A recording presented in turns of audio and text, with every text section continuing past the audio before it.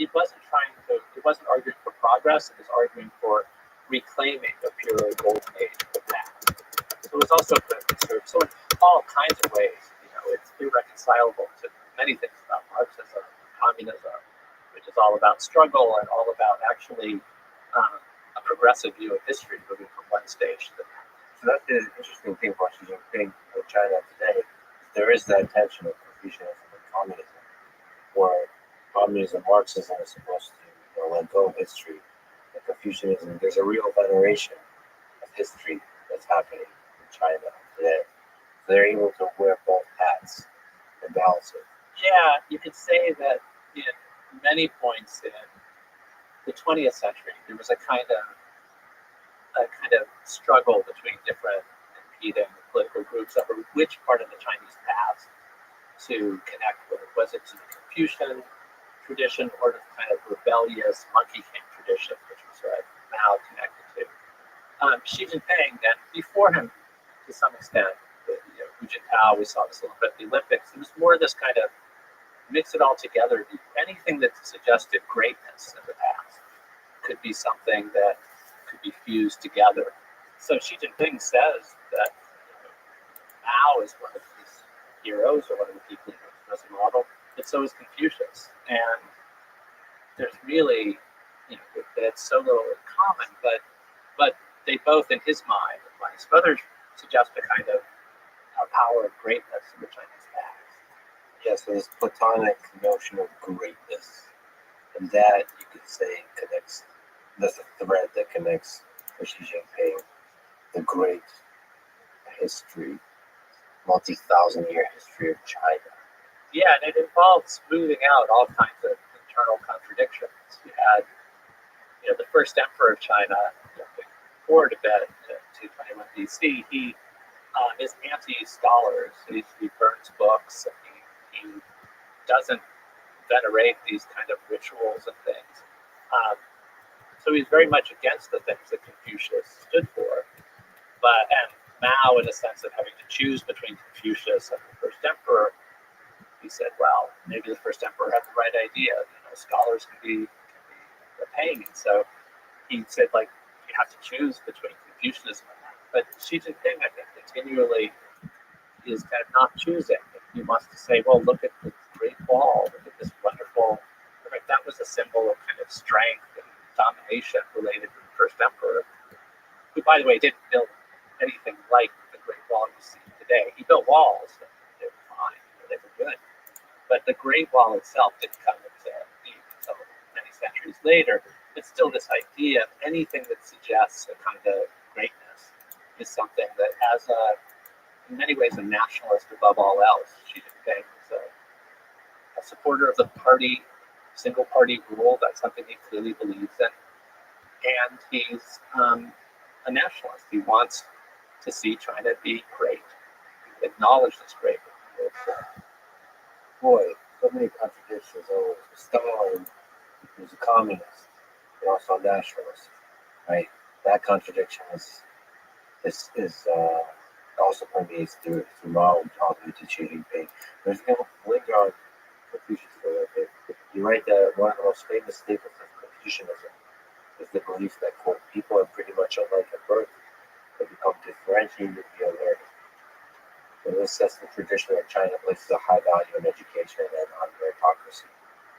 Can you speak to this Confucius' idea of education, and how much does it permeate through China today?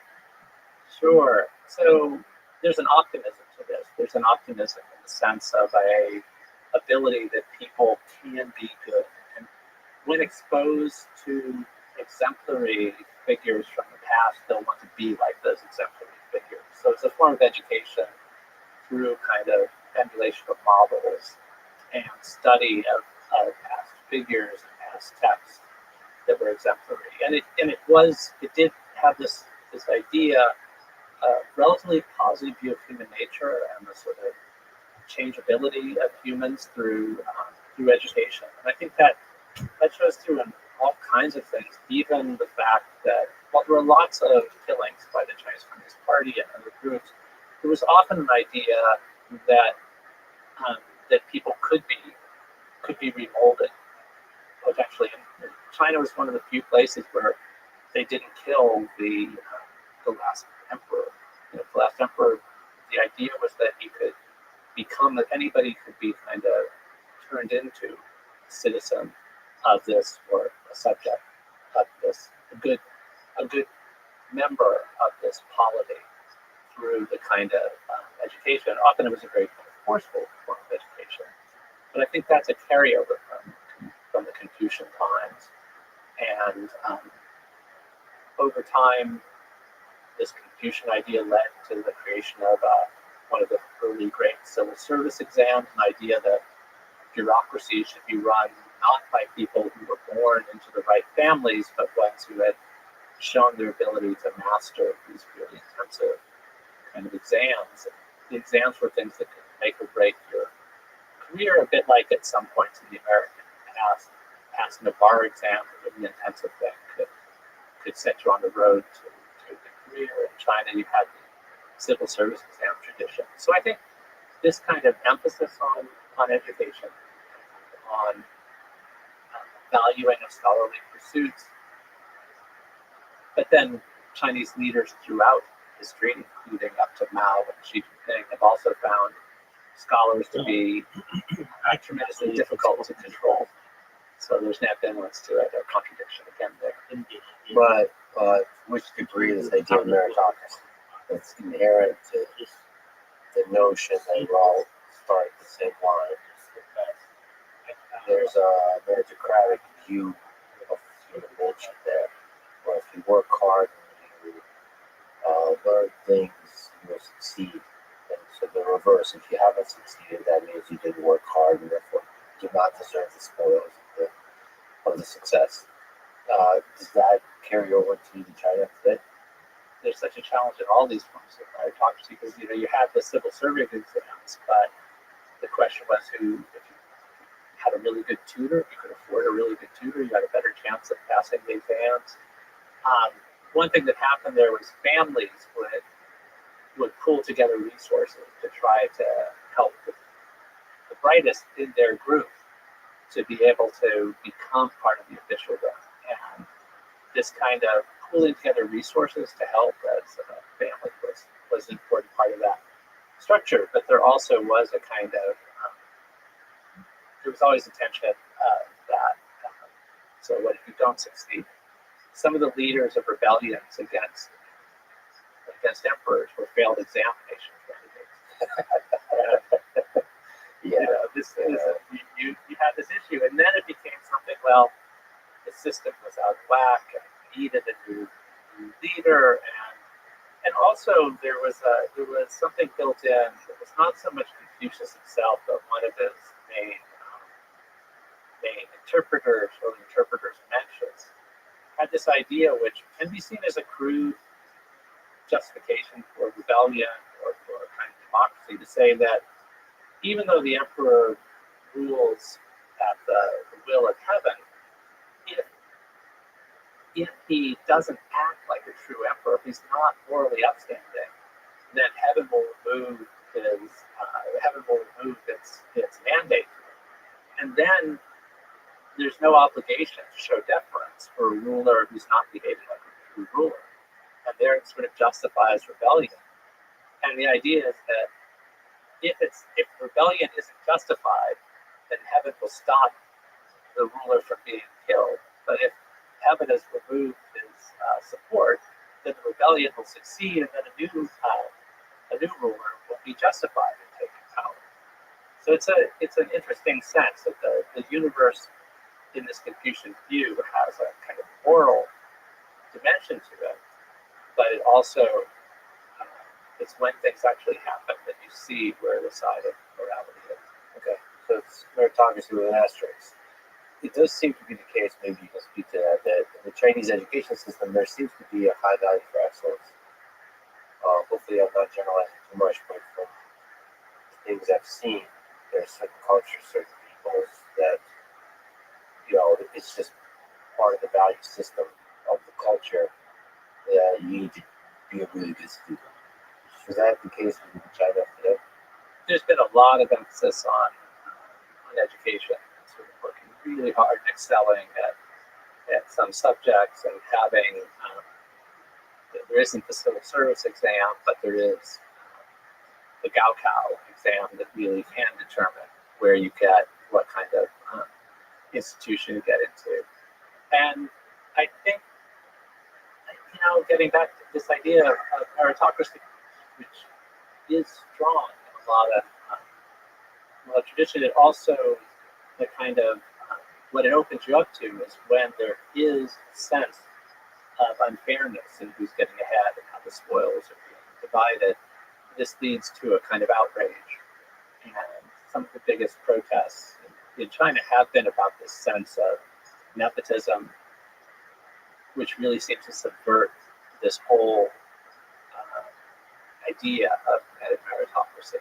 The 1989 protest in Tiananmen, even though kind of in the Western press in particular was discussed as a movement for democracy, but a lot of the first posters that went up that got students really angry were criticisms of corruption of the Communist Party and nepotism, and the sense that people, despite all the talk, despite the fact that most people seem to be having to study really hard to pass the exams to get good positions in universities, that some of them were being handed out via the kind of back door. And that led to a kind of outrage. That's true in many places, but I think it gives a special anger against nepotism because of that, the way in which so much emphasis is put on kind of the standard exam way of getting ahead. I hope it's okay if we jump around through history a bit and find the threads that connect everything. Since you mentioned Tiananmen Square, you have studied a lot of student protests throughout Chinese history, throughout history in general. What happened in Tiananmen Square? So in 1989, this massive movement took place. The story of it's largely suppressed within China and largely misunderstood in other places, in part because it happened around the same time that communism was unraveling and ending in the former Soviet bloc. So I think it's often conflated with what was going on there. And so I think one of the key things to know about the protests in 1989 was they were an effort to get the Communist Party in China to do a better job of living up to its own stated ideals and to try to support the trend within the party toward a kind of liberalizing and opening up form that had taken shape after Mao's death. And in a sense, the student generation of 89, I was there in 86 when there were some sort of warm-up protests. There was a kind of frustration with what they felt was a half-assed version of what they were talking about. That the government was saying, the party was saying, we believe that reforming and opening up, we need to liberalize, we need to give people more control of their faith. And the students felt that this was being done more effectively in the economic realm than in the political realm, and that there were a lot of sort of partial gestures that suggested the party needed to be pressed to really move in that direction. And it'll seem like a very trivial thing, but I found it fascinating in 86 when I was there in Shanghai in late 86, and students protested. And this was the first time that students had been really on the streets in significant numbers since the Cultural Revolution, or at least since 76. And the students were inspired by calls for democracy, and especially democracy by this physicist, Feng Li-Zhi, who was a kind of a Chinese Sakharov. He was a liberalizing intellectual. But one of the things that students in Shanghai, where some of the most intense protests of that year took place, were frustrated about was a rock concert, of all things, that Jan and Dean, the American surf rock band, which was kind of like the Beach Boys, only not as big, and they were touring China. It was the first time in Shanghai that there'd been a rock concert, and the students were really excited about this because this fit in with what they thought the Communist Party was moving toward, was letting them be more part of the world. For them, that meant being more in step with pop culture around the world. And at the concert, some students got up to dance because that's what they knew you were supposed to do at a rock concert. And security guards made them sit down. And for students in China, this sort of symbolized what was, a feint toward openness. You didn't have followed through. We're going to give you rock concerts, but not let you dance. And so the protests went on for a little while in '86, and posters went up. The officials at universities said, no, this is out of hand. We had chaos on the streets during the Cultural Revolution. We can't go back to that. And nobody wanted to go back to that. So there were posters I saw that said, this is new red guardism. And students didn't want to be associated with that. So it wound down pretty quickly. And they thought, we're not like the red guards. We don't want to make chaos. We also are not fervent loyalists of anybody in power. The red guards have to go back. Now, the analogy partly scared them, and also it meant that the government was really serious about doing it. So then in 1989, this protest restarted. There are a variety of reasons why they can't restart. The space for them, students are thinking about doing something in 1989. It's a very resonant year, 200th anniversary of the French Revolution.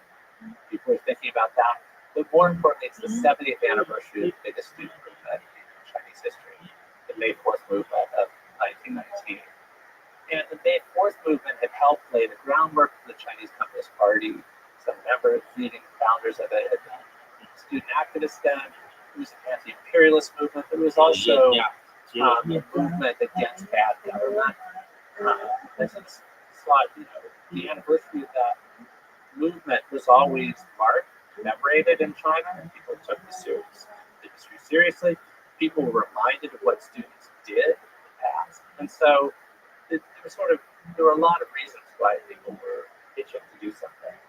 And then a leader, Rabbi, who was associated with the more kind of reformist, more liberalizing group within the Chinese Communist Party, he had been stripped of a very high office, demoted, after partly taking a fairly light stance toward the 86, 87 program. So he was still a member of the government, but he was not as high up. He was very high up. He was successor. And he dies unexpectedly. And there has to be a funeral for him because he dies still as a treasure. And the students take advantage of the opening of there having to be commemorations of his death. And they put up posters that basically say the wrong people are dying. Yaban was younger than some of the more conservative members. They said, so some people are dying too young, some people don't seem like they're ever going to die. And they begin these sorts of protests in April '89. And the government tries to sort of get the protests to stop quickly. They use the sort of same technique, an editorial, People's Daily, that says this is creating chaos. And this time the students, we're just trying to show our patriotism. We believe that there's too much corruption and nepotism. There's not enough support for the more liberalizing wing within the party, so they keep up the protests. And there's a lot of frustration at this point. There are also economic frustrations at this point. The economy is improving because of reforms, but it seems that people with good government connections are getting rich too easily, and so it's a sense of unfairness. The students are also really frustrated by the active managing of their private lives on campuses. So the protests in Tiananmen Square and plazas all around the country and other cities as well become this mix of things. It's an anti-corruption movement, it's a call for more democracy, it's a call for more freedom of speech movement, but it's also a kind of has some counterculture elements that there are rock concerts along the square, the most popular rock musician Sui Jian comes to the square, is celebrated when he's there. There's a sense of a variety of things rolled into one. I brought up how it's just conflated with the plans to overthrow communism and the Eastern Bloc. It's actually, in many ways, I think, more like something that happened in the Eastern Bloc 20 years earlier. It was more like Prague Spring and other 1968 protests of the Communist bloc, which was about moving toward socialism with a human face, more like trying to get the parties to the power to reform rather than necessarily doing away with it. So there was a kind of disjunction. It happened at the same time as moves to end communism. But of course, like I said, there was a possibility when all the protesters were on the square. It seemed that for a time that this might be seen as an acceptable kind of movement, a movement to just have a kind of course correction. But then there's also an internal struggle within the Communist Party leadership, and clearly the people who are more political conservatives, even if they believe in economic reform, are clearly getting that upper hand, and this is not going to be tolerated. And the students stay on the square when signals are given to try to get them out. Students around the country are pouring into Beijing to join this movement. They don't want to end the movement when they've just arrived, so it's actually one thing that keeps it going. Is new participants are in different provinces. Even if some moderates want to leave the square, want to stay, and then workers are joining in the movement as well, form an independent labor union, and that really the Chinese Communist Party, to a certain extent, they might put up with student protesters, but they know from past experience that sometimes student protests lead to members of other social classes joining them because they look up to students as sort of potential intellectual leaders in the country and admiration for scholars. As part of this, that people turn out with student protests, something very different from the American case, where there's a kind of often suspicion of students necessarily on the inside as everybody else.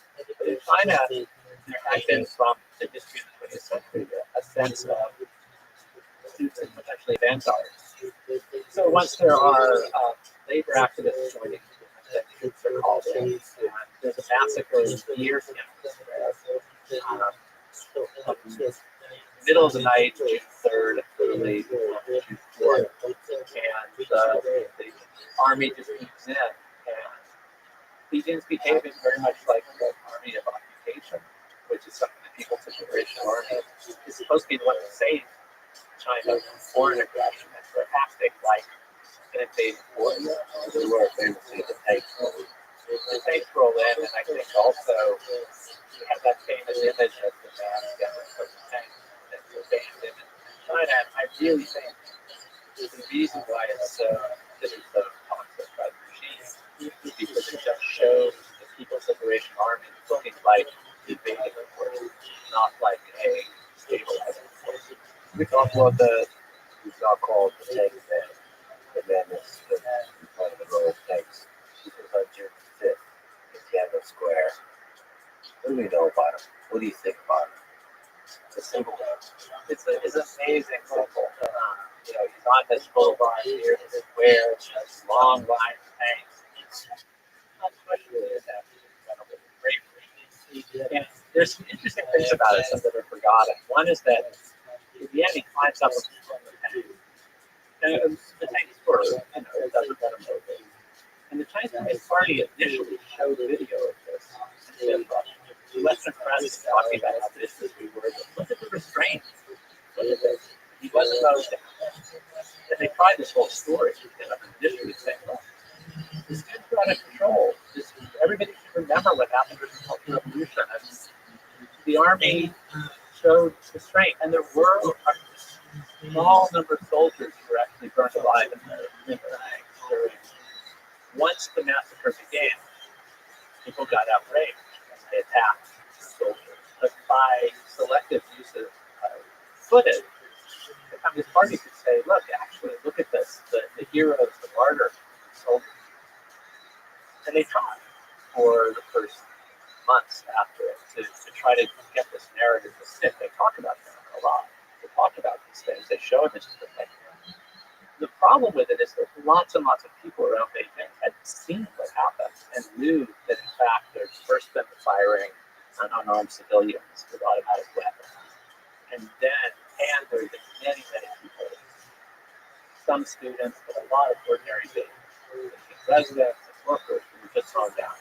So lots of people knew someone who had been killed. So that story just didn't work. And then I think the claim had to be made to try to suppress discussion of the event, and particularly to repress that visual imagery that was that image of the man from behind the tank. Whatever the tanks did to him or not, the main takeaway from it would be this idea that there were lines of tanks in a city that was that the image was of the government as having lost the mandate to rule, and they really didn't want to have that image out there in the world. Yeah, we're watching the video. He's got what, like grocery bags in his hands. It's such a symbolic. I've had enough. Like that kind of statement. Yeah, and it's probably not a student. It's often described as a student, but he probably was a worker, and it is a powerful, powerful image of bravery. And I brought up the 1968 parallel for Central New York. It was actually a very powerful photograph of a man bearing his chest in front of a tank in Bratislava during, I think it was Prague Spring. That was a famous image of bravery against tanks. And in 1968, in Czechoslovakia, then still Czechoslovakia, the tanks enrolled in were Soviet tanks sent down. And so, not that people would, but that was an image, what was so powerful in that was saying we're not going to put up with this invasion. Again, I think you have the People's Liberation Army looking like an invading force, and that's what the Chinese Communist Party in a sense can't deal with now. Even though sometimes they could tell a story about 1989, and they do tell a version of this, and some people believe this, I think, is that in 1989, China went one route of not having the Communist Party dramatically change or relinquish control, and the Soviet Union and the former Soviet states went another. And you could say, well, look, after 1989, the Chinese economy boomed. Life got better for people in China. Life got really terrible for a lot of people in the former Soviet bloc. Maybe this was the right way to go. And you can make that kind of argument that you show the tanks and the man in front of the tanks, you just have a different kind of image of heroism. It's one of my favorite photographs or snapshots ever taken, videos ever taken. So I apologize if I'm later on it. Sometimes you don't understand the symbolic power of an image until afterwards. And perhaps that's what the Chinese government didn't quite understand. They lost information war, they need war. So I have to ask, what do you think would go to that man? Was it a heroic statement? Was it a purely primal, guttural, like I've had enough? It's so interesting to just speculate. I just don't know because he was never able to be interviewed afterwards. But I think your emphasis on patriotism is really important because one of the students' main demands was, and I think it might have been the thing that would have gotten them to leave the square, would have been to say, we want this to be acknowledged as a patriotic, that our goals are patriotic. We're not here to take China back into the Cultural Revolution. We're here to express our love for the country if it goes in the right way. So will you admit that? And you mentioned about the power of the image. And I do think the Chinese Communist Party learned something, or to have taken to heart the power of the image after that, because we saw this when there were protests in Hong Kong. The government on the mainland really wanted to tell a story there of crowds out of control, and initially there were 2014. And again, in this image, this 2019, there were very orderly crowds, and it had trouble with that story. So they tried very hard to ban images of peaceful protests until there were some incidents, as there almost always are, of violence by crowds. And then they would show those images over and over. They also worked very hard when Hong Kong protests began in 2010 to try very hard to avoid any use of soldiers to protest them. So all the police. And they tried very hard and managed to success with the Western press was often saying, will this be another Tiananmen? Will this be a massacre? Will there be soldiers on the streets? The movements in Hong Kong were suppressed without the use of shooting to kill on the streets. They were shooting to wound. There was beanbag shot. There were rubber bullets. There was enormous amounts of tear gas. There's even tear gas let fly inside rail stations in 2019. And all these things are really brutalizing, but they don't make the kind of images that sear in the mind the way something like the Tiananmen tank man image or the image of a Vietnamese woman being burned by napalm, a young woman that became another of the iconic images during the Vietnam War. Those images really can have an extraordinary power, and I think the Chinese Communist Party is now aware of that.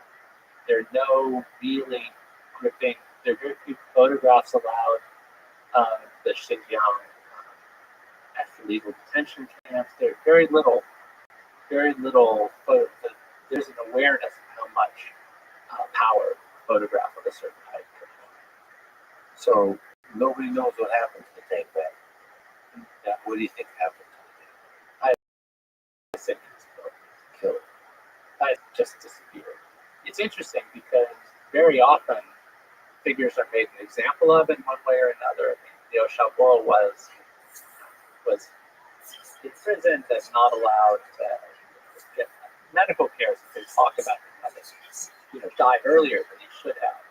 But there's been relatively few of for political crimes, sentences to death and things like that. It's much more just remove them, prison them. But the tank man, there was never trial. There was never even a trial that was one that you knew what the result would be, which there was. Not even a hidden trial, that simply disappeared. And there's been somebody who's like another figure like this who's disappeared. A couple of years ago in Beijing, there was a lone man who put up a banner on a bridge, Siton Bridge in Beijing, and it was extraordinary. It had denunciations of the direction Xi Jinping was taking the country. It was denunciation of COVID policies, but also of dictatorial rule. And the banner somehow managed to have it up and get it long enough to be filmed and to draw attention, and the film to circulate again as another image of the power of images. And he's disappeared. There hasn't been a show trial or even a secret trial. And again, we don't know if he's still alive. But these are cases where I think the Chinese Communist Party really doesn't want a competing story out there. They don't want somebody to be able to answer what he's thinking.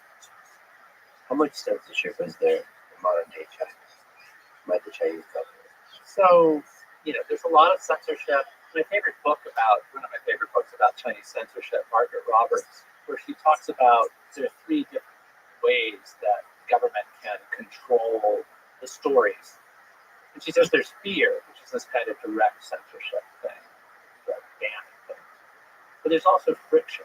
She says she has 3 F's: fear, friction, and flooding. She says they're all important. I think this is true not just in China, but in other settings too. So what friction means is you just make it harder for people to get answers or get information that you don't want them to get. Even though you know that some people will get it, you just make it the easiest way, the first answer you'll get in the search. So a lot of tech savvy, locally minded, tapped in Chinese people will use VPN to jump over the firewall. But it's worse. The internet moves slower. You have to keep updating your VPN. So you just create friction so that, some people will find this out, and then flood it. You just fill the airwaves and the media with versions of the stories that you want to read. So all those exist in operation. I think the fear is the easiest side to say. So I'm always interested in things that you would expect to be censored that aren't censored. You can read all sorts of things in China about totalitarians. You can read Hannah Arendt's book on totalitarianism, which would be the kind of thing you just you're not supposed to be able to read that in a somewhat totalitarian state or a dictatorial state. But it's not specifically about China. And so censorship is most restrictive when it's things that are actually about China. Things about leaders of the Chinese Communist Party, there's intense kind of censorship of that.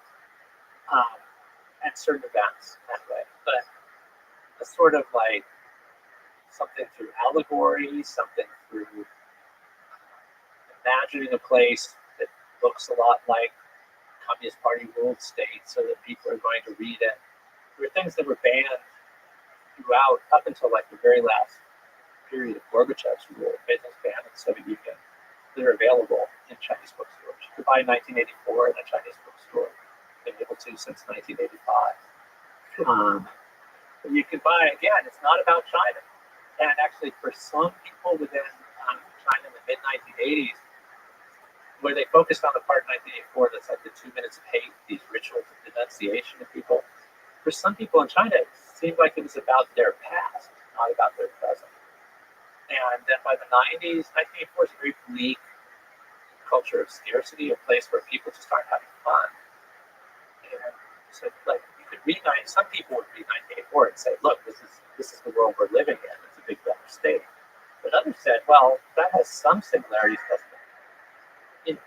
People talking about a country like ours. Look, we've got supermarkets, we've got McDonald's. I mean, this is not, we've got fast trains. We're living so much better in some ways than our grandparents did. And this isn't like that bleak world he was imagining. Yeah, you actually spoke about just how China's more akin to the dystopian world, the Brave New World, the 1984. It's really interesting to think about it, because there are a lot of we read over the past couple of years. We read Brave New World a couple of times, and also 1984. It does seem that the 21st century might be more defined to a degree in its dystopian opinion the nations are by Brave New World. There are mixed elements. I think there are moments when it can seem more one than the other. And there can be parts of the same country that seem more one than the other. I think, and if we just think about control through distraction and playing to your sense of pleasure. And then one thing that people forget sometimes or don't know is that Aldous Huxley, who wrote Brave New World, taught Eric Blair, who became George Orwell, when he was a student. And they were sort of rivals. And in fact, in 1949, Orwell sent his former teacher a copy of 1984 and said, look, I've written this. Basically, it's kind of almost a little edible. Like, I've written this book that displaces yours. He didn't say that. He said, I want you to have this. But he criticized Brave New World and reviews as not having imagined a world of capitalism run wild like before, realizing the kind of totalitarian threats of the 20th century. But Huxley wrote Orwell a letter in October 1949 saying London was to control China. Not that he mentions China. And he just said, it's a great book and everything, but I think the dictators of the future will find less arduous ways to keep control over the population. Basically saying more like what was in my book. I have to say, I think Huxley might be really onto something there. It's really visionary. Although to give points to Orwell, I do think, as far as just a philosophical work of fiction, 1984 is a better book. Because Brave New World does not quite construct the philosophical message. So, because 1984 contains many very clearly, very poetically defined elements of a totalitarian regime. Oh, and the dissection of language is so amazing. No, I think you've got a point there, and I went back and reread Brave New World. It's fascinating, but it's very messy. Yeah, I think there's a clarity to Orwell's 1984. There's a clarity to Margaret Atwood's The Handmaid's Tale. Similarly, the construction of the elements, and she was a big fan of both 1984 and Brave New World. So there's a way they go forward. But there was a kind of, it's not exactly a sequel, but Huxley did write something called Brave New World Revisited Yes, he did. in the 50s, and he kind of said, actually, it seems, and he mentions China there. He says that in Mao's China, they're kind of combining the two things of this, and I'm really fascinated by that because they published in China, on the Chinese mainland. It was published in Taiwan and Hong Kong too. It's called the Dystopian Trilogy, and it's a box set where you have Semiaten Sui, who inspired both for that. That's one book, and then there's Animal Farm in 1984. It's a second book. In the third volume is Huxley's Brave New World and Brave New World Revisited, and it was published in Complex Characters. You can buy it in Hong Kong, but I compared it to the book you can buy on the mainland, and it's all the same except the parts in Brave New World Revisited that refer to China are scalpeled out, and this I think shows the subtlety of the censorship system. You can buy these books, you can read about them, but the parts that really show you how to connect the dots that get taken out. And I do think the Brave New World side of things, I think with China, I was feeling it was definitely moving more toward Brave New World, except Tibet and Xinjiang, or the crude boot on the face 1984 style of control. But then during the COVID lockdowns, when people were being so intensely monitored and controlled, even places like Shanghai that had seen much more of the Brave New World kind of style had their Orwellian moment. So you have it now. I think it's more 1984, more Brave New World parts of the country, and there are also more Brave New World, more 1984 moments. I see why it could give a sense after you thoroughly internalize fear that you have complete freedom of speech. Just don't mess with that. You can talk about totalitarianism, you can talk about the darkest aspects of human nature, just don't. You can even talk about the government in a sort of metaphorical, like poetic way that's not directly linkable. But the moment you mention the government, it's like a dumb keyword search. And I think it's like one of these really good examples of how China's distinctive, but it's not unique. You have other settings where you have these like no-go zones that you learn. One example is in Singapore. There was this. So National University of Singapore has a world-class history department, but no Singapore historian.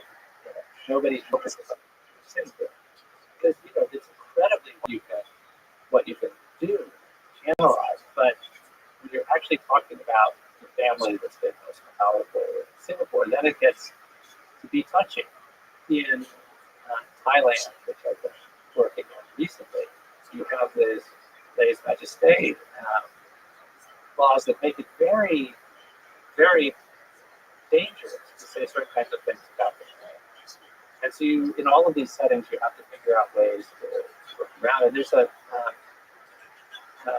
There's a way in which you can, say, the foreign correspondence clubs in different parts of Asia, you can have an event that's about the country won over, that you can say basically anything you want, but when it gets to the things in the place where you are, you're expected. I should give credit for that insight. Shivani Matami, who's co-wrote a very good book on Hong Kong, on the Braves, she was talking about that in Singapore, at the Foreign Correspondence Club, you could have an event on Hong Kong that could say all kinds of things that you couldn't say at the Hong Kong Foreign Correspondence Club. But at the same time, when I saw her in Singapore, she said there was a Singapore refugee, a political refugee in Hong Kong, who was giving a talk at the Hong Kong Foreign Correspondence Club, saying kinds of things that he couldn't say in Singapore. And in Thailand, I gave a talk at the Foreign Correspondence Club, and then I went to hear a talk there. I was just curious about what the culture is, this Foreign Correspondence Club. And there was somebody talking about human rights abuses in different parts of Southeast Asia, saying things very directly, and then said, and there are things going on in Thailand that we're not going to talk about. And there was this kind of self-censorship can be very powerful. One of the things I learned about all of this is interesting. I want to learn more is about the human psychology, the ability of the individual mind to compartmentalize things. It does seem like you could not live in a state of fear as long as you don't mention it to your topics. My intuition would be about the human mind. If there's anything you're afraid of talking about, that fear will permeate everything else. You would not be able to compare science or exploration. And that idea, I think, underpins the whole idea of freedom of speech. Why you don't want that in the United States. You don't want to censor any even dangerous speech because that will permeate everything else. You won't be able to have great science, you won't be able to have great journalists, you won't be able to have, I don't know. I'm obviously biased towards America and you need to have that full-on freedom of speech. But this is an interesting case study. And that's actually something you speak about, that Mao, if he were alive today and visiting China, would be quite surprised. You give the Nanjing bookstore as an example. Can you just speak to him? If Mao visited China, let's go to August. What would you recognize? What would be something? So I wrote about imagining a free vilified Mao, going to that, wandering this really cool Nanjing bookstore in the early 2000s, and just being amazed at what you could read there. What books were for sale. And I thought about how he like, what's going on? Communist Party not in control. I mean, he talked about how hard the politics lead him to in some ways come together. We've got all these. He'd also would have been shocked by all these books about like how to start your own cafe and bar and sort of celebrating entrepreneurship, how to get into Harvard. It's like, all of these things just wouldn't compute from this time. Although I said he would actually maybe make him nostalgia for the time of his youth in 1910. He was a participant in the May 4th movement, which was a time of reading all over the world, looking for the best ideas circulating. So he might say, well, the teenage would have really loved this. So some of the coolest bookstores, the things that I just was amazed could exist in the early 2000s. So you can still read, you can still buy copies of 1984, you can still get some of these other things. But that was a time when more and more of those things were being translated to Russian. I'm not sure you get permission to translate some of those things now. There's more of a sense of caution. And when some of those bookstores would also then hold events that would talk about the kinds of ideas that then take them to the next level and talk about the applicability to the situation in China, some of those bookstores that closed or have had to become kind of really shadows of what they were. And one of the best ones, not the one I wrote about in Beijing, but a similar one, was the Shanghai one, which was literally an underground bookstore. It was in a metro station. And it had really freewheeling discussions of liberal ideas in the early 2000s and early 2010s. But then it just got less and less space to operate under Xi Jinping when things started narrowing. And it then had to close. It's just been reopened in DC as JF Books. And it's become this really interesting cultural hub. And I'm really delighted. It's where I'm going to hold the launch for my next book when it comes out in June. It's the Noki Alliance about struggles for change across East and Southeast Asia, including in places that are worried about the kind of rising influence of Beijing. And it seems just perfect to be holding it in the kind of place that can't exist in Shanghai.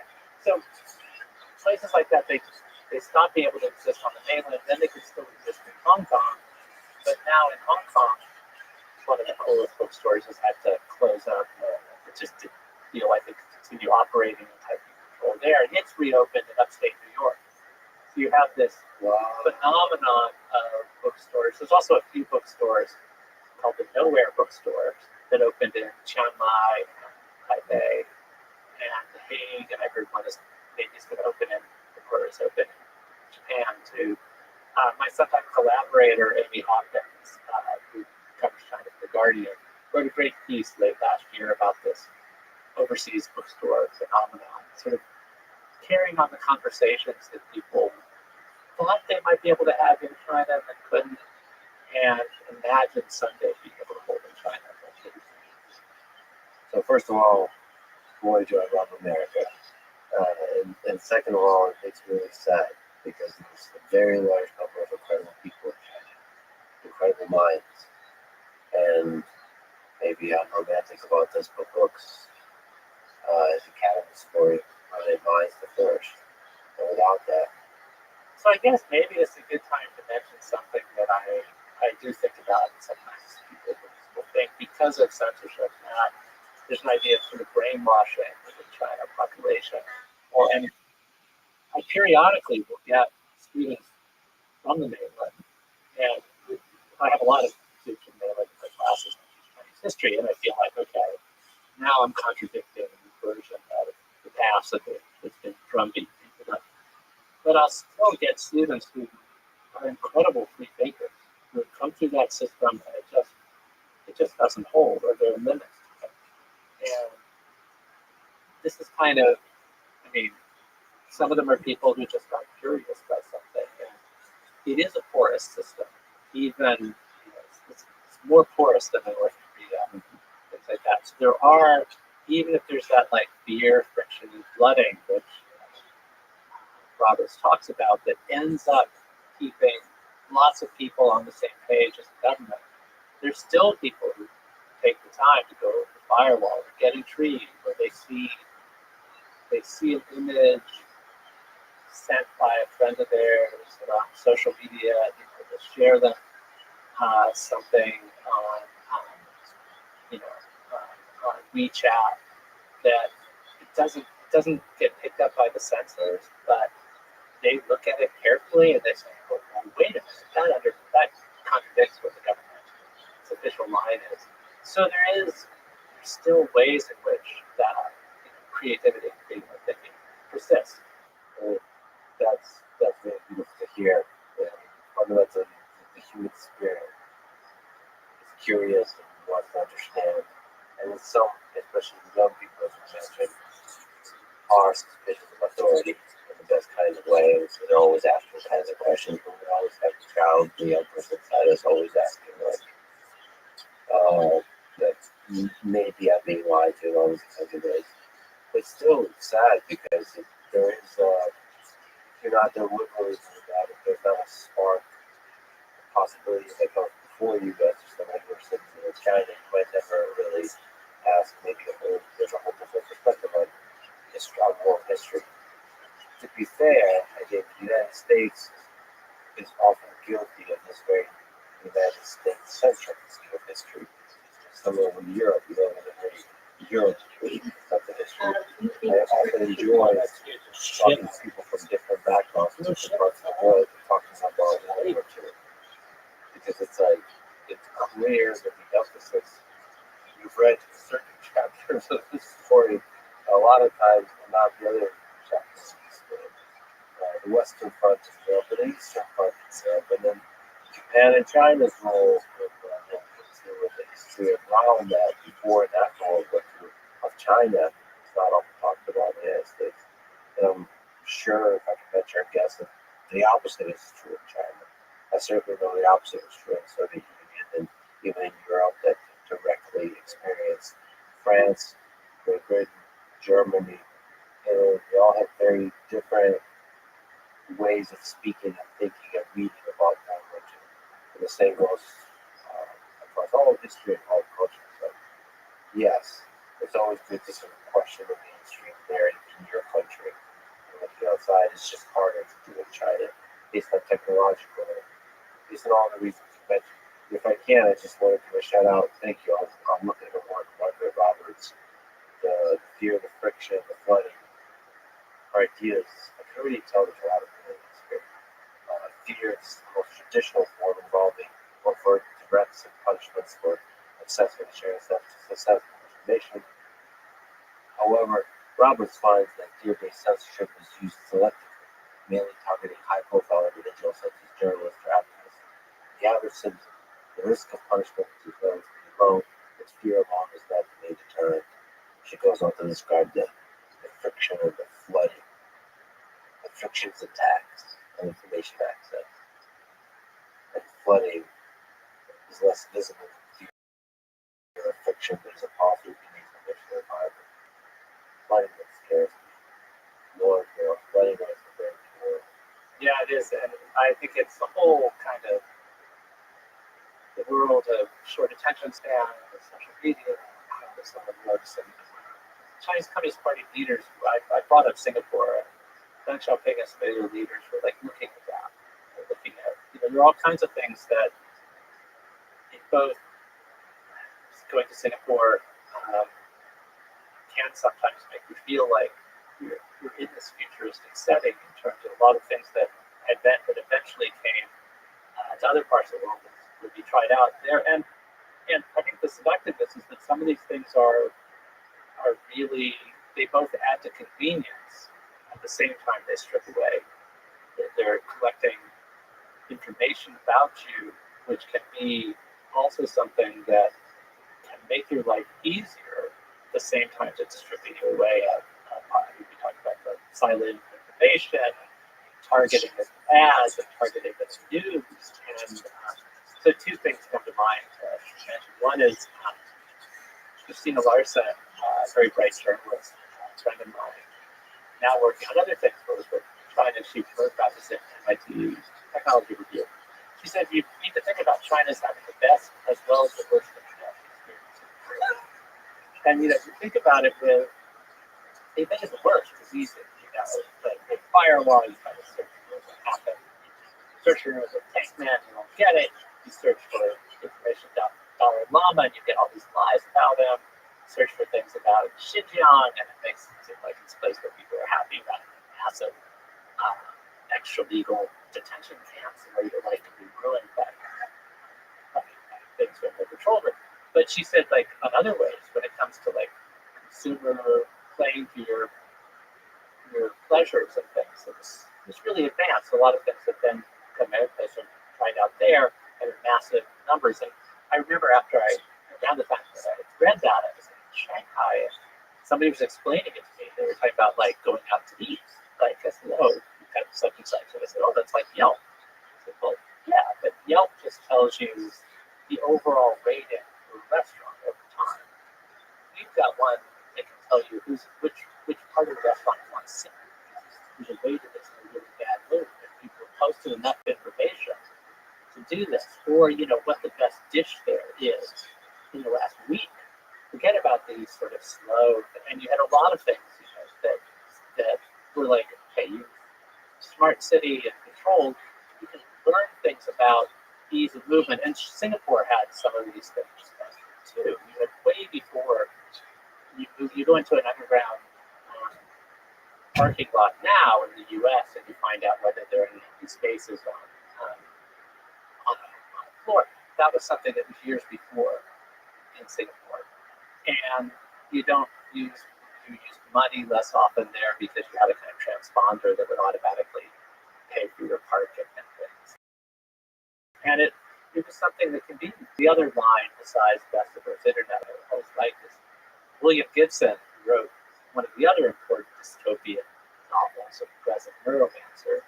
He wrote a rare, nonfiction piece about Singapore, where he referred to it as Disneyland with the death penalty. And there are times when but it's a powerful. He's not welcome in Singapore. But he talked about how when he wanted to try it out, he went to Japan a lot in the 1980s. The time in Japan was a place where you sort of got a sense of what the future might hold. So the dark side of this, the surveillance state at its worst, which we see in Xinjiang and places, and there, again, it may seem like I'm just obsessed with science fiction. There it really is Minority Report. It's this kind of like you do certain kinds of behaviors, and we're seeing this other places too. We're seeing versions of it in the U.S. as well, where it's like, oh, we can tell from a pattern that you're the kind of person who might do X. And so in Xinjiang, when they were starting to round people up, there's this great book by a leader, poet. He talks about how people were just starting to disappear off the streets, and they were being accused of being radicalized, of being potential terrorists. And the cues could be something like somebody giving up smoking, not drinking alcohol because that was seen as something that sometimes went along becoming more devoted to Islam and more devoted to something, a particular version of it. So he talked about how a group of the poets, when they would get the writers, they get together, they would, whether or not any of them drank, they would make sure there was a bottle of alcohol on their table. It was simply a way of trying to stay ahead of this system of looking for these kind of clues. So you really have this dark side of Xinjiang is this example. Tibet also with incredible tight control. And there's more of that kind of push on personal life in other parts of China as well. But I think the question of whether we give up too much and who can abuse what we do give up is something that's being asked of the United States now about big tech companies as well as it is asked about governments, but also asked about big tech and how do they trade off. But I hadn't thought about it until this conversation, which I can tell is why people find it stimulating to have these extended conversations, because you have set lines, but then you kind of, the conversation goes to a different way. So what I used to always say about China after 1989 was the Chinese Communist Party wanted to stay in power, and they realized that the Soviet bloc was falling apart. They knew that one reason why people, this is like the simple way, one way I think you have to understand why communism fell in Eastern Europe was partly about ideals and thirst for freedom, but also people knew that East Germans knew that West Germans were having more fun and getting better stuff. And when some East Berliners got over the wall, one of the first places they went to was this department store to see if the images of better food and more choices were available there. And it was true. And I think this is as human as the desire for freedom. So one of the things that the Chinese Communist Party, they never articulated this way, but how can we try to get to a stage where we don't have things like that again? Well, what if we try to make a deal with people, give them more choices in their daily life? We'll give them better stuff. We'll give them more choices at the store. We'll give them more choices about what to read to, because, we'll give them more choices in consumer goods and intellectuals. Consumer goods they want are to watch the movies and read the books that other people like them around the world are reading. So we'll give them more choices. We won't open the floodgates completely, but we'll give them more choices, but not give them more choices at the ballot box or politics. And this was the new social compact. Allow us to keep ruling, and we'll make sure that we're living better than the last generation in terms of choices and in terms of material goods. Now, one of the things that's happening now is the Chinese Communist Party, the economy isn't booming the way it was before. The sort of sense of clearly we're living better materially than the generation before. It's not as easy an argument to make when you have slower growth rates and things like that. But the Communist Party makes different kinds of arguments now about the rest of the world is in chaos and we're stable. But the thing that I now am going to think about differently is the argument was we'll give you more choices and you'll have more of a private life. More of this. But now, in the period we are globally, now there's a new kind of suspicion about the degree of any kind of private choice. I mean, there was an idea that the post-Tiananmen generation was promised to have a little bit more space away from the prying eyes of the state. And now, globally, we worry about the prying eyes of whether it's the state or whether it's tech companies. It's a different moment. What does it mean to say you have more choices? It's almost like it tuned out what in 1984 was Brave New World. At first, they turned up the Brave New World with more choices. Now they're turning up the 19, keeping the choices, but turning up the 1984 with more surveillance for the choices you make after people in public. Do you have a sense that the thing we've been talking about, the increase in censorship, does that predate Xi Jinping? Is Xi Jinping a part of that increase in censorship? Like, what is that dynamic? What role does Xi Jinping play in what China has gone through over the past, let's say, a decade and a half? That's a really great question. I was actually just writing a review of two books. One is called The Xi Jinping Effect, which is just a bunch of scholars, academic volumes, sort of looking at, take this topic and that topic, how much is Xi Jinping as a person really affected him? And they come up with all kinds of answers. But there's a book I really like. Emily Fang of NPR has a book out called That Only Red Flowers Bloom.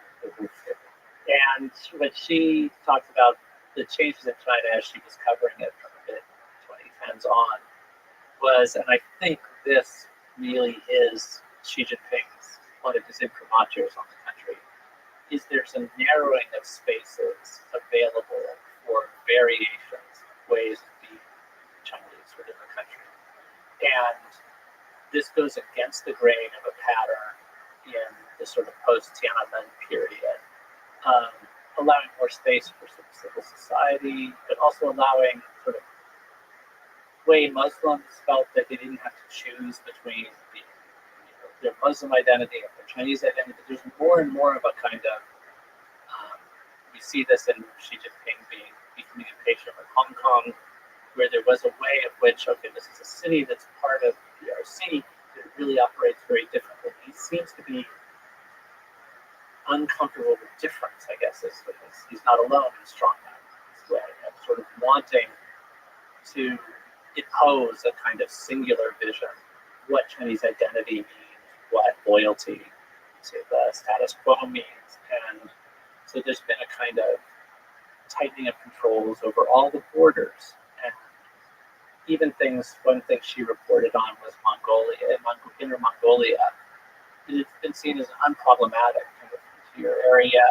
Who cares if there was some revival of Mongolian language? But under Xi, there's been a less patience with those kinds of difference. There's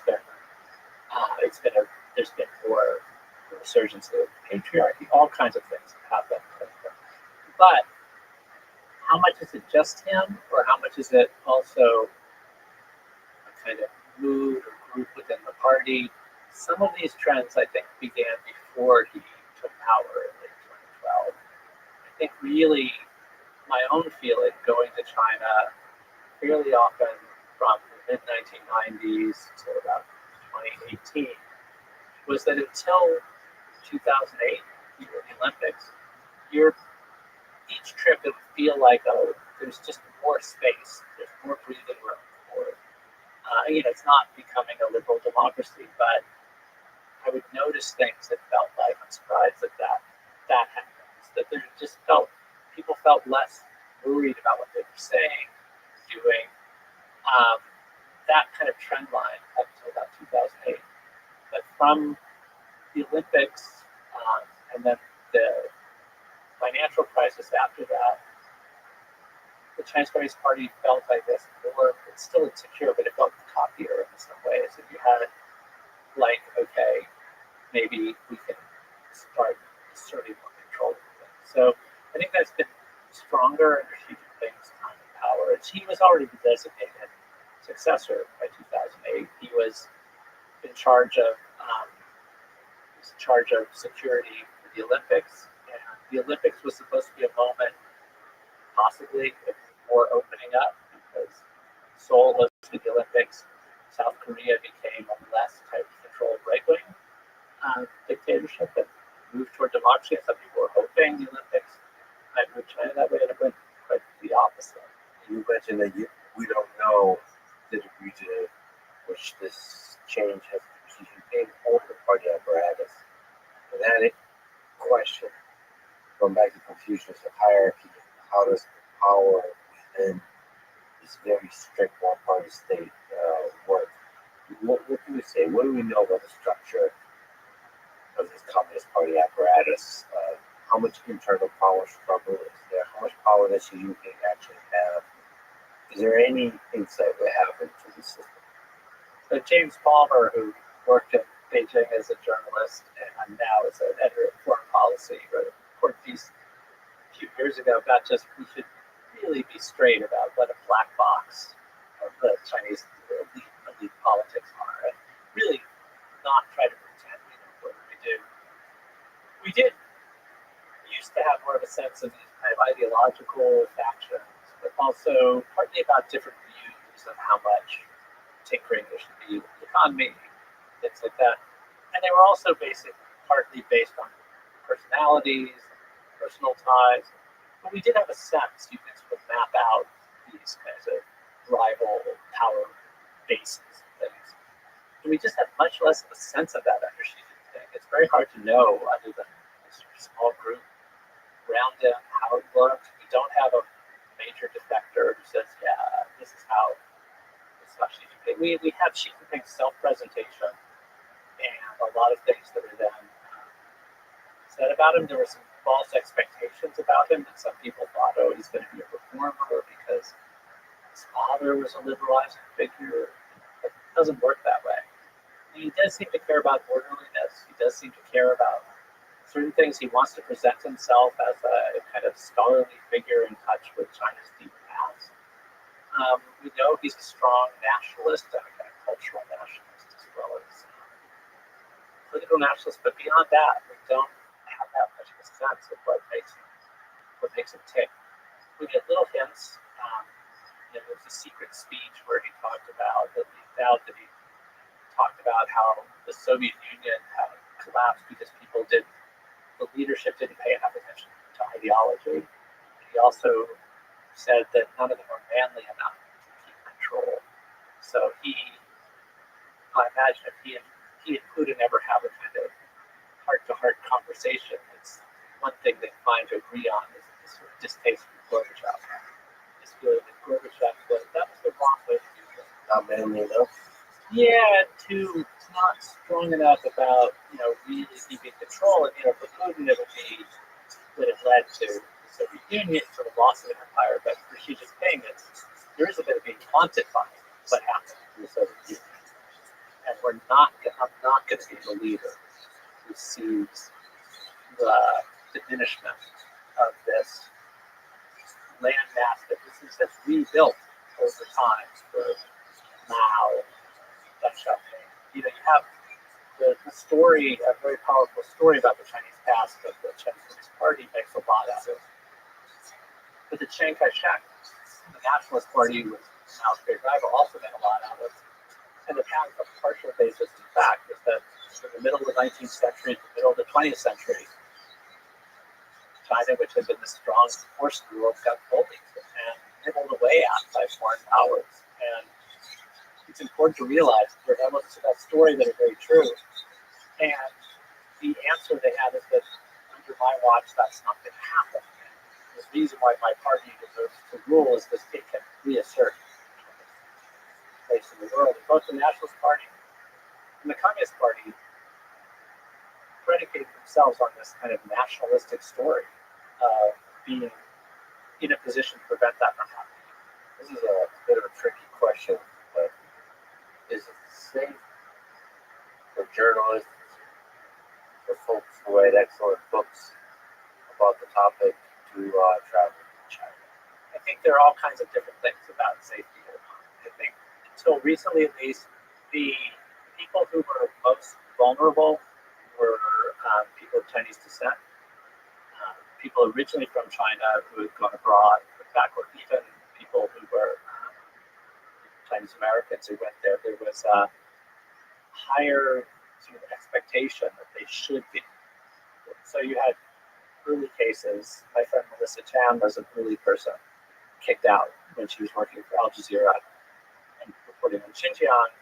So that's one kind of person who was vulnerable because of this expectation that they should be somehow. Another kind of person who was vulnerable, or in this case, more likely to be blocked from China. The Communist Party is particularly concerned about people from outside of China who are amplifying the voices. You can actually take names, Donnie. We are 43 minutes away from a brand new Kill Tony. Everybody's pumped for it. You gonna watch?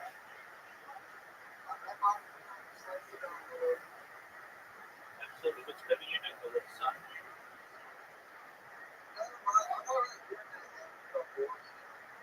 still you slaying a dick like it's going out of style?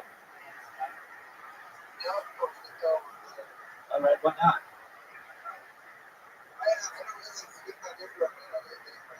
Okay, hey, that happens. Whatever, dog. Um,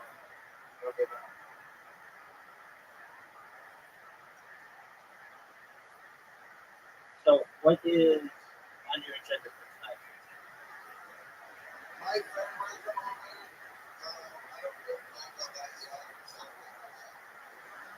Okay. What are you guys gonna do? Very cool. Right? What's new on Discord?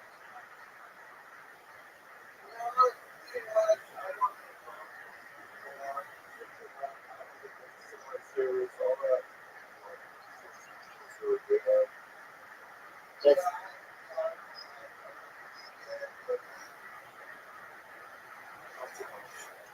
all right. Well, what has been dramatic recently? Your life, baby.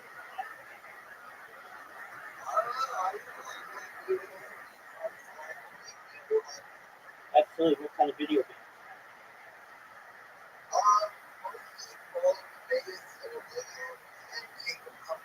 All right, is that fun?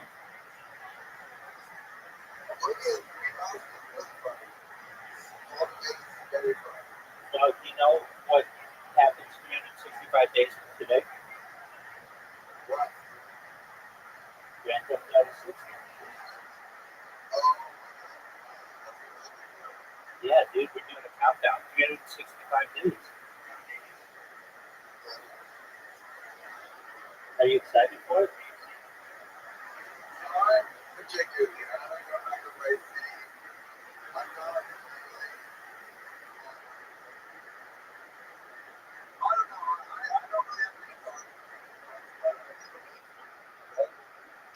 Dog, I'm just going to put this out there for you and the entire world. I think I was the best Vice City player in the history of mankind. I got 100% completion, which is really difficult to do. Right. There were some missions that were like there was this one paramedic mission that was just so difficult to do for 100%. But I got it. Um, I love that game so much. The soundtrack to that game, in my opinion, it's the best soundtrack to any game in horror history. It's well, all of the songs. So like they had Michael Jackson. Yeah, they they had Michael Jackson's Billie Jean. I remember when that song came on. It was like, how the fuck did they get the rights to Michael Jackson? You know? And not just that, but like arguably his biggest song. It was huge. And then they had like every 80s song ever, you know, like every like Miami Vice kind of vibe. I knew the map like the back of my hand. I I even back in the day, like people okay, so it was on PlayStation 2. The PlayStation 2 was about yay big. And then they made this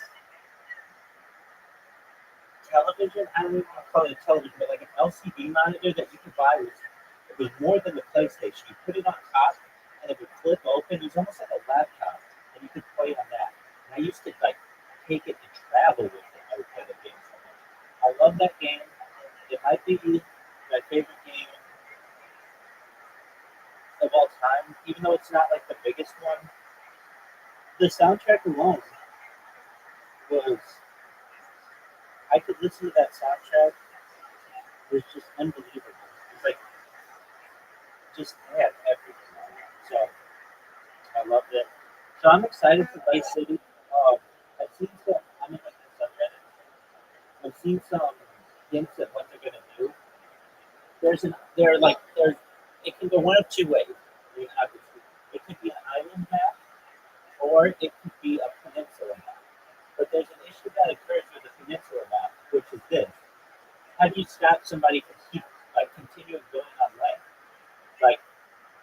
imagine exactly, or some kind of fog.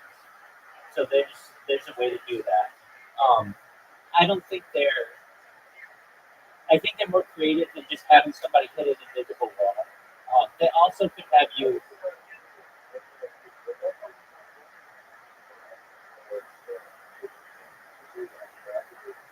right.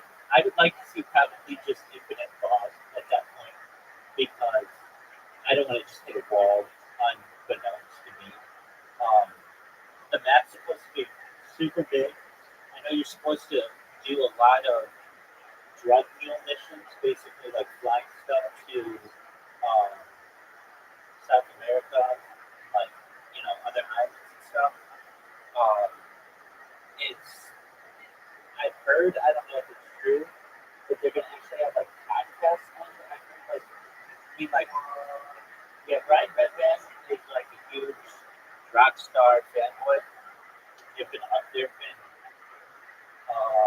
discussions that they might put the whole Joe Rogan experience on the radio. I'm just telling you what has been rumored. And, yeah, it potentially could be. Um, now, Vice City was like it took place in the '80s. I don't think this one takes place in the '80s. Though. It takes place today. So like that's going to be a different take on it. Um, I think that from what I've seen, like they don't let a whole bunch of information out about it, but it's not going to be on the computer. It's just going to be on Xbox and PlayStation at the beginning of this. And like, I mean, I literally buy consoles when Grand Theft Auto. I don't buy them any other time because they're just not that interesting to me. But when they have Grand Theft Auto that comes out, it's big time. I remember when Grand Theft Auto San Andreas. Well, they did Liberty City, which was like not really emphasized that much. I mean, it was cool, but then they did Grand Theft Auto, or they did San Andreas. San Andreas it came out in like 2006 or something, 2005. That was a big one and very cool. Then they did Liberty City, which was fine. Then they did Grand Theft Auto, which has just been a phenomenon. And they've been living off the royalties on that online gameplay for a decade. Now, the interesting thing is this game has been in production. Grand Theft Auto 6 has been in production. It's like 2016. So it's like 10 years old, basically. But nevertheless, it's going to be a phenomenon. It might be $1 trillion game at the end of the day. I mean, it's definitely going to be $1 billion day on day one, $1 billion game on day one. And depending on how long they want to let it play out, it could globally have a huge impact on some economies. I think that I think it's going to have a huge impact on Florida. I think they just get random people who get more interested in Miami and live it down there because they think it's cool. The same thing happened in LA. I was in a hostel in LA like 10 years ago or so, and this guy, he was from Italy. I'm like, why did you move here? He was in like film school, but he's like, honestly, I just got so obsessed with Grand Theft Auto 5 that I just had to see what it was like in real life. And I basically know my way around the city because of that game. And that's true. I mean, it's pretty accurate. Now, I've seen some alleged maps of what Grand Theft Auto 6 is going to be, and it's a little different than Miami. It's like, it's got more, I would say, like, bay, or like Biscayes, or like, how do I want to say it? Like, more like little strips of land um, that are like South Beach and such.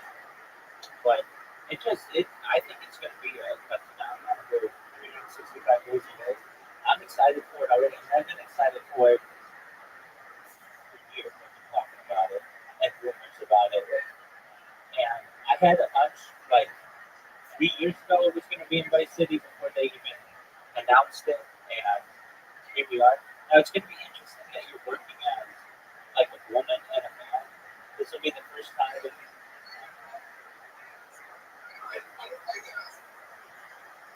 yeah, I mean, I actually do. I like it. You know, they've had men all the way through this thus far. You've never been able to play as a woman. So I think it's kind of cool that you'll be able to play as a woman this time. And I think she's going to be, I think her name is Lucy, Lucia or something. And I forget the guy's name. But I've seen some graphics from it that were taken from the game and they make the graphics are pretty outstanding in comparison to what Grand Theft Auto Vice City were, certainly. And just really excited for it. I'm excited for the soundtrack as well. I really love the soundtrack for Vice City as I previously said, but I think they'll reuse it because it's not. Um, it'll be quite some amount of time, so it'll be interesting to see what happens.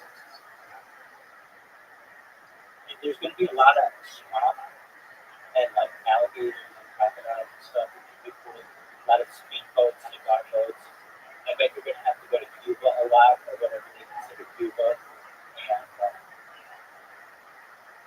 there's, I guess, like the main thing that you're going to be doing, or a lot of it, is going to be flying drugs from like South America.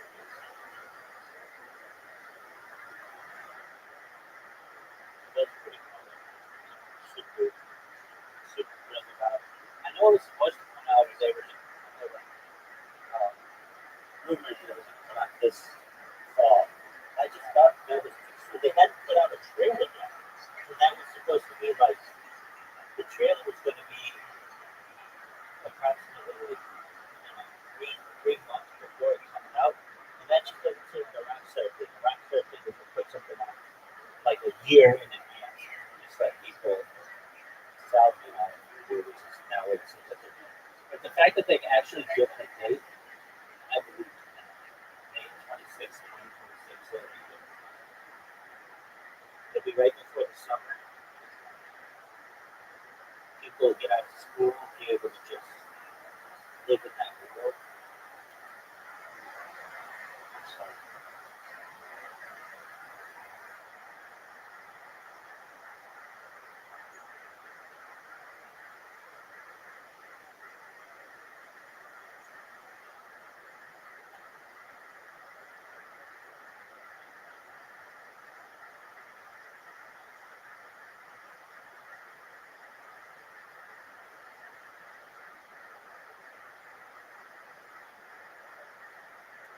all right, that was fun.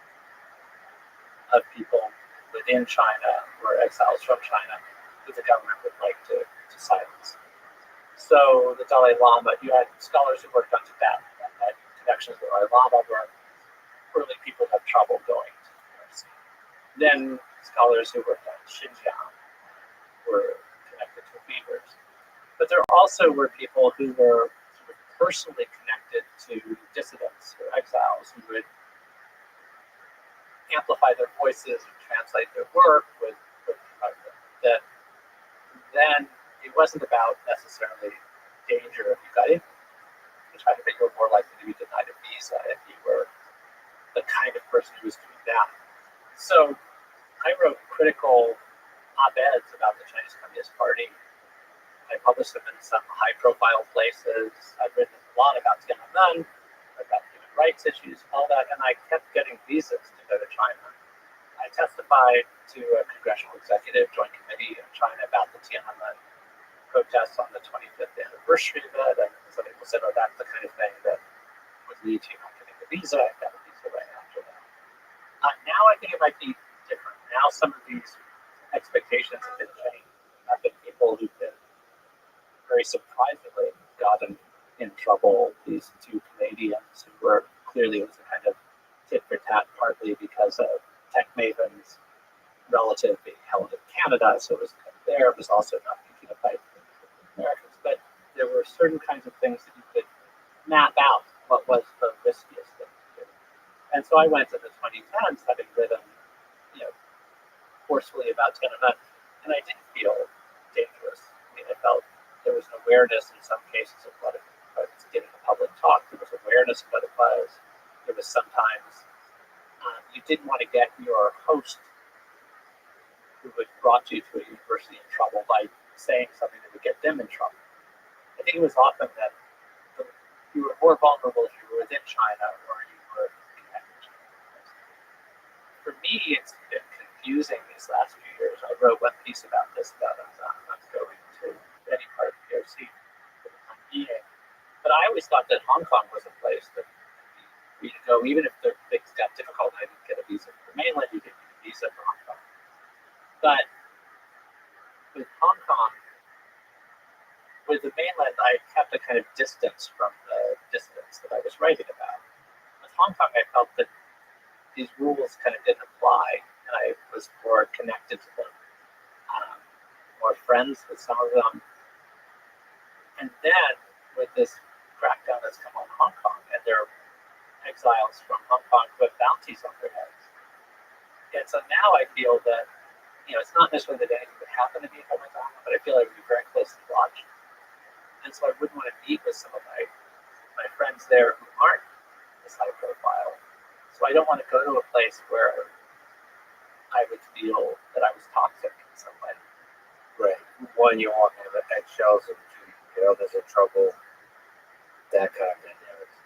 So it's fascinating that Hong Kong is now part of that calculus. So I've got the chance to speak to much more leaders.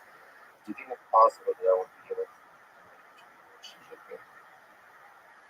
If you do, I would be very pleased because I could watch that interview and get some insights about Xi, which have been very hard to get. I mean, they're really difficult. There have been very few. Just that he doesn't meet. He doesn't give press conferences. There's a variety of things, and this is different from some of his predecessors. Jiang Zemin famously was interviewed by Barbara Walters, asked about Tiananmen, and they tried to make out that it wasn't a big deal. There were a variety of things, but he had relatively spontaneous conversation. I was going to say, he's the only Chinese leader I've met, but I met him before he was a major leader. He was the party secretary or mayor of Shanghai. It matters who the party secretary is role, but anyway, he just met with a group of foreign scholars who were going over to Shanghai in '88 for a conference on Shanghai history. And just to show you the limits of anybody who thinks they can predict what's going on in Chinese politics, predictability is just very hard in general in the world. But I think the consensus among us, these were some of the most knowledgeable foreign scholars in China, was this was somebody who really had probably topped out because he was meeting with us. He must not be heading anywhere other than after Tiananmen he becomes the top leader in China. But he had a kind of, you could pick things out from being in a room. He liked to kind of show off his kind of cosmopolitanism. Xi Jinping gives these speeches about all the foreign authors he likes, that he read, but it's all very kind of scripted, at least in his own thing too. It's very carefully done to present a sort of image of himself. And we really don't get many senses of what he's like in unguarded moments or has them. And sometimes we get the illusion of them, like there was an image of him and Obama in their shirt sleeves at the Sunnylands meeting. The photo would show them walking and talking, and there's no translator of the image. So you're like, how are they talking? What language are they using? How is this? Or is it just a kind of, there are exchanges with leaders, and Trump would say they're friends, or these kinds of things, or there's a language of Xi Jinping can talk about somebody or some country being a friend, but we don't have a sense of these kinds of the what makes him tick as a person. So maybe you should ask him about Ernest Hemingway and see if he really gets excited about it, because in the kind of generic things he talks about always, you can feel him sort of ticking things off about, oh yes, I'm glad to be in England, the country of Shakespeare, or this, and he goes off to set things. But Hemingway, there's some sets that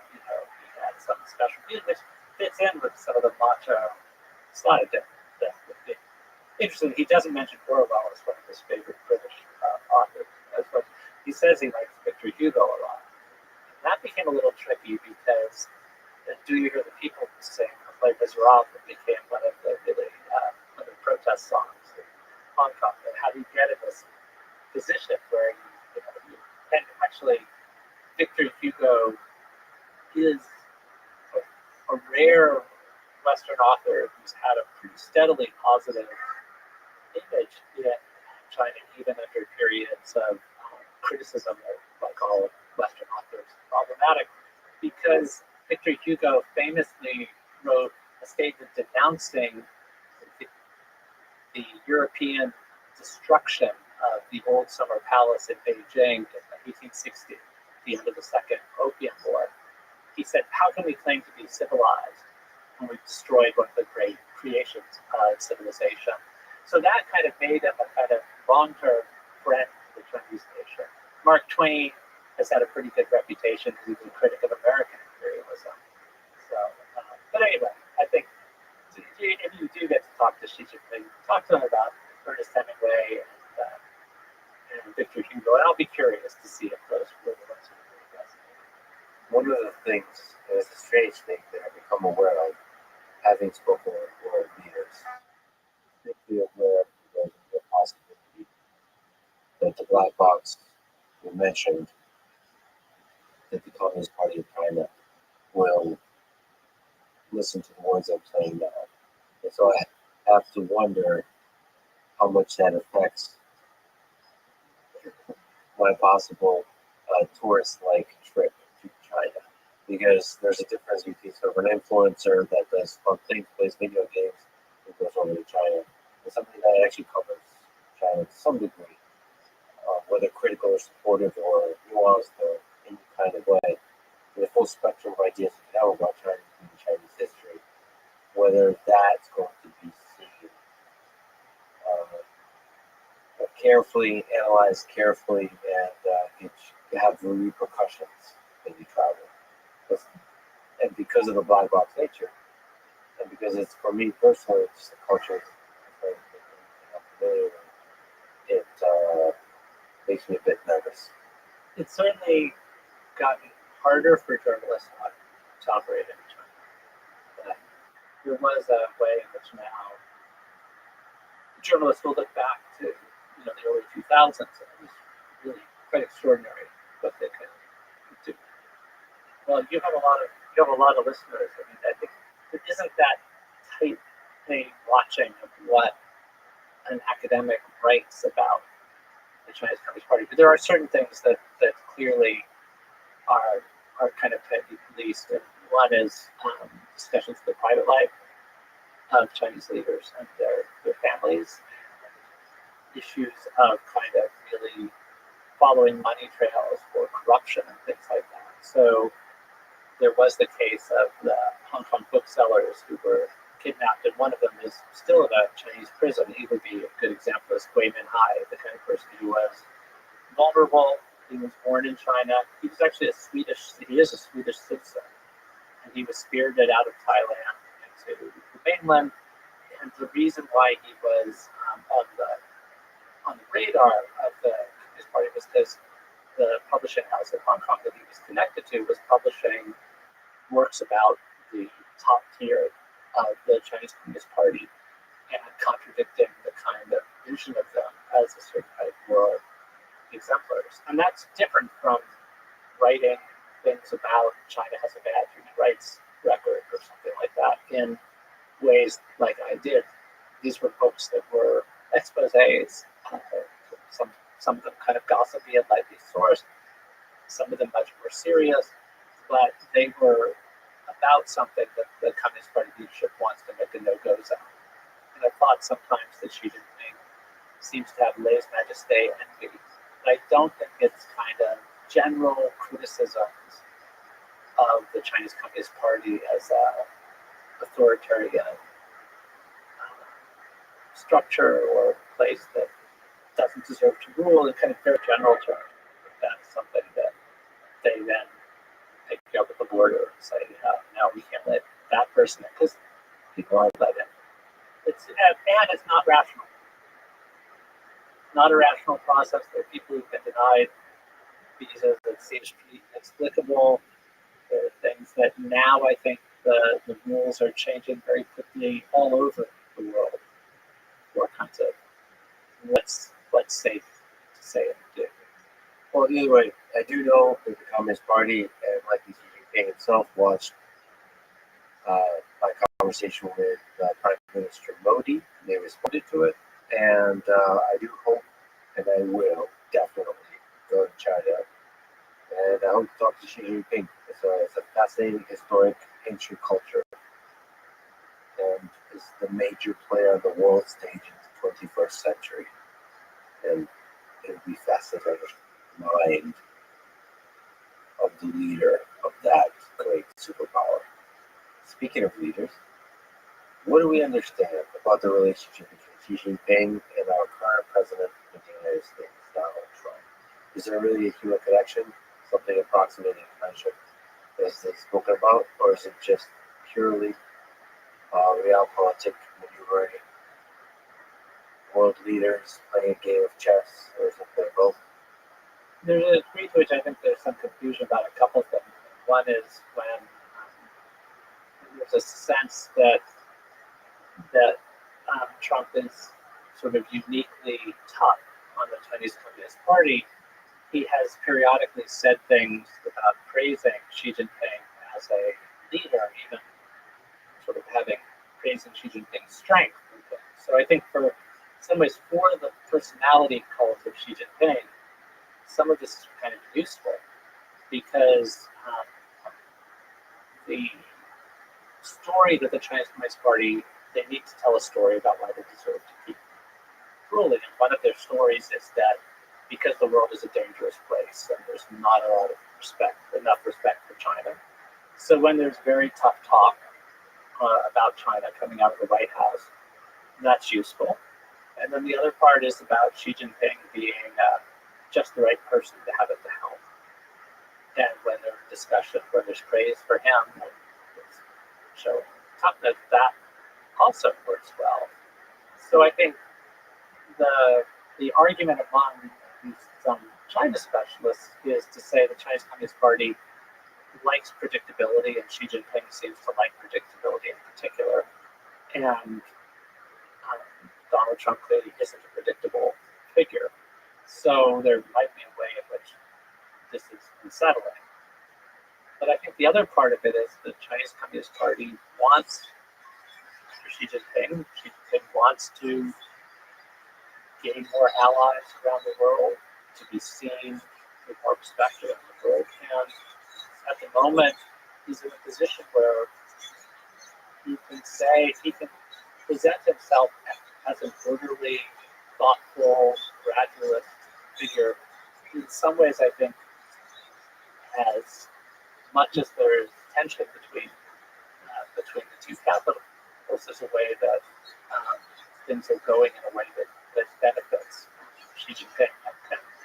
And see that doesn't explain what their personal relationship is, and how they actually see each other when they're together. And whether that matters or is part of the calculus at all, because after all, they are leaders of superpower. I think for Trump, it matters. Personal relationships matter.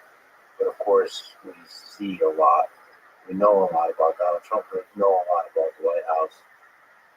And actually, let me just say as a tangent, for whatever you think about this particular White House, one of the things I really like is that every single member of the cabinet is willing to talk for many hours every single week, talk about what they think, how they see the world, explain Donald Trump's approach. It doesn't matter if you disagree with what they're saying, if you say they're dishonest, if they're misrepresenting, but there's a lot of information. That's something we don't have in China. They make us a fan of history, for me, and as a fan of sort of deep political analysis of the world, it makes me sad because it's a very asymmetrical amount of information. But anyway, let me, if I can, lay out this particular complexity we're in now, this trade war between the US and China. you're not an economist. In fact, you think deeply about the history of the peoples and the history of China. You think about culture, you think about protests and movements and so on. And there's some degree to which this trade war is less about the economics. Now that layer is also very important to discuss it. But there's also a deeply cultural standoff almost happening here, which would be interesting. So in April, as people know, Trump escalated a trade war with China using tariffs, raising them on China 145%.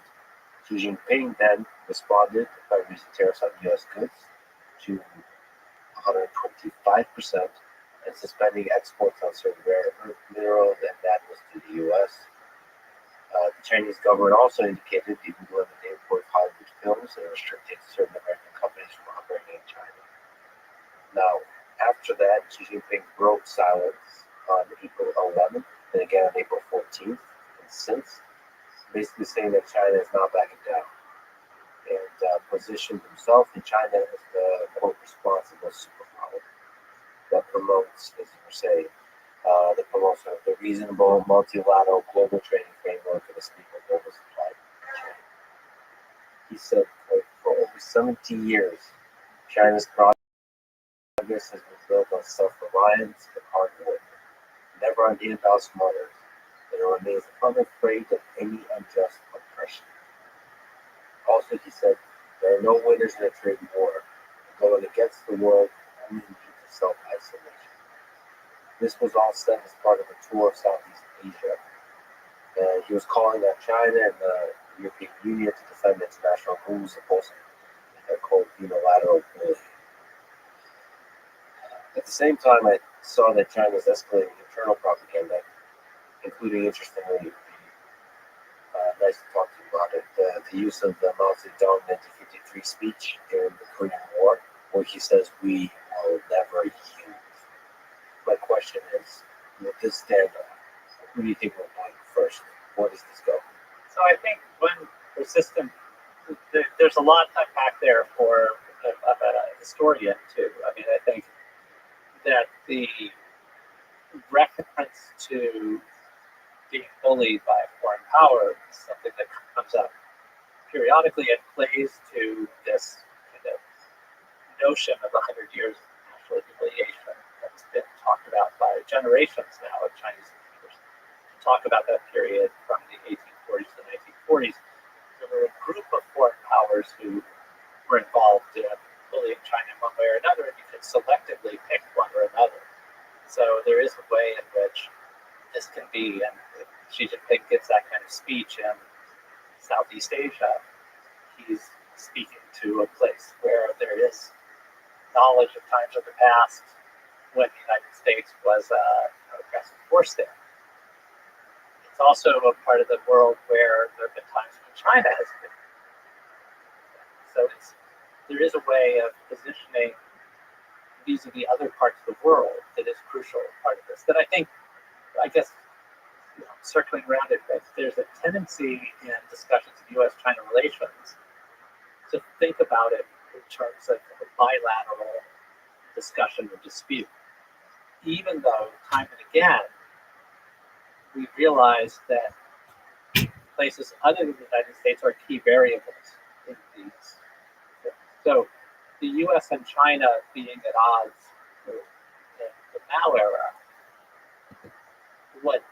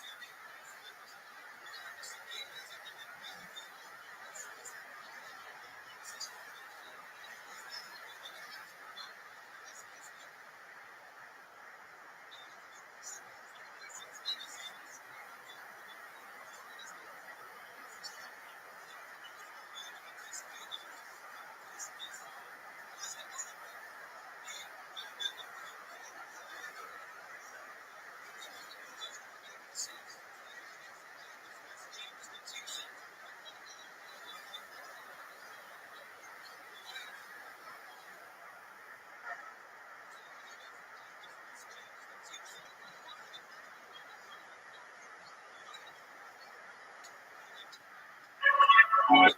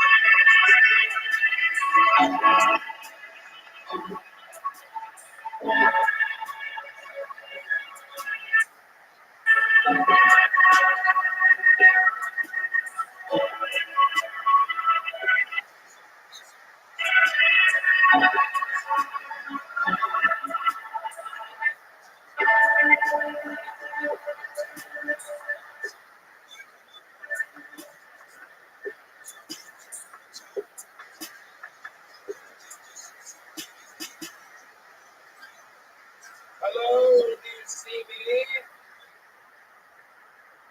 England, London, it's me, the young king, here with the prime grid telescope, right, Rabbi, inviting you to the lovely Elton Marina for one night only. June 7th. That's enough. Is enough? Too much sauerkraut for you. Your hat. If you try to decide, you fool. That's why you're not true royalty. Hey, this is your only chance to see us on the other side of the world. We're pure blood Americans. We're putting on an act for making us feel like we're connected in some way. But we are coming. The number one live comedy show in the world is coming to your Victoria 11 and June 7th. Get tickets right now at the only place that you can go for. And we'll see you around. Royalty.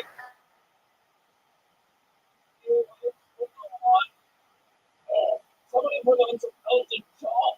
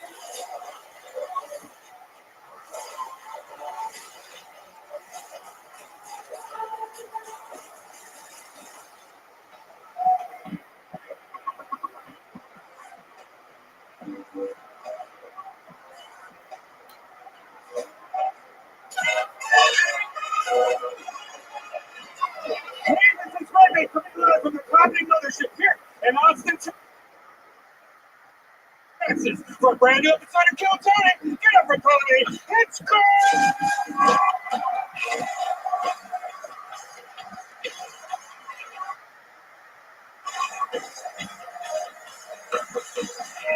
Who's ready for the best fucking night of their lives, huh?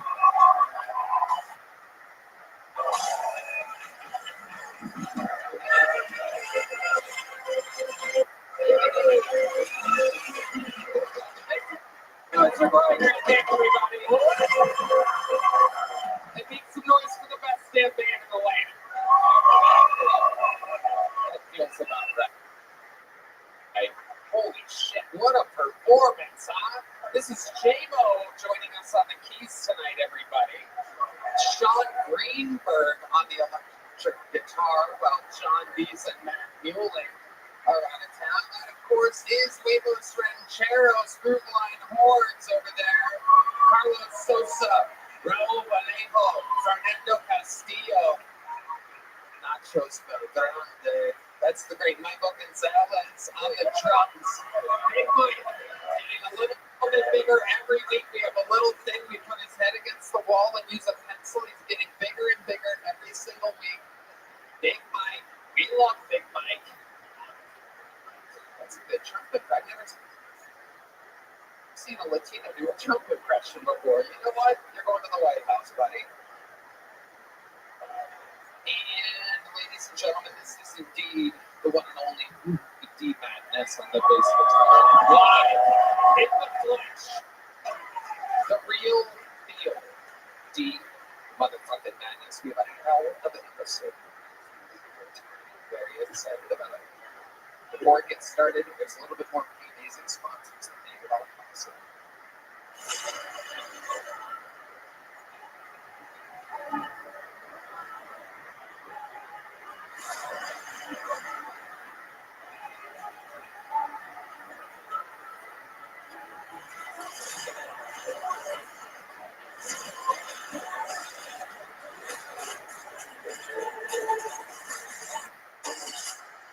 You guys ready to start tonight's fucking show? Seems like all the volume is coming from this side. Is this side ready to start the fucking show? Every single week, I put shows strategically myself, all by my fucking self. And I have been excited very few times more than tonight. For this is one of those nights where I knock off someone who I've wanted as a guest on the show since its inception 12 years ago. Every Monday for 12 years, we put out an episode, and this man has never been on before. One of the greatest comedians of all time. Get on your fucking feet and make some noise for the great and powerful Carrot Top.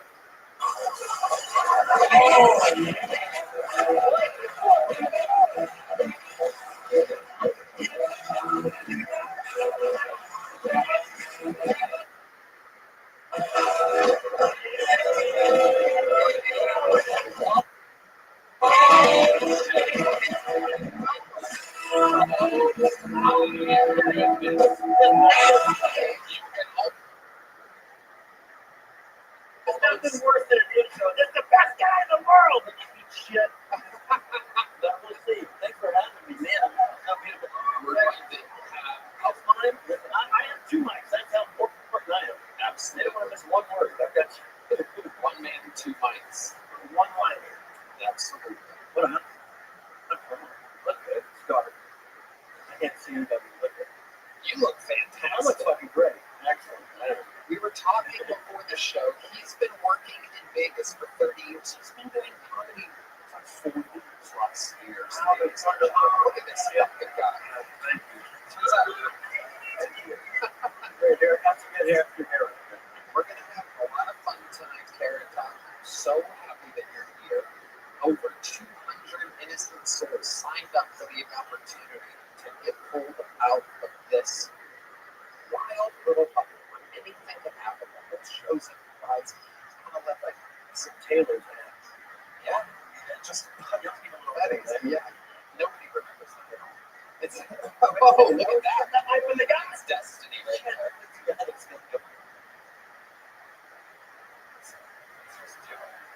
let's go with that one. I'll let you pick the second one since I explained to you guys. Fear of loathing. I love it. That'll be fun.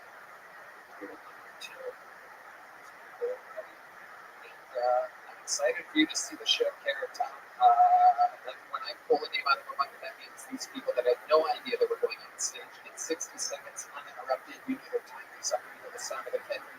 That means they have to wrap it up the house, figuring out the anglers, talking with there, and then that interrupts them. And I conduct an interview, and we all talk about their lives together. They go from being a comedian, but yes, not past the next week. That all the stars were made, idiots were discovered here on this bucket, and they'll be getting feedback from the great Carrot Top tonight. No, really. Okay. Just think, that's what they want advice from me. It's gonna be great.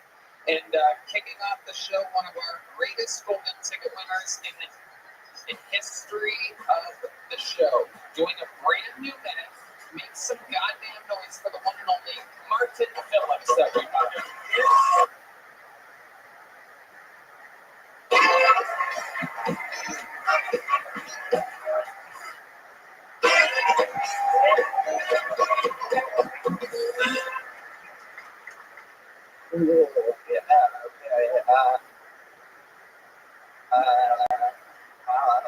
Mother's Day just happened.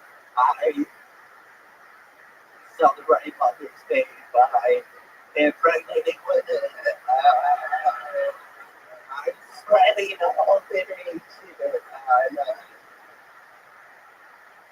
Don't want to know what I do for Mother's Day.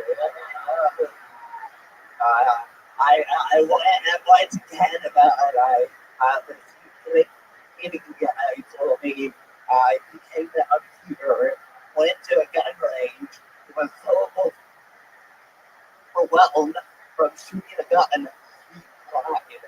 And I just thought, man, it was going to be so easy to take over the country. Oh my God. Sit down before you hurt yourself. Stick to hockey. I used the gun. I did not cry. The person I shot cried.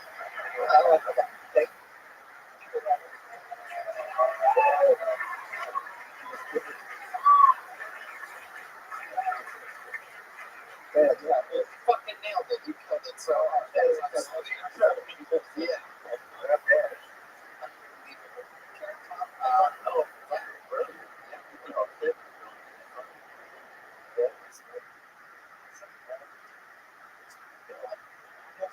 Out there, just fucking crushes harder than almost able-bodied people. Wow. Fair. Okay, good. Absolutely. And very rarely is anything with this happen. These guys, there's a guy, like a real comedian that just so happens to have super awesome. It's hard for that to about. I was like, we did it. We did it.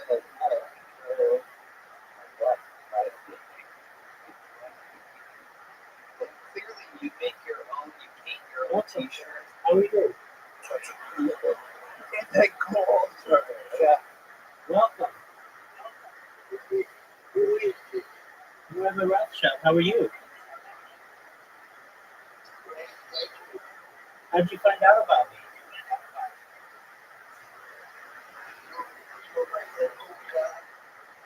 Okay, how did you find out about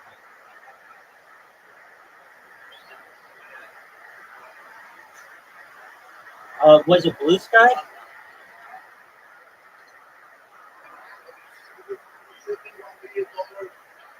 Yeah. Oh, it was Blue Sky?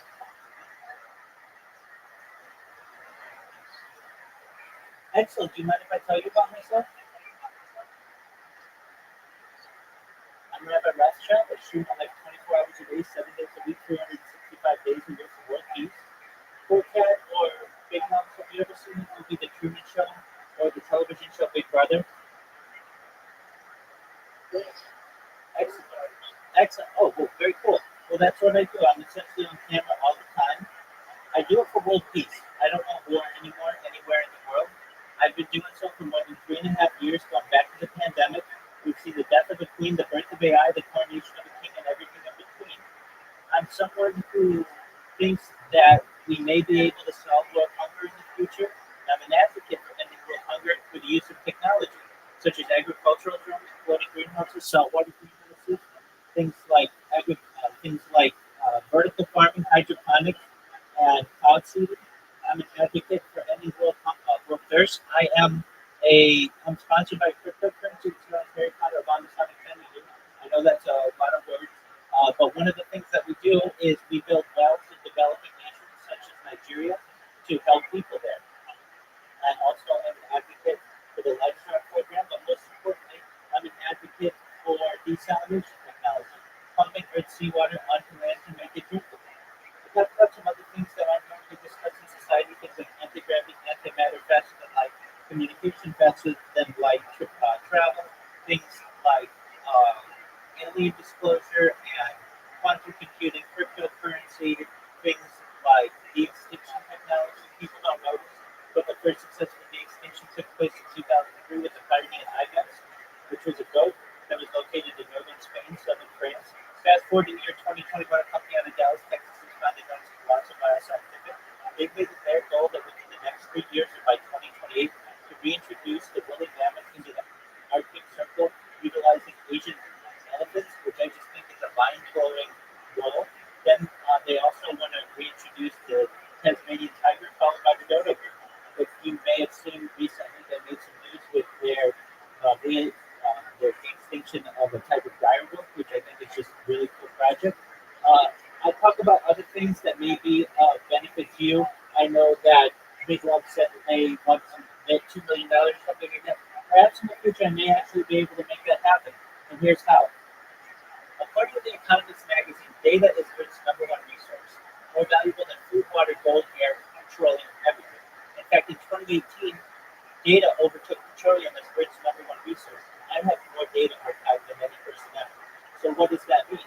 That means that Big Lumps and Cool Cat, I may be a very influential person someday, and if that happens, I'm going to make all your dreams come true. And that's performance. I am going to give you all the money that you need to be able to help your friends and your family, to be able to live life comfortably if you're not already, to have generational wealth if you don't already have it, and to be able to start charities of your own, to be able to help the world, and philanthropic organizations to help humanity. I also want to help you, if you want, to be able to live longer. Now, this is all with your consent, but there's a type of technology known as life extension technology that may be of benefit to you. In the future, you may be able to afford oxygen therapy, human growth hormones, stem cells, cryonics, cryogenics, things like perhaps nootropics and ambrosia therapy, cold shock therapy, to be able to increase your average life expectancy that was previously about age 80 to age 100 or 120. But you may eventually say, "Oh, and my body started to break down. What's the next plan?" Again, this is with your consent. If you want to just die a normal age, you absolutely can. But the next type of technology is known as mind-blowing technology, which, with your consent, we scan your brain into a computer like a CAT scanner and MRI, and where every atom is in your central nervous system and your peripheral nervous system for later download as an android, an avatar, a cyborg, a cybernetic being, a clone of yourself, a robot, an ethereal being, whatever you want to be. But essentially, what I'm saying to you, if you want to cool cat, is that you may be able to experience digital immortality. What are your thoughts on everything that I just had to say?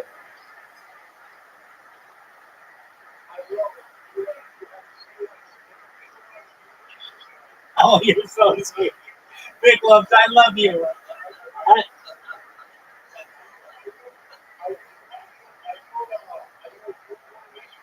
I was born in the United States, but I am Jewish and I am the rabbi. I pray every day. I daven every day.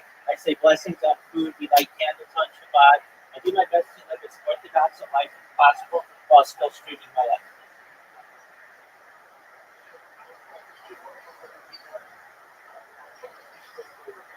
Very cool, man. Well, I'm the head of it. Well, you watch. You watch. Data is its number one resource. Data is its number one resource, and I have more data online than any person ever. So they are just warming up the chair for me.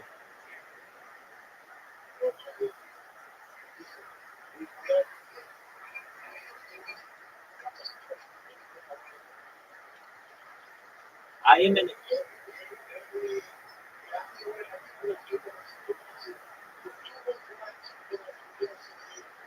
That very well could be. I mean, they've been visiting Earth. I think they're already here. They've been visiting Earth for thousands of years.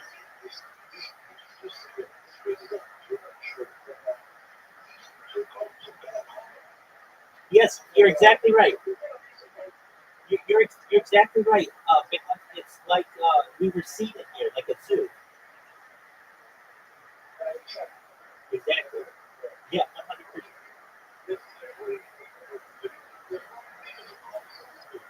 That could be. I mean, with as big as the universe is, I'm in agreement with you. 100%. Absolutely.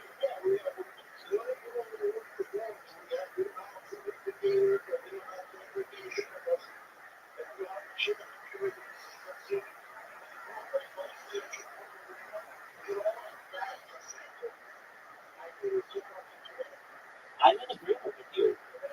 Big ups. I think you're exactly right. And I think that alien disclosure is imminent. In fact, I may be able to help bring it. I talked.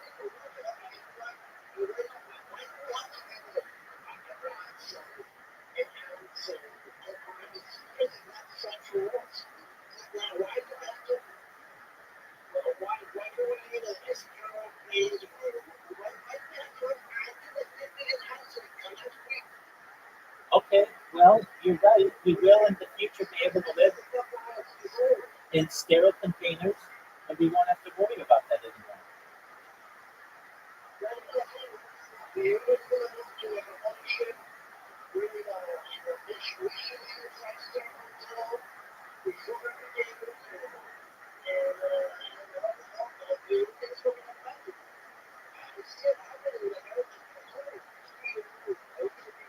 I'm in agreement with you.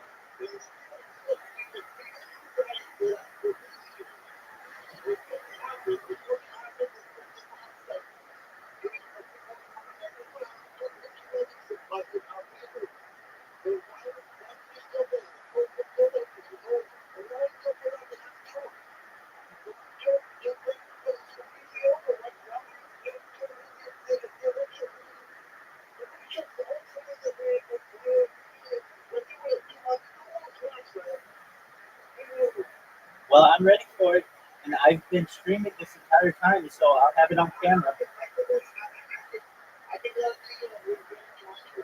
I think, I think you're right. I absolutely think you're right.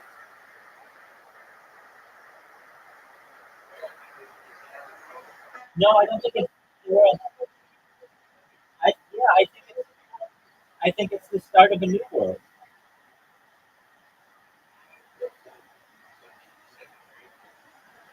Agreed. So, cool, Cat. Did you get spammed by one of my bots on Blue Sky?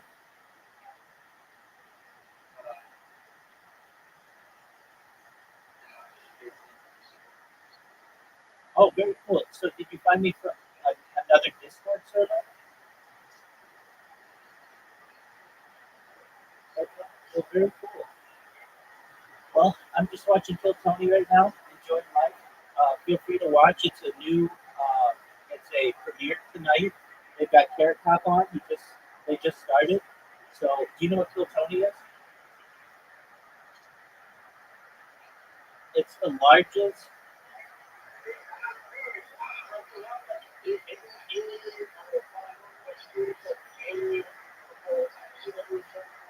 Yeah, just one time, and it was what's known as a plasma ball, and it flew over my car as I was on my way to work, and I reported it to MUFON, the Mutual UFO Network, actually on stream, and that's the only time. But yeah, it's a very common occurrence.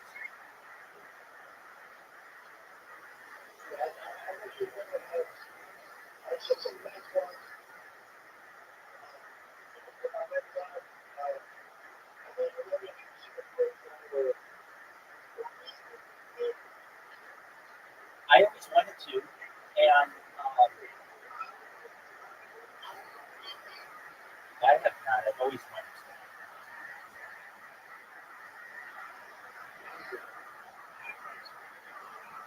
Well, I think it does. I think it's probably one of the most impressive drugs that you can have for people who have done it.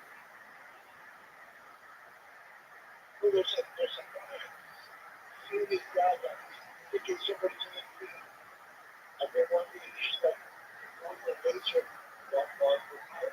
Because see that, see that,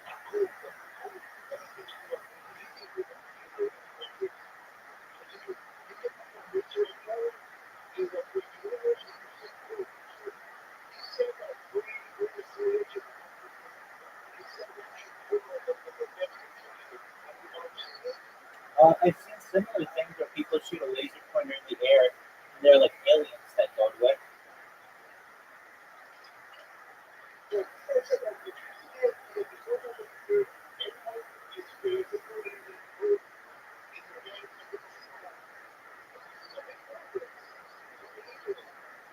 Okay.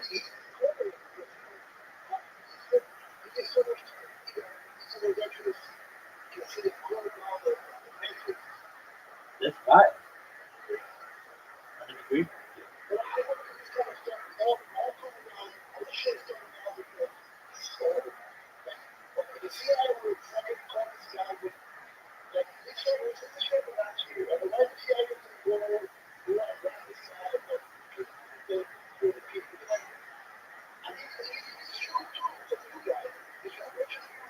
Okay.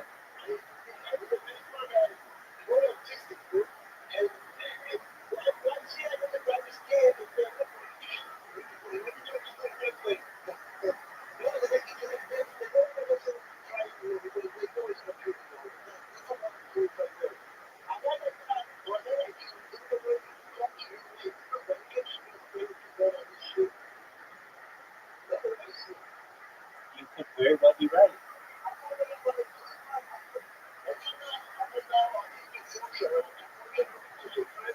Okay.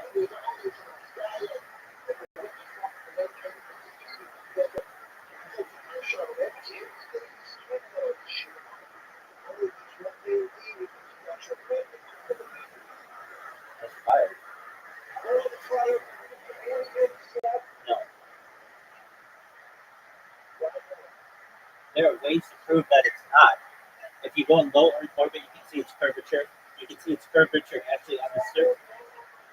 I mean, okay, okay, that's fine.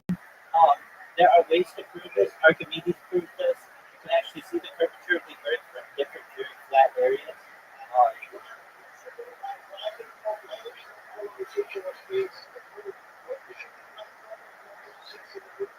wait, wait. The moon's 250,000 miles away. I have my own.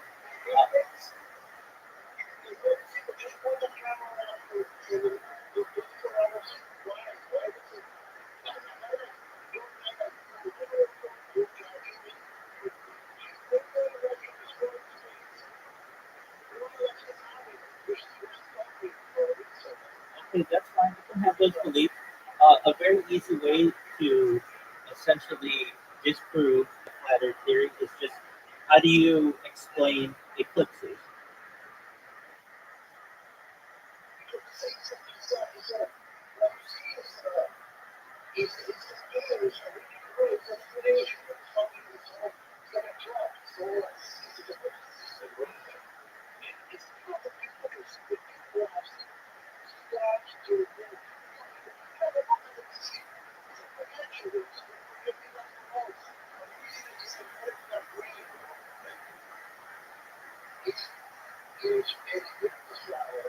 Okay, we can agree to disagree on that one. Very well. Well, I want you guys to know I really appreciate you coming by. You're always welcome here. More than anything about which I discuss, I'm here to be a positive person in your life. I'm here to be optimistic and just to give people hope. So if there's anything that you ever need from me,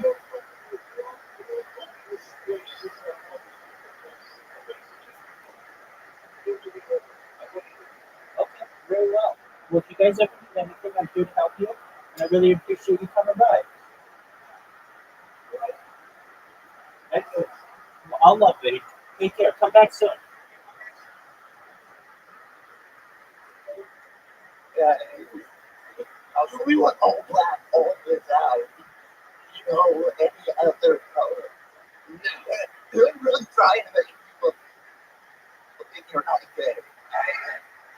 No color is not D-Madness is my stylist, and I bring the PCs. said. We trade off. I dress D and he dresses me. That's my motto. It says that right above my closet, which I It looks like shit. Yeah. what? How dare you? That is not true. That is not true. You look fantastic. Oh shit. I don't want to fight it with these cerebral palsy was completely blind. Once he gets his hands on you, he will not let go. He would play you like a fucking bass guitar. My mom wanted me to correct you that I have autism. She said, and she calls you hillbilly. She goes, how hillbilly? You have a certain.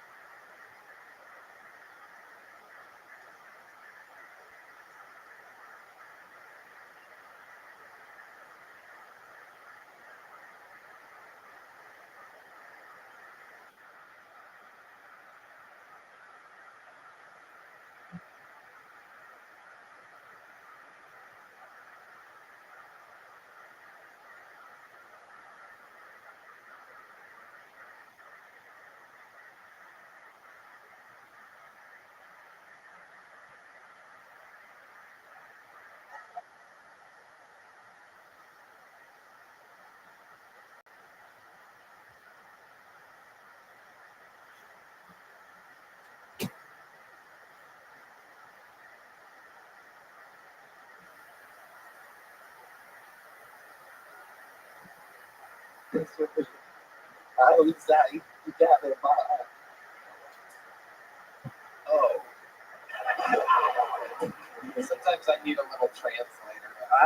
My monitor. subtitles are hard for me. How's everything else in life been? It's been okay. Exactly a ringing endorsement of life. My dog got out of his house. What? He got out. He escaped? My friend was watching it, and it got under the bed. But I'm hoping it just comes out. Like, he would somehow hoping we had this kind of time. So wait, when did your dog escape? It was this weekend. I had my right. So I have him in here. Oh my God.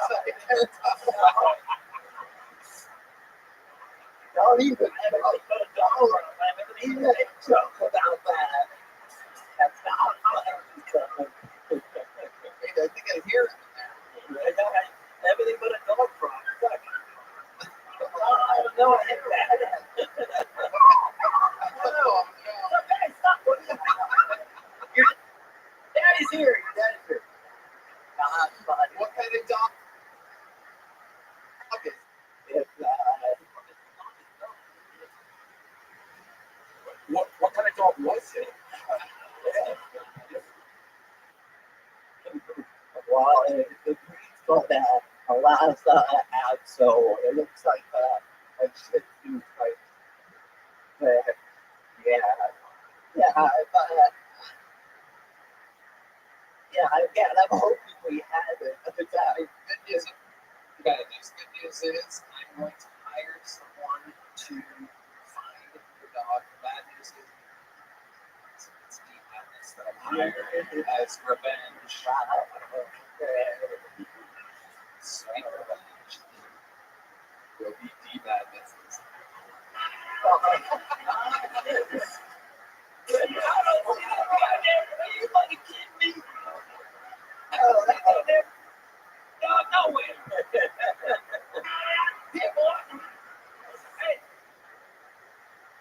Get your ass over here, dog. He's lying to his other senses for elevated. That's true. It'll be the first time where a man has sniffed out a dog. This is incredible. This is really this adorable. Yeah. Damn it, Martin. I hope we find your fucking dog. You don't live in the freeway, do you? Not too close to it. That doesn't sound good. That is the sound of the bell tolling. What was his name? Andy. Andy. Andy. Oh, poor Andy. R.I.P. Okay, I find him. He's good. He's good. I think, like I heard tonight, hit loose if they come back. I was like, well, for today, he'll be a fucking woman. Wow. Yeah. Thanks. Come back. That's true. Red Man's here every Monday.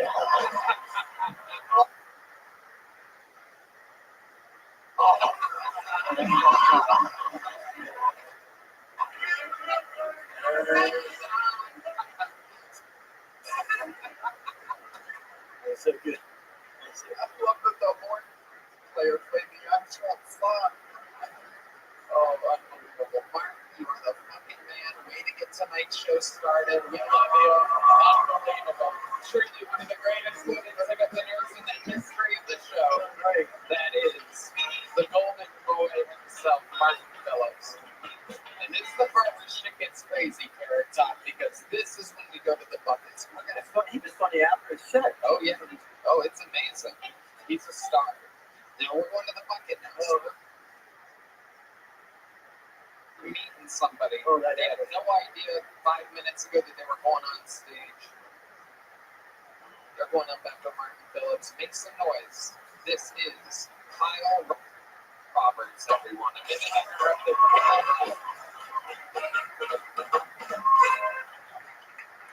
Hello. I went to the dentist the other day.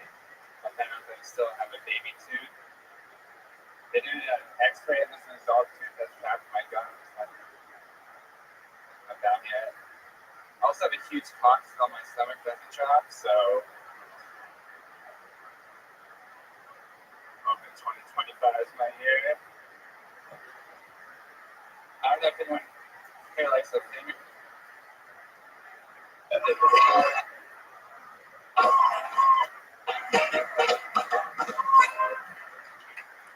Hello. I went to the dentist the other day. I found out that I still have a baby tooth. They did an X-ray of this adult tooth that's trapped in my gums. Hasn't come down yet. I also have a huge cock on my stomach doesn't drop, so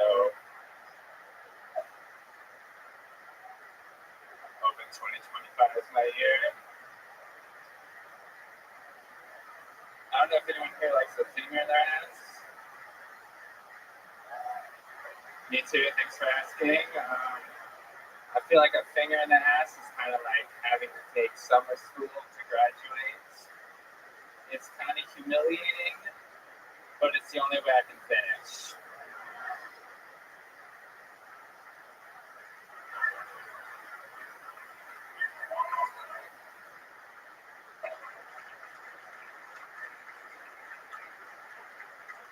Not good at dirty talk. I realized how recently I'm not good at dirty talk. My friend told me, he's like, list for something sexy for you. I tried that, it didn't go great. I was like, I have a hard time getting a boner. Where's your cleanse? Wake up. Alright.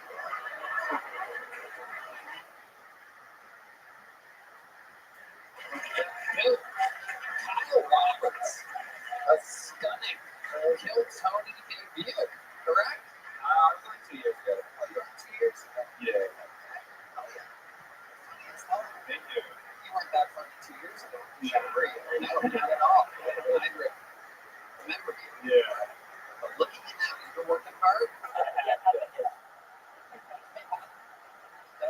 fuck with you. No, it's good. You are correct. That is a starter set. The clothing. It's straight off of a mannequin. Yeah. I didn't want to wear like distracting clothes. Well, you played it just right, my son. Martin Phillips to draw a little something on there afterwards. Give it a little color.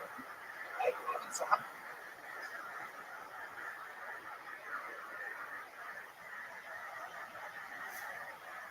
long have you been doing stand-up? 5 years. 5 years. Where at? I started in Dallas. I moved here almost 3 years ago. I work at Chewy's Tex-Mex. Ooh, wow. The crowd goes wild. Chewy's Tex-Mex. You're a waiter there? I am. Doing good? Then you work with a lot of chefs. Yeah, I usually work doubles. Friday, Saturday, night shows. Yeah. Plus, they lunches. Yeah, I tried it. Yeah. But we have some new items. Tell us about the new items on the menu. We brought back pork. We haven't had pork in a while. Pork.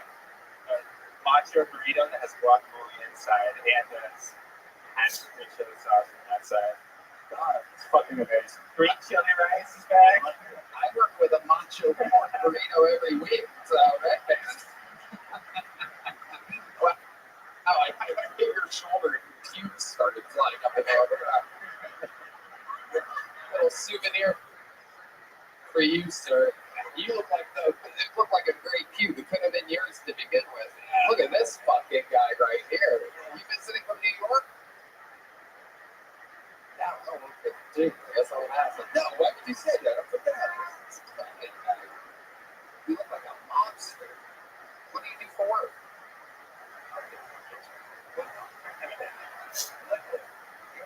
It's got a look. Yeah. Well, I don't know. We don't know. Because I eat it. He works on it. What did you do? So Chewy's Tex-Mex.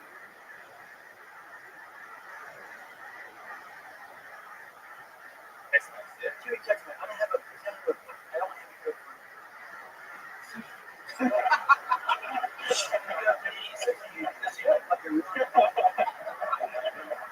at that guy coming with his top dip. I was hoping it was going to be. Now I can't turn it up. The kids in the sweatshop make this shit for me. I don't know. I don't know how to operate it. Like they build them. I come up with them. They build them. But look, that's an engineering fuck. Look at that shit. That is unbelievable. Yeah, what's at NASA? This is like it's gonna be so funny in a half an hour when I ask somebody what they do for work and they're like, I work at a sushi restaurant. You gotta find some Chinese at a Mexican restaurant. I gotta find something Mexican. Yeah. I'm like, wait, I do have something. Hold on. I love this. All right, people misspell. People misspell. This is so old. I forgot the joke. People misspell the video. All the time, right? So they should have. So this is a spray paint can that has a dictionary, so they get it right. When they get done, they're like, what? Keep more posse. Wait the fuck, wait. No, that's stupid. Well, they're all stupid. Then, but oh, fuck yes. This is exactly it. What the fuck?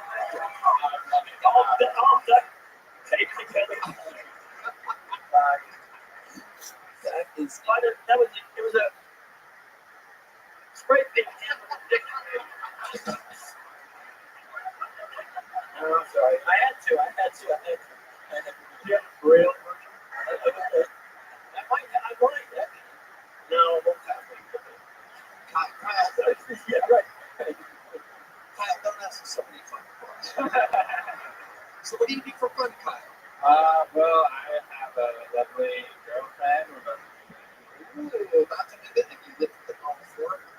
Well, I like stayed over at her. Right, but you've never lived together. You've stayed over at her house. Yeah. How old are you? How old am I? It's I'm 30. 31. So this will be your first time living with her. Yes. Do you have any weird habits? Any weird habits? Well, she doesn't. Sometimes I scream with like I don't know why. Like not like a blood curdle. It's like like practical side.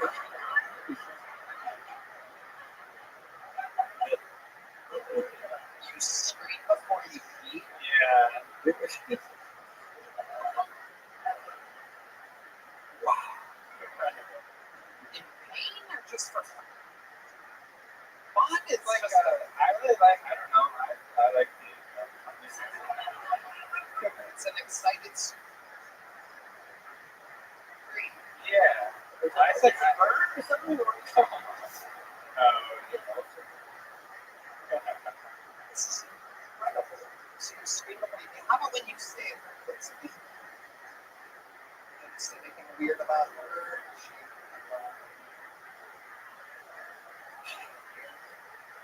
Anything stand out to you? Women can be just from my experience, they're a little messy. Shit everywhere. You really have an actual female. I think so. I think. Yeah. Is she alive? We are answering these questions. These are serious right now. We spend a lot of time. She pretty much does whatever I want her to do. Everyone's good.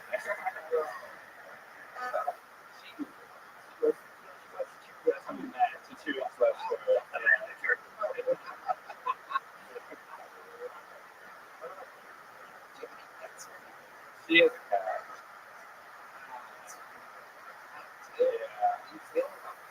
I mean, I used to just forget it's there. Does the cat like you? I don't think so. There's a cat. Now we're looking for a cat. I have a cat. This is incredible. So it's going to be your first time living with a girl. You're excited. Do you have any special needs in the bedroom? You seem like a little creepy, so I'm excited to find out. Is there something That I come every time. I just try to make up for like a lack of time and enthusiasm. Yeah, if you scream before you pee, I can't imagine what you do before you pee. It's like, you probably sound of that guy would agree with you. Well, What would it be? What would this say? they go for you come Oh, yeah. Kyle Roberts, a hell of a performance. Fucking fantastic. What have you on the secret show Thursday? There you go. Here's the big joke. Kyle Roberts. I realized that I have an open wound on my hand. I'm playing drums a little bit early. Oh, we have matching open wound. Oh, brothers. Oh, it's a lovely Heidi. Oh, my goodness. What a special treat. Sorry. Easy on the eyes.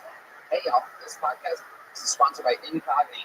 Here's the problem. Data brokers are gathering your personal information and selling it for profit. They scan the web for names, addresses, social media profiles, court records, and build detailed profiles on individuals just like you.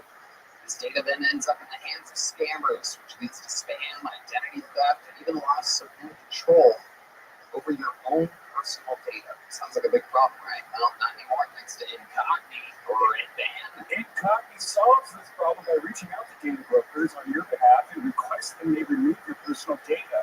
The whole process is automated. I love knowing that my personal info is safe with Incogni, Tony. Absolutely incredible. Well, you can ask these data brokers yourselves to delete your personal info. This process takes hundreds of hours to do manually. So let Incogni do it for you. Take your personal data back with Incogni. Use code KILLTONY with 60% off an annual plan at incogni.com/KILLTONY. That's INCOGNI.com/KILLTONY. All right. This looks like a new name coming out of the bucket, so we're gonna meet them all together. Make some noise for Jackson Rock, everyone. It's for Jackson Rock.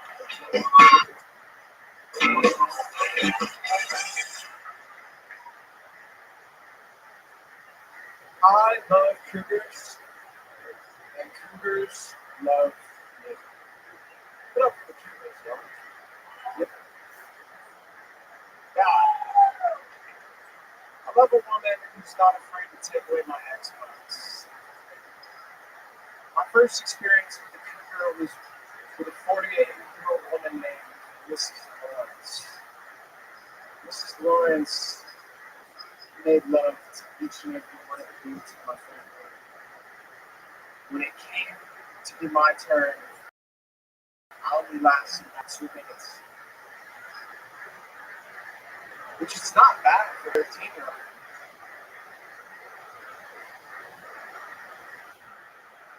When her son found out, he was so jealous. Now, I'm just going to say what's on every mind. The homeless people in Austin, not all of them, but some of them, I would have sex with. Thank you. Okay, wow, there it is. Jackson Rock with an absolutely frightening set. Pretty sure he admitted to about 2 or 3 felonies in 60 seconds. The government. Yeah. Wow, Jackson, how long have you been doing stand-up? It's my first time ever. Wow. What are you? I'm 26. 26. How many times have you signed up for the show? I signed up once back in like October. This is your second time, so October 2023. Yeah. And you haven't signed up since then. That was your second time, and you decided in between October 2023 and now to not practice anywhere whatsoever. Your thought was, I'll just go in there, come out guts a-blazing, looking like a out-of-work magician, and I'm just going to take over the scene with storm. Just had to say fuck it, dude. Okay. What do you think homeless people would want to have sex with you?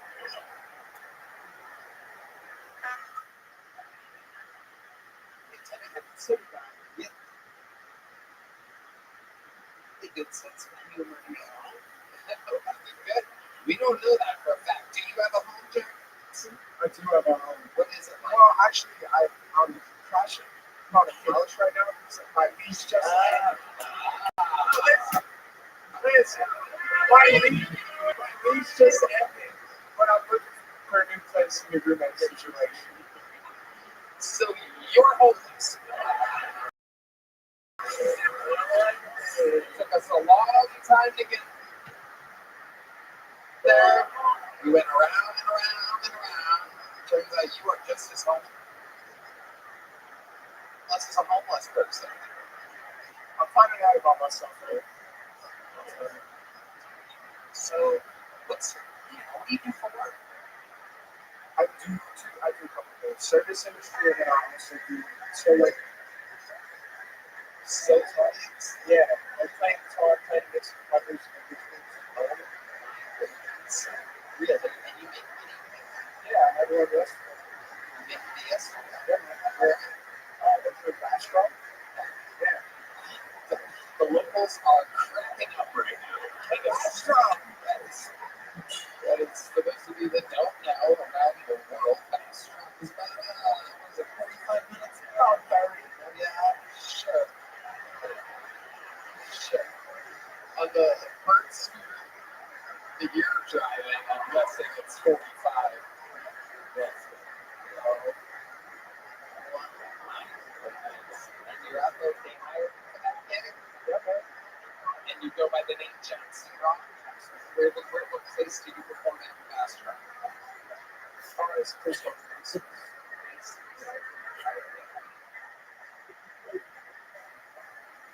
I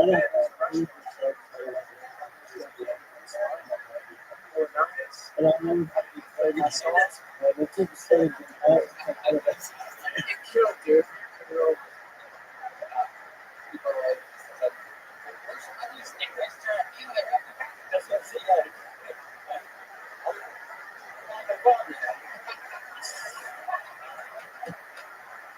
Yeah.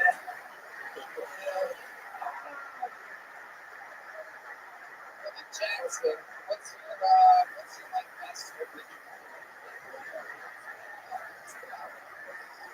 I have one that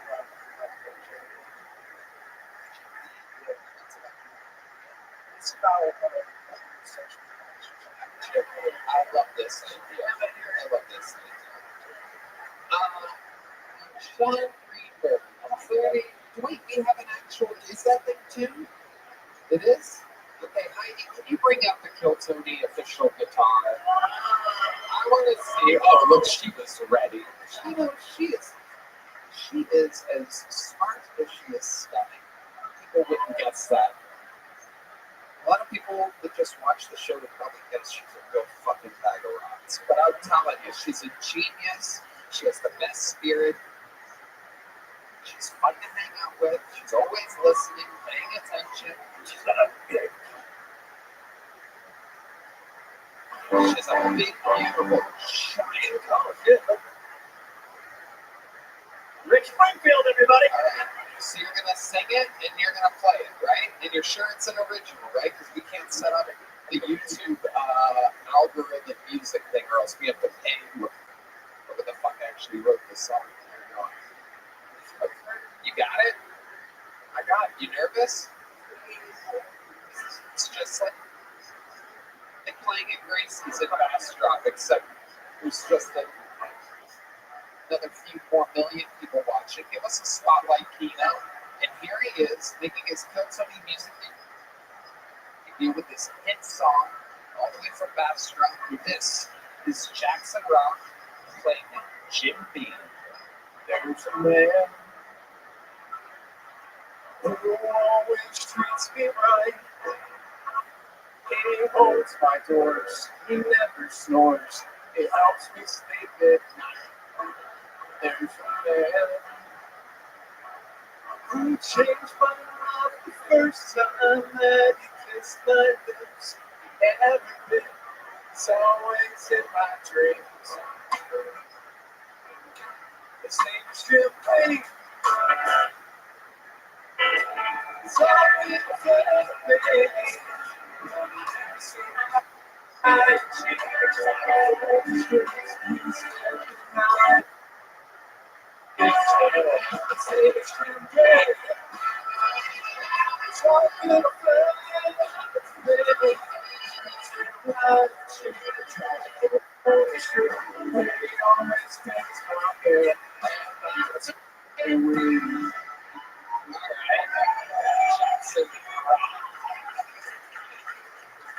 Turns out you're a fucking musician, Jackson. song with ending. Yeah, That's great, man.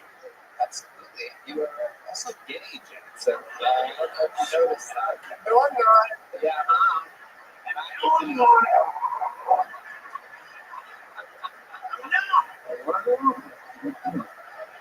It's like a, what's your call? It's just it's a tendency. It's not gay. It's a tendency. It's like, it's not my joke. It's not my joke, though. It's let me see. what's up? It's sucking a cup. It's like something like that. When you go, you commit. It's a compliment. Jackson, you say you're not gay, but let me ask you this. What's the gayest thing you've ever done, Jackson? I screwed with one of my homies one time. That's very honest. It was a very quick answer. I love that. What was the circumstances of the spooning? You guys were just in the mood. We were just rolling, just hanging out, and You were what? we were just hanging out. What did you say the full in? Bowling? Bowling. Bowling? I'm from Atlanta. It's like Atlanta. What does that mean, bowling? Like, balling, but chilling, but Oh, you're gay. Yeah. always Getting word from the officials the picture of like, oh, after review of the play. Can I do my? I have a problem. Let's go. It's a mousetrap to get gay mice.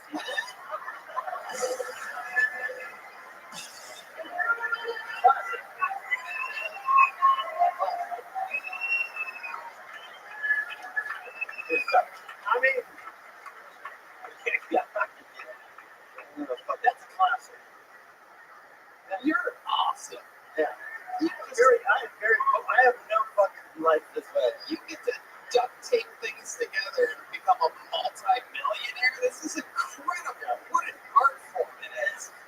You are. You are I really did fun. I found a mousetrap at Home Depot, and then I found a beer bottle, and I was like, this is going to be fucking good.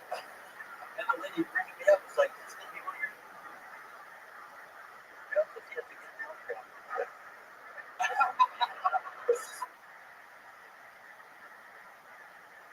This is gonna fucking kill. It's gonna be great. Great on you. Great. so fucking cool. This is awesome. Yep, that's a good one. I love it. That's true. I can tell he's stronger than this ball. I can see that somebody wants the cheese. Yeah. Jackson. So is this what you want to do? Is stand up something you want to do, or did you just want to come on and play? I just had to, I feel like it should be a rite of passage. I don't know. I moved here and I'm a fan of the show. It scared the shit out of me. So I like to scare me. So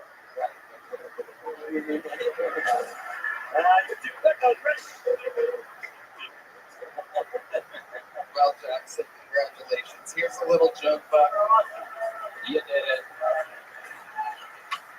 The lovely Heidi's going to help you with that guitar. I just saw his penis go flaccid when he looked at Heidi. His penis went extra soft. Oh shit, look at this little sneaky cholo trying to go to the bathroom. Look at this fucking guy. Look at you, dude. I love it. Alright. We're having fun. This is fun. How about a hand for Carrot Top? We're having fun. Already fucking making his claim for possible guest of the year 2025 halfway through the show. Make some noise for your next fucking goal. It's Molly McGee, everybody. Molly McGee.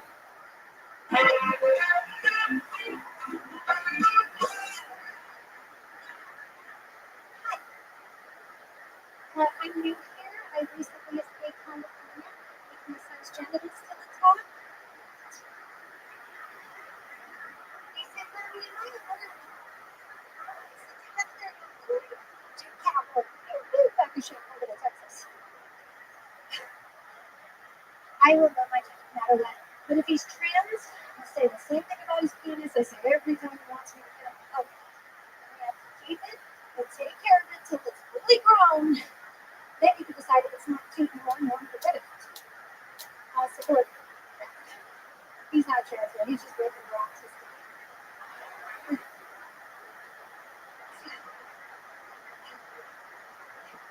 It took a lot of time to get him diagnosed too, because he's good looking enough. Everybody just assumed he was an asshole this whole time.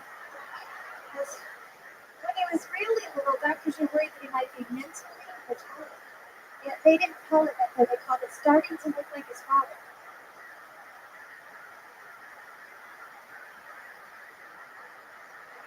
It was only because they were both bald and chubby and drinking a bottle of those shit fits of stuff. My son, we're out of it. Wow. Molly McGee, well, that was a fantastic set.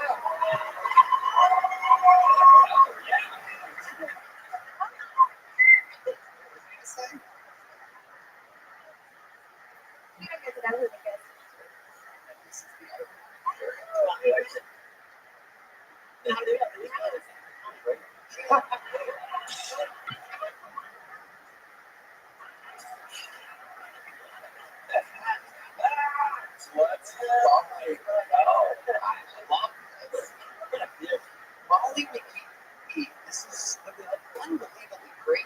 I guess. So I'm just surprised we had not to be sexist, but female comedians in the last, especially in the last month or so, real so many expectations came out were very low. Their stuff was topical. It seemed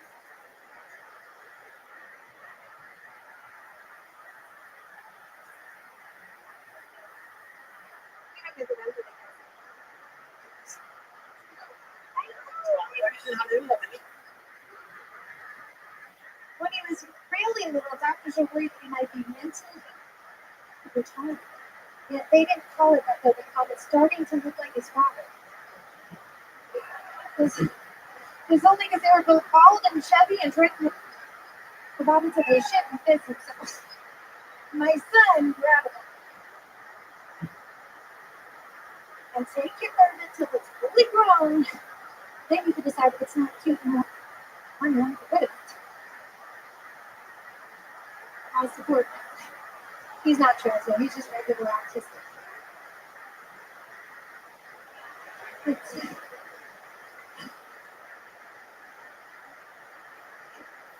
took a long time to get him diagnosed, too, because he's good looking enough to everybody just assumed he was an asshole sometimes. When he was really little, doctors were worried that he might be mentally retarded. They didn't call it that, though. They called it starting to look like his father. It was only because they were both bald and chubby and drinking the bottoms of their shit and piss themselves. My son, Rabbi. Thank you. wow. Holly McGee, welcome. That was a fantastic set. Well, yeah. What did you say? You don't get it on here.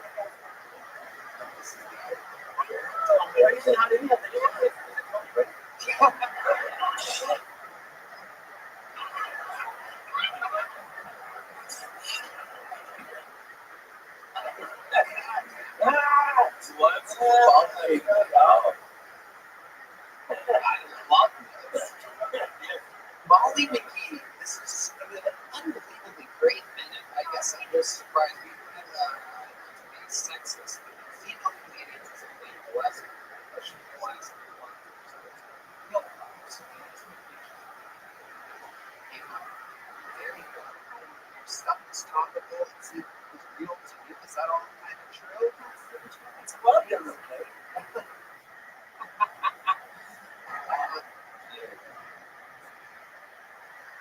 What's your name again? I'm looking for another medicine here, but I have enough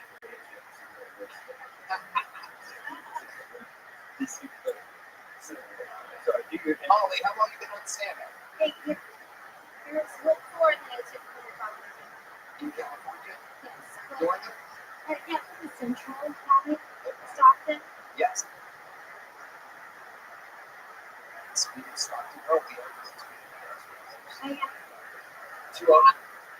I have a 209. Absolutely.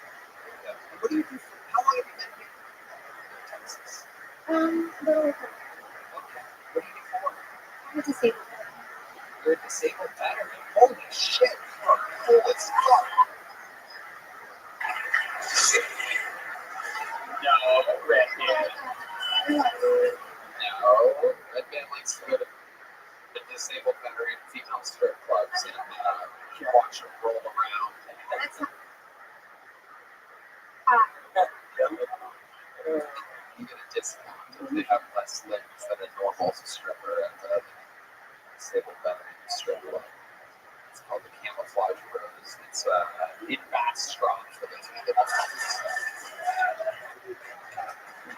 So Molly McGee, what branch of the military are you in? Air Force. Okay. Wow. What did you do? Like the least cool awards and everything. Wow. And how did you get disabled? Oh, I was assaulted and I had my head slammed against the cement wall repeatedly. Oh my god. My husband, Was this an Iraqi soldier or an No, American? it was American. It's San Francisco. Yeah, one of them was a cop, One of them was a cop. military cop, and he was off Military. duty. What made him stay It was three things. with they were females? Yeah. What made them do that? Can I ask that? Is that a crazy question? Well, okay, well, they started it. Nice. Okay, I love But this. I lived. I That- bet. Yeah, I did pretty good. I mean, other than the permanent brain damage and amnesia disorder. Should have seen the other guy. You know? What was the second thing? Amnesia? Amnesia disorder. What was that? Exactly. I just remember him whether to I don't remember the question. Right. So that is that like short term, long term memory loss? It's a little bit of both. Like, I have some things long term. I just, remember like some things like little episodes where like I forget like everything for like a couple minutes. Or some people don't forget categories. Like I'll be doing the dishes and realize that the oven is in the water too. Like because I put it in the kitchen. Like I have it's just really bizarre. This is kind of bizarre. Or I'll forget how many years like when's the next time we got this and things like that. So thank God that. I could have went lower.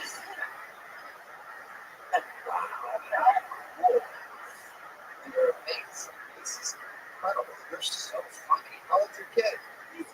So you really did get out of California at the right time. Shit is a little Latin, little dandy out there. Yeah. Yeah. I love it. So how do you like us? What do you do for fun here? Well, so I live here in the front. So like right between here and San Antonio. And I love my regular friends too. And I just want to. You have a boyfriend? Are you sure you're just not looking for me I right know, right? Yeah. I don't know. He's watching the show. Like, what the fuck? I mean, I could use that if I ever. I swear to God, I'm a nice lady, but. you don't forget about me again. You're going back in the cement wall. Yeah.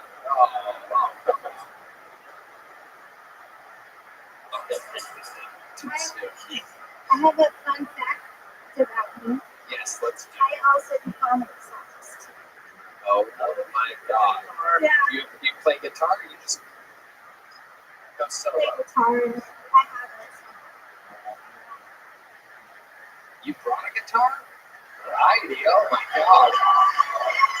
What a special fucking, what a special treat this is. How many times have you signed up for the show? Tons. Tons. Oh, can you give me a ballpark?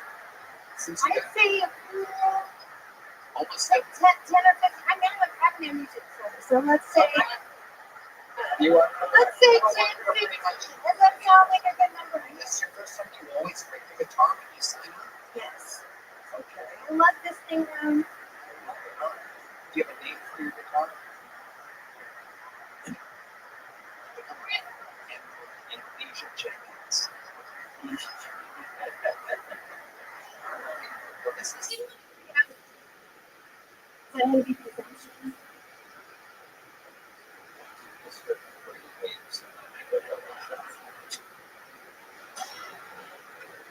Ladies and gentlemen, what's the song you're going to play for us? It's an original, right? Because we can't do covers. What's it called? Okay, I get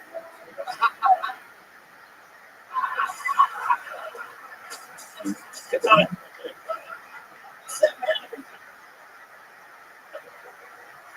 No, it's kind of different. It's, so I have a lazy eye. And a lot of you may not realize this, but the lazy eye community is very underrepresented in Hollywood.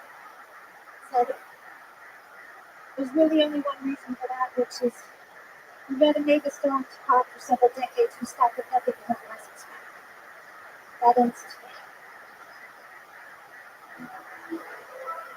Forrest Whitaker.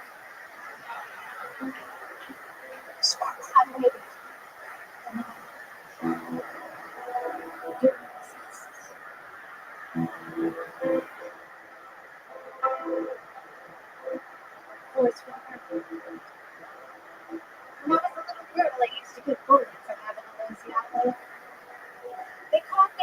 Quasimodo, Sloth from Goonies, Rocky after the fight. When I used to try the whole way home with that cat on the TV, he's left out PTSD. She used to celebrate having a lazy eye, but then she died in unexpected circumstances. Legally, I'm not saying Forrest Whitaker had anything to do with it. It's pretty freaking convenient. Forrest Whitaker, you think we didn't notice that Iggy Smalls was part of the lazy eyelid community? Was.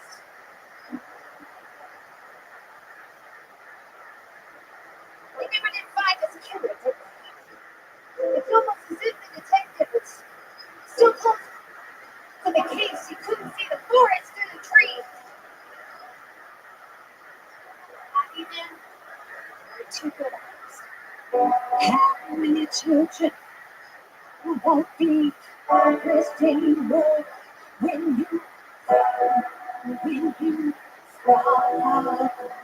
How many lazy stars will be born when you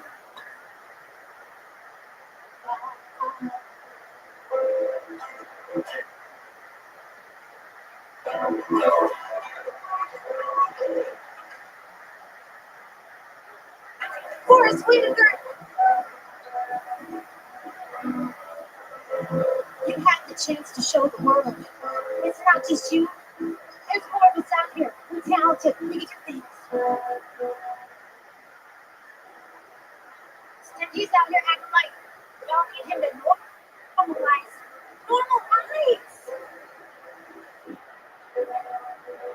Also known as atypical. And Forrest Whitaker, see you waltzing around on the Star Wars universe in World 1, trying to send us a message. You're gonna be the only one in the future with a lazy island.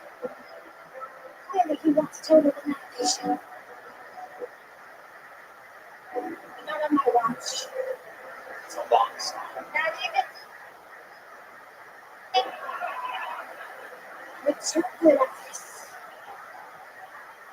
How many children are we anymore when you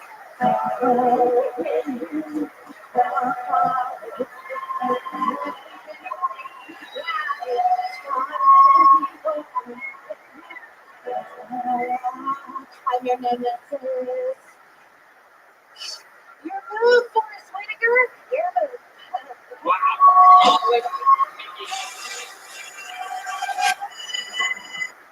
Molly, you are cool as shit. Song's a little long, little Pink Floyd-esque. I didn't realize Dylan can't song like It She's like shine on you crazy eyelids over here. It's like a 14-minute long fucking I know. starts slow, goes back to the chorus twice. Whitaker's pass, by the way. Yeah. If the song falls in the Forrest Whitaker, all right.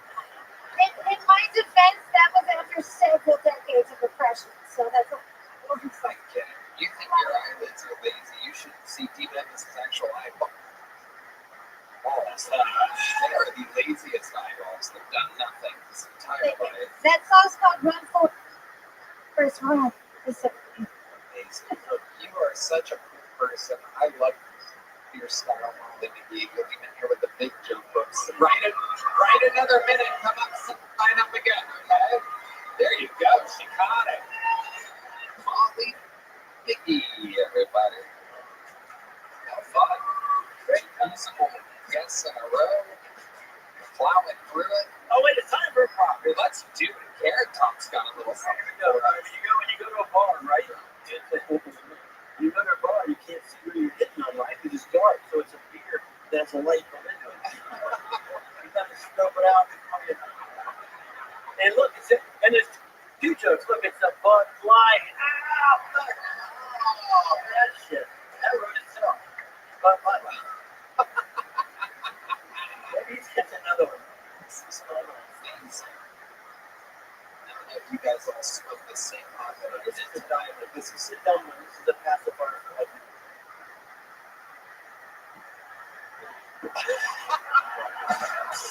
But it's dumb. I mean, they're all clever, really dumb. This pile of shit. You know how much it costs to fly this shit here too, mother? Seriously. And to go through it, like, what the fuck is the dildo on the thing? I'm like, oh, it's Carrot Top. That is something they really they go through it. I'm just thinking, yeah. have you read it? And the problems, I guess, are mostly in Vegas, but like, has that ever been an issue? Like, wild stuff. Yeah, I was doing Regis and Kathy Green, and I was doing the show at like this is great. It's inside.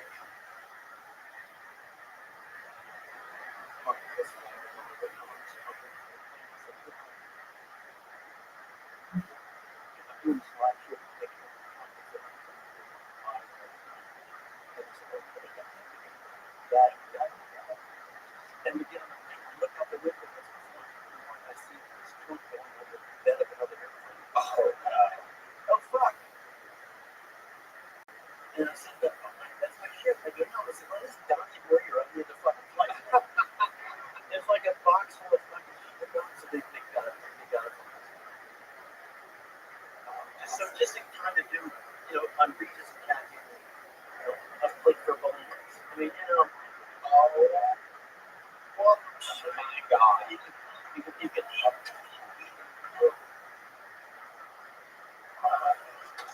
Wait for balloons. politically incorrect.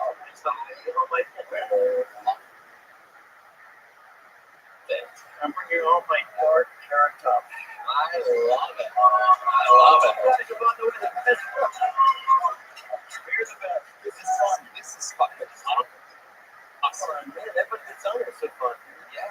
We're having about how you guys have fucking fun out there. This band is unbelievable. They're the shit. We're having a You're doing okay. The band All right, let's get back to this bucket. We're going to meet another comedian. Make some noise. 1 minute uninterrupted for Jordan Gilpin, everybody. Jordan! Hey, everybody.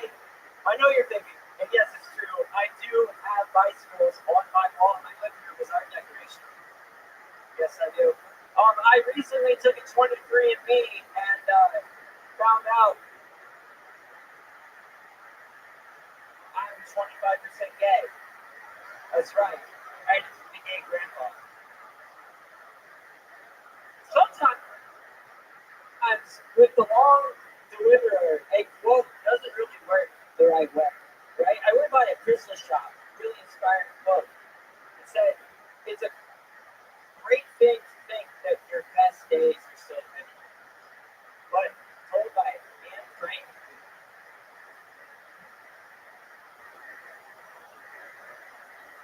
maybe they were talking about reincarnation. Guys, it's kind of weird. Family, yeah, that's right. We're crystals, right? They can see the future, but they can't Google the past. Yeah. My sister's in a throuple with my. How about the one guy? Yeah, that's right. That's right. In a throuple with her husband and my mom. Yeah, she came to visit once 8 years ago. She's still there. She went to laundry and raising the kids. All right. Jordan Gilpin went a little too long. I like the. For sure, but I would have said, when you say 25% no, you pause and say, okay, something like this. I mean, Alien, come on. Yeah. This is an incredible It's funny. I fucking love it. I have the same shorts. I feel bad. I really have the same ones. Except I shave mine, because it makes my dick look thinner. Jordan, it is quite the outfit. I'm glad you took a break from ranking towards kayaks to come and stand up here tonight. How long have you been doing stand-up comedy? Seriously, for 4 months, and I've been running for about a year. Okay. So you go You're from, part of the run. Look. yeah. Good job. Rickles did that. Stick around.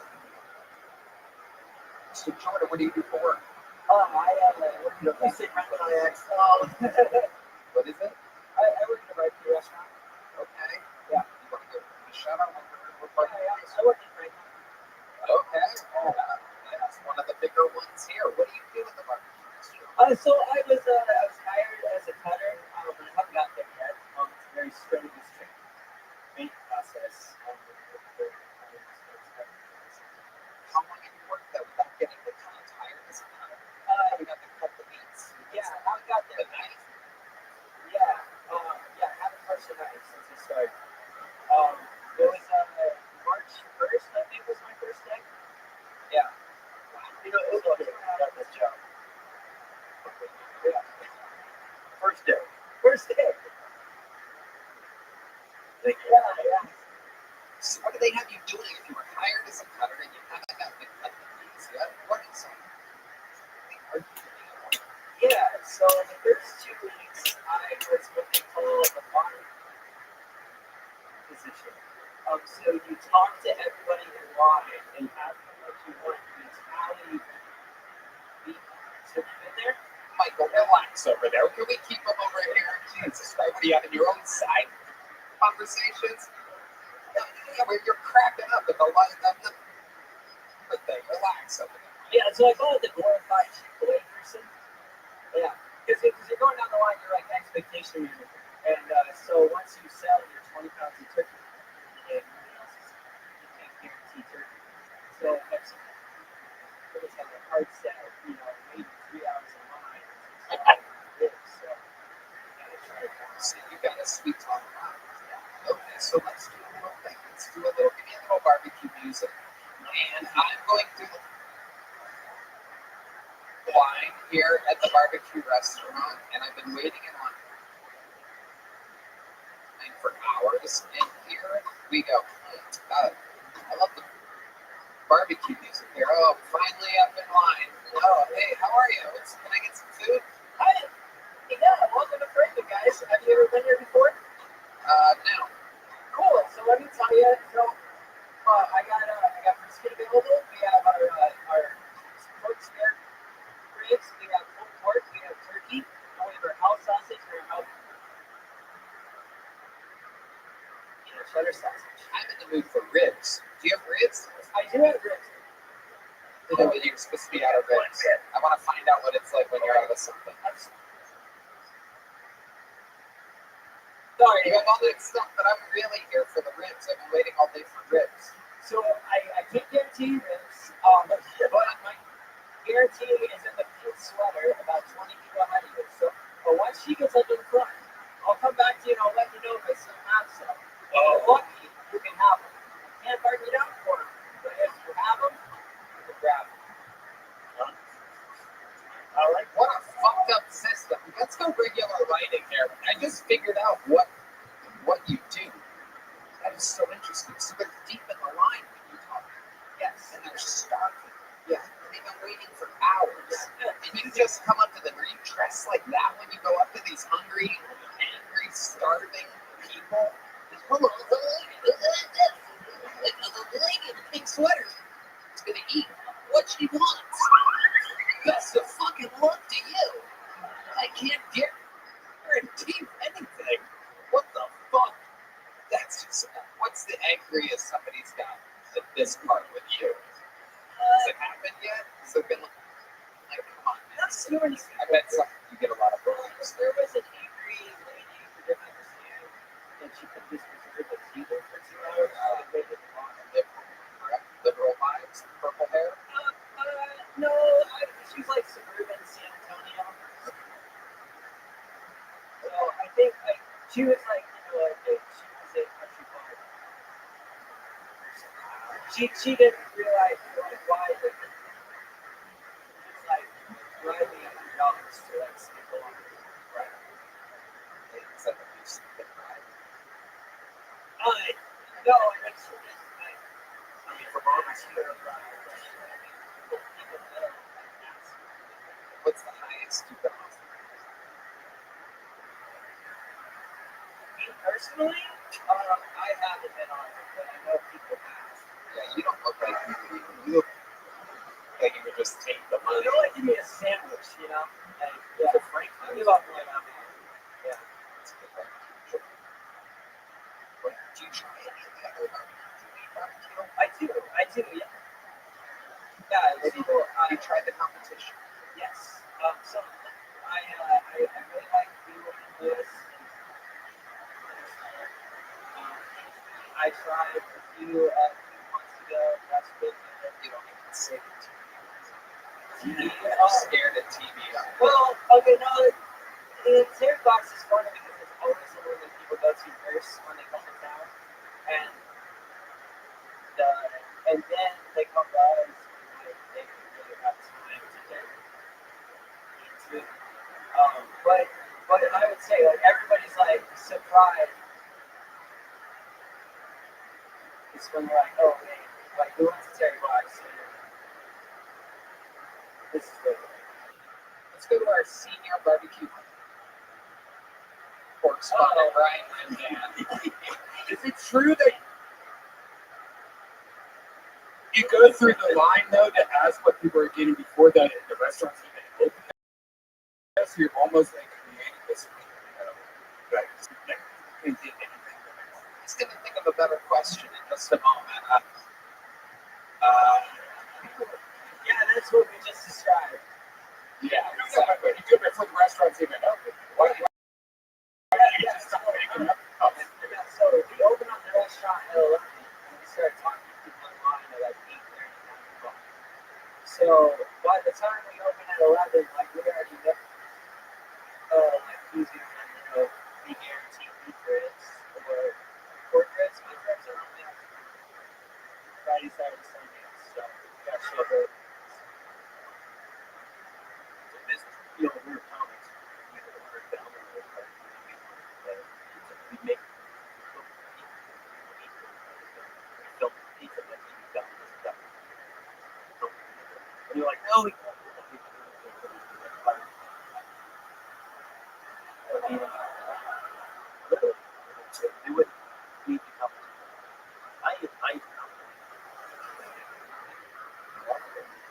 Wait, I have something for this one. Oh, okay. I love this. Carrot top. One into the. These are good. I gotta stand up for this one, dude. Only because you're wearing the goddamn things. And you know, it's hot there. Wait, they're skinny jeans for fat guys.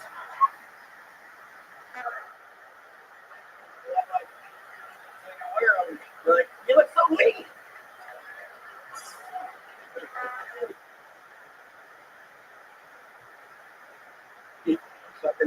Fucking card, isn't it? This is the, I mean, on the card, you can't say that word anymore. This is the best. Show and tell with liquor. Love it. Hell yeah. All right, Jordan. Well, fun times, my friend. Good interview, good insight into the barbecue world of Austin, Texas. There's a little joke book. Thank y'all. There he goes, Jordan Gilpin, everybody. And it's a perfect time to bring up one of the greatest regulars in the show's history, everyone. Ladies and gentlemen, a juggernaut, an absolute superstar flying through the cosmos at 1 billion miles an hour. I present to you truly, who I believe is the top young rising comedian in the world. Make some goddamn noise. This is a brand new minute from Cam Patterson.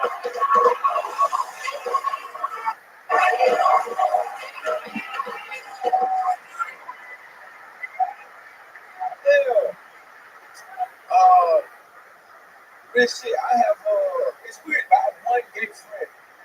One. I think if you're a straight man and you have more than one gay friend, nigga, you gay. That's what I think. I think that room and fuck you in the ass. And I feel like that's what's gonna happen. Watch your pump when they're on your ass. Literally. They're gonna put a dick in it. And I got one guess, I got one. I grew up with my whole life and at the top of the I said last day I got to do stuff. His name is Tyrone Jones. And Tyrone, he lived 2 doors down from my whole life. And when he came out today, it made me upset. Now listen, I wasn't angry because he was gay. I was angry because he did that together. That 2 men should not do if one of them is gay. We did a lot together. We played basketball, we played football together. Me and Tyrone fucked the bitch together. You understand? We was in 11th grade together from my house. 12 o'clock at night. I'm school out on Tuesday, dog. I was fucking from the back. She was right there. Tyrone was fucking her face. Yeah. I was high five and shit like this. A good old fashioned Eiffel Tower. Dog. That's a great core memory for 2 straight young men. When one of them becomes gay, that's a totally different memory, dog.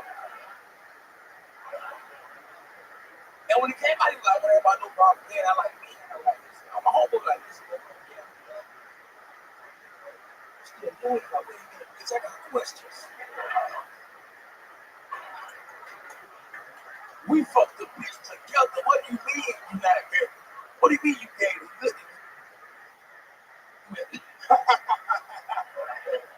You know I stayed hard the whole time, and I went home and I cried that night. You understand me?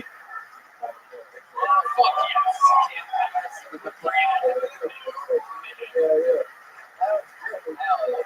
Yeah. Oh, man. And there it is. It's another human. Well, do a comedy for a long time. Yeah. He been doing comedy for a long time, right? 4 years. Thank you, I really appreciate it, bro. Yeah. Thank you, man. Hey, look. Sorry about my stupid dreads. This Stop me, what the fuck? I'm trying. I fuck with it, but they not. Yeah. There's a lot going on, but I like it. Yeah. Thank you.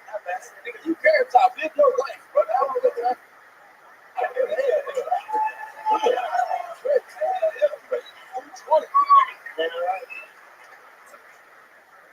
Probably has the same hair as Tyrone Draws.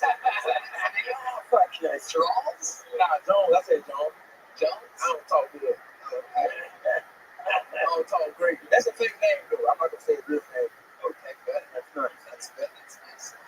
People might not know who the gay black friend it was. It is. It's incredible. But it wasn't a joke. It really fucking happened. Yeah, no, That's what I'm thinking. it's actually, I actually hate it. I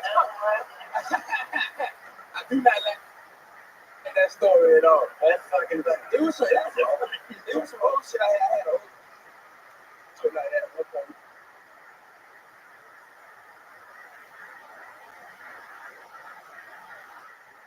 Thank you. Yeah, hey, look. Sorry about my stupid dreads. Sorry about This Stop me, low. What the fuck? Sorry.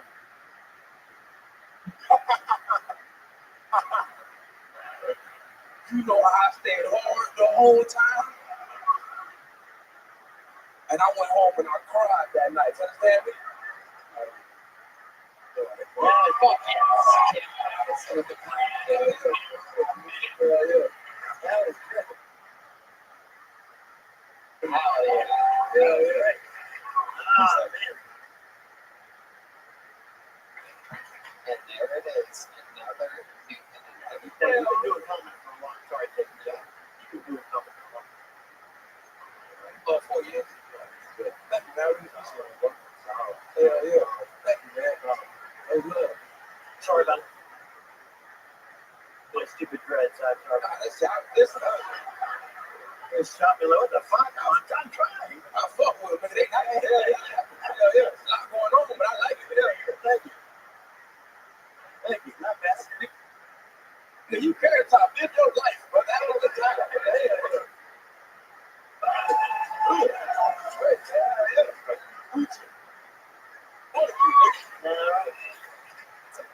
Probably is the same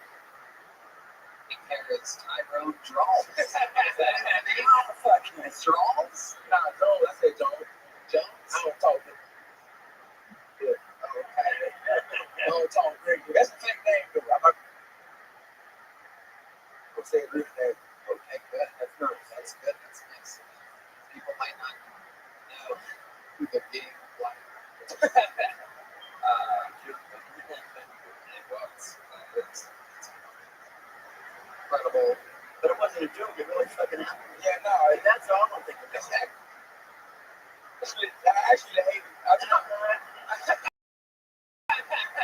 I do not like that story at all. That's fucking like It was some old shit I had old shit like that. One time we played basketball, real sport.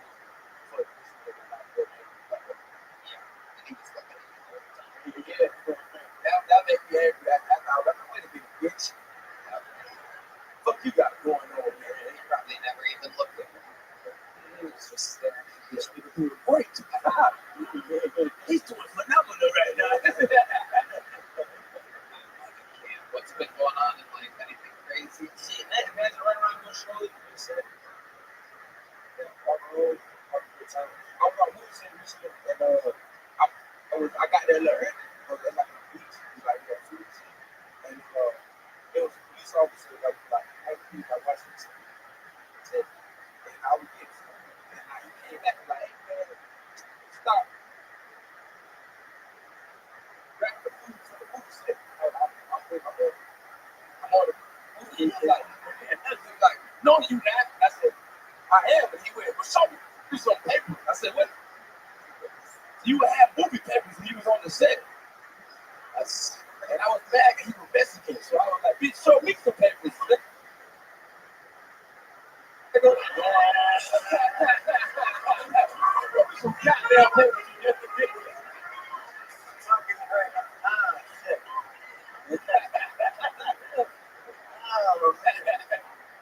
Brilliant. Shit, yeah, he cool. He good guy though. He cool guy. We're good. And that's not work. I had one thing in my hand. I was like, it was bad. It was bad to fall my video. You can tell when mom left me around the country, dog. It was real bad. All those options that are on a movie set that you could possibly eat. You just had a plain watermelon. It's good, bro. I ain't gonna lie. It feel weird being black, hot, light watermelon. It's like, hell, I can't really eat it put it like that. You know it, so I got light. But if I hide it, either I look crazy, you know what I'm saying? I can't duck around corners and eat watermelon like this. I look fucking insane. So I got to eat it in front of it. It's like, eat it wild. So get up with the juice. I'm so like that. I can't eat watermelon by myself. Look at shit. Carrot Top, you got a problem? And that's what I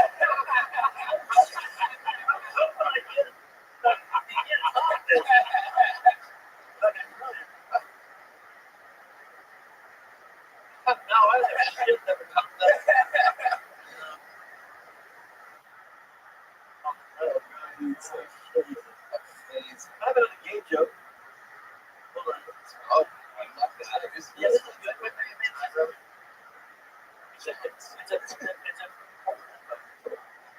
It's a piggy bank for many guys. Yeah, that game, the fun, dog. That's you in the play. That's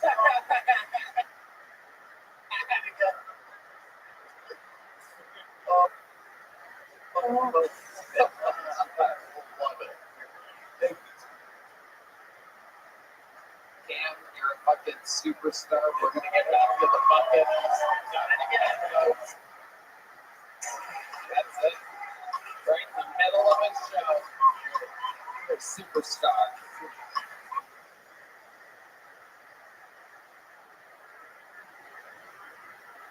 Cam, motherfucking he is something else. There's never been anything like it. Someone like him writing and performing a new minute every week while putting it together. The long sets that he does on the road and somehow kicking out a new minute every week on this show.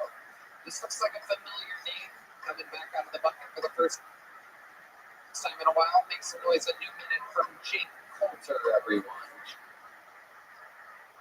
Jake Coulter.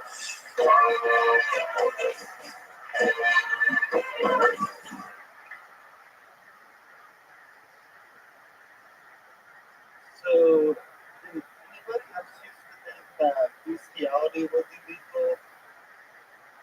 Because that's how you create beings. like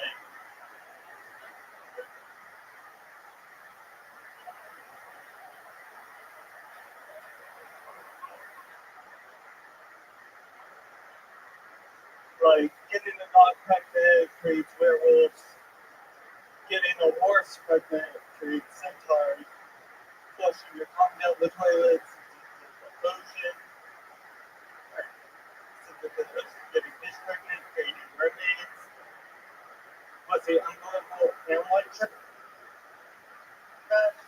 So the second I realized all the time every mermaid I've seen on TV, I was like, yep, those gotta be my daughters.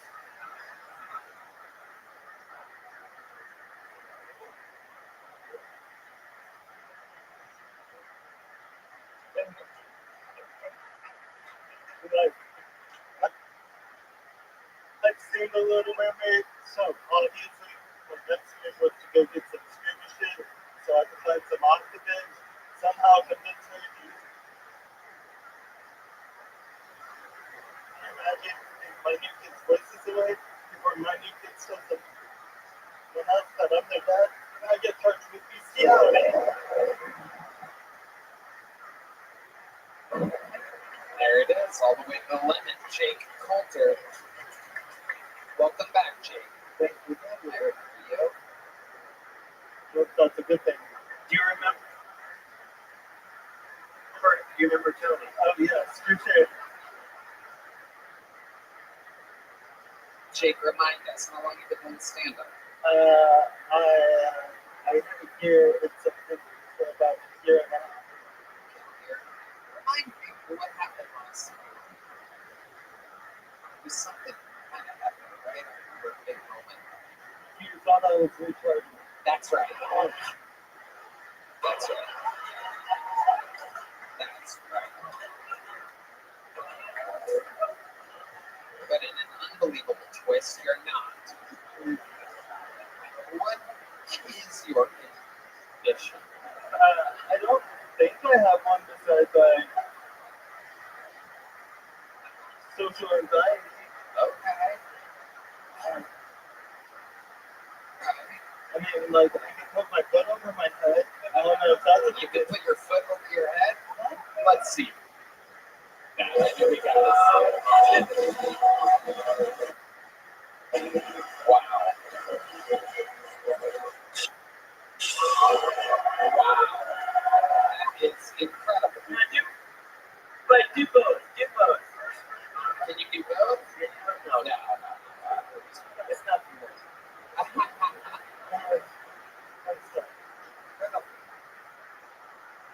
Jake?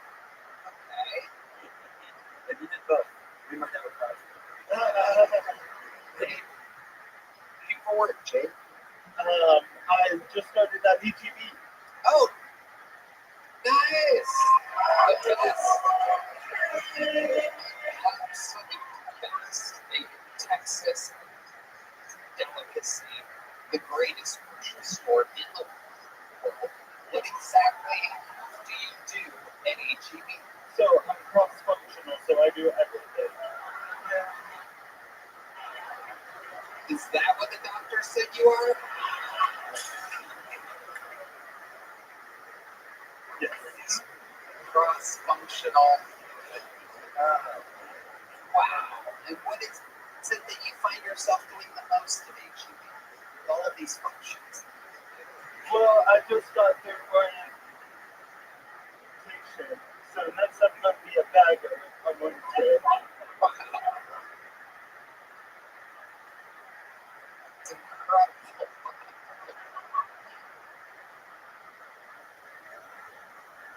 Red man, why would you hit that?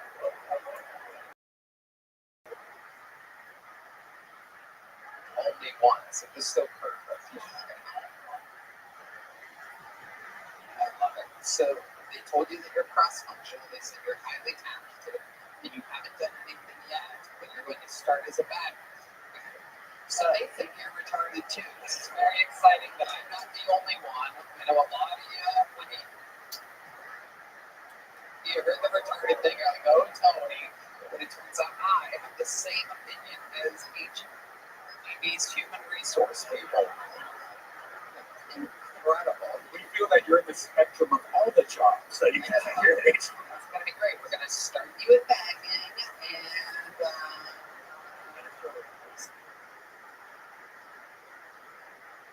see how that goes. We'll see your other functions. Incredible. How long is training at each of you? Well, I think it's just one day. Okay. Yeah, put the things in the bags. Yes. Don't put the bread in first. Don't put the eggs in first. Everything else is fair game. Try to keep it evenly balanced, and then put the bread and the eggs on top of that stuff. Right. Yep. I was confused by that. I don't know. Oh, you're in big trouble, buddy. You're in big trouble. Wait, what did Tony say again? The eggs in first? Oh, fuck. Yeah. Oh, no. It's okay. Next week I'm going to be in the tortilla Rio. What the fuck is that supposed to mean? I don't know. It's what my schedule says.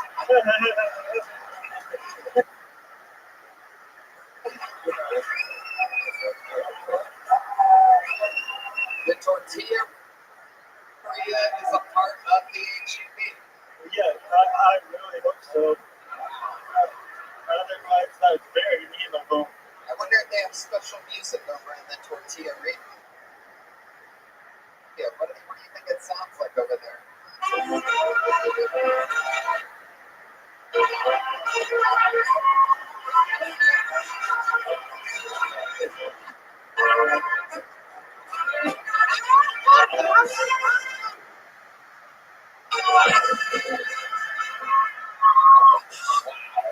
Unbelievable. The best damn band in the land. Featuring flying horns and Windhouse Jammers. This is so exciting. What else? I named the tortilla Rio. What else is there? Tell us more. Do you have your schedule on your phone there? Yeah, it's in the back. Let's get his phone. Unlock. I need the lovely Heidi to unlock his phone. I want to know all the special sections of the HEB. I guess I could ask Brendan, but It's a tortilla place. They make their own tortillas every day. Fresh tortillas, best tortillas in the city. HEB, for those of you listening around the world, I know you're hearing the crowd go crazy. You've heard it come up before, but I mean, there really is no describing how unbelievably. I mean, it's beyond. It makes Whole Foods look like a goddamn fucking Goodwill. It is incredible.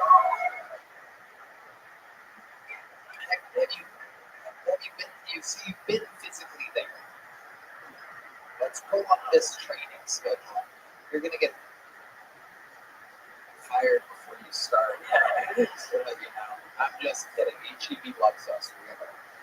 We have a mutual relationship. We perform at the HEB Center every New Year's. A text. What does it say? From him. Okay. What do we got here? Can I look at it? Very excited. Oh, welcome to training at HEB. LOL, Tuesday, no shifts. Wednesday, training. Thursday, no shifts. Friday, no shifts. It says you have no shifts. Oh, here we go. All right, here we go. Thursday, May 20th. Start at 6 a.m. and work until 2:30 at the tortilla area. Friday off, Saturday off, Sunday 9:15 to 4 p.m. Back. Wow, it starts big. The next week, no shifts whatsoever. That's pretty much it. You gotta pick one. I'll take it, sir. Which is perfect because that's when this episode comes out, and it makes sense. It's like they already know. Right? Yeah. You're very excited about it. I love it. How old are you? I'm 26. 26. Just a door. I got it. What do you do for fun? I have a 155 pound break day. You have 155 pound Great Dane. Yes. Are you sure you still have the dogs? I've been getting loose lately. Yeah, a lot of, I keep my camera on him. Lose that fucking thing. Seriously. The other guy earlier.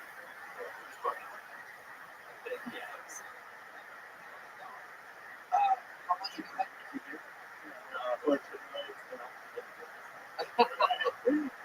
What's the Great Dane's name? Z. Yeah. What did you name him Z? Yeah. I was trying to be different. I've got something for you. Oh, yes. So this is fun when you go to someone's house for a party, brings you leave it up for 2 days. And the next morning, you're like, what the fuck is going to blow in our house?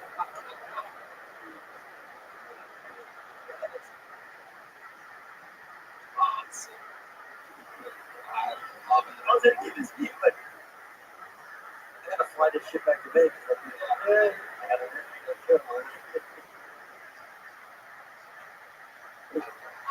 Well, Jake, congratulations. You already have a big job. The fuck? the assist. Just keep filling it up. There he goes. Jake Porter, everyone. We're going to keep flying through it here. Jake, put that mic right where you found it there on that real quick. There it goes. Jake Porter. Oh, all right. I guess that's good enough, Jake. Jake. There's going to be bread on the bottom of those bags. Yeah, absolutely. We gotta do a better prop. So this is all for the women here. When you go to the bar at night, you bring your purse. You can decide what kind of bring home with you. Oh, boy. My goodness. Look at that. Oh no! Oh, these hoes love it. Look at these hoes. It takes a lot not to satisfy their vaginas. This is three, right? Here, have an insatiable appetite for number 3, I do believe it was. It's like a glory hole joke. I think. No, I love it. It's that's so fucking awesome. All right, your next bucket. Well, ladies and gentlemen, we know this young man. He's a young legend around these parts. One of the great mothership door guys. You've seen him before. He won an appearance on the New Year's Eve show at the HEB Center just this past year. This is, I believe, his first time since then. Make some noise for the next appearance of Long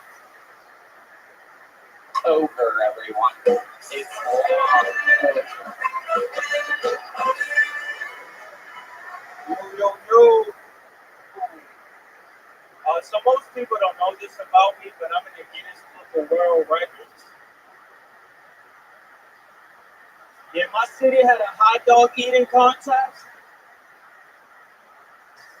And I was the first person ever to yell gang 1,000 times.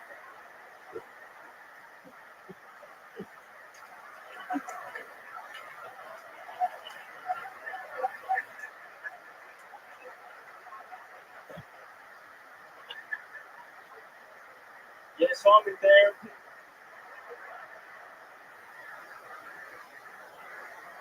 Yeah, my therapist made me delete all the phone applications that give me anxiety. And so long, Bank of America.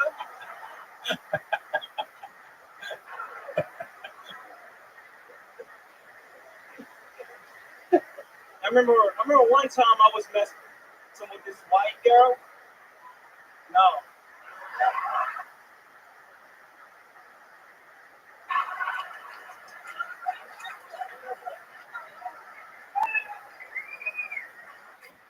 Yeah, time I was messing with this white girl that wanted to say nigga during sex? No.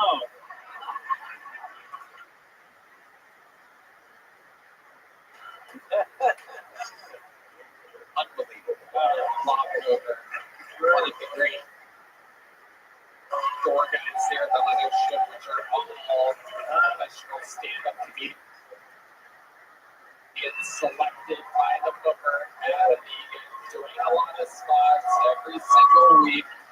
These are the people, this is the future, right here, Carrot Top. What up, bro? These are the crew? Yeah, here. My crew fucking not fun. Seriously, you're a fucking crew. Yeah, say my crew, I don't know.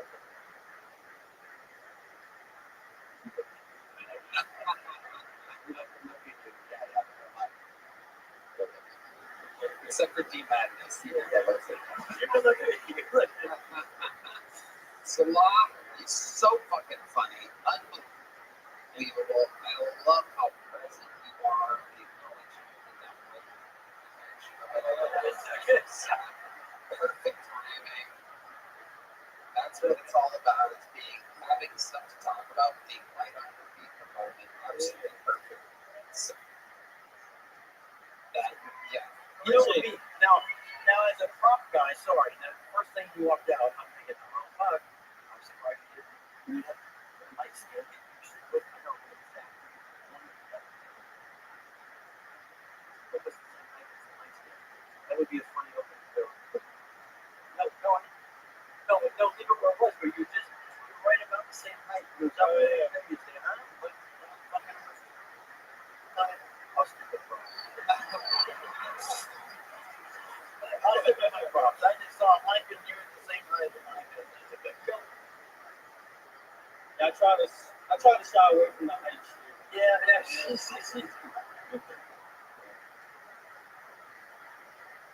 You said you opened with something like your record, something like that. No, I'm the short man. No, you're not the short man.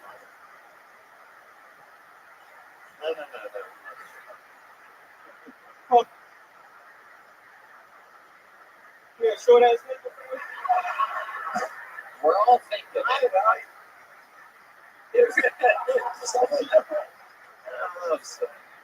saw Deep Madness looking at the ground when you got on stage. Oh, damn. The sound waves are coming from over there. Well, what's it like being a short ass? Now, you're his boss. You can say that. I can say 2 foot. I'll say the nigga part. There you go. I mean, it's cool. You know what I noticed? It's like tall women love me. You know, I can sit in their back pocket and shit. Right. Yeah. You could fit in this purse and also probably be a number 3 on it. Yes, at the same time, which is a very rare treat. You know, you have that and that. Makes it. Oh, man. Are you measuring dirt? Yeah, you are correct. Yeah, I Figured it out. it's a great joke. I don't like it. That's Which one is it, though? Which one is it? I'm not asking your girth. I'm saying that prop was about girth.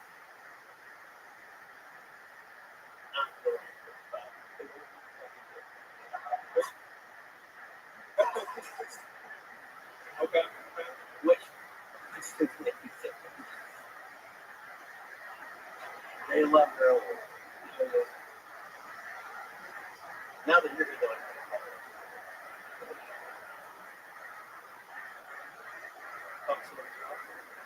yeah. You ever heard of white people, white redheads, seems like a white people. White. you sound like me? Yeah, what red is it? Is that true? Yes. That's why my hair's purple and green and blue and green. I'm not red. I love it. Law, what you been doing for fun? You're fucking tall. And she's, Is that true? yeah, I got a shorty right now. She's like 6'1". Whoa. Oh. You guys go out in public together? Oh yeah, man, I climb trees. Wow. Oh, big Mike. It's almost excited over there. Another. That's good. So you're the spinner.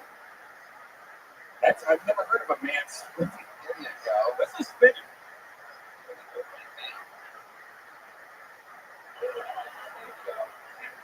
Okay, so where did you meet this 6'1"?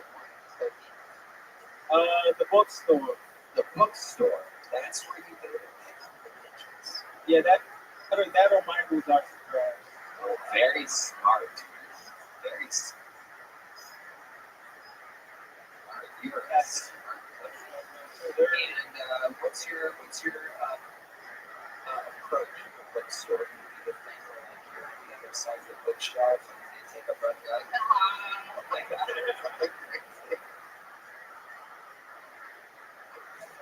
Yeah, Ghostbusters style. Nah,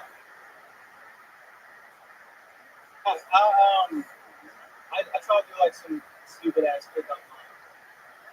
I'll be like, why haven't I seen you before? Oh right, that's because I've been in prison. Oh, okay. Yeah, that's okay. That works out. Oh, the good one. Yeah, not bombs pretty often.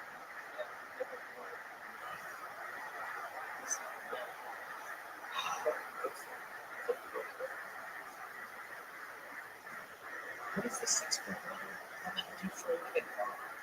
She's she got a doctor. Well, like a professor. She's a professor. What does she teach you? History.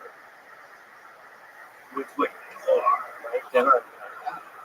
Yeah, No, to her. No, not you. To her, Chris. to her, You're not history. To her, you're. He's history to her. You got it, you got it. He's history. That's like, so we're not gonna pick that thing. I like the height joke. I thought it was funny. Wait, I got one. Hold on a sec. Oh no. Oh, yeah. Oh no, I really do.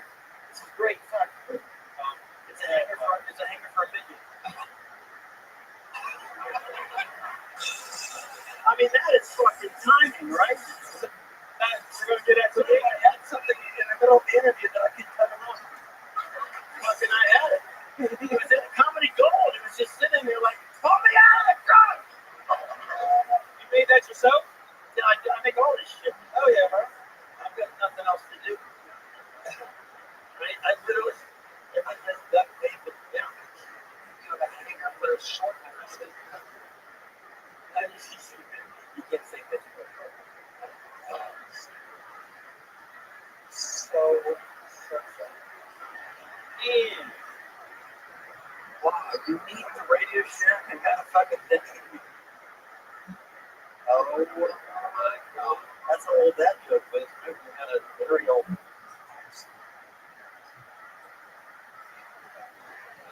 Wow, anything else crazy we should know about you? Or moving on? Before he killed yeah. I've been going to say, have you heard of this? It's called senior retention. Oh, what? Senior retention. So when you like choose not to ejaculate. Oh, I'm not into that. You gotta hold it all in. You gotta hold it all in.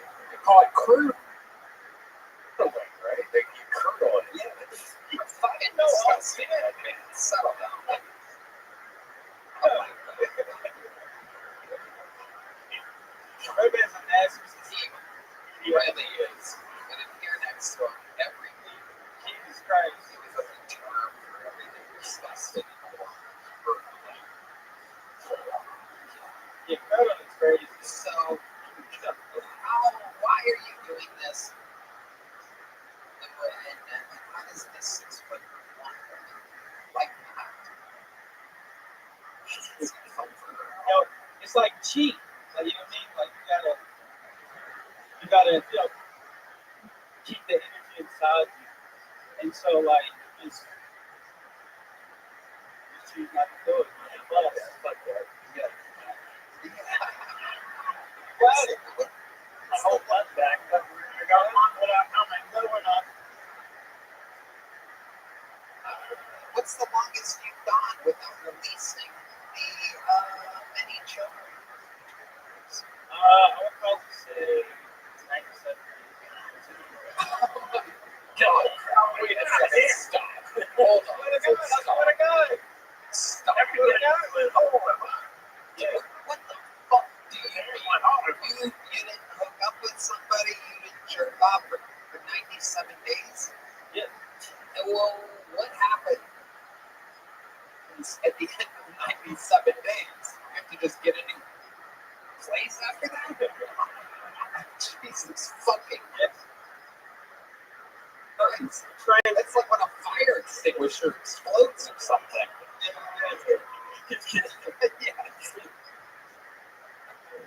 Oh, so what was that like after? What made you fucking? Finally, what happened on day 97 where you're like, I gotta just do this? Yeah, you know, you just found it on shore. I gotta ask you this. Was it is there any chance it was a blowjob and this poor girl is just fucking basically bonging a beer of semen?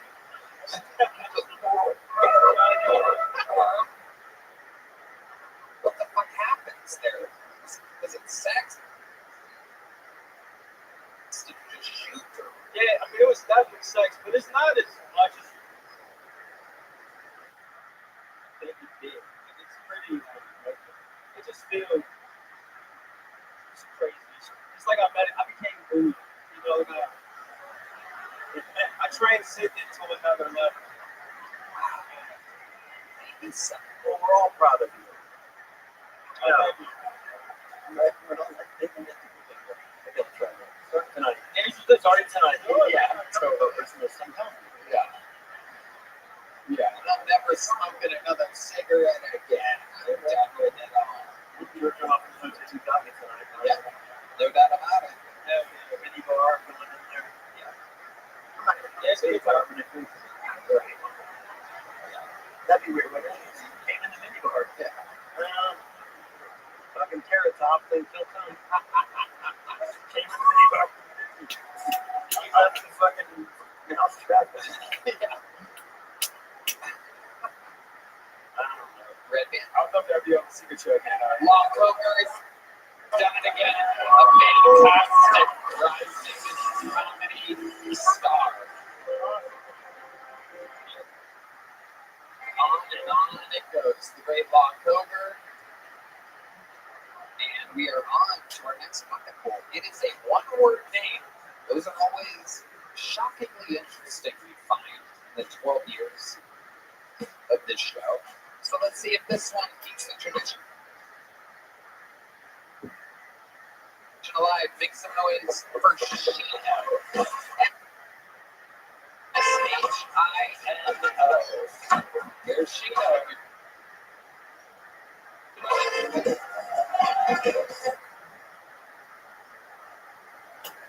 Shino was my high school nickname. My full name is Sean Shinohara.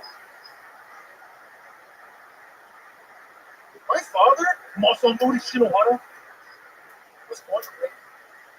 He's the largest city, largest city. Anybody know what city I'm talking about? Hi, no more. And I think the second generation is like that. As long as you stay in Tokyo, I'll be fully Japanese right now. This half Mexican abomination. And what? I'm in construction? No. I was born in Tokyo. Like a computer programmer or Pokemon designer or samurai. Yeah, those are all real applications. Those are all real applications. Interviews are free. Why not? Right now. Why not? Lord in the shogun, like Lord Toranaga. I showed him that. But no, he didn't stay. He stayed. He was 25 years old. He moved from the largest, arguably most interesting city on the face of the planet. Christi, Texas. Corpus Christi, Texas. You know the Corpus? You know the Corpus, huh? A whole bunch of Mexicans. Oh, flew Mexicans, and eventually, he knocked up some Mexican, my mom or whatever. Otosan! Nasu Otoshio! Here's the Notice now! Alright, the bear. Let's join the chat. Hello, Sheena. Am I saying that correctly? Shut up. That's good. Sheena. Hi. I had great hair for you, Trevor. Carrot Top! Wow! I love the reveal with the comedians. McIntyre, good to see you. She's let herself go. Oh my god. Yeah, she should hydrate. Chanel, to the Chanel. How long have you been doing stand-up? Just started time. That's what. And you say you just started. What do you mean? I moved on Halloween to Austin to do this, man. On Halloween. It's been 23 months, Tony. It's been 25 Tonys, because sometimes you have to go in. Okay. So you counted. Very good. I got the bracelets at home. Very fun. Finally made it. That's the minute. You have 23 weeks, possibly. It's good we know who you are. Well, definitely not Japanese, not Mexican. You love rice. What do you do for work? I'm gonna quit. You're unemployed? How do you survive? I worked a lot before I came here to Austin. I worked a lot. I was in Steve Up and What? the Steve Up. So you saved up. What did you do to I save did construction. Okay. What type of construction? The Blazer, I do commercial glass installation Okay. on the side of the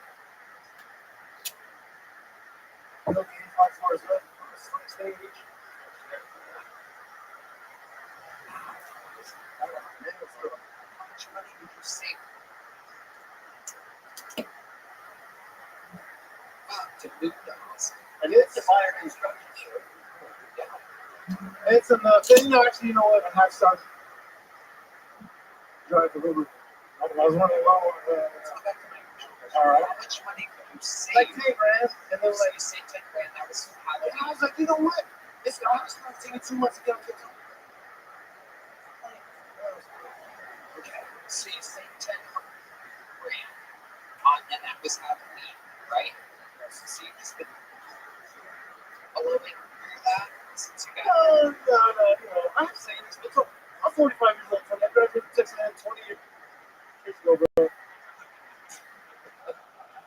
again one of the local regular audience members cracking up. He laughs at the funniest things. Something about saying that you graduated from Texas. Saying it 20 years ago really got him. So you save a bunch of money. What do you spend your money on? I don't spend money, man. What's your living situation? Okay. Yeah, I moved here to an Airbnb, right? I rented the master bedroom and some bathroom, right? And then, like, after the first month, I was like, hey, bro, let's go. Let's forget about it. Airbnb, let's just do our own thing. So I'm just renting a room in this house. Oh, that's all right.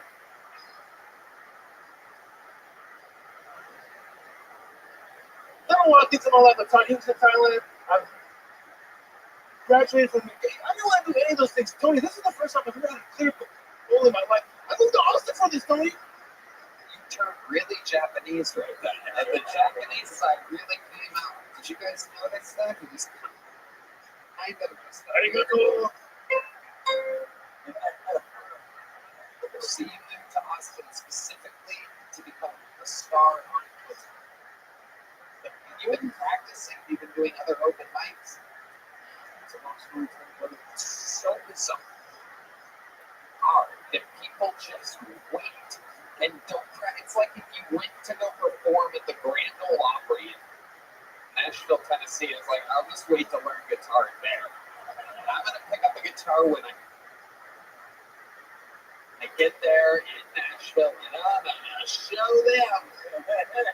You could do, there's literally open mics fucking everywhere, every night. There's like 15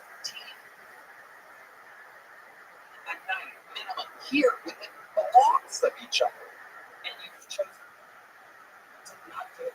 I was doing those songs. I did them for a long time, for the first like till January, and then like it did like 15 Mondays, and I was just like, oh, You're like, this has been 2 months and can't do it anymore. yeah, dude, it just open mics. I open mics. I need an audience, don't you? Okay. You do jokes first, then the audience will. I wasn't funny. I wasn't funny. It is true. You're a little bit, you have your business a little out of control.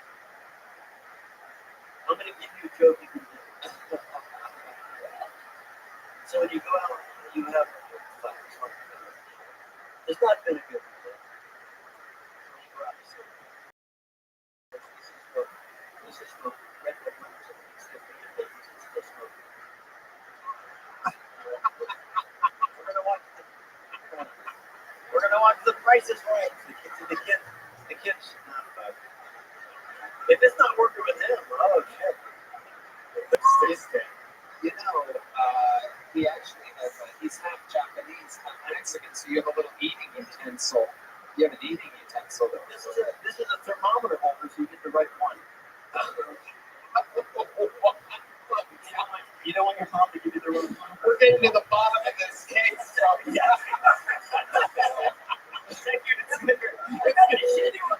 it's getting real scary at the bottom of this truck. Dude, the sad thing is I was drilling a fucking hole.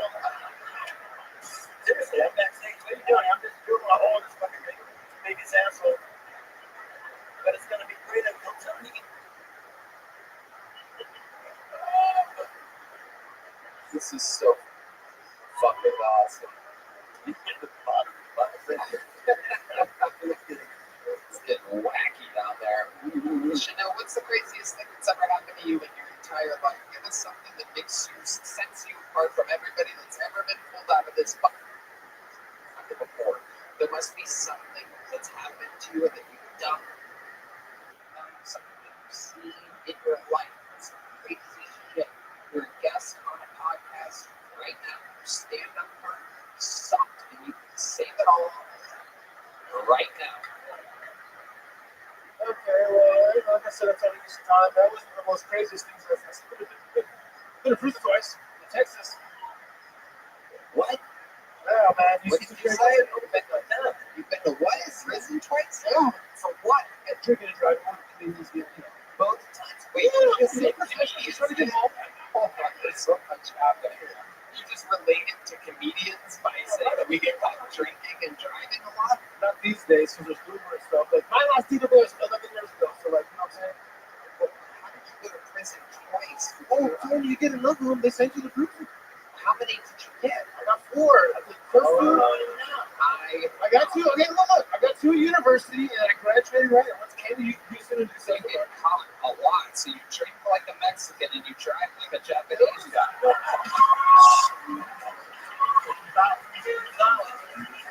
Chanel, here's a little joke. We're going to keep it moving along. This guy's shocked, by the way, for some reason that he got a little joke book and I said his sentence. He's absolutely shocked right now. Chanel, do you think you did like great or something? Well, help me to understand. Did I do good or no? Yeah, you did great. There you go, buddy. Oh, there he goes. I liked it. I like it. Hey, the palate cleanser of the show. I like that he said, all comedians. That was the best part. Like, comedians to get ready. Yeah, you know us comedians always getting about drinking and driving. Like, right, all comedians. You gotta put the pudding. All right. This looks like a fun name. Put your hands together for Kimberly Coaster, everybody. Kimberly Coaster.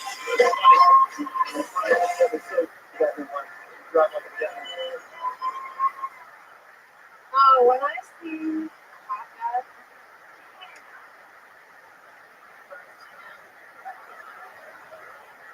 probably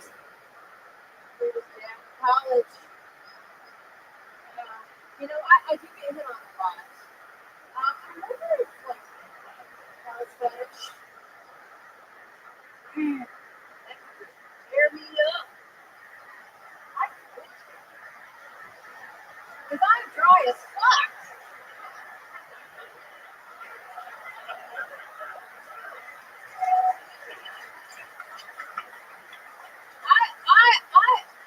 You would have more pleasure rubbing your wiener on a cheese grater. I spread my knees, tumbleweeds roll out. Last guy came up coughing, and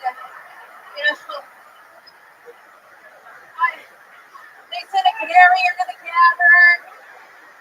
He's dead. It's all dead inside. Fucking amazing, Kimberly. Thank you. So good.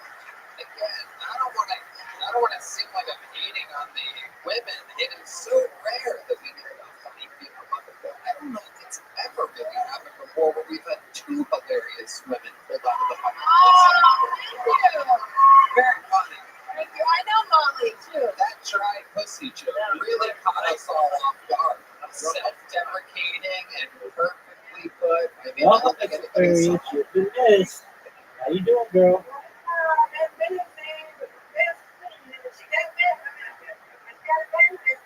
How'd you go?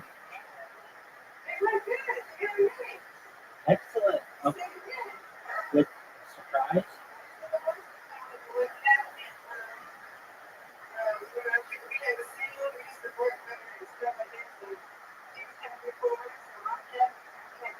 Was she surprised? Oh, excellent. Was she surprised?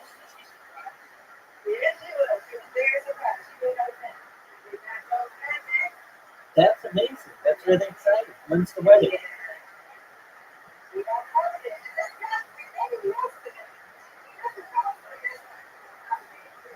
Okay, yeah, I guess that's right.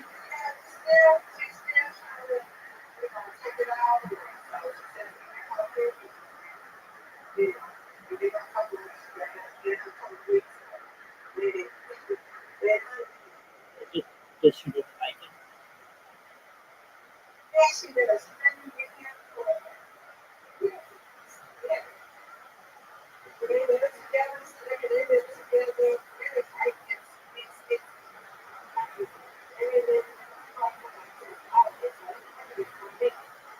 All right. Well, ma'am, you can.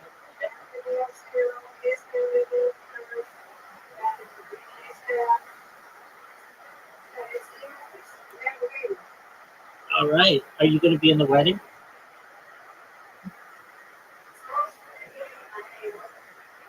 Excellent. I know. All right. You better be. We have an invitation.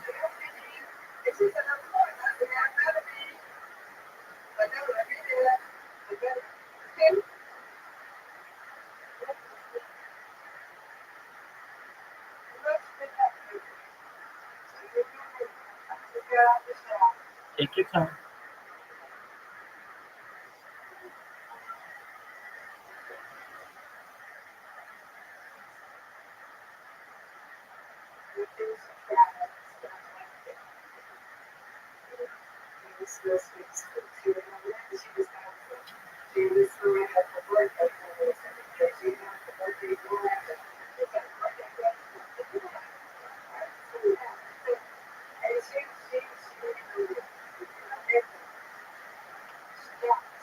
That's the best kind of surprise.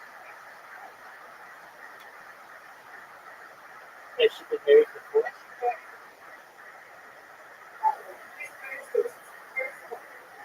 Beautiful.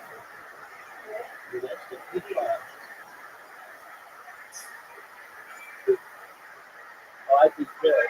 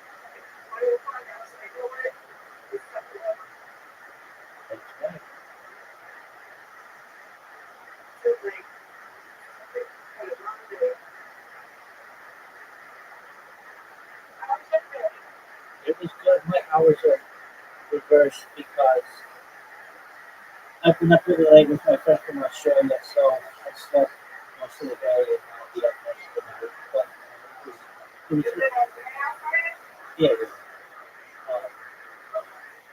and, I make these robots on Blue Sky, which is like Twitter, and excellent. More and more people are finding out about me, and that's great. But I had this issue where I would have to be awake to make the box, and I figured out a way how to do it while I'm asleep. And that's the key. Because now it works 24 hours a day. So that's just absolutely thrilling to me.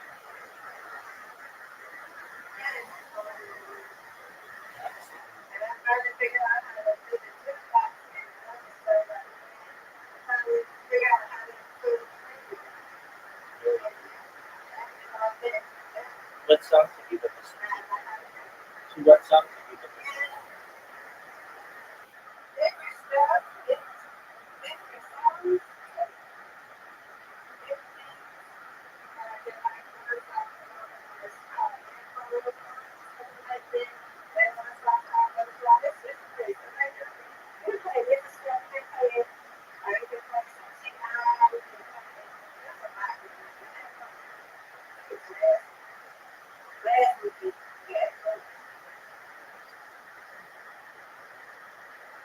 I love T.I. I love the T.I.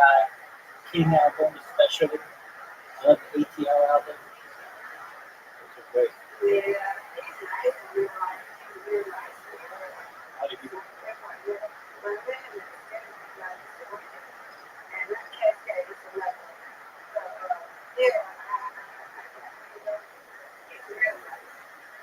great?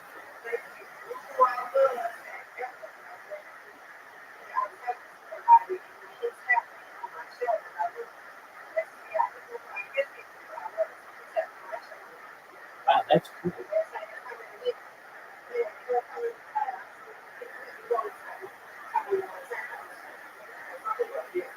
Right.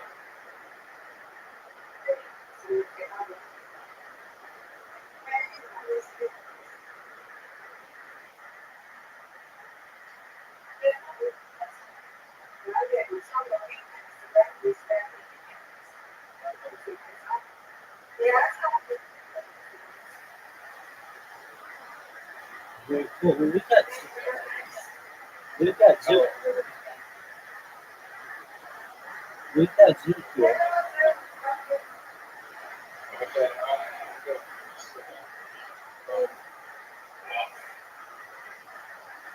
Zoo, do you want an invitation for bowling?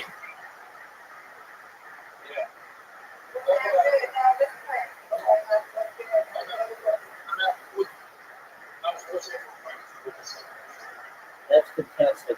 Miss Aquarius, don't join the bowling for two people. Join it for the one for three people. Right. It's the more recent. All right, we'll look at your invitation, and it should be the top. Thanks a lot.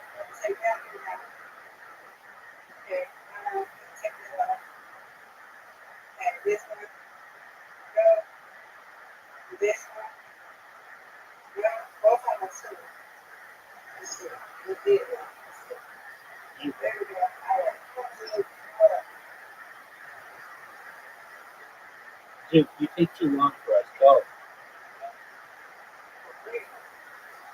Go, Duke.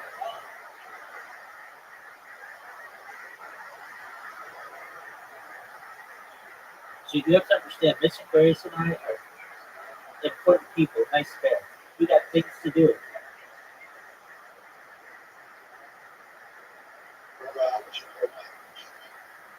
I know.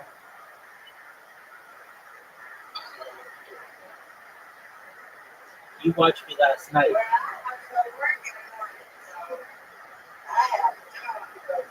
There you go.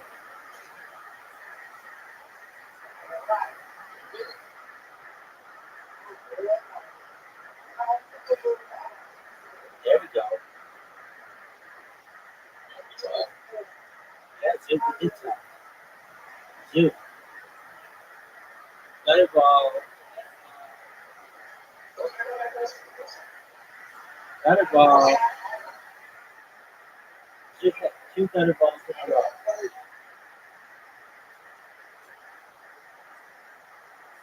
There you go, Miss Aquarius.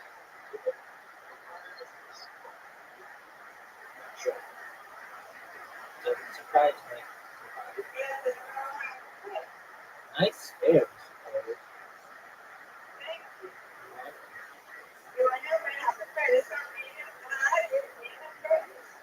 Oh, good. Yep. Yep. Yep.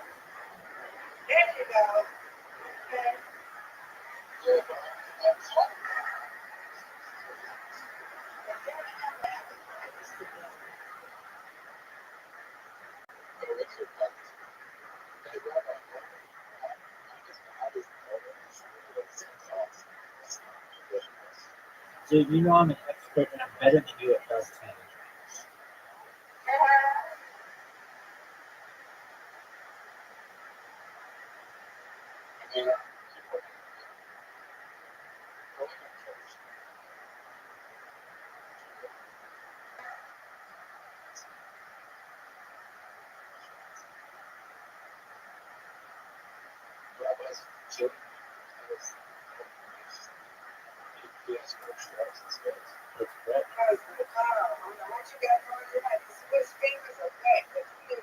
That's correct. Oh, Larry.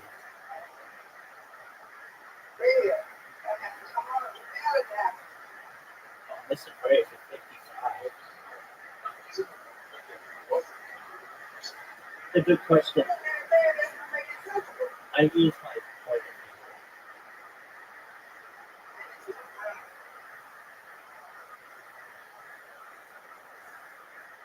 This, it's not 7 times. 7 times.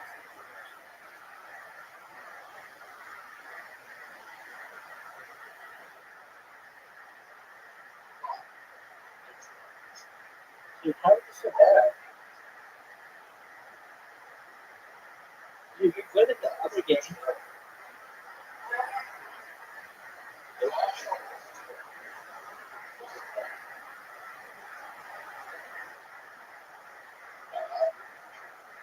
Mr. Aquarius has the lead. All right. I need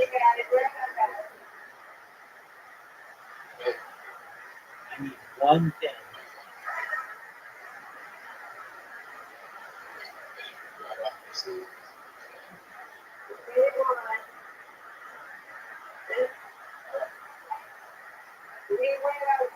That's right. All right. Two. Mr. Aquarius. Reload.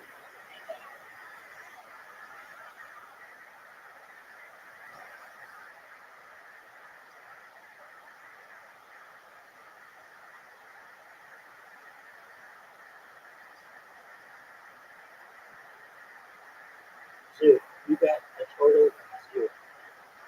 That was horrible. Are you using your foot?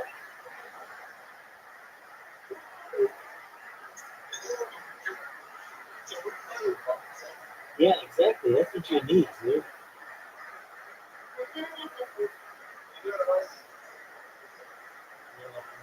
I wish they would.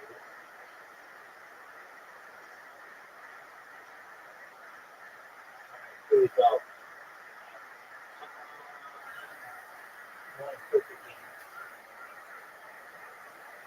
Nope.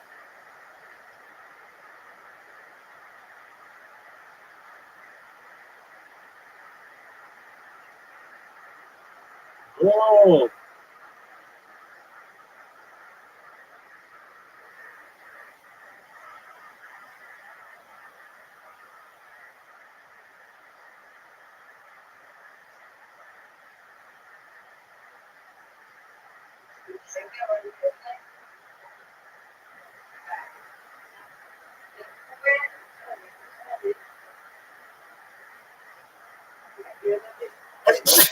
Perfect. Do you know the Australian electronic music duo Empire of the Sun?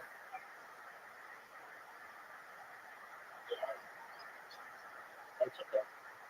They're good. They have at least one song on it. It's with Wiz Khalifa. It's called The Thrill.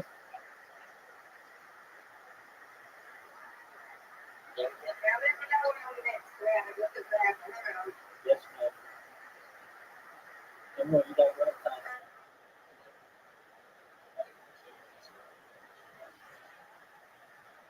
When was that coming?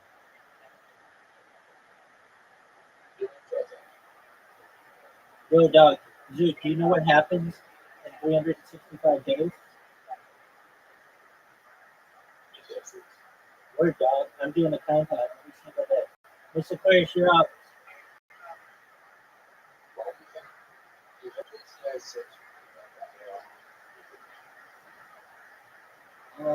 I don't know if they're going to have live now.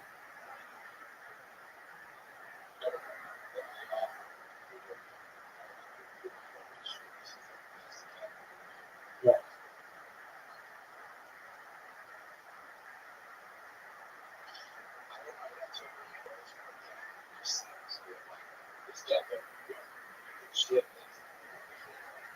Dude, they're going to make $1 billion in the first 24 hours on this game. Maybe $2 billion. Oh, for sure. They did it in the last one. They made $1 billion in at least the first week of the last one. And that was 10 years ago with inflation.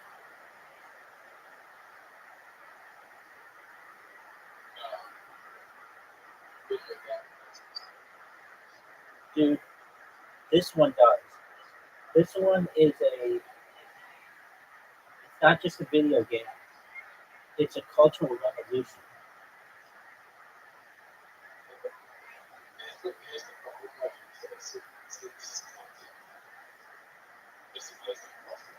That doesn't matter.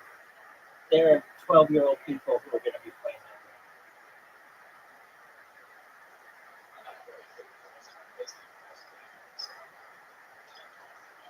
game. I played GTA 3 when I was under 18. If you want it, you'll get your hands on it.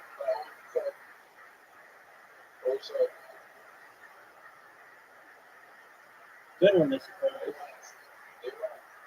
Thank you.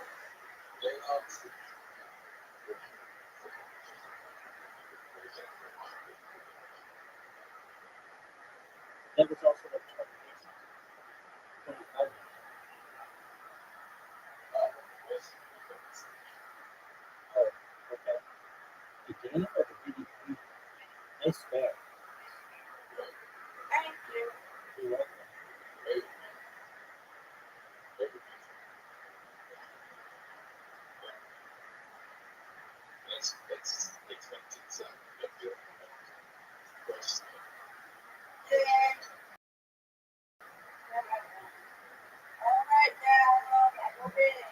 All right, Mr. Curtis, you can. So you ready to lose in darts?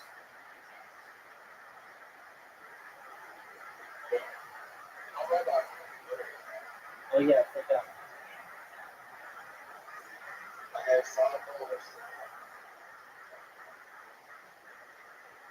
So I did really badly.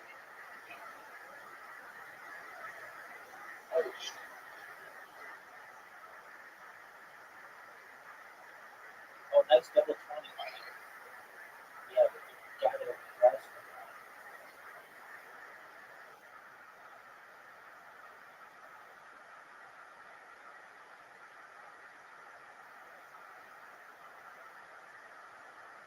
one. Get that double 20.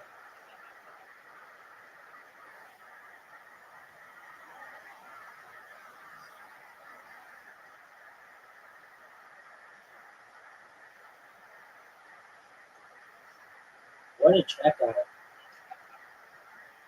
Wow.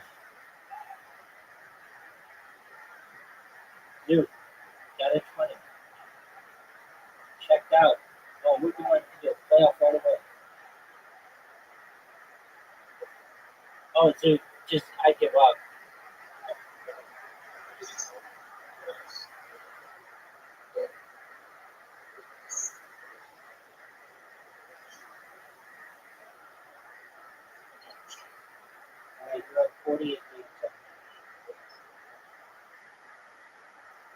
6 weeks.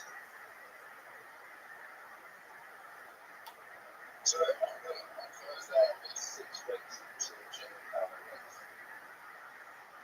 All right. And then in 2 weeks, Triple 20.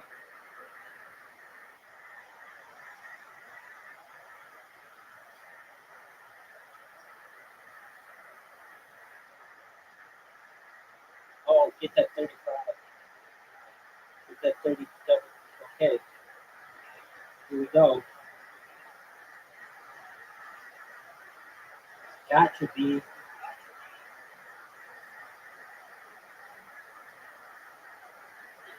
You're at 47.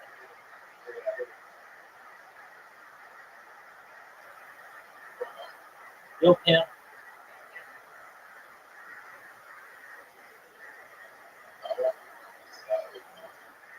All right, baby.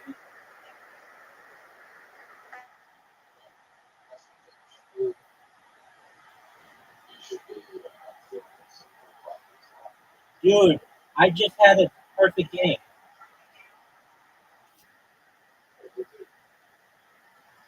In a weird way. I had a double 20, a 25, and a triple 12.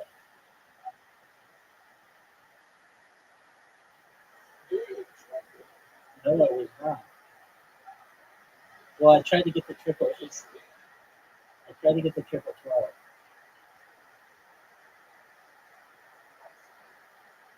That was bad as shit.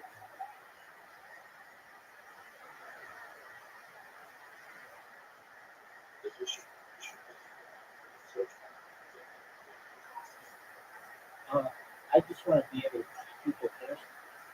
And with the right medication, they can lose it much later. So that's how it's not that way. yeah, it is.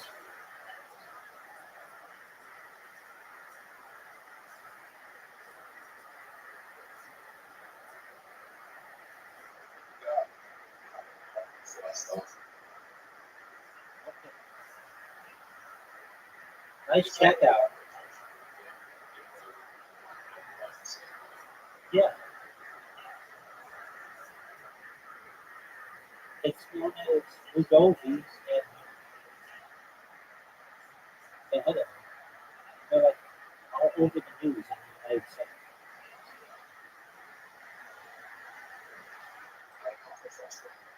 Okay, well, it's really big in Hollywood, though.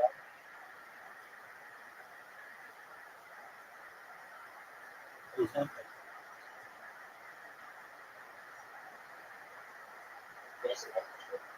Dude, yeah, everybody in Hollywood juice.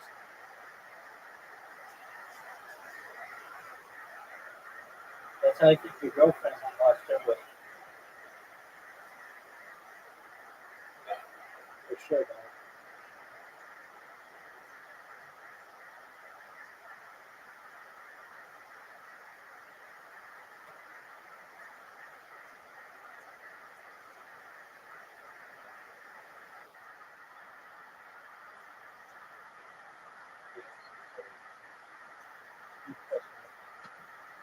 I mean, everyone in the United States is very popular in California.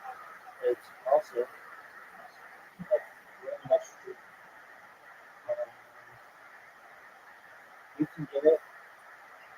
There's like a special law that since it's in such high demand, you can get it for like $12 a day. Get that money. Nice bus. Nice bus, dude. Yeah.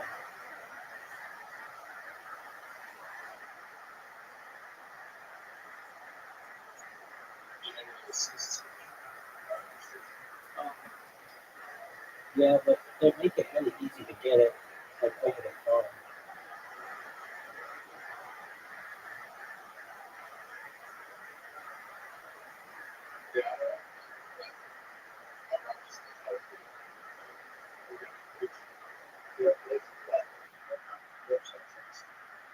All right, cool story. it makes you not hungry, and so everybody's losing weight. I must hear an advertisement for it. I must hear an advertisement for it 15 times a day.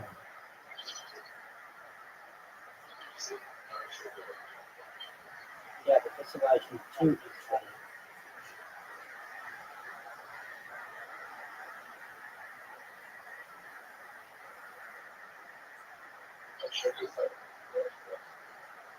What's good, dude?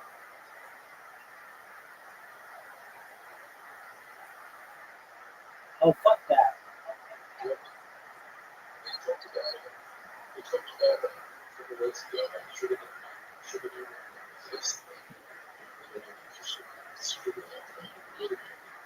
No, dude, I'm not gonna take it.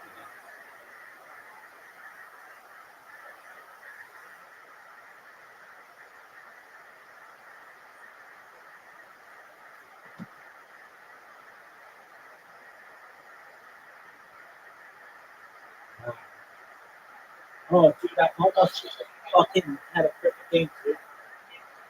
But I fucked up.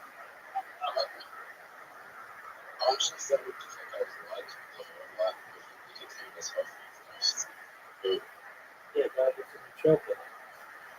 Good for his brain.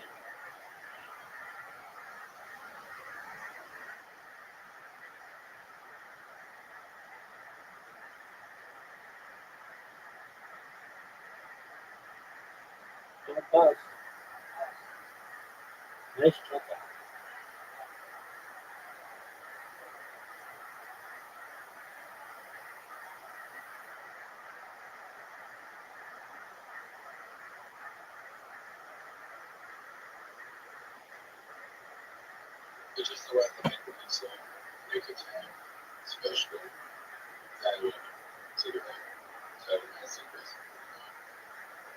Cigarette.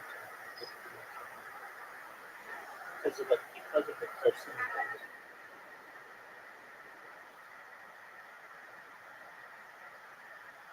Dude, that was really good.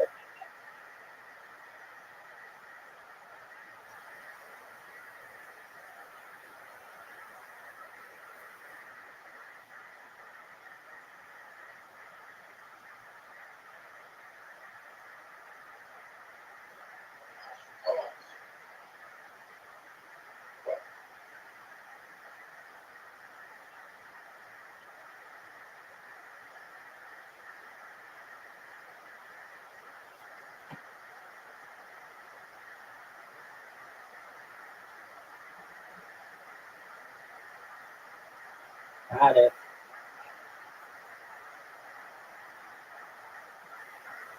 That's what I'm talking about, dude.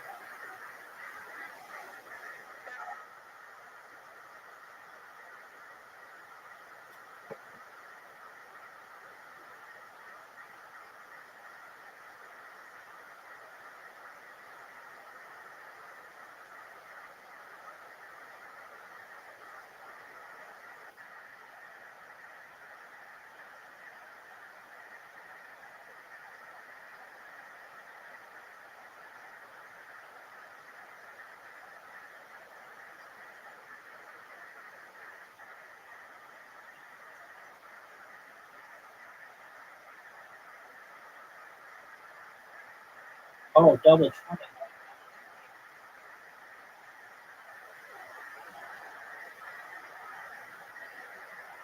Fuck that bus, dude.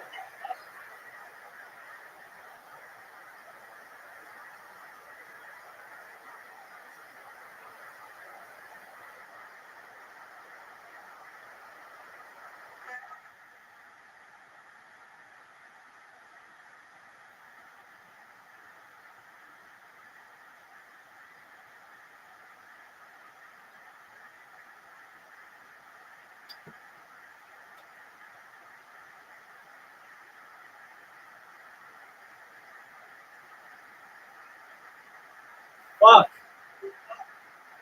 Welcome.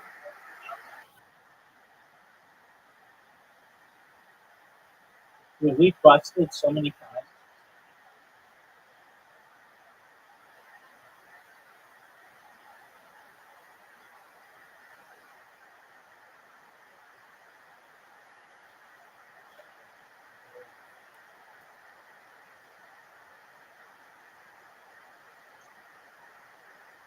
Oh, so you get that vibe.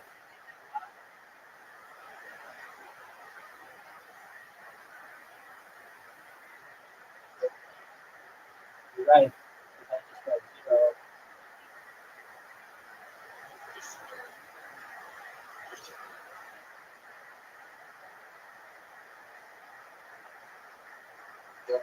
Yo, Pam.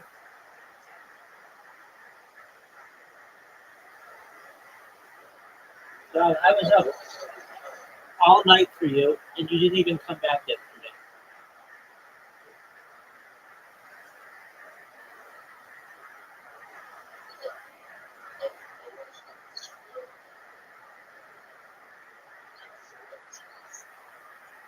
Cool story, bro. Oh, dude, I got a double 20 and a triple 20.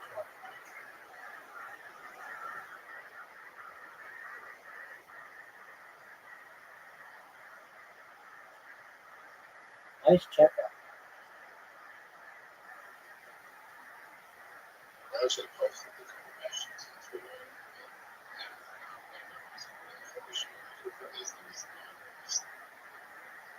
Good story, bro.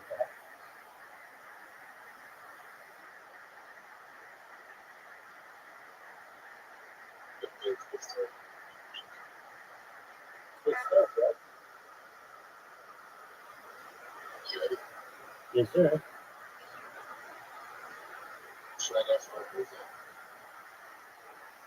Yeah. You're done.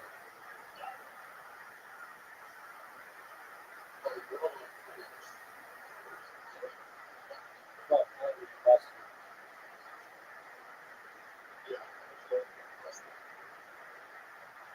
20.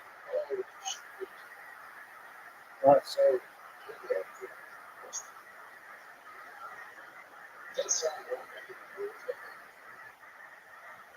I busted too.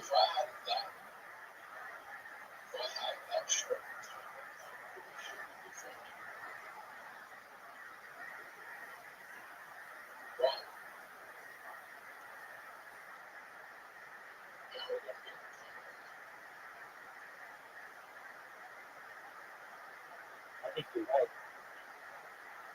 Bust. Oh, dude, that was a tough break.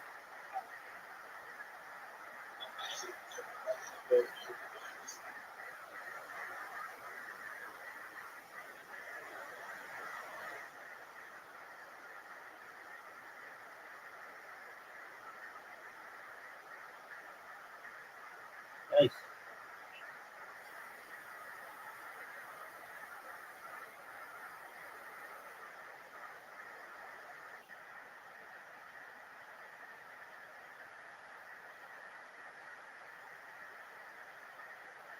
Twenty. 25.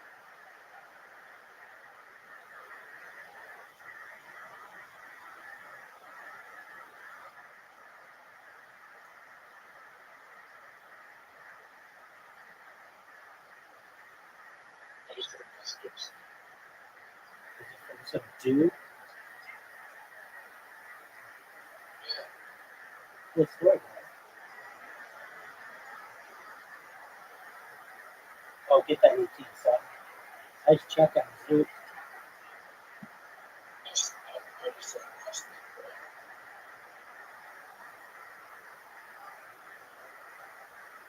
You got somebody like you to send you a penis picture?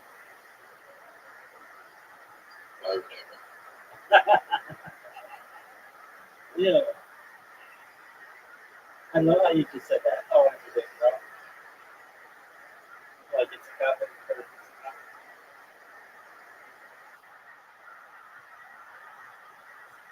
for ready, dude. Time for golf.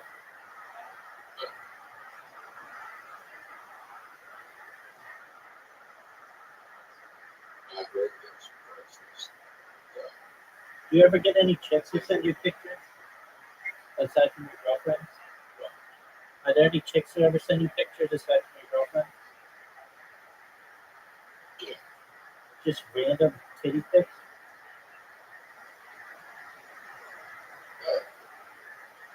Randomly?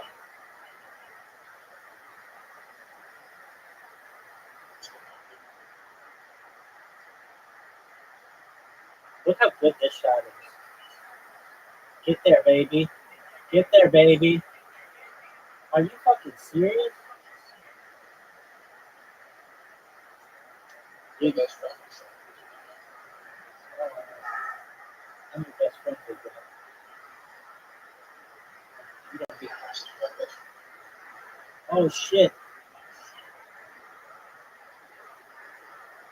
Her best friend just sent you random teddy bear?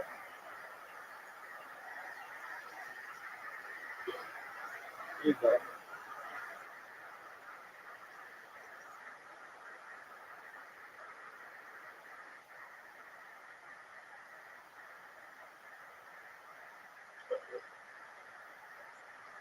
You fucking.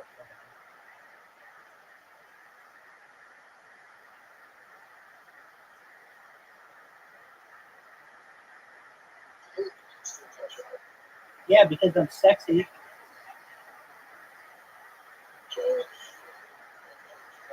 Yeah, because I'm sexy. Fuck you, man.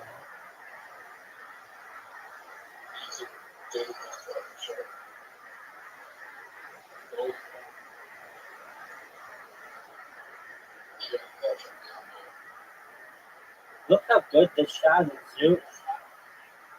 Oh, baby girl.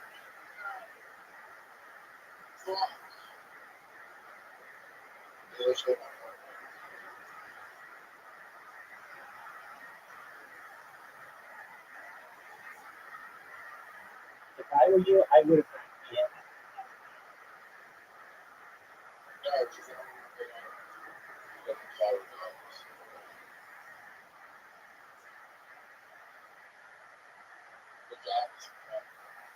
What a good comeback. What a good comeback.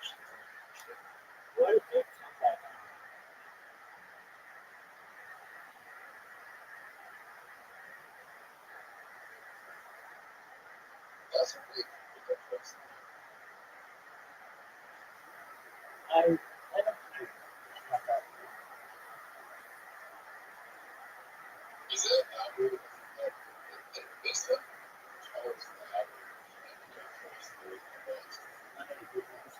I don't know. Always.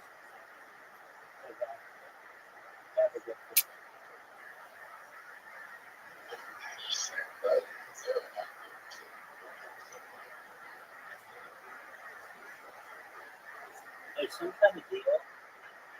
Like whenever we play, I just play random holes. But there's a way you can just play easy holes, and the easy holes don't have any black shit.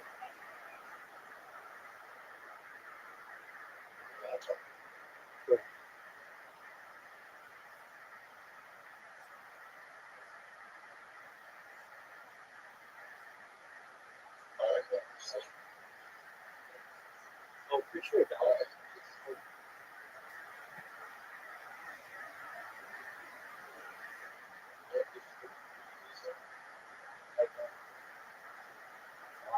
I'm not good at it.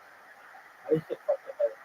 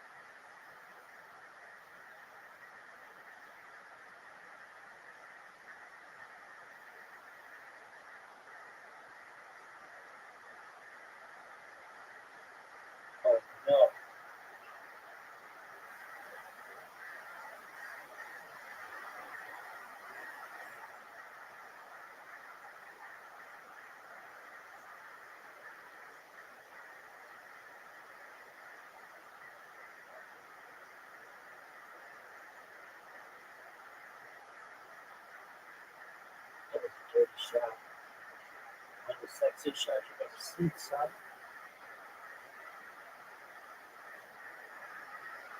Go right for the hole.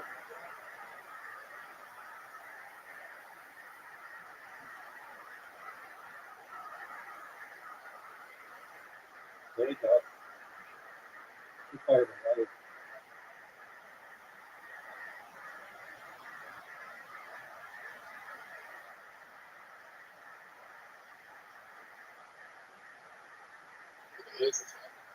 I have to lead up to you too.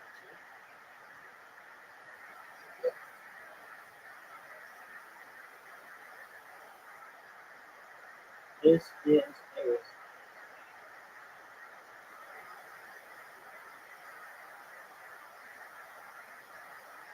come on, baby. What a great shot. Stop. Actually, that's a really bad shot. Take out the tree. Go in the water. Oh, dude, you helped me so much, dude. Dude, you just gave me the win.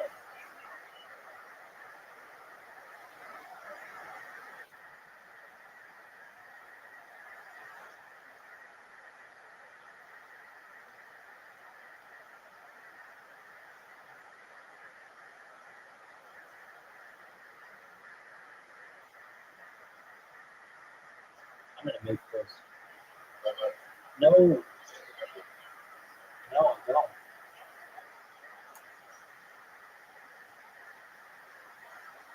I'm dirty on this board, but if you don't make it, I will fuck you up.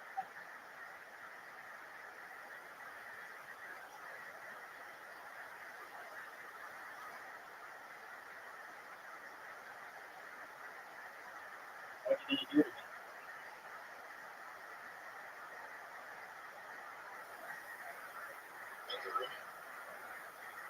Thanks, baby. That's my 1,000 and nothing. First win.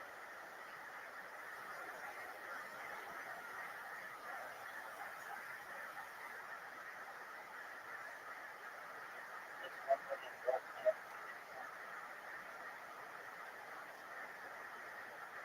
Dude, remember that time you had an information you accepted it instead of looking at dick pics on Snapchat?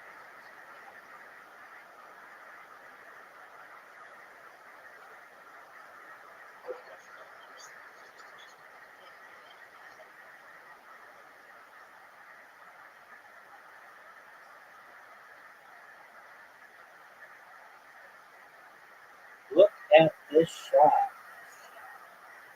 Dude.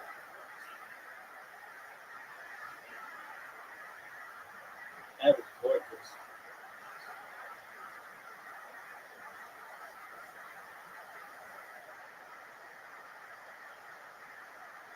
Dude, go. Nice job. Come on, baby, get through it.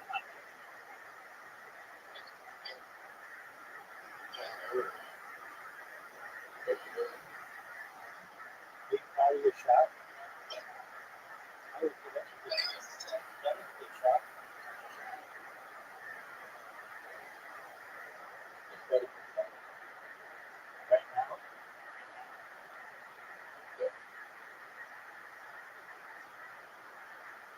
For sure, dog. Do you see how good that shot is?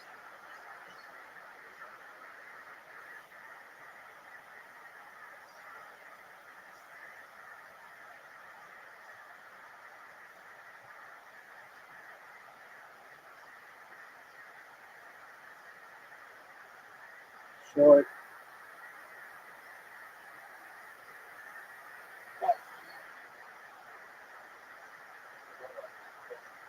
Thanks, baby.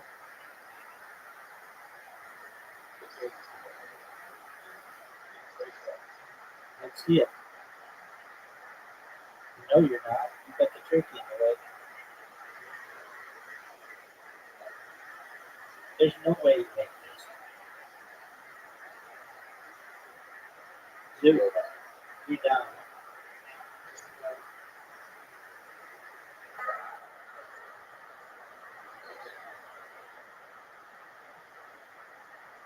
Oh, what a hole in one. Dude, how'd you like that shot? Dude, fuck you, man. That was beautiful. That was a beautiful shot, dude.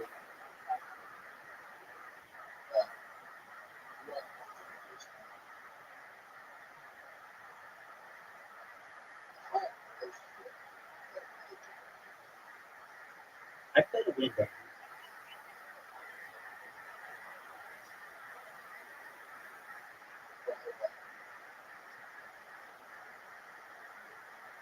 Oh, dude. You got behind the chicken. Oh, that was a good shot. That was a good shot.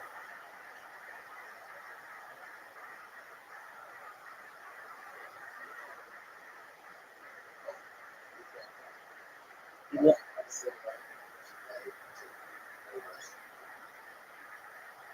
Because I played a win. And if we tie this hole, then I'm guaranteed at least a tie for the win.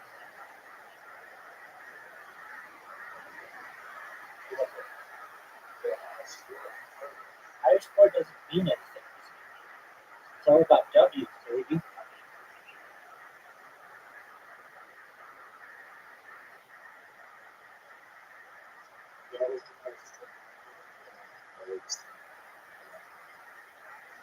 You're welcome.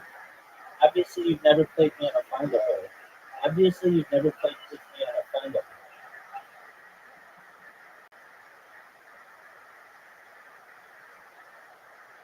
Wow, that's me. I'm not going to send you dick pics on Snapchat. No, that's what you want. That's why you're on there. That's why you keep checking Snapchat. Dude, you know this is my hole. You've never beat me on this hole. And I've won like 50 times in a row we've played this hole.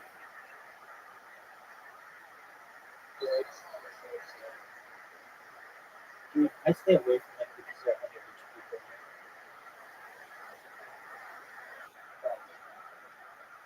people. You don't know that. No, you 100% don't.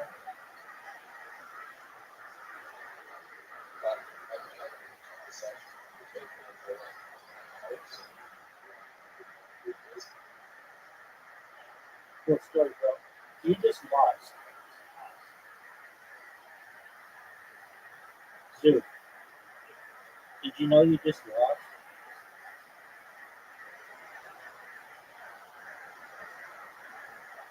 All right, we're taking a break up.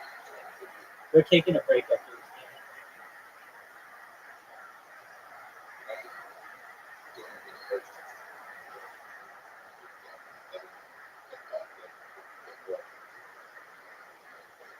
You don't necessarily know that.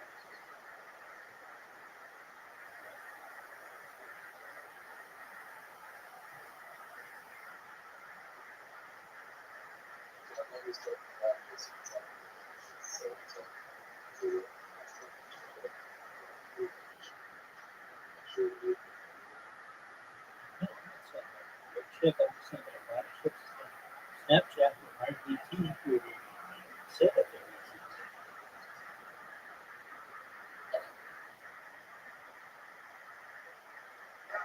Just like I say that I just had. Oh, dude, are you fucking serious? That didn't go in? Thank you. Thank you. Thank you. Thank you. Thank you. Dude, we're taking a break after this game. But I want you to come back. I love when you come back. You awoke me today. I heard you come in and you're like, come wake up. And I'm like, all right, I'm up. And then you left. Zoo, look at this shot. Zoo, that was impressive. All right, so you need the biggest comeback in the history of the game right now.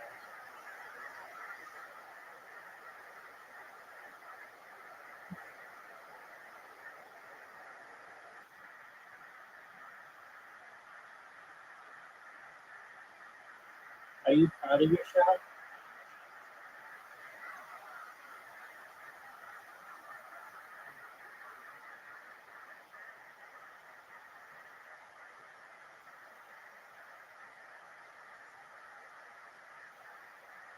Hit my butt.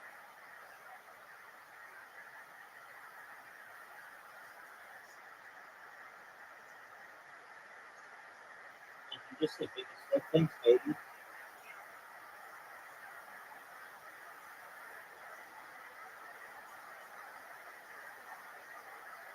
Dude, that was garbage. I hate this photo.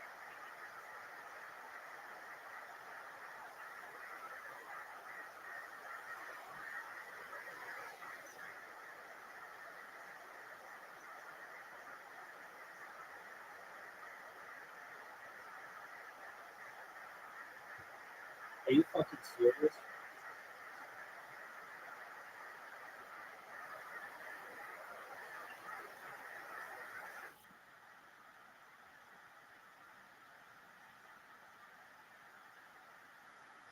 You're welcome, baby.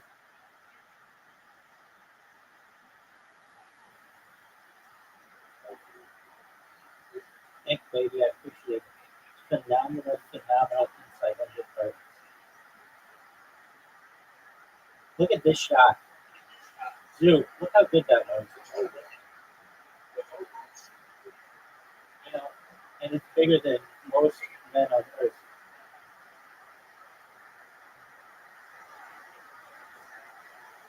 It's average. Just ask LeBron, baby.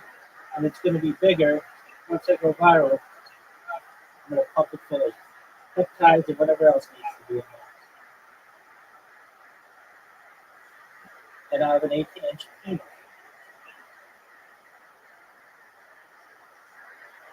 Dude, I dedicate this shot to you.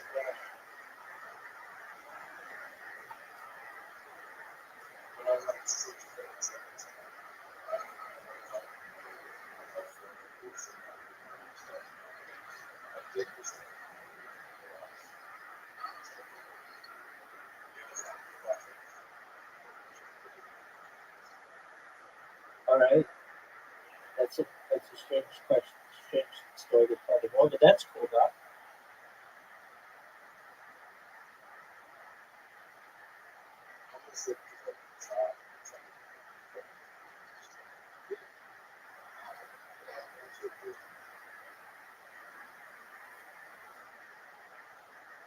If cameras were available like that when I was a kid, I would take so many pictures, and I'm sure I would have sent them to so many people. I'm serious. When I was like 11 or 12, maybe, not even, and I went to a baseball game with a friend and his family, and they brought, like, everybody in the family is a really big family. Everybody could bring a friend. And so my friend's sister's friend was there. Did you ever, before your time, but do you know what a disposable camera is? Okay, so she had a disposable camera, and my friend dared me to take a picture of my phone. And because it's disposable, you didn't know what you were taking a picture. And I took a picture of it, and she got her filmed about it. And his sister now, she went to Harvard Law School and is going to be a Supreme Court justice, perhaps. And she would see my piece.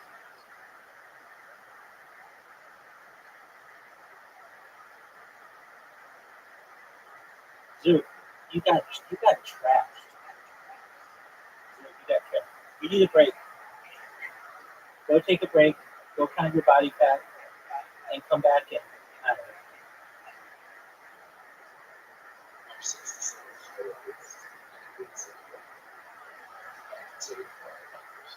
That's an amazing story.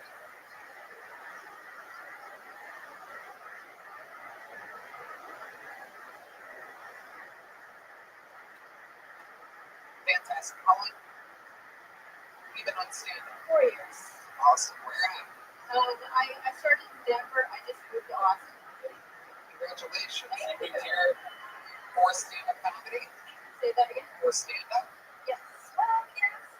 Also, I just picked stand-up on. Sorry. An empty nester. And, I just, How many kids? I have 2 boys and 2 boys. Okay. And they're out and about? Yeah. Well, one of them moved to Oregon, and the other one is, He's growing pot. yeah, probably. Yeah. And the other one is it's Tony York. He actually goes to camp in 2 weeks. We love it. We love it. Yeah. Patriots. We love the Army. We love our country. It's good to have a great military, not necessary to always have to use it.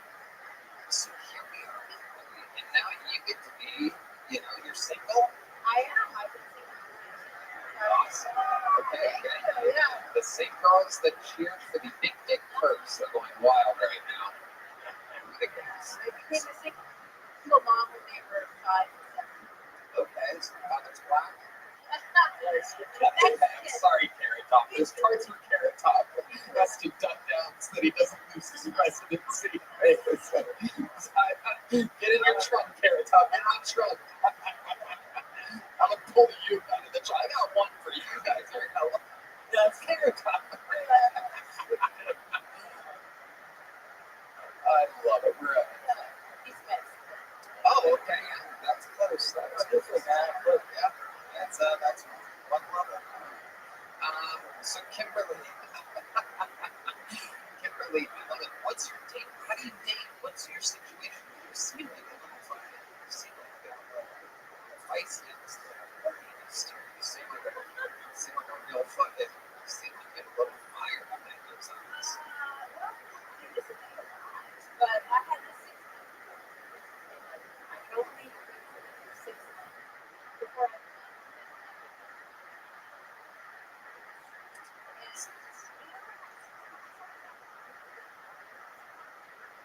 I had a lot of You meet the guy who lived in home for a year and a half, right? I missed that. The guy that earlier said he Oh yeah. Am I curling? Yeah. Okay. So gross. So none of these guys that you've been with since the baby daddy, the baby padre, I guess we would say. Is that the right word? Yep. Good job.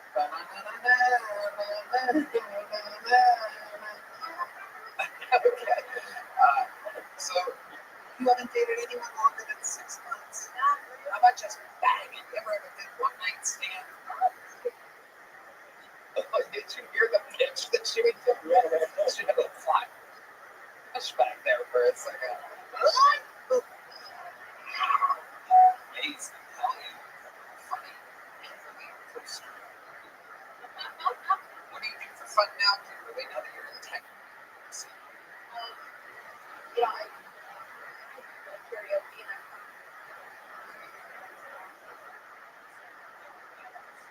that's what I do. that was in that fucking thing. With the love. Sorry. So I love it. You love it. I was Fred Schneider for about 2 seconds. Big as a whale. Sorry.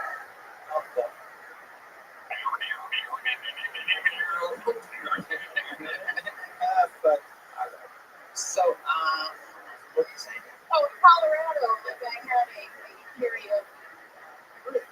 Oh my. We would go around to every. That's great. They're good. Go around to every karaoke place.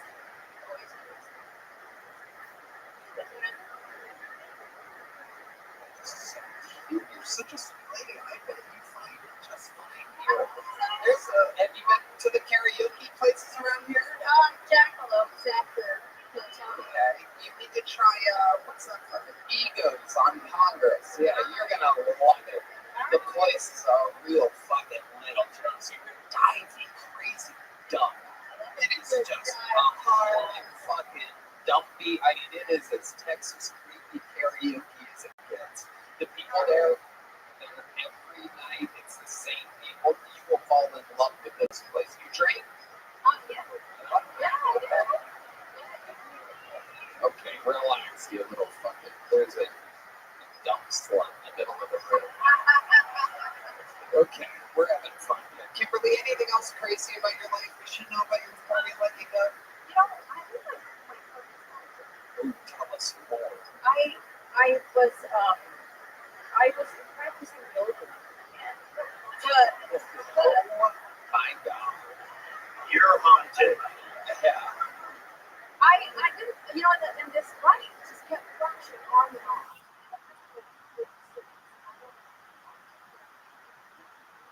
Let's, we need to hear you. Girl. Let's see if you can make the lights flash here. Ladies and gentlemen, she's not going to sit karaoke, but one of the first ever comedians to yodel in Kill Tony history. You never know what can happen here on Kill Tony. 1 second, we're laughing. The next, we're yodeling. Ladies and gentlemen, this is Kimberly Toaster. Whoa!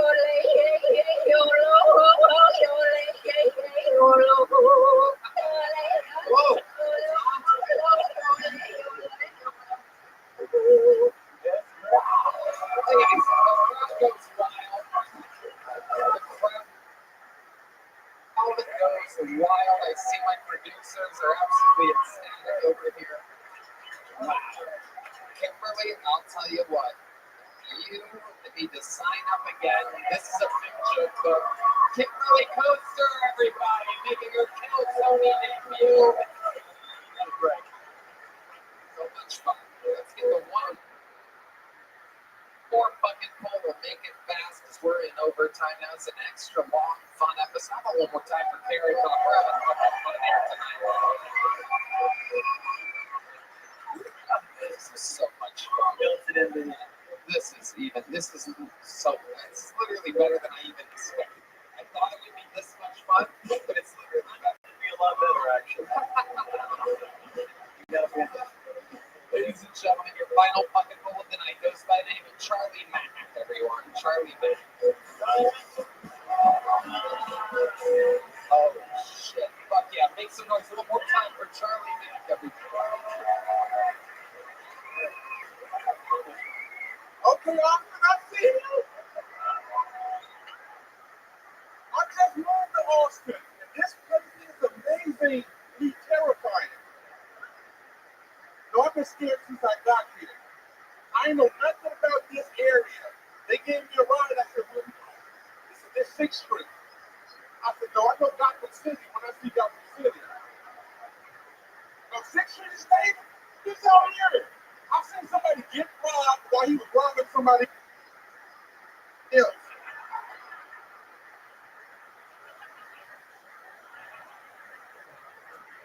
And then they tried to put me in a hotel on 6th Street. I asked the dude in front, I said, hey, is this safe here? He said, if you can fight, you can be all right.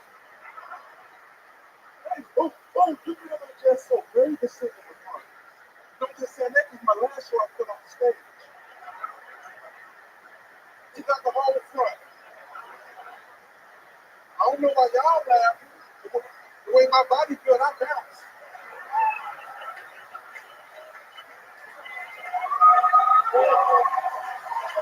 Thank you. Ladies and gentlemen, he has arrived. Charlie Mack has joined the fray. Holy shit, Charlie. Oh, you're gonna fit in just fine. My goodness. For a second, I thought the curtain fell off the back. It started floating to the front, and then I realized it was a human being. They always think I'm security. I got $20 today. You are something else. Yeah, you are very fucking funny. How long have you been doing stand-up? 6 years. All of it in Houston? No, I'm in Austin. Oh, you live in Austin?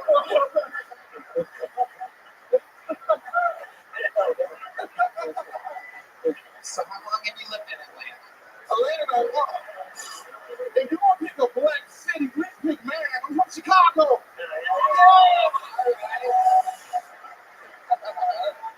That makes sense. You look like both a bull and a bear, so this is perfect. I'm Absolutely incredible. I didn't realize Chicago had a black bean.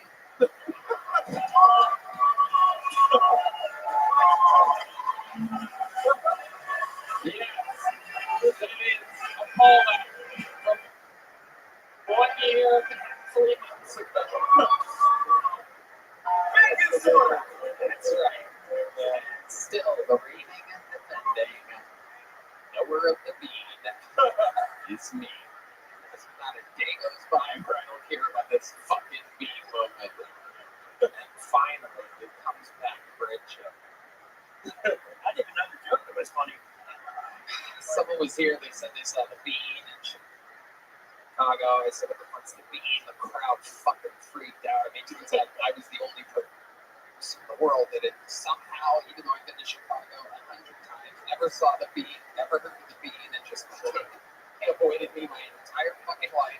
Anytime anybody talked about the bean, I wasn't in the room. I've never seen it. I've never heard of it. Now I see it every fucking day. It's in the news every day. People tag me in shit. I get sent emails about the bean. The Empire State Building, the actual Empire State Building, DM'd me. It has an account just like we love that you don't know the bean. If you ever want a free tour, you and the crew come to the Empire State Building. I get hit up by other landmarks because they love that I don't know the bean. And now it comes full circle. The black bean. Yeah. I love it. I have 432 questions for you, Charlie. Let's go. Stephen in Singapore was it 6 or 8 years? What's it? 6 years. 6 years. And you're from Chicago. I've been living here about 4 years now. Okay, what made you move to Austin 4 years now? Y'all have good crack. No, just never. I don't know. No, I have family in Dallas, Houston, and San Antonio, and it was the central hub. I'm like, see, everybody's here. I love it. What do you do for work? Oh, I'm a fraud. I mean,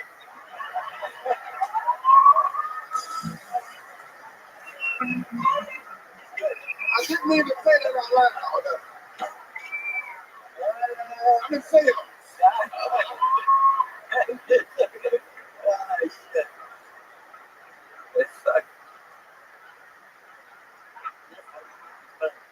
Very funny. Do you really do sales? No, I do comedy full time. Okay, perfect. That makes sense. I can see how many times have you signed up for the show? Like, this is my fourth time. I was like, what, you all not see my name? Charlie Mack. Yes. You say Big Mac or Big Bag? Both. That's what my daughter called me. Yeah, she makes she remakes Dora Explorer songs. I think it's go Big Back, Big Back. Everybody in Hydro Snap is big. That's big.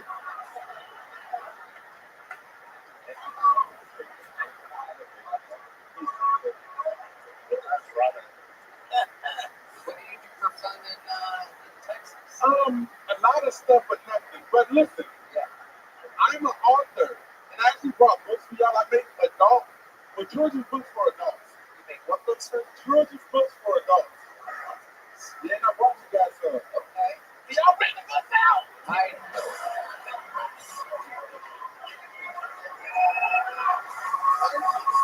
Oh my God. Hey, you're stealing my ass.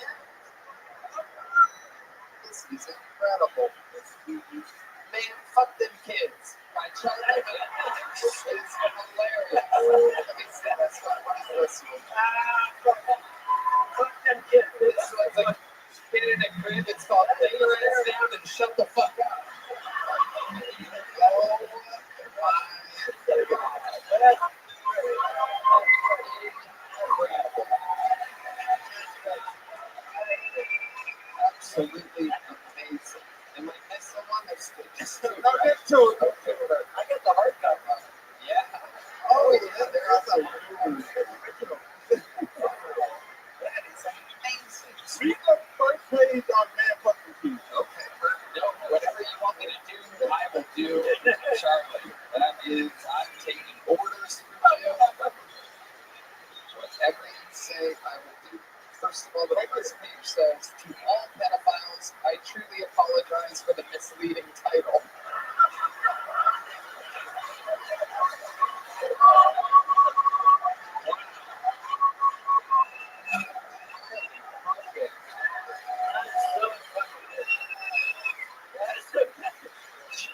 Now you gotta see the second page.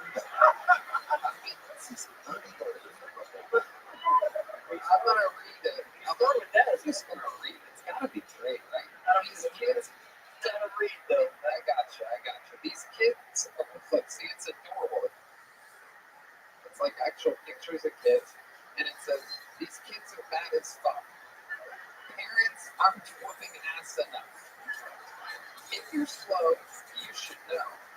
here to catch you up.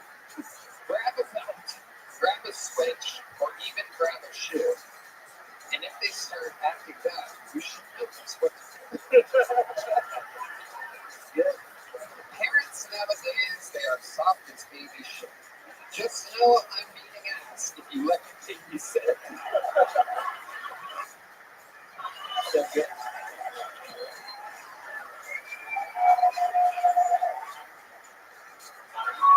I'm not going to read the whole thing because I want you to sell these things. How can people buy it? Where can people find your books at? www.funnycharliemac.com. FunnyCharlieMac.com. Wow. You are a fucking superstar. You're built for this shit. This is absolutely incredible. What else do you do? What do you do for fun? I will tell, believe it or not. Really? What do you do? Run the jewels? I just love the 160 pounds. Oh my god. Oh my god. I was actually, this is a joke, but I was hypnotized. I went vegan. Yes. Yeah.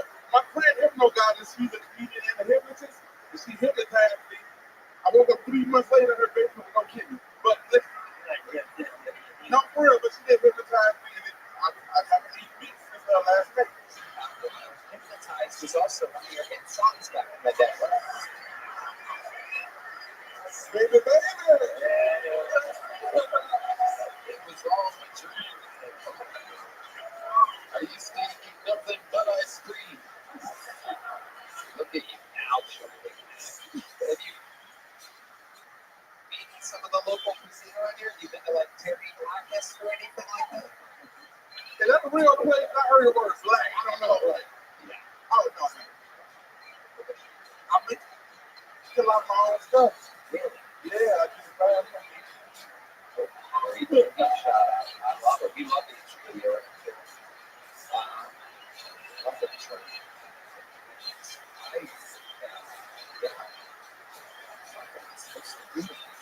We already have a David Luke does that. You are fun.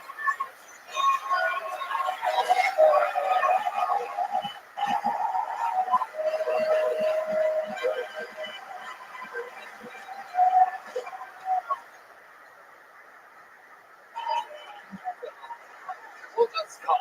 You're a golden ticket winner.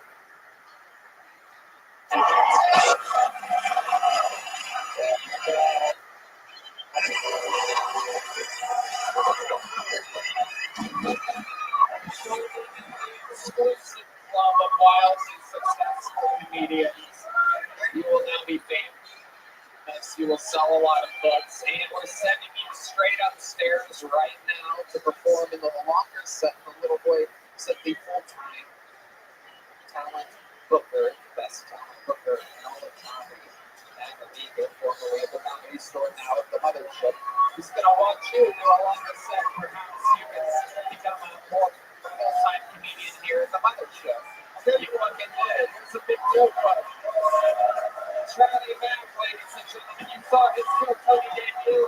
It reminded me of the Secret Show. I'm going to be on the Secret Show Thursday. He's doing the Secret Show as well. And there you go. That's how it happens. They're all discovered here. Out of the bucket, a fucking big episode of Kill Tony. And ladies and gentlemen, what a special moment this is. William Montgomery went to go see one of his favorite bands tonight.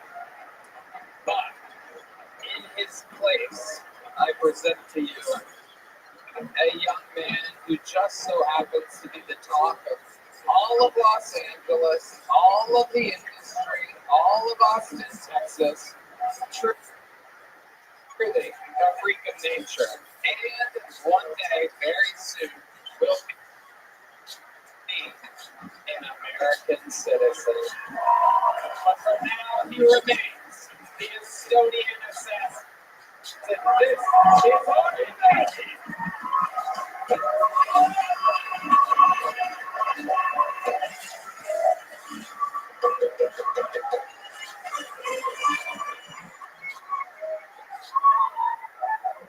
What's up?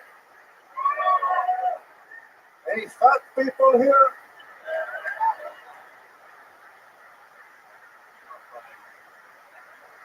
I mean, like medical fat.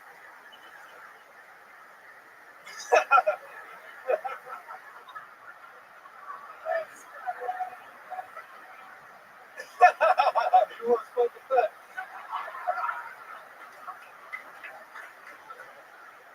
I have one fat fuck friend. His name is Matt. Fat fuck.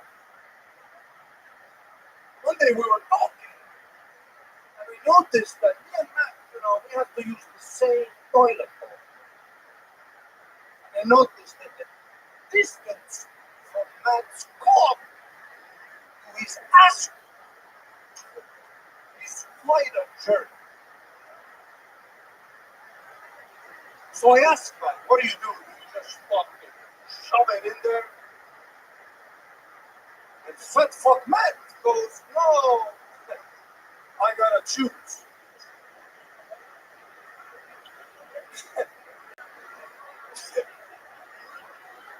So I asked Matt, okay, so if you go pooping, does it sometimes happen that this out poop onto the floor and shit? Matt looks at me and goes, oh yeah, all fine. That's what I respect about Matt. That even though he's cleaning up his own piss, he's like, fucking worth it. Then he goes, you think that's bad? Matt goes, sometimes I come home and I fucking eat so much shit that every hole, shit, piss, and puke. And he has to sit in the bathtub and just fool Coachella. Just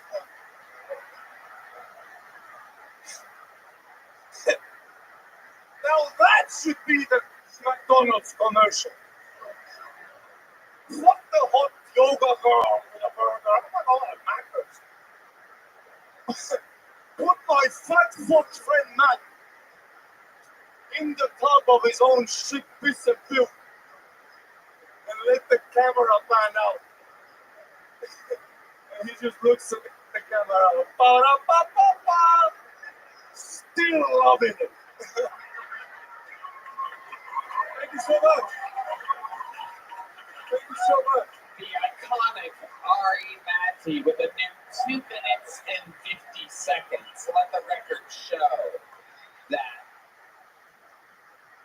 he does it every week, and meanwhile, he does extremely long sets, flexing above and beyond even the parameters of the show with long, brand new, fresh off the fucking presses bits. He's done it with it. What's up, Tony? What's up, Brian? Hello, girl. I love it. You called him by only his first name. I was the one that was going to wear a Texas shirt and suck up the crowd. They got too much Texas. Thanks. Wow. What's that? I was looking at Oh, folks? we got the props. Anything else you want to blow through? If you want to see, hold on. This is it. Ari's one. Oh, this is a good one. Okay.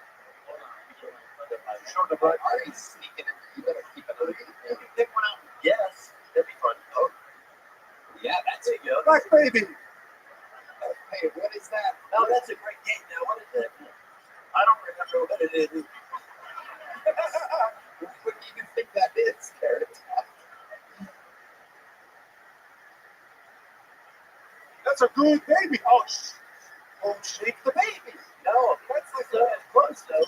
It's like you're all stuck in. She's fucking good. That would have been better than what I would have done. You know what I say? There's this way you can also make it break and shake your kid up. If you want to make it drink. Hold on, one more. I made a shake weight that has a piece of plexiglass and it shoots off when you're doing it.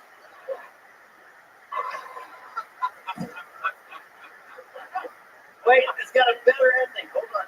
Then I make made one for Asian guys. I want to offend everybody. That's the whole key. This is so awesome. Oh my God, right? Look at that shit. I'm back at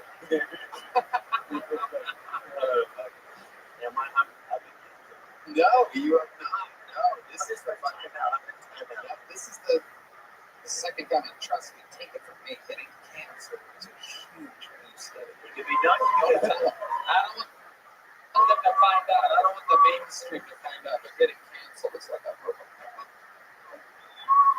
So I should hope it should be canceled. It should be done. It should be.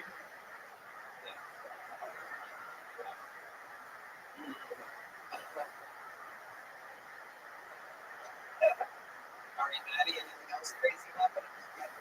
Well, you know I got bad luck. When I was in Florida, Fort Myers, I found out that the show that Tito Ortiz, Tito Ortiz, former light heavyweight champion UFC, Yes. apparently owns a bar called Tito's Cantina. And the person from Florida tells me, if you drive past this bar, you see a white Rolls Royce outside. That means Tito's at the hill. I drive past, Rolls Royce is there. I go to the bar, not a fucking Tito. Tito and 3 people, they're watching UFC. They sit down, find out they have a raffle. Raffle! I love a raffle. You know what a raffle is? You win shit. Welcome. There's How are 3 you? other people at the bar. I'm gonna win this fucking raffle. Really quick though. Are you living dead? What's good, son? How's life treat you? Yo, dog, if you talk, I can't hear you. But I'm here.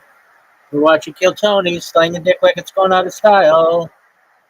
If you're living like a pissy, like a pissy. What's up? Can you hear me? Yo, dog, if you're talking, I can't hear you. No one can hear you. What's up, baby? You playing gang signs up like it's going out of style?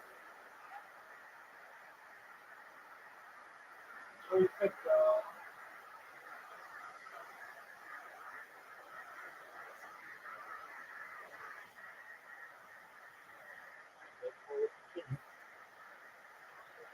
I go to Tito! Tito! What's the prize? He goes, it's a bottle of vodka.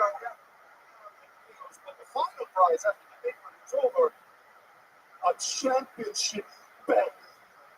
And I see this fucking belt, and I love belts. Listen, I love belts. I love belts. I love to see your belt. But it's a big like champion belt, you know. I never won in MMA. I'm an old referee, so I need a fucking belt. Me and a belt. I need that belt. 3 people at the bar, raffle, belt, championship. So I go, okay, how much the ticket? It was $10 a raffle. One ticket. I said, no, I go, give me 30. Yeah. He goes, what? I go, give me 40. So I got 40 fucking raffle tickets. I spread them out about 3 other fucks. I'm getting this belt. I spread them out to the bar, take a selfie with my friends. I'm like, oh my god, I'm gonna be a champion. I'm going like, you know. But then, first round they won the vodka. Of course I win the vodka. I have all the fucking tickets. Yeah. Guessing a bottle of tea. Yeah, fuck the vodka. I didn't spread out. I don't have carry on. I want the belt. Dude, my flight is at 4 a.m. We wait till 2 a.m. for the final round. Most people leave. There's one guy sleeping at the bar. And my 40 fucking tickets. Tito puts his hand in the bucket. Guess what? The guy wins. Literally, they wake him up. Oh my god. They put the bet on him. $400. Dude, fuck you. I didn't even get a picture with Tito. Dude, today Tito posted our chat at Tito's Cantina last night. takes a picture with the retard. He goes, everyone had a great night. Oh, did they? Where's my fucking brandy? I didn't even get a t-shirt. Look, this is me and my raffles. That is nothing. This is me and my fucking raffles. We're gonna put it on the screen in the YouTube version. We gotta send those to Rabbi. That is so fucking Is it funny. a scam? I have one belt they use every week. I got it. That's what that sleep Fucking is. deal. It's just gotta be there. They put the belt back up again. Oh my god, look at that. They did it. Oh, yeah, dude, I would look, imagine, man. Oh, That would have been great. That would have been great. 40-1. Fuck my life. You know, we've done a raffle here. I think there's something in there. There's gotta be one more thing that I would win. Remember, we're getting to the bottom of the thing. I love it. I love the bottom. For some reason, I usually like the bottom. I like the bottom more than well. I like the bottom more. So when you run out of gas, right? You look like a dick when you're walking down the street. Like, there you go, gas, you fucking dumb shit, right? Yeah. No one's gonna pick you up. So I made this. So you put the gas thing inside here, and then you hold that. And you're like, hey, you want to help?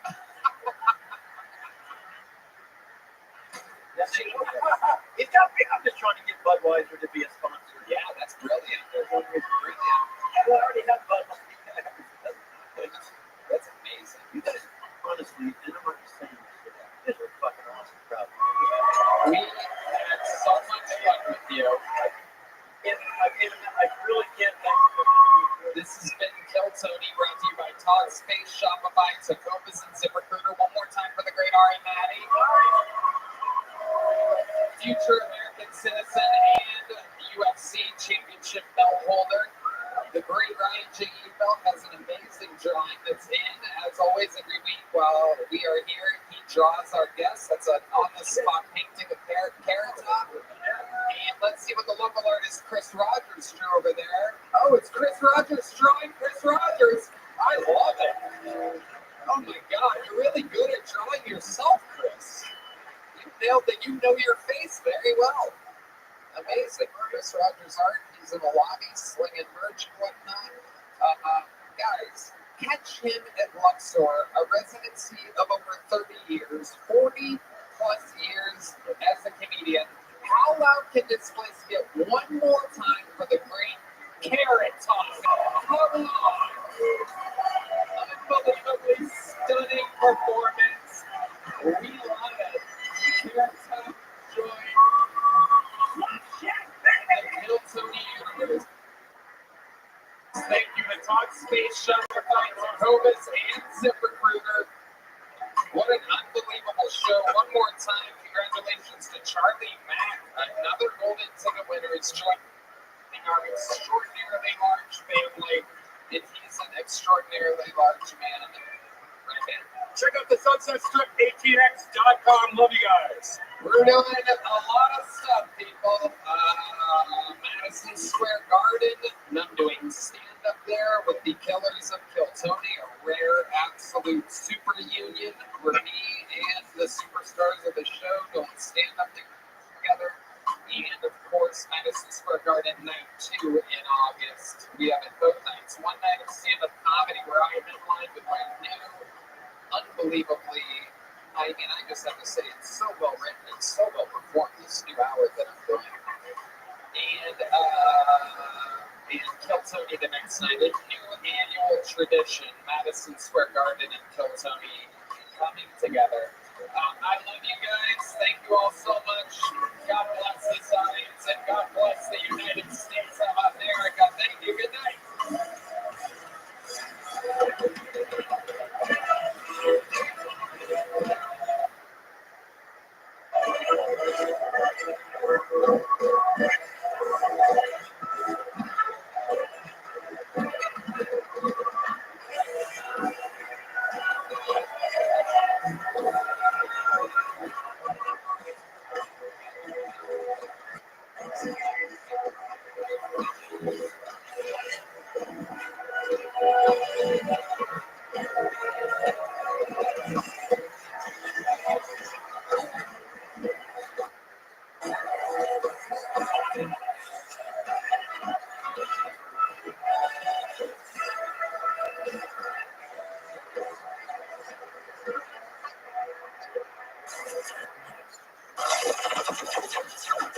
26th Strip Comedy Club in Austin, Texas is now open. Check out Red Band's secret show every Thursday. Go to sunsetstripatx.com for tickets.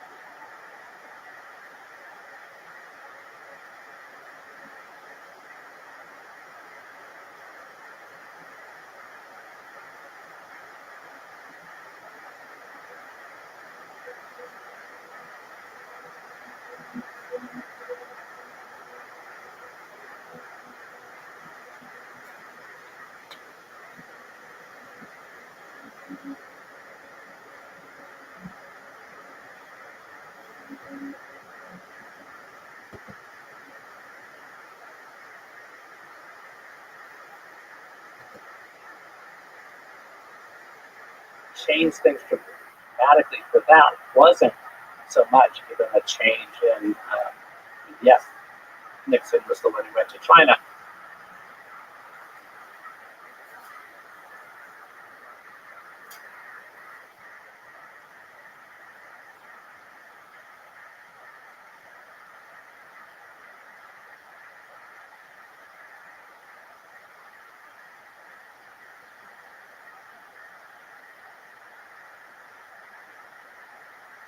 But what made it possible for Nixon to go to China was that the Sino-Soviet split happened. That actually it was tensions between China and the Soviet Union that altered equations for the United States in China. And I happened to be in China in 1999 when NATO bombs hit the Chinese embassy in Belgrade, right? And 3 Chinese citizens died, and there was tremendous discontent about that, anger about that within China. And there were some rare protests that the government allowed to happen. But students were worked up about it, and there were protests outside the American embassy and the British embassy. And that happened, and then in 2001, there was a spy plane incident that happened. And so there was a lot of discussion that the next decade was going to see U.S.-China tensions being the major force of the world. 9/11 happened. It was a dramatic reset for the trajectory that the U.S. and China were on, which is these are two totally different things, the Sino-Soviet split and 9/11. But in both cases, no matter how careful you were at parsing what was likely to be the next 5 years for U.S.-China relations, get dramatically changed by something that happened that wasn't the U.S. and China.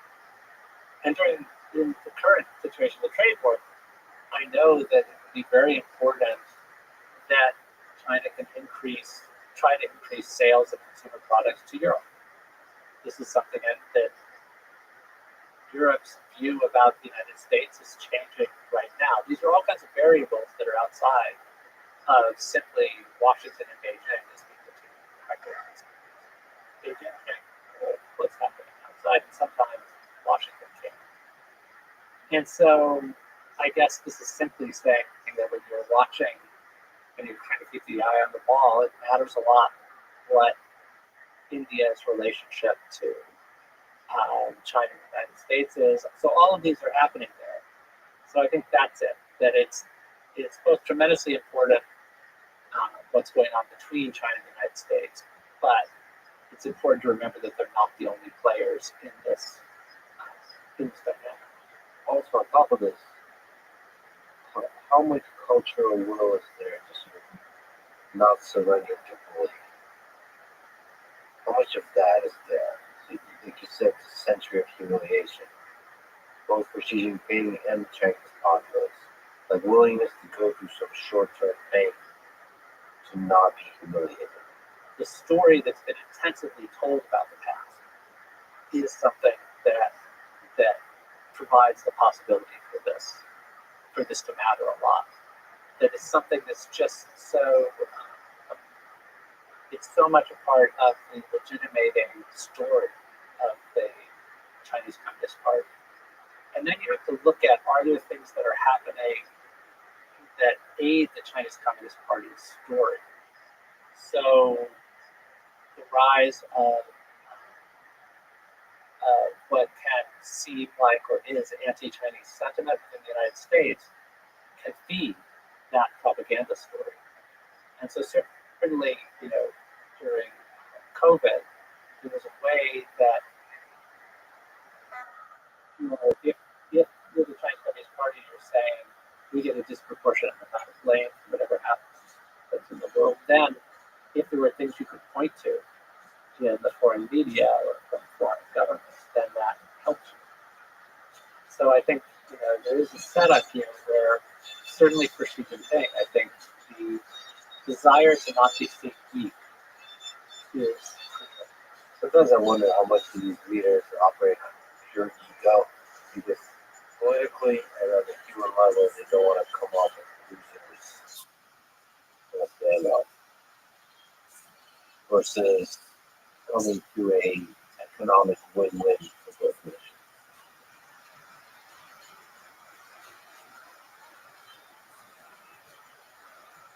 And I worry that there is a real pride here.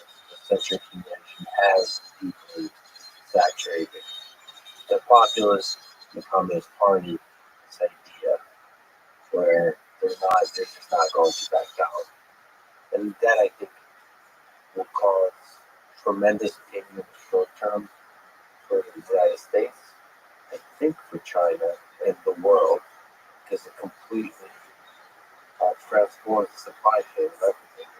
There is a global nature, there's a multilateral nature of all the economic partnerships that formed throughout the 21st century. And this kind of protectionist, nationalistic kind of ideology goes in the face of all of that.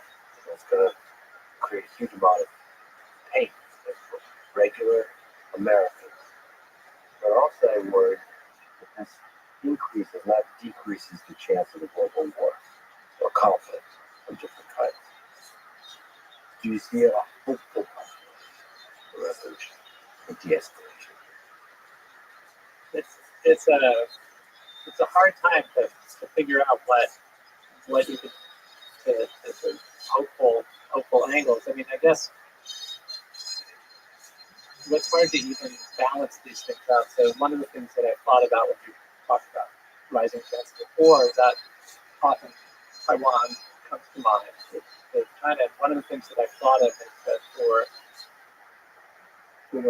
Xi Jinping, that military action against Taiwan would be increased by a sense of desperation, a sense of popularity, a sense of not having a good story to tell about why he and the party deserve peace. So then there's a kind of way of playing to the national sentiments of some part of the population. So then, in a sense, it's hopeful that I think in some ways right now Xi Jinping is not looking desperate. You know, he can, if he can focus on potentially seen more positively in other parts of the world by seeming like a kind of force for stability, seen as somebody who's supporting rather than challenging some elements of the global order, that might lessen the chances of a rash action toward Taiwan that would be a kind of desperation. The complicated thing here is that if he gives it, he can come off as the responsible person who cares about the world, or he can come off as Yo, I'm in my Discord. he doesn't give in, and even escalates the there. I think he said no more then he comes off strong, but also the equally unreasonable person Just a who moment. doesn't care about it. Can you repeat that, big man?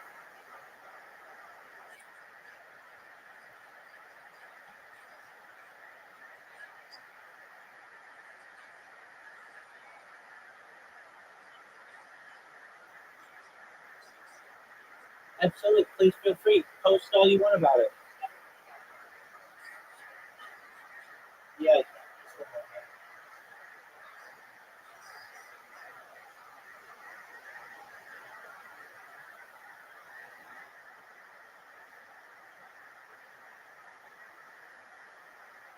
All right. So it's called Crypto Academy.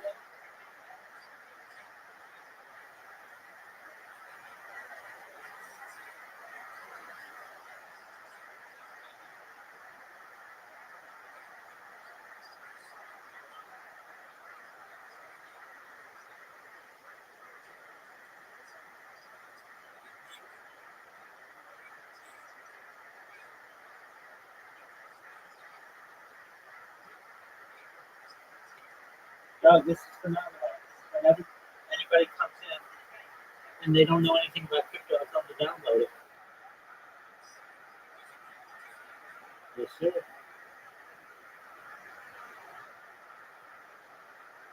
Yes, I did. It's really nice. I'm sponsored by cryptocurrency. It's known as Harry Potter of Amazon and County Hill. I've been live streaming in their Telegram for more than 2 years and live on YouTube for more than 3.5 years. I have more data online than any person in global history. So you can be like Truman Show. Have you ever seen the Truman Show or the television show Big Brother? All right. Well, I'm live on 18 different YouTube streams simultaneously, 24 hours a day, 7 days a week, 365 days a year. I stream my life for world peace. You can find out anything that you want about me. I mean, I'm an open book.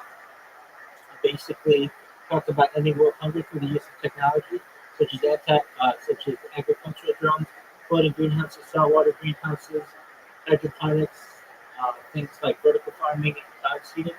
I help end world thirst. Again, I'm sponsored by cryptocurrency. It's worth about $100 million. And one thing that we do is we build wells in developing nations such as Nigeria. I'm also an advocate for the MyShare program, but most importantly, desalination technology, where we pump in seawater underground to make it drinkable. I'm a major advocate for crypto. I'm really well known in many different communities, but specifically here talking about the San Antonio, the ticker's Bitcoin. Have you ever heard of it? Yeah. Yeah, it's a different one though. It's Harry Potter Obama San Antonio. No. Harry Potter, Obama Sonic, and it's one of the most popular meme coins. It's been around for 2 years.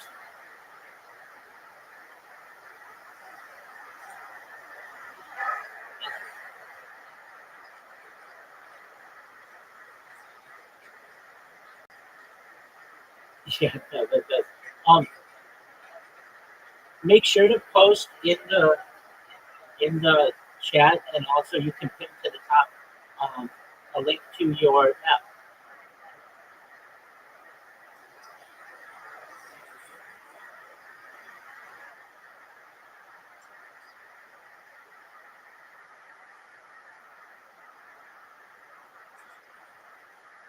Not as of yet, but I will.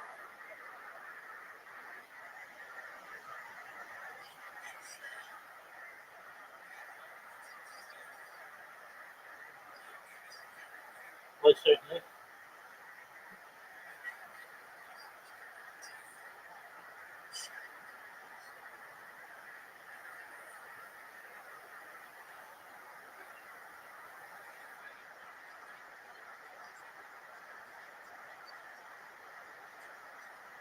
Absolutely. I'll make this a good time out. Everybody will know about it. You're welcome, my friend.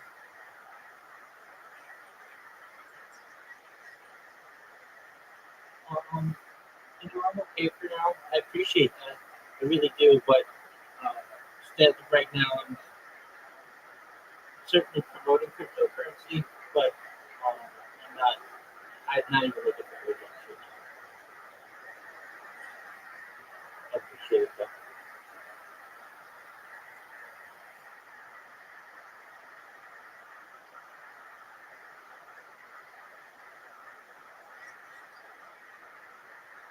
In here, oh, it's pretty limited, but on Discord today, I get dozens and actually more than that.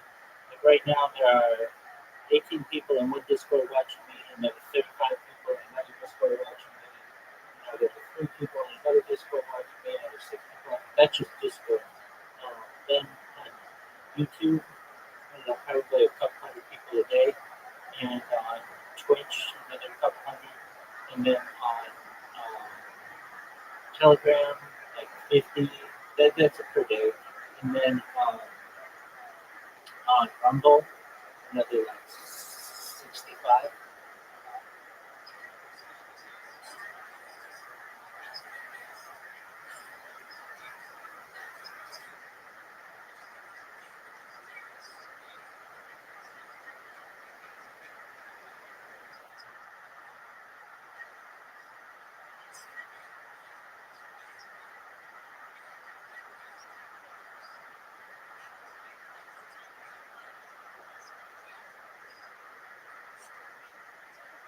Certainly. So it depends on what kind of device you want to do it on. Do you want to do it on a computer or on a phone?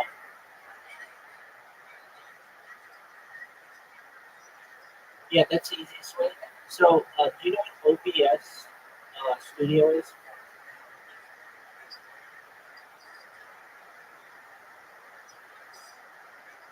All right, so there are some add-ons to OBS Studio, but you don't even need that. If you just have a Rumble account, it has free multi-streaming opportunities. So you can, I'm live on like 33 different platforms simultaneously just with Rumble Studio.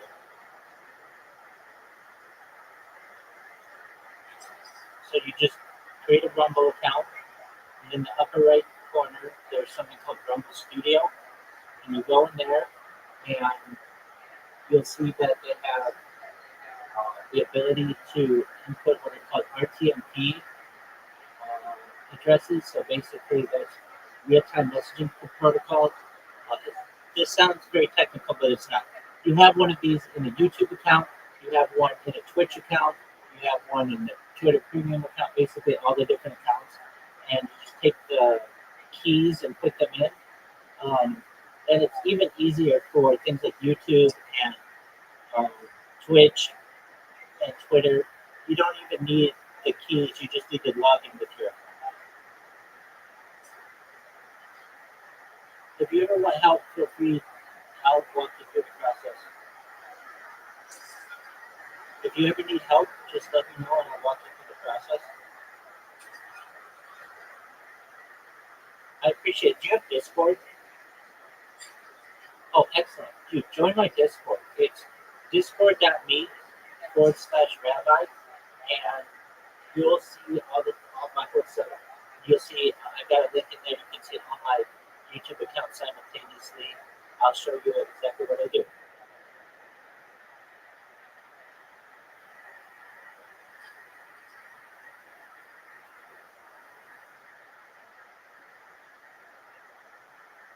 Do you know who Lex Friedman is? I'm watching Lex Friedman podcast right now. Do you know what Kill Tony is? Yep, I just watched the premiere of the most recent one that a Carrot Top on. I know who that guy is. He's like a crime comic. It was a good episode.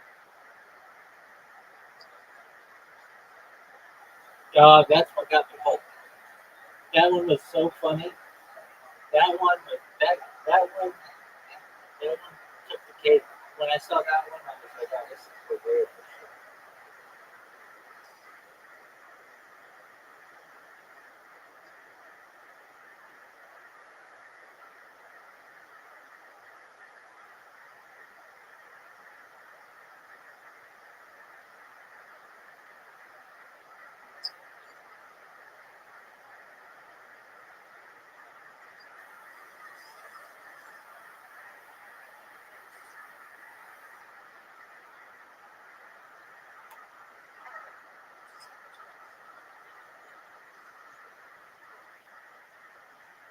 It's okay, you can open it in the browser.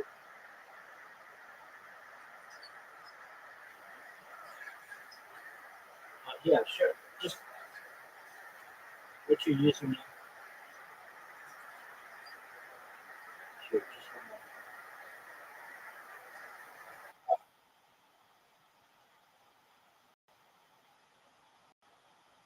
moment. Okay, spell it for me.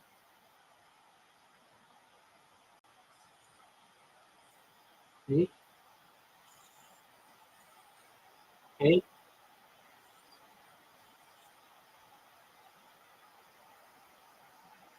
Dripto? Oh, CRY. Okay, okay. So $5 CRYETO. $5 crypto. Excellent. I sent you a friend request.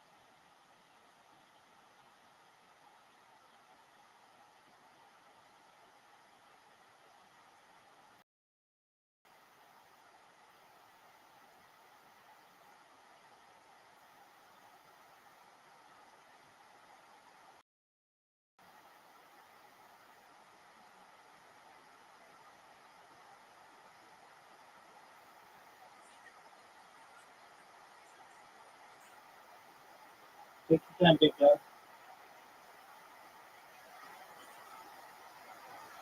In Discord?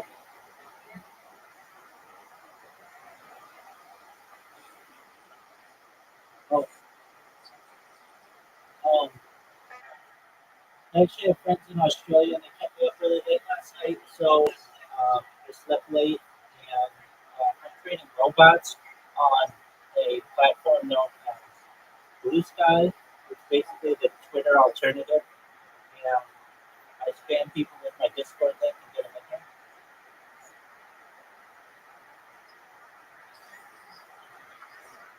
Yeah, I've got very cool.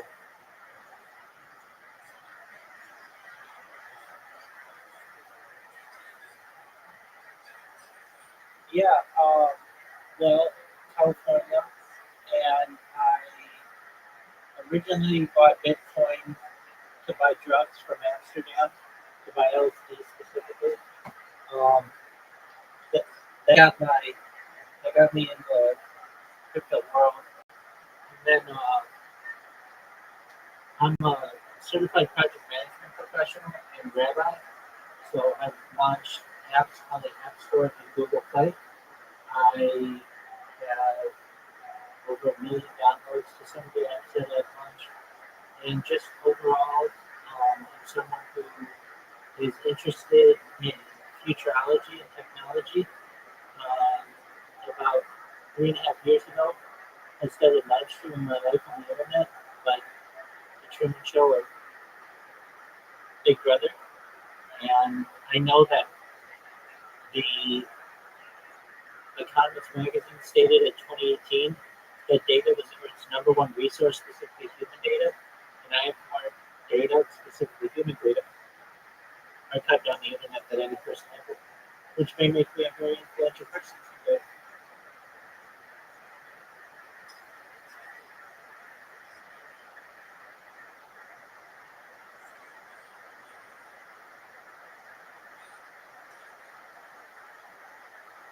Um, Generally, I just use macros. It's easier and it's more adaptive.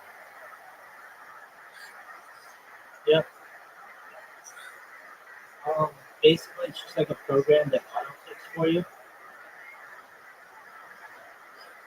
Yep. So basically, all of the clicking that you would normally do as a person, it just it just memorizes that, records it, and then it's very adaptable. You can have it click certain pictures or certain text, and it has like optical character recognition (OCR). So basically, um, I've got like kind of two teams of bots. I have a set of bots that I use that just create accounts for me and I have to do captures. That's the only thing I have to do is the capture. Because there's really not a way to automate those. Because some of these captures that companies use are really difficult. And then what I do is, oh yeah, that's easy. Yeah. Yeah. And then so I use just like reusable email addresses. And then I've got 3 computers that I use that are like pretty advanced with their macro recordings. And basically, what they do is like and repost every new message that comes on this guy. And then in the name of the account that I use, it says please join that guy's Discord. And it has my Discord link.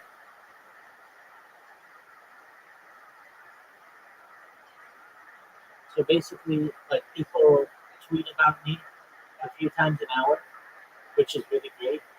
And I just keep putting pressure on the platform. And they ban me, of course, but that's fine. They're just throwaway accounts. So long as I create more accounts that they ban, I'm in good shape. And so right now, like I've made over 100 YouTube accounts, over 200 Instagram accounts, over 500 Twitch accounts, over 1,000 TikTok accounts, over 2,000 Twitter accounts, over 5,000 Blue Sky accounts, and over 10,000 Kick accounts. So I have more social media than any person ever. I've created more accounts than Brad. books and personal global history, and I just use them to get out the word about my project.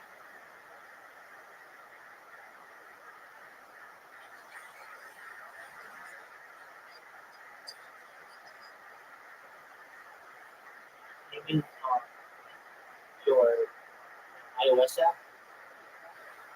Well, I mean, I could teach you what I do, and probably for like, I mean, I do it for free. I mean, I do it, I mean, like, it doesn't cost me anything. But if you have the equipment, it won't cost you anything either. I can teach you what I do. Basically, you would just have a bot or 100 of them, however many you want to make. And what you do is you just say, please download our cryptocurrency app. And then you link to the app store. And then you do it for a day, nobody will pay attention to you.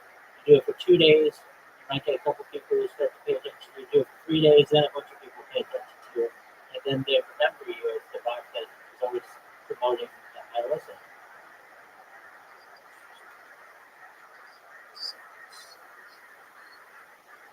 How do you get into a new Discord server?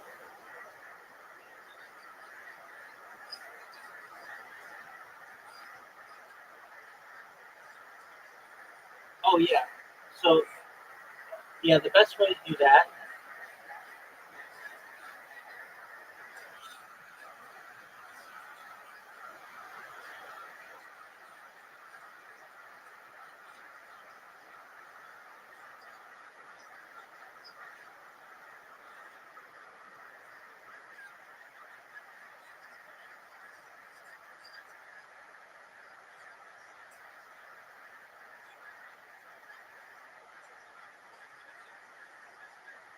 Yeah, feel free. Come into the Discord right now, and I'll show you the bots in action.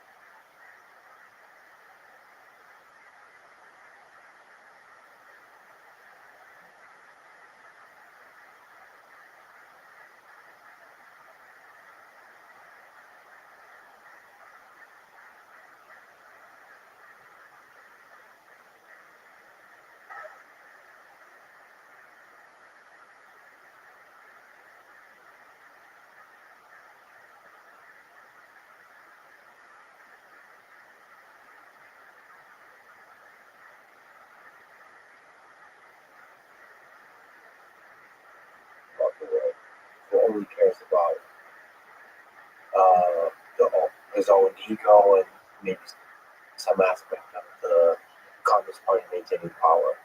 Because just like with Tiananmen Square, you don't know once you make the decision how the world will read that decision. What kind of things will become viral mediums about the telling of that story. And of course, in part, I think Donald Trump's reach is much wider because he's constantly out there. And I think there's a more reserved, less messaging out of Beijing. So it's a really chaotic environment in which to make strong decisions. But since you brought it up, we'll talk about Hong Kong. Let's talk about Taiwan and maybe there's some parallels there. Given Xi Jinping's emphasis on the great rejuvenation of the Chinese nation and the unification of Taiwan being a crucial part of his mission for China, what do you think are the chances? And how willing is he to use force to annex, to forcefully gain control of Taiwan? I'll frame that in a way that I think does lead into talking about Hong Kong, because I think these are connected issues. In 1984, when the year, not the book this time, that's when a deal was struck basically between London and Beijing on what would happen to Hong Kong. So Hong Kong Island became a British colony at the end of the First Opium War, the 1840s, and then Kowloon Peninsula near there became a British colony in 1860 after the Second Opium War. But then there was a large amount of territory of what we now think of as Hong Kong, called the New Territories, that became under British control in 1898, but was not a colony. It was a 99-year lease. So 1997 was this kind of expiration date for the lease of this large amount of territory of what we think of as Hong Kong. It's a large amount of territory that the rest of Hong Kong, the Hong Kong Island, Kowloon, depend on for energy, water, food. So it would be very hard to just transfer those parts to China.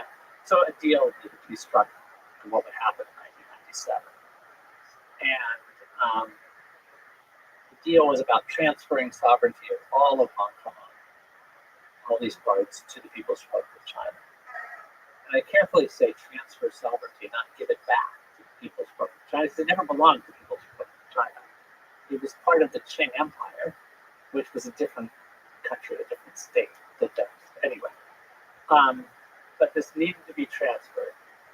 And the deal that was struck was that the London side wanted to do something to protect what was going to happen to people there. And remember, this is not what usually happens to colonies. Colonies usually go from being part of an empire to being some degree of self-government. And because of that, the Chinese representative at the UN insisted that Hong Kong was not a colony in the country.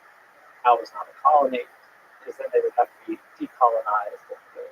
But so anyway, there was an understanding that something would have to happen in 1997, and London wanted some protection for the people in Hong Kong. They knew were living in a very different way. The people lived under Communist Party rule. There was a different kind of rule of law. There wasn't a democracy, but there was some degree of input in governance. The colonial authority and the most powerful person in Hong Kong was appointed by London. After 1997, the most powerful person would probably have to be somebody who worked with Beijing. But in this negotiation, something was come up with called one country, two systems. And Hong Kong would become part of the People's Republic of China in diplomatic terms, wouldn't have its own military, but it would have its own system for 50 years, was the idea, from 1997 until 2047. There was a tension from the beginning about what that other system, what was going to be the part that was going to be separate. And clearly everybody agreed you'd have a different economic system. It had capitalism. So people agreed on that. But there was tension from the start of, well, what about legal, what about cultural and other things? And things were written into this deal, which would be over time, Hong Kong people would govern Hong Kong. But Beijing thought they would govern Hong Kong, then it would be a Hong Kong person who Beijing had put forward of choosing. But the reason why Taiwan is relevant to all this is in 1984, as they were discussing this, the Chinese Communist Party said, and we'll come up with this arrangement, and people in Taiwan should pay attention to it because it could provide a model for what could happen with them being absorbed into the People's Republic of China. So the idea was, Beijing said, hey, people of Taiwan, watch what happens to Hong Kong after 1997 and think about it as a model for what could happen to you. Saying, like, watch how smoothly it would go. Over time, people in Hong Kong started saying, well, wait, Beijing keeps sort of nibbling away at, chipping away at these things that make us separate. And especially after 2008.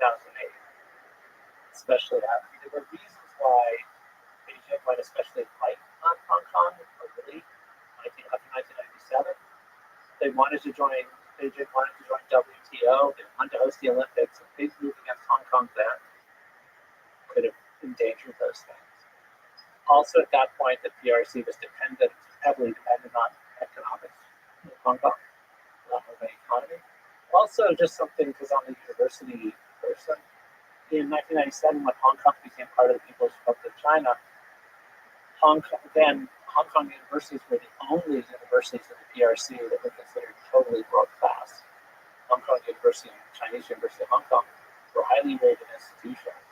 At that point, Peking University, Beijing, and Tsinghua were not yet considered world-class institutions because they didn't have the kind of academic freedom and humanities that was at that point needed to be highly rated. Over time, that difference started to go away because global ratings of universities stopped caring as much about academic freedom and things like that, and Beijing universities surpassed Hong Kong. So by the 2010s, you started to have these protests in Hong Kong, pushing back against what was called mainlandization. Down. Hong Kong protesters in 2015 put up a banner at the time when Beijing was holding the line against Hong Kong. People wanted to have real elections to choose the chief executive rather than kind of one where there were elections, but only people who Beijing approved of, basically, could run. Hong Kong activists put up a banner saying, hey, Taiwan, look at Hong Kong. Taiwan, beware. Hong Kong's today could be Taiwan's tomorrow. So basically spinning the one country, two systems argument and saying, yeah, Taiwan, you should watch what happens. So one way to think of Chinese leaders since Mao is that Mao and those after him wanted to make China bigger territorially than it had been, to try to reclaim it. Under Mao, Tibet, which had been not part of China, became part of the People's Republic of China. Mao offered something a little bit like one country, two systems to it. Isabel had built in, who writes wonderfully about Tibet, has talked about the parallels with the Hong Kong system. And some Hong Kong activists saw parallels as well. Tibet was supposed to go its own way as part of the People's Republic of China in the 1950s, and then by 1959, the center got restless, tried to interfere more. Local people pushed back against it, and a workable, what seemed like it might work out somehow against all odds, explodes. The Dalai Lama does that. Except the Dalai Lama, who before that had thought maybe he and Mao could work together, that didn't work. Hong Kong, the new version of the experiment happens. It becomes clear in the 2010s that it's not really workable, that the center is less patient, needs Hong Kong less. The Hong Kong people feel it's more of a sort of now or never period to push back. You could say that Deng Xiaoping oversaw the deal that got Hong Kong and Macau to become part of the People's Republic of China. He could point to that. He died right before 1990, during 1997. But he achieved that deal. Xi Jinping could argue he finished the deal of making Hong Kong fully part of the People's Republic of China, doing away with this degree of difference. And you could say that that's a stepping stone toward Taiwan. Or you could say that the South China Sea islands buildup might be enough for him to put a stamp on, having been the kind of leader who expanded Beijing's reach. He probably wants both. I mean, he probably thinks that he would like Taiwan to become part of the People's Republic of China, which it has never been. But the hope was it could happen through a kind of more gradual absorption, people, Taiwan being willing to think of that. And yet, in part because of what's happened in places like Hong Kong, there's a stronger sense of Taiwan identity now than there was at another point. Less parties that are more willing to try to negotiate some kind of interconnection with PRC are often doing badly in elections there because of this move. 2047 is 50 years from the 1997 handover that we were talking about with Hong Kong. On top of that, 2049 is 100 years about taking Kong. It feels like at that moment, China could take Taiwan because it does seem that there's a kind of value for history in China, and they take these days very seriously. On the other hand, as you have studied, there is some tension, displeasure, and protests. Some of the biggest in human history in Hong Kong. And so I put all of that together and so many possible trajectories of human history. Yeah, I mean, I'm particularly interested in youth movements. And one of the things about, I think, generation is such an important factor. And people know that generation is important, but sometimes people think that, if you divide people up into economic groups, you divide people up into racial ethnic, but that somehow is more tangible. But I think with things like the Hong Kong protests, that there was a process of what was seen as mainlandization, of Beijing just moving to make the things that were really distinct about Hong Kong less distinctive, minimizing the differences. And this process sped up dramatically after the 2019 protests. It was just partly with the distraction of COVID and the distraction of the world. There was a position of this message pretty long and basically did away with the differences. And you had some people in the city of an older generation saying, like, why couldn't they have just been more patient? Why did these protests force the hand of the people in power? But I think that age has a lot to do with it, that if there was this kind of gradual erosion, that there was going to be this process of doing away with the things that made Hong Kong really special, that people loved passionately about it, including this sort of freer press or just freer associational life and things like that. If you were 17 in 2019 and people were saying by 2047 it will all be gone, or maybe it'll even all be gone in 10 years, then you're talking about living most of your life in a Hong Kong that isn't the Hong Kong you really love. Whereas if you were 80, you were like, why not be patient? Why can't we be patient? And people in between had all kinds of things. This is one thing that leads to often kind of logically, there's a rationality toward younger people being more militant about certain kinds of things. I think we see the same thing with climate change, with climate activism. You're talking about whatever projection is of when things are going to get worse further down. The younger you are, the more of your life is going to live in that scenario. There's a logic for more of that kind of impatience. There's also a sense of frustration with an older generation not having done enough to sort of resolve issues. These are things with Hong Kong, with Thailand, the place that I've been working with lately. One of the slogans in 2020 when there was a push for democracy, let it end with this generation, which again expressed this kind of sense of gradual solutions are fine, but we're carrying more of a burden.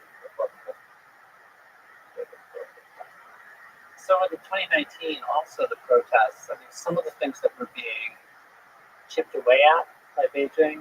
In 2012, there was an effort to impose mainland-style patriotic education. It seemed like, well, who cares how civics is taught? But actually, that has a lot to do with the larger kind of political story. And the protesters that year, young people stood up and actually got the government to blame. The local authorities backed down on that bringing mainland-style education. 2014, the protest was to try to get full voting rights for the chief executive. The government didn't work on that. That was something where they held the line. It was a big, colorful, exciting protest, but in the end, it had down. 2019 had bigger protests, and at first it seemed like surprising what the issue was. The issue was an extradition law that would have people potentially who committed crimes in Hong Kong being tried for them if the mainland wanted them on the mainland. And they're really different court systems. Hong Kong never had democracy under the British, but it did have a stronger rule of law and more independent courts that sometimes decided things that went the other way than what the government wanted. And the mainland doesn't have that kind of court system. 98, 99% conviction rate. In Hong Kong, if you're put on trial, if you're arrested even before 2020, you were arrested even under a kind of politically related charge. You were out on bail or giving interviews with the press on the mainland. Okay. How are you doing?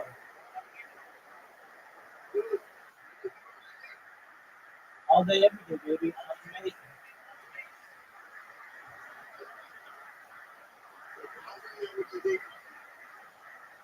Like 8. I know. I'm doing well, baby. Thank you so much for doing so. I appreciate it.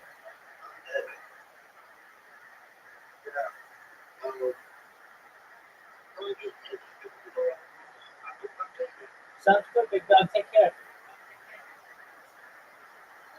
You as well.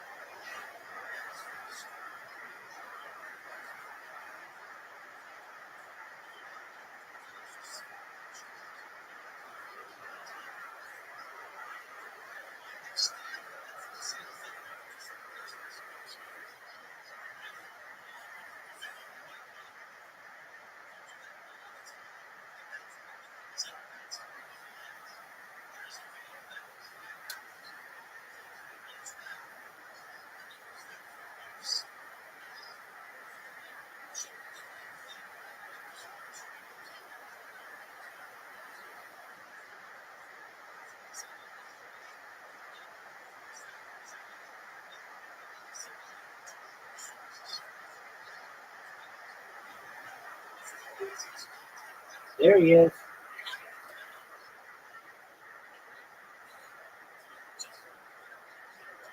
You ready to lose?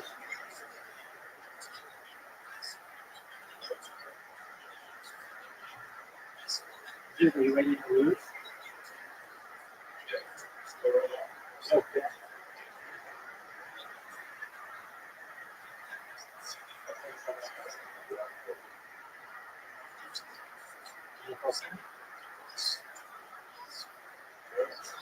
Get a hooker.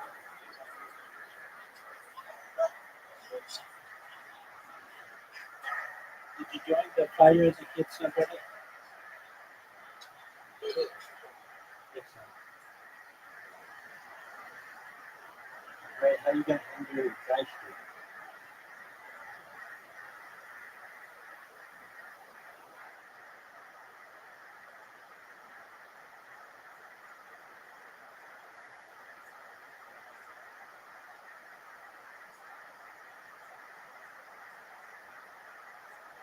What are you gonna do?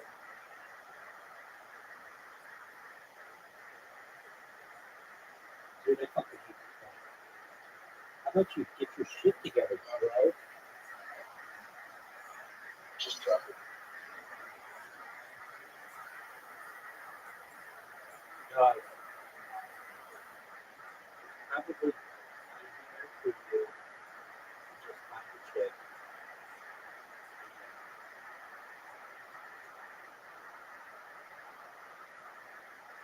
You're here. Yeah. Dude, you haven't done anything that I told you to do. So I don't really feel sorry for you. Remember what I told you to do? Tell me what I told you to do. That's correct. And what else did I tell you to do?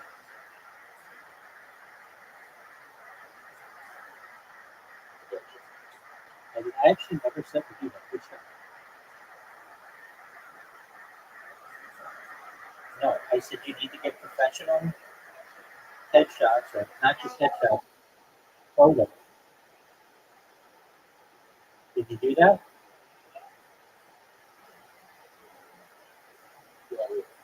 What you will. I mean, dude, you're over here talking about traveling with muscle shit when I told you to do this a month ago.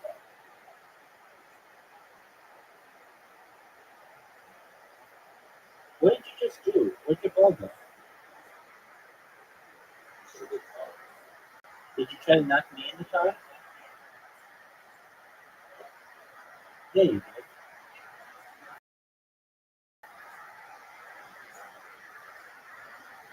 That's what you get, son. So, dude, you do anything that I told you to do. You didn't put any of the hobbies that I told you to put on. You didn't even fucking get on any more social media. So you're gonna be just as dry in another place as you are wherever the fuck you are because you're not doing what I told you to do. You said that you have to get. I told you like a month ago, or maybe more than a month ago.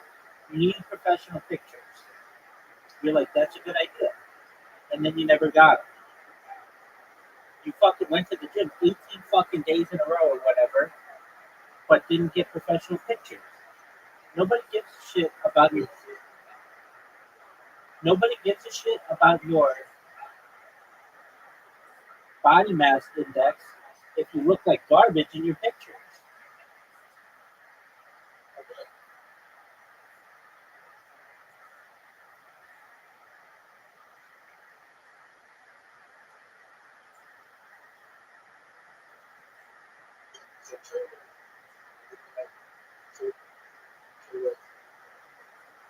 All right, I mean, get them done in the next 3 days. I don't know why 2 weeks is your deal, but okay.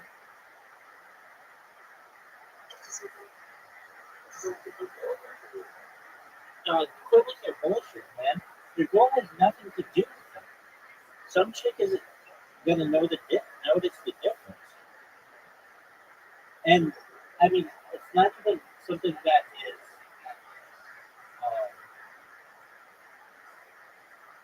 sometimes not even recommended to take a shirtless photo. It can be, but it also makes you look like a pretentious douchebag. I mean, you want to pick up chicks, don't you? Well, you don't want to look like a douchebag.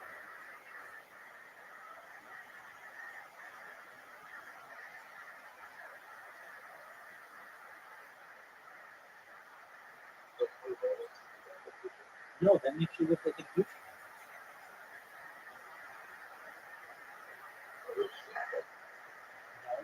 It's very easy to just face roll up.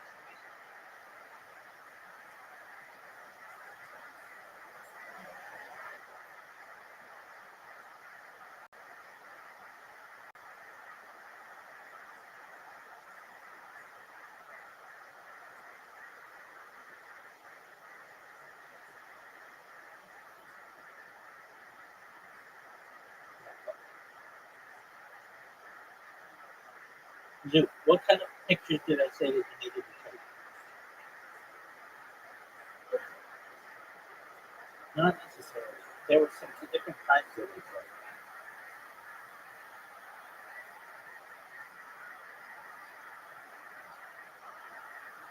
What were they?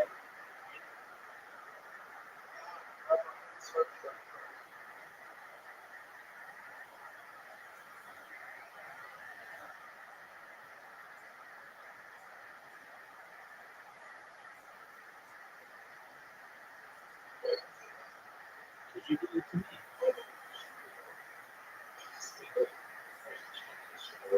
I don't have it.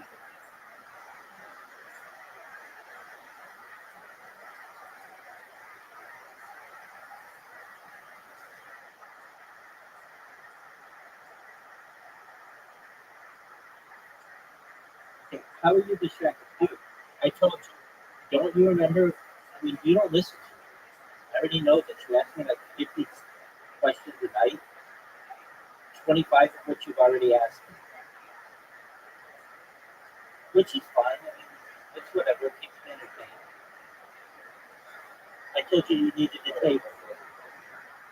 You, yeah, go for it, man. I mean, look at the scoreboard. It doesn't really matter.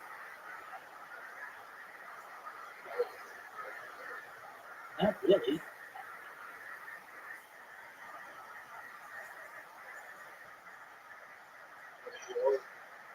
Make the shot. Make the shot and I'll be impressed.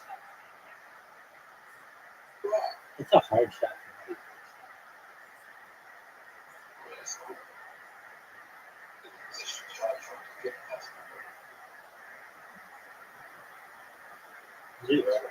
Zoot, scoreboard.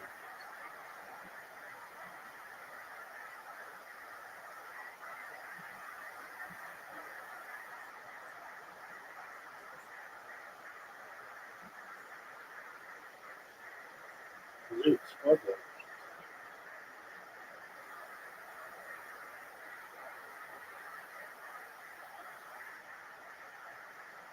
What kind of pictures did I tell you to take? No, not an actor.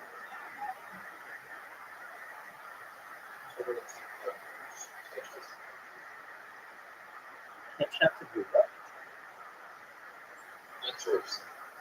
Yeah, but not headshots. Headshots are of your head. I mean, like one, like you should have 5 pictures.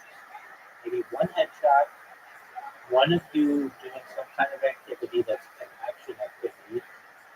One of you, if you can't be an animal. I don't know if this is the best idea, but sometimes they say to have one with your family, with friends. You have friends. All right, so ask a friend, hey, I'm like gonna try to get serious on dating websites. Is there any way that, or just use an old picture of that? But I mean, that's not always the best.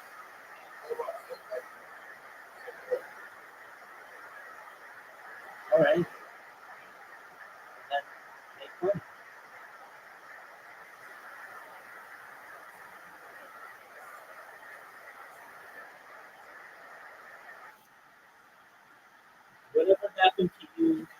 going after the guy with the solar. I knew he was the client. What happened with him? What do you mean you don't know? You said you may give it a couple weeks. That was like a month ago.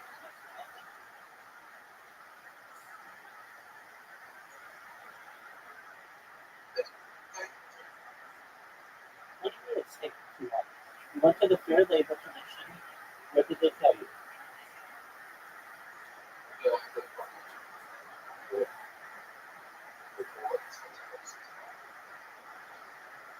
do you mean fuck that?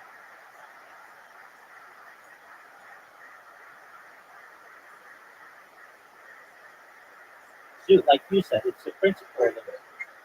It's the principle. Okay.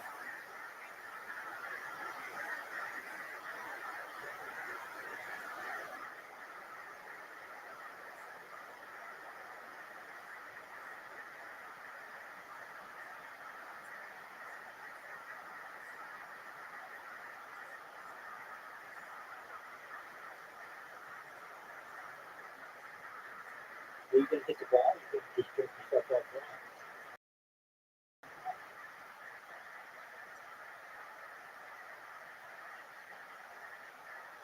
Everyone.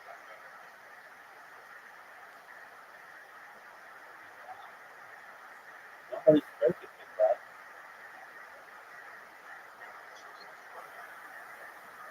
What are you talking about?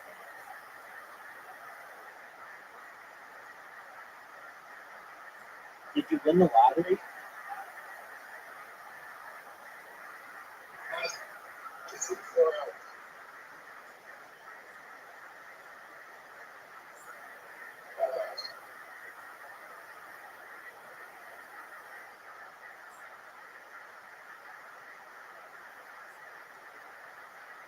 Are you going to hit the ball? Oh, dude. I'm going to shut you off. I'm going to fuck up your shot. Oh, no. Get in the hole. Get in the hole. Get in the hole. Get in the hole. I know. Dude, scoreboard.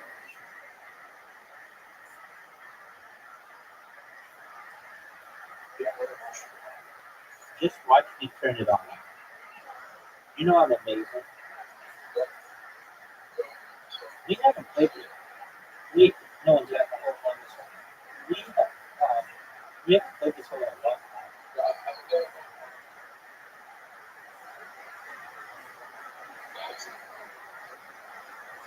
How did somebody get a hold of it? Oh yeah, and then somebody hit him on their second shot.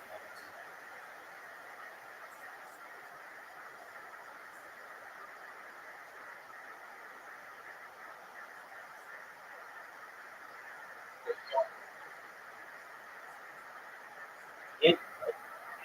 Oh wait. Yeah, you could. Oh, yeah, you could.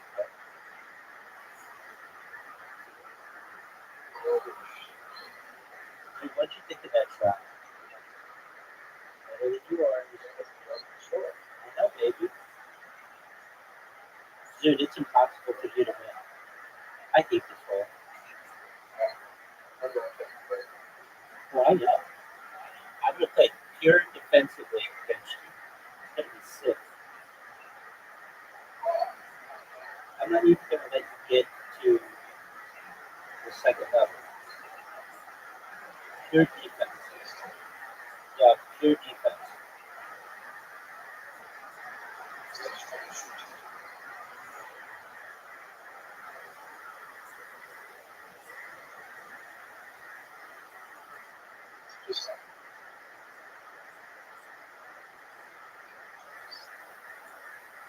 How did that help you, dude? You're not even gonna make it in that second level. Like it just said. Oh, this is so ridiculous. Oh, that was almost good. See that chicken?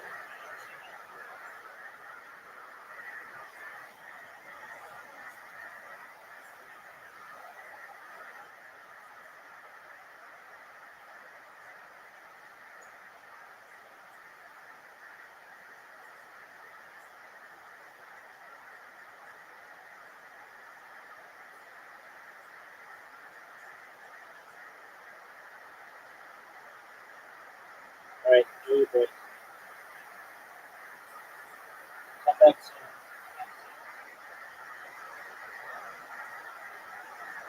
Hey, you've been playing with other people. Have you? No, you haven't. No, you haven't. Maybe a little. You played with some people. Okay. Go take your break.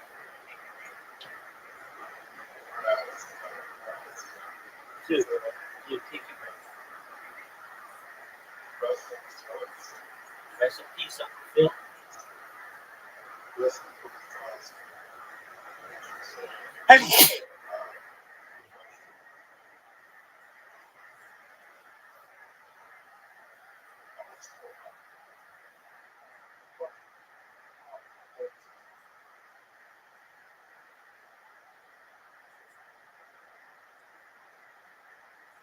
The guy from Instagram. All right. So why don't you just make a bunch of Instagram accounts and say, you stole my money. You need to pay me.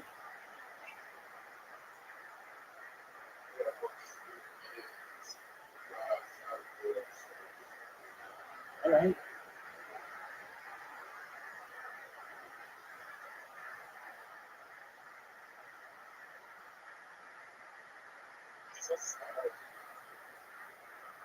All right, dog. Why don't you fucking create a bunch of Instagram accounts and then tell him to pay you?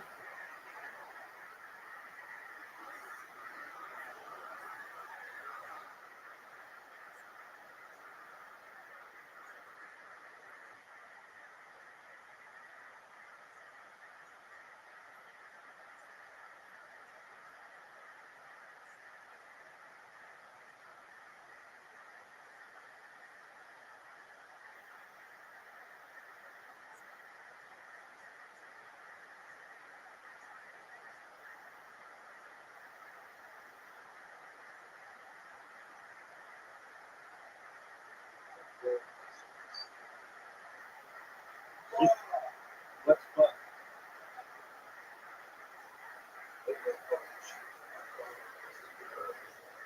All right, dude. Why don't you just create a bunch of YouTube Instagram accounts and then just post on his shit?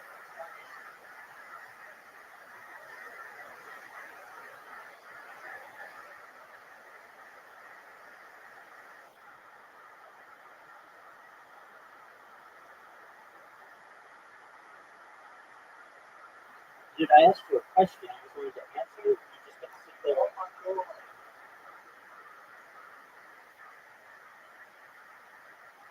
What they got?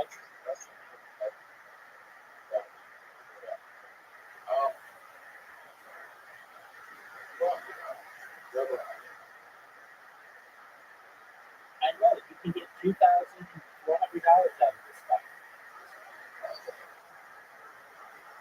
All right, but you need the $2,400.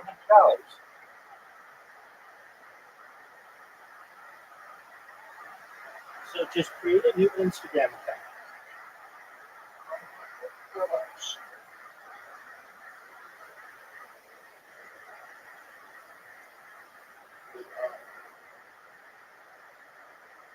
What's the guy's name?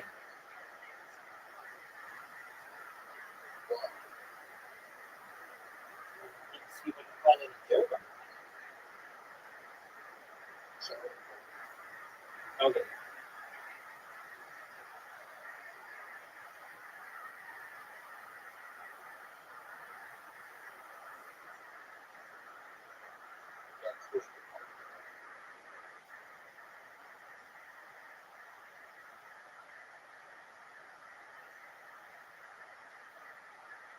Is he with Schneider Electric?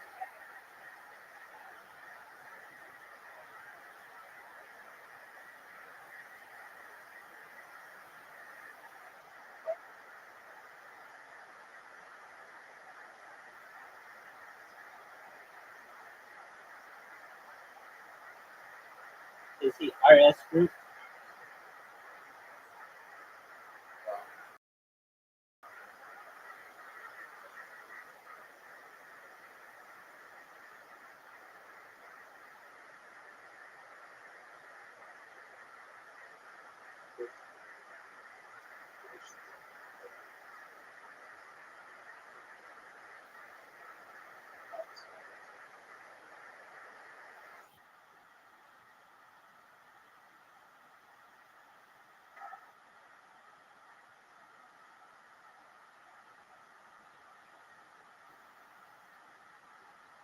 Are you sure there's not with Schneider Electric in the Greater Sydney area?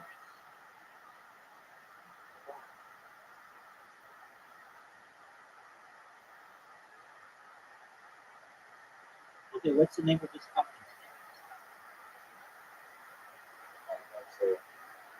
Rothschild?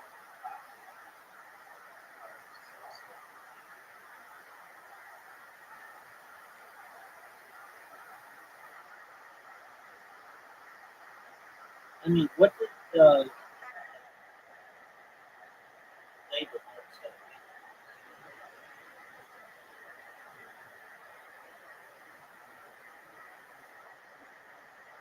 Is it smart commercial solar?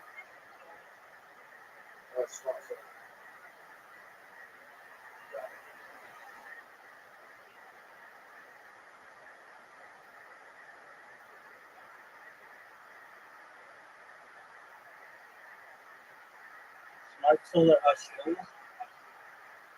Yeah, this is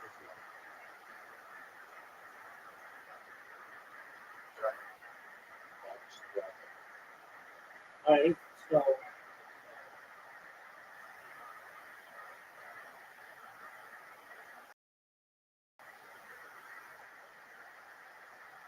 have you contacted him and called him directly? What did he say? You weren't even employed, you just hung up on him.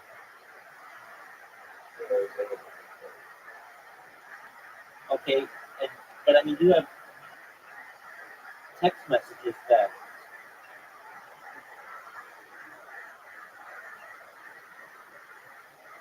reflect that you were, correct? Okay, so then send him the text messages and explain to him that you were an employee, you make $2,400.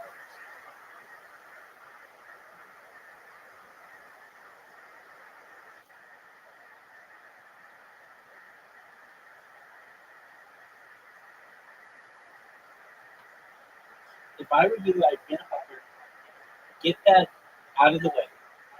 Then I would get my pictures and make a really nice profile, do all those things. I would get a real job, and then I'd start dating some guy.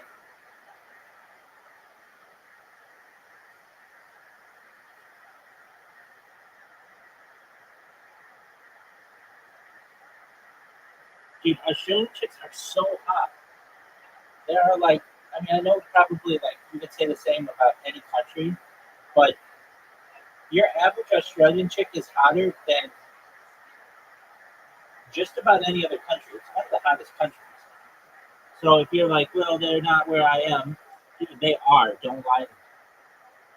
You just aren't able to get there.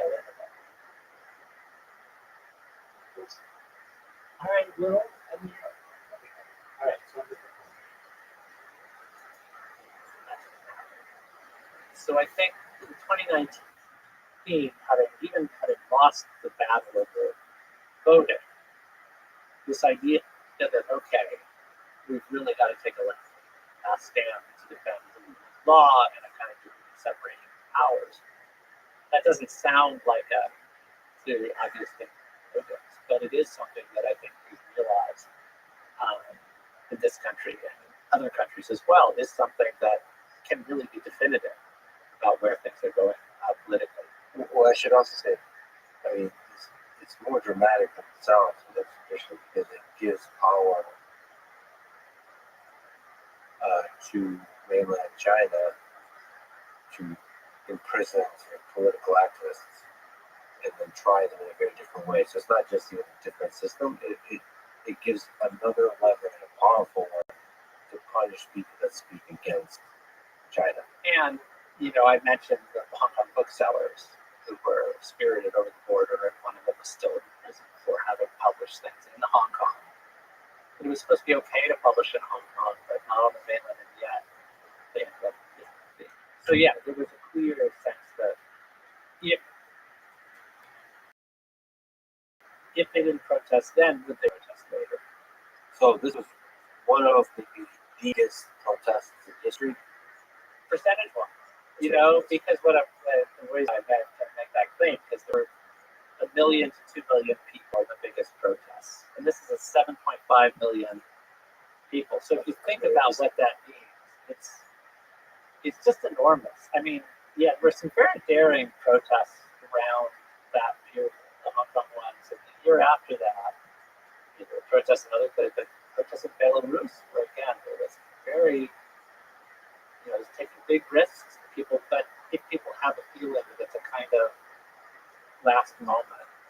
So yeah, these were giant, and the protests kept growing, and I think they kept growing in part, and this happens why protests grow. It's always hard to figure out, but in the case of Tiananmen, in the case of Hong Kong, 2019, if people feel that the sort of protesters have the moral high ground in one way or another, but tipped it that way in Hong Kong, I think, was really that the police were using really strong-armed methods, and the government was never apologizing or never saying we need to investigate that. And I think what really kept the protest going was they became a referendum on the right to protest itself. And what I think the government hoped, and what Beijing certainly hoped, was that some of the protesters would start doing militant actions, violent actions that would alienate the populace of the protests. And the protesters did do some of those things, but they tended to attack. Violence was often against property. And when there were occasionally violence against people within the movement would apologize or try to distance themselves from that. Meanwhile, the government was never apologizing or distancing itself from the police. And that created a dynamic where you had these enormous numbers of people who were previously on the fence about things turning up at these protests and leading to them being dying. Even people, and this was a city that sometimes had the misunderstood reputation as being one that where people didn't care that much about politics. They just focused on living a good life. But there was a sense that they wouldn't have that possibility if you had a police. And the police used to be really highly respected in Hong Kong, but it lost that. Maybe you could speak to some of the dynamics of this. So far, you were there in the early days.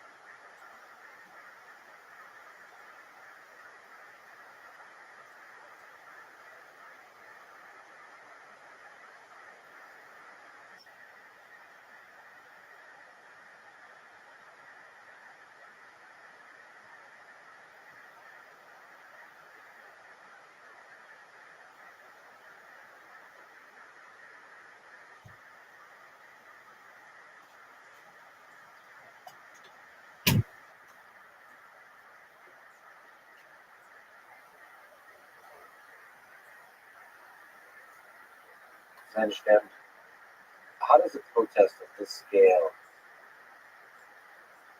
explode as it did? We started with small groups of students, the youth, like maybe you can speak in general from all the stuff protests. How does maybe anger, maybe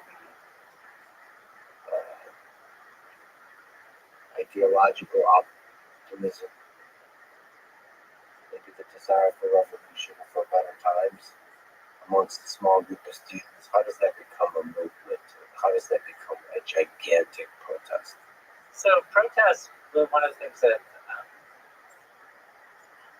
some of the most impressive books I've been reading, other places have been emphasizing, is that protests are often preceded by other protests that may seem like dead ends, but actually provide people with the kind of skills and scripts, repertoires to then carry out things on a larger scale after that. So you often get, we get captivated by a moment that seems to come out of nowhere, but it often doesn't. The ground has been laid by, it can be by an earlier generation that passes on the stories about it, or it can be just a few years before. And sometimes a new generation will say, look at what they did, that was exciting, but we want to put our mark on things by generation. So there were these 1986 protests that sort of fizzled out that helped lay the groundwork. In Hong Kong, there were the 2012 and 2014 ones that laid the groundwork for 2019. Some of the times it was the same activists out on the streets again, but sometimes it was a younger generation that, yeah, okay, but that failed, so what can we do differently? And we see this in cases in the West, the world, of this kind of the percolating of things that happen, sometimes in conversations that continue. And sometimes, failures can seem like dead ends, but over a long period of time, we see them as succeeding. And it can seem irrational. It can seem irrational to try to do something after the last 3 times people have tried to do it have failed. But then occasionally, history shows that the 3rd time or the 5th time or the 20th time actually does succeed. There's enough countervailing. In Eastern Europe, you would say, like in 1956, there was a rise, it was crushed. In 68, there were rises, crushed. Poland, 1981, martial law. 1989, what were East German protesters thinking when they poured out onto the streets? And then it happened. But this time it wasn't. So I think there's a way in which social movements are fundamentally unpredictable. And there are just times when, against all the seeming odds, something that seemed like it would be there forever just no longer is. And that's the case you made for when the odds seem impossible, it's still worthwhile. It doesn't mean that it will work. It doesn't mean it will work, but I think history has enough examples of things that you thought. I mean, this is, it explains why certain figures are so inspirational for generations of activists that, people read. There's a reason why people talk about Václav Havel. Whereas if Václav Havel had died in 1988, people would have said, oh, maybe he was a great writer, but his political projects he didn't live to see. But then he lives to 89 and becomes, against all expectations. So Rebecca Solnit just got a new book, No Straight Roads Things You Get, Essays for Even Terrain. And she's talking about taking a longer view at some struggles that achieve things after the point that people might have imagined that they had run into dead ends.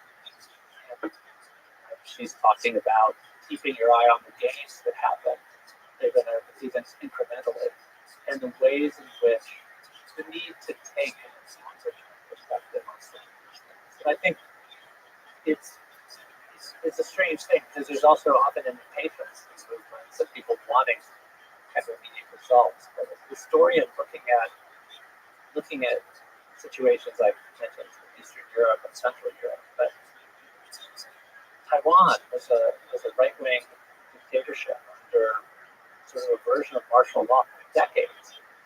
And at each stage, it seemed that people struggling to change it were on a quixotic, impossible kind of mission. And South Korea was in a similar situation. And then in the late 1980s, you start to have those things unravel. And it's partly because of a kind of steady existence, it's partly because something in the world changes. But there's often a combination of those things. So I'm interested in that whole, we know that what happened in Hong Kong in the short run didn't work. And I don't see a way in which the actually really are. But that doesn't mean that it was a completely impossible effort, even though we know the result in that case was to have this failure. The protests are generally worldwide. I mean, they do give, as I look at the description of the migratory routes and TSK, they do see the ideas in the minds of people. They live with those ideas, they share those ideas, they deliberate those ideas. They might travel to different places in the world, and those ideas return and rise up again and again. There's two parts of the world that I think are fascinating and unpredictable. So one is Iran, which the trajectory that place takes might have a complete transformative effect on the Middle East. Then the other one is China. So the protests, whether it's in Taiwan or Hong Kong, or maybe other influential parts of China, those ideas probably up and up again might have a completely transformative effect on the world. So maybe this is another case where, so the Chinese Communist Party, people, leaders of the Chinese Communist Party, they do know about history, they care about history. And one history they know is the Chinese Communist Party was almost destroyed in 1927. I mean, it was, if you were taking odds on what are the chances that this ragtag sort of group that's being pursued by Chiang Kai-shek to try to determine it, and yet over time they somehow managed to ride it out and eventually come to power. There's this awareness of the ways in which the seemingly impossible happen. It doesn't mean it will. I mean, this is why I think, and one of the really kind of tragic or heartrending things is you can have situations in which movements that seem to be pursuing an impossible end result, they achieve that result. And then after another period, the country goes into another really difficult period where it seems that the successes are being rolled back. And the Alliance book that I just read dedicated to two people who lived through a variety of these things. One is a Burmese activist who was involved in a failed uprising in 1988. He then was in exile, didn't know whether he could ever see brothers who he loved back in Burma. And then something magical sort of changed, and in 2010, it seemed that there was a benefit of observation. It turned out to be a false dawn. He was able to go back. And now he's again, when he's been crackdown, he's now again come out. And at one point, I was asking him about how he feels about this, but he's still trying to sort of raise awareness globally about what's happening. And he said, I feel helpless but not hopeless. How did somebody maintain hope? And the other person I dedicated to Nikos Rothschild is a Hungarian who was an activist before 89. He saw this amazing thing happen with communism, the Communist Party rule ending as part of the process that came. And expensive. Hubble, Poland's changing, and all of this is in a moment, but ends up being a critic to Orban and following a tightening of control, rolling back many of the things that were victorious then. But this kind of no straight road, that actually there's something about it can be disquieting when these unexpected things flow to where you thought this direction history was going. But history shows you that history doesn't have a direction. There isn't a straight road. Yeah, and there's, the idealism of youth can lead to things like the Russian Revolution, and then you get Stalin with Holodomor, the purges, and all of that entailed. So a successful protest and a successful revolution might have unintended consequences that far overshadow whatever ideals and dreams you had fighting for the working class, whatever it was in that particular case, like cause immeasurable suffering. So there is no direction to history. There's just some lessons we pick up along the way to try to hopefully help humanity flourish. We really know what we're doing and how we're nuclear weapons. And some of it is also, though, sometimes the people who I find really admirable, it's not about trying to create totalistic change, but they focus on trying to do what they can for things they believe in within constrained circumstances.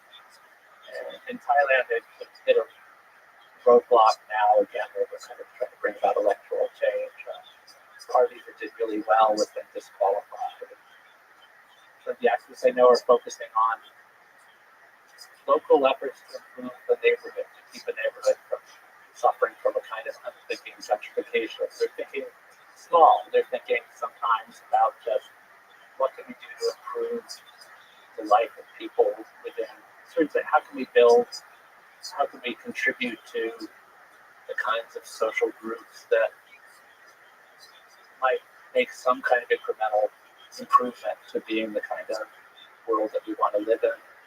People do that in all kinds of ways. What kind of parallels do I draw from Taiwan and Hong Kong? What do you think the people of Taiwan are thinking, looking at Hong Kong? Well, I think the way that things developed in Hong Kong have undermined the kind of trust in any kind of story coming out of Beijing that there's a place within sort of Xi Jinping's version, at least people spoke to China, for a place where people live very different kinds of lives. And I think a lot of people in Taiwan feel they're living in a very different kind of life. So that way, I think Hong Kong was a good example of that way. And there were connections there was a Taiwan protest in 2014 before the big protest in Hong Kong by people who were young people who felt the government then was moving towards working together with Beijing. So they've been interconnected stories. And I think we sometimes miss how people within a region are looking at what other people in the region are doing. They're taking clues from them about how to educate things they care about, what the risks are, danger, the autocrats within different parts of the region. They're looking at each other too, as well as global. In part because there's a great dependence in the United States on TSMC, and in that way Taiwan comes from different supply chains for electronics, which is for a lot of our economy. There's been a lot of nervousness about Taiwan. What are the chances that there's some brewing military conflict over this question of Taiwan in the coming decades, and how can we avoid it?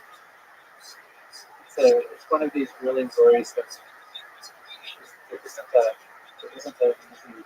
I think experts who tell you they know what X, Y, and Z about this and so polluted themselves.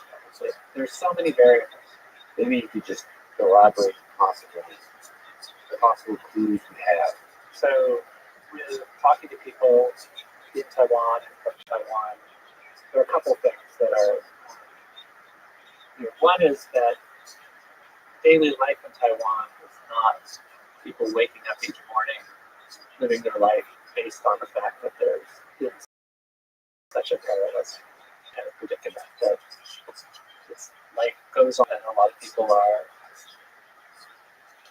very, very fortunate to be in Taiwan. There are many reasons why it seems like a great place to live. So even though this is hanging, but at the same time, there is an awareness of things that increase precariousness. And there was a lot of concern with the invasion of Ukraine and watching how the response to that was. And there was a sense of it being analogous. There was a sense that Xi Jinping would be watching the response to Cuba and seeing what do that. And so then there was a sense of relief, I think, that there was as unified a Western NATO, including the United States response. And then there's a concern about the Trump presidency because of this. And at the same time, there are mixed signals. So people are, I'm sure there are people there who are both saying Trump is going to be tough toward the Chinese Communist Party, and others are going to say, but he's not supporting, he's not as supportive of Ukraine. What does that say? Or so they're not the same situations that all people have in a sense. Sometimes they don't know the situations, just to look at things that have any degree of parallel connections in places. Do you think Xi Jinping knows what he's going to do in the next 5-10 years in Taiwan? Or is it really there's a loose historical notion that Taiwan should be part of China with Xi Jinping and the Communist Party believe that? That loose idea was that Chiang Kai-shek and Mao both thought that these two places were part of somehow destined to be the same. It was just at that period, Chiang Kai-shek thought, how long until I take over the mainland and it all becomes the Republic of China? This is not now something that any leader in Taiwan is believing. There is a degree to which that remains a kind of sense within the Chinese Communist Party leadership as an eventuality. I don't think there's a set plan. In part because I think it's also dependent on what the kind of costs in various realms would be of doing that. I think it still does. I think it's still one scenario would be possibly a sense of becoming strong enough to not have to worry about consequences. I think another, I still think that more would be a sense of weakness or precarity of maintaining power domestically and needing to do something to distract. And another complexity about this is it's not always so clear the line between no conflict and conflict. So there's a lot of gray zone tactics of nonviolent pressure that China takes. They could do non-military violence. You could then escalate that to non-violent military intimidation. And all of this has consequences for the United States. And then, of course, that could then go to a full-on do as you're told actions that come at a high risk of a hot military conflict. Basically, don't do military violence, but just full-on pressure, ordering Taiwan. And there, it's So in order, the only way to respond is with violence. Really crap. They said no. You have to say no with a military force behind it, and then what do you do?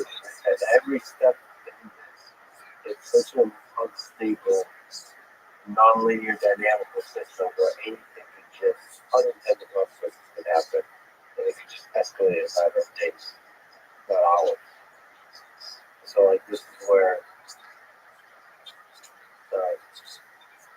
I think it's really important to find mechanisms, tactics, strategies for de-escalation. This is why this trade war that's happening, one of the nice things of being so connected by trade is it creates a disincentive for any of this kind of posturing. Because I do agree with you, I think you will start, as these things often do, as a kind of military sort of early steps posturing in order to maintain power internally. That's China would just create military conflict of different kinds in order to distract. But then how does that escalate? If all that was complicated enough, Taiwan isn't just one place or one island. There are islands closer to Chitman and the degrees of integration. Anyway, so it's a but your comment about integration of trade and sort of being a check. There's a Chinese writer, fascinating guy, Han, who was a race car driver, filmmaker, bad boy novelist. Anyway, in his heyday, he was an interesting kind of blogger, testing the edges of things. He had this blog post where he was talking about this was in the early 2000s. He was talking about how China was building a massive Three Gorges Dams project. And he said some people are saying building these dams would be so easy for the Americans to just bomb them and destroy our country because it would be a massive flood. He said that's a really silly argument because Americans know that downriver from there will be flooded out was the place where their iPhones are from. And they want their iPhones. So that's what so this kind of notion that he was making through a humorous point, the way in which interconnectedness can be a challenge. Interconnectedness can be in all kinds of ways, both people between places, and having people from one place living in another, traveling to another, studying in another, would be something that helps to stabilize the world. I think that's going to be the point. You mentioned the one on March, and the unlikely coming to power of the Communist Party. Let's go back. It began with the marriage being Mao. Let's go back to Mao. How did Mao come to power? The road to Mao coming to power, we need to first say that China was under rule by emperors until 1911, overthrown by upheaval. It was partly by people who wanted to change China into a republic, but also some people who wanted to get rid of the last dynasty was a Manchu ruling families. They saw them as ethnic outsiders. So it was a strange combination of kind of ethnic nationalists who wanted China back and control upon Chinese, other people who thought the time for rule by emperors was over and wanted to establish a republic. And Sun Yat-sen became sort of provisional president of this newly formed Republic of China. But then he got nudged out of power by a military strongman. And then there was a period where the country was really divided. The Republic of China didn't have a strong government, but there were then two groups. One rallied around Sun Yat-sen had founded the Nationalist Party, And then there was a small group of people who formed a communist party. Mao was one of them. These were intellectuals who were part of the May 4th movement of 1919. They were inspired by Marxist ideas, but they were also just inspired by the Russian Revolution. Russia was nearby, it seemed good to think with, it had a largely rural population, and somehow it seemed to be getting strong in the world, and there was this interest in what China could do that. And the newly formed Soviet Union did something very important. There were a group of foreign powers, including Tsarist Russia, that had gained big concessions out of China when in 1900, the Boxer Uprising had taken place, and then been crushed by a consortium of foreign powers who had gotten privileges and indemnities out of that. And the newly formed Soviet Union renounced those, said, that was the old order, that was imperialism. And so Marx's ideas were attractive to some Chinese thinkers, but Lenin was very attractive because of this combination of anti-imperialism and this notion of a vanguard party leading a country forwards. So there was a small communist party, a bigger nationalist party. They were involved in these protests against warlords and against imperialism. And while Sun Yat-sen was alive, Sun Yat-sen got the two parties to work together. Because Sun Yat-sen wasn't a Marxist, he didn't believe in class struggle, but he admired Leninism. And so he said that actually the Communist Party and the Nationalist Party, they had different views of the path forward for China, but they agreed on who the enemies were. The enemies were the warlords who were keeping China weak and too willing to compromise with Japan, and foreign imperialism. So China needed to get rid of the warlords and become a stronger country. Then they could sort it out what road to take. Sun Yat-sen dies in 1925, and his successor, Chiang Kai-shek, is initially keeps the alliance going with the Communist Party, but in 1927 he turns against the communists and tries to carry out a purge against the Communist Party. He's the head of the Nationalists. He's the head of the Nationalists. And he has some very different, he's a kind of culturally more conservative figure. But what's important part about this is there are some members of the Chinese Communist Party who accept the basic ideas of Marxism, of revolution comes from the cities.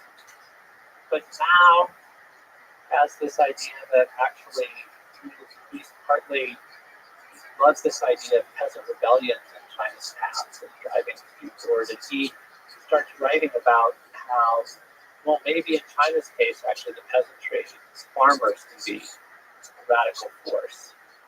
And so the Communist Party is on the run, it's being pushed around because the nationalists are trying to exterminate them.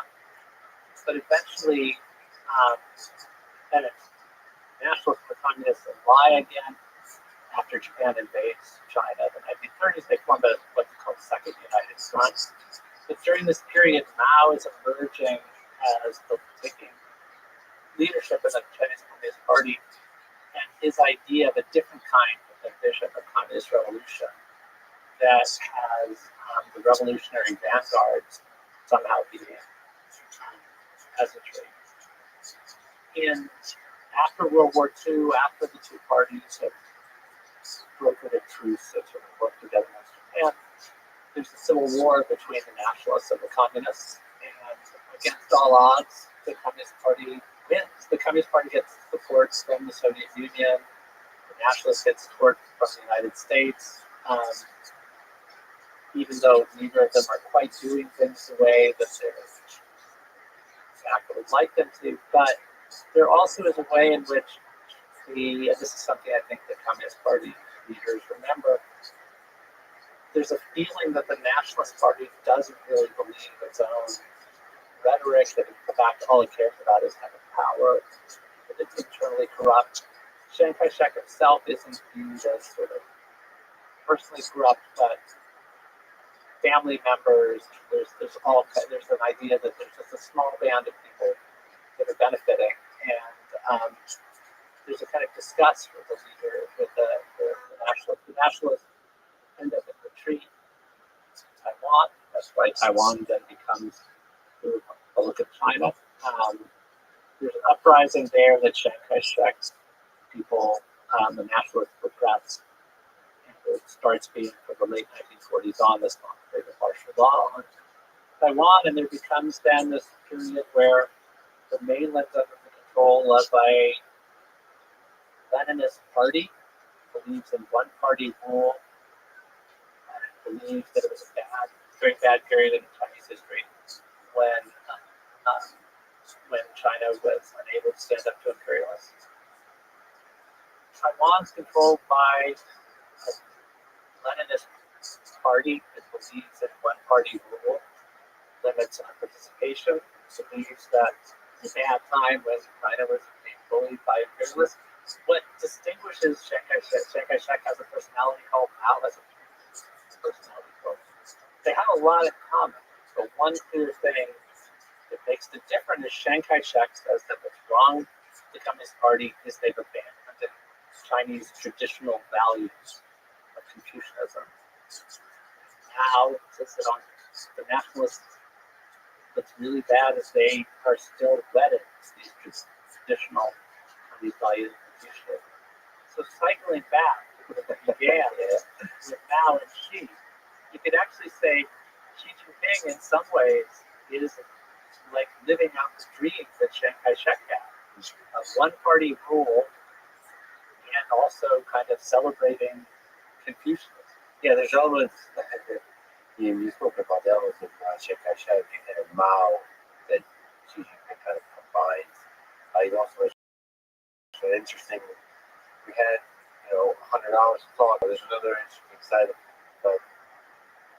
similarity we talk about where Xi Jinping's wife is out there, no identity, a part of his public image, and same was the case with Chiang Kai-shek. Yes, and both of them, right, they had high-profile wives who were sort of celebrity figures and made good impression globally, or more like kind of first ladies.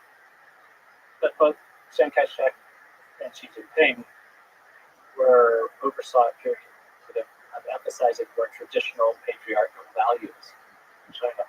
And one of the things I didn't mention before, Xi Jinping has been very in this idea of trying to do away with difference within PRC. He's been pushing against feminists and any kinds of feminist movements. We're going back to Yeah. I mean, there are people who argue for a less patriarchal Confucianism, but it fits with that. So now that gets us close to Mao starting power. Then the story after 1949 with Mao is there were divisions within the Communist Party over sort of Mao was impatient. He wanted to transform the country quickly. He had a utopian streak. He thought just as the peasantry could you didn't have to stick to the traditional pattern of moving slowly to socialism or communism. He tried to, the Great Leap Forward was this disastrous policy of his that imagined China outdoing the West in a kind of quick industrialization like this. And it was just it just didn't work. Like all kinds of things. And that would be we'd need a whole other session to do the Great Leap Forward and the Cultural Revolution. But one of the simple ways to think about it is Mao made these kind of disastrous moves and then was partially sidelined and then wanted to get back in power. And there was this struggle between people who were more gradualists or let's try to work more kind of rationally, and the more utopian side with Mao. And both the Great Leap Forward and then later the Cultural Revolution were Mao's efforts to do things dramatically, even at the risk of chaos, even at the risk of undoing a lot of the kind of slow building of state building going on, and then there were other figures who were more concerned with kind of incremental. And after Mao's death, one of those figures, Deng Xiaoping, be the next long-term paramount leader. He led to decades of economic progress. His economic reforms led to record-breaking growth for China and so on. I gotta linger on the Great Leap Forward a bit, enough to understand modern-day China. So, as people know, because I'm sure I'll talk about it in other episodes, the Great Leap Forward is agricultural productization and rapid attempt to industrialize has killed 30 to 45 million people. It's one of the greatest atrocities in human history. How could Mao be so catastrophically wrong on the policy of colonization and be so unwilling to see the atrocity and the suffering he's causing enough to change course? So with the Great Leap Forward, it's caused this incredible famine, just incredible devastation. One of the things that happened was getting very bad information. There was a sense that officials were afraid that if they gave bad news, if they admitted that they were failing to meet these giant targets that were being set, that would be seen as a political mistake. So it got to be a survival mechanism to pass on unrealistic reports on what was going on. So some of it was a culture of fear around a great leader that led to not getting accurate information. So that was one part of the dynamic. Ego was a big part of it. There were all kinds of things that were unmoored. But early in the Chinese Communist Party history and power, there was the connection to the Soviet Union. And Stalin had a connection. After Stalin's death, Mao was haunted by toward de-Stalinization. And Khrushchev, and this laid the groundwork for the Sino-Soviet split. But there was also this kind of obsession with doing things differently. That Mao had against it as well. And you have national struggles. You have all kinds of things that are happening simultaneously. There's something I learned about called Gray's Law, which states any sufficiently advanced competence is indistinguishable from malice. So I would say that 30 to 45 million people die. It doesn't really matter what the explanation is. It's a longer discussion, but the interesting discussion that connects to everything you've been talking about is how is Mao seen in China? What has Xi Jinping said about Mao? So before Xi Jinping, there was this kind of assessment of Mao as having been early in the early 80s of being 70% right, 30% wrong. I guess Mao's old enough to Stalin was that Stalin was 70% right and 30% wrong. So they apply the same kind of Logic there, yeah. radical analysis to Mao. Yeah. But Xi Jinping has had a different way of talking about this. And he's talked about the first 30 years of the People's Republic of China and the second 30 years. It says that we should not use the successes of one to criticize the other, that we need to see where we are today as benefiting from both those first 30 years and those second 30 years, which implicitly, or he sometimes talks about a new era, suggests that in many ways he sees China as now a post-reform era. You can think about a third stage, and there are people who write about it in that way.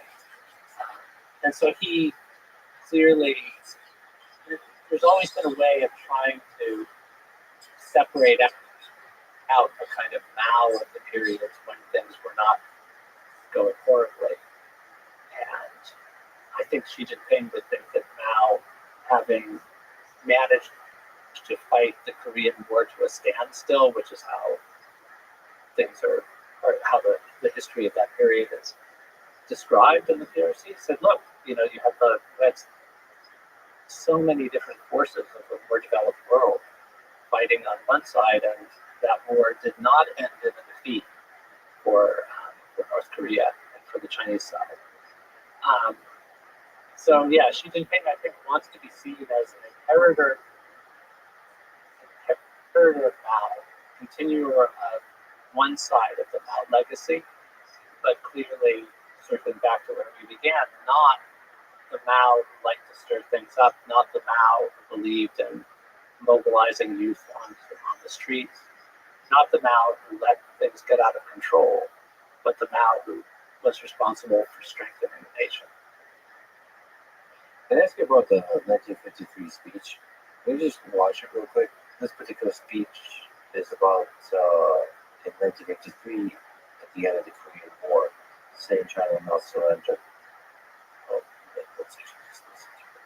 the speech reads, as to how long this war will last, we're not the ones who can decide. It used to depend on President Truman, or depend on President Eisenhower, or whoever will become the next U.S. president. It's up to them. But no matter how long this war is going to last, we will never yield.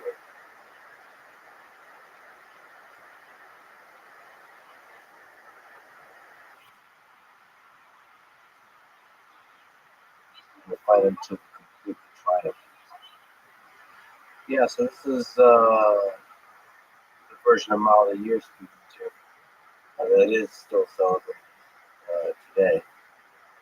And from the Chinese perspective, I guess they could tell the story about that particular concept if they try it. So, what do you think about that speech? About these performers? I don't know how much you've listened to Mao speeches. Well, he had a really difficult accent to make sense of it. People, native speakers of Chinese can have trouble with his speech. That one was less hard to follow than some of them. But What explains the accent? well, he's just from Hunan, and he had a heavy accent. But this is another complicated side of Mao. He is both anti-intellectual and very intellectual.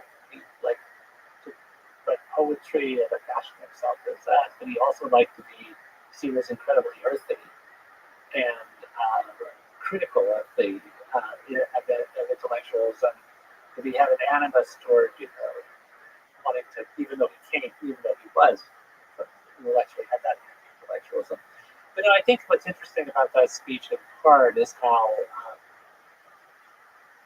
even the depiction of the Korean War as being the war against America, to resist America and support Korea. I think it fit with his idea that it wasn't just about China. It wasn't about China working in self-interest, but siding with the underdog countries against the hegemonic ones. And that was another part of Mao's desire to see China as representing the kind of third world and a sort of the countries that had felt the brunt of imperialism, of Western imperialism and the Japanese imperialism, and trying to find one or another country's imperialism to focus on. At that point, he was focusing on America, which is something that can have particular resonances now.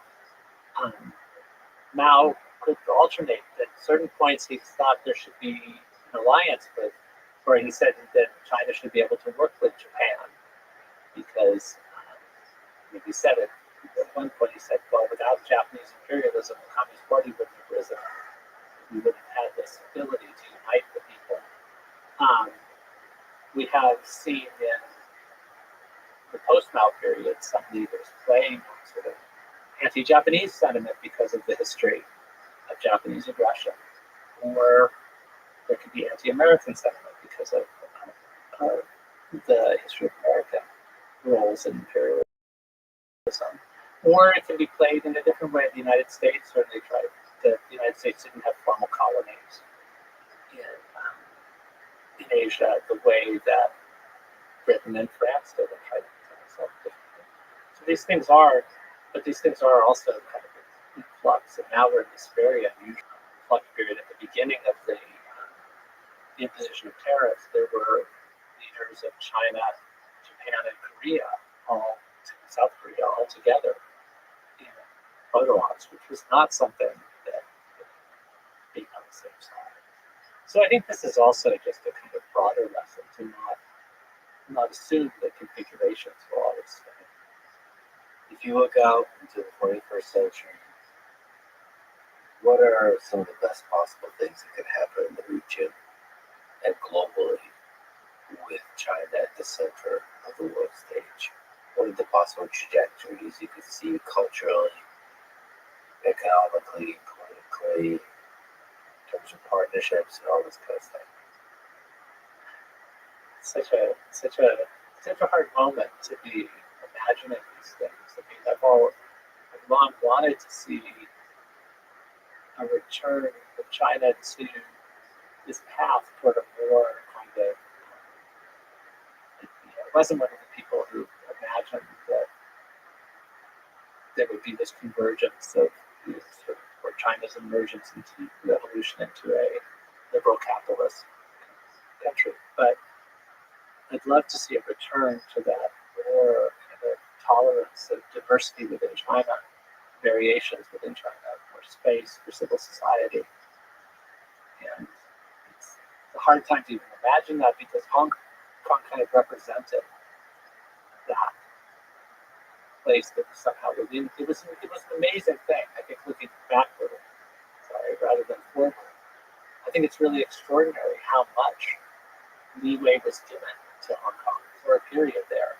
That was really special. No Communist Party run country never had a city within it that had as free a press as Hong Kong had then, as much tolerance for protests, and I think it was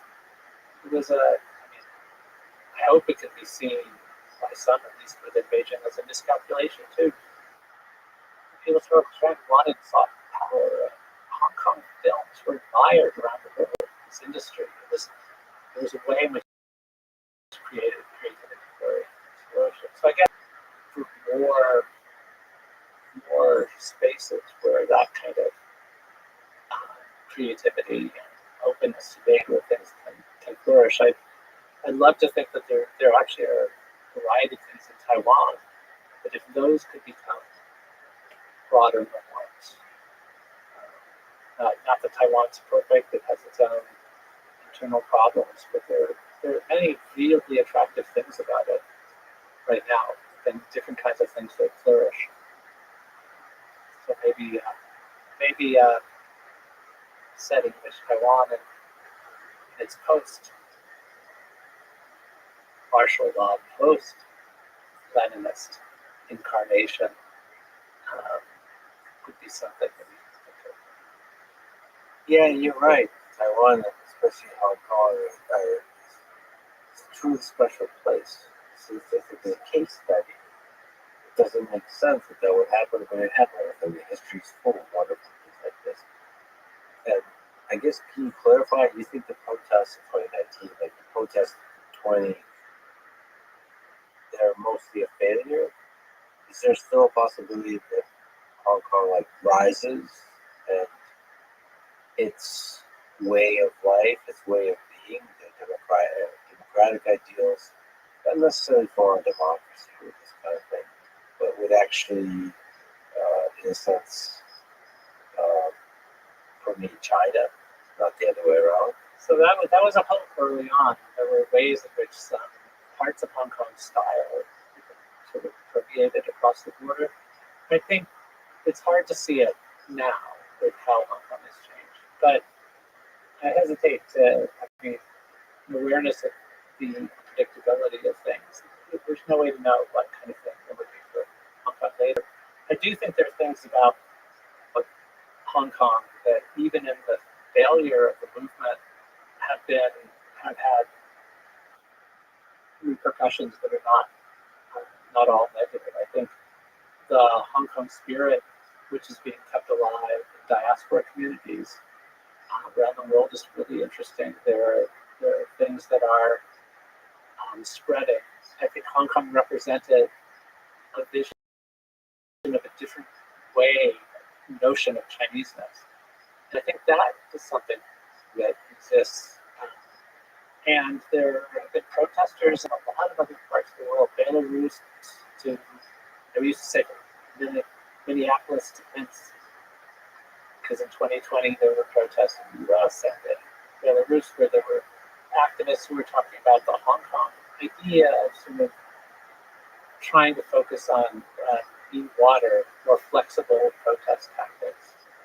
And clearly in Thailand, there were people who looked at things to learn from Hong Kong, even in defeat. There's a New Zealand-based China specialist, Jeremy Barmay, who talks about the other China, which can exist within China, physical China, or elsewhere, which is this equally attached to Chinese traditions, but thinking of those traditions as including not just Confucianism, but Taoism, not just hierarchy, but also openness to cosmopolitanism, not just nationalism, but cosmopolitanism. And I think there are some elements of that even in failure, the Hong Kong movements, the Hong Kong protests of the 2020s were a last flourishing of that. And you can see some elements of that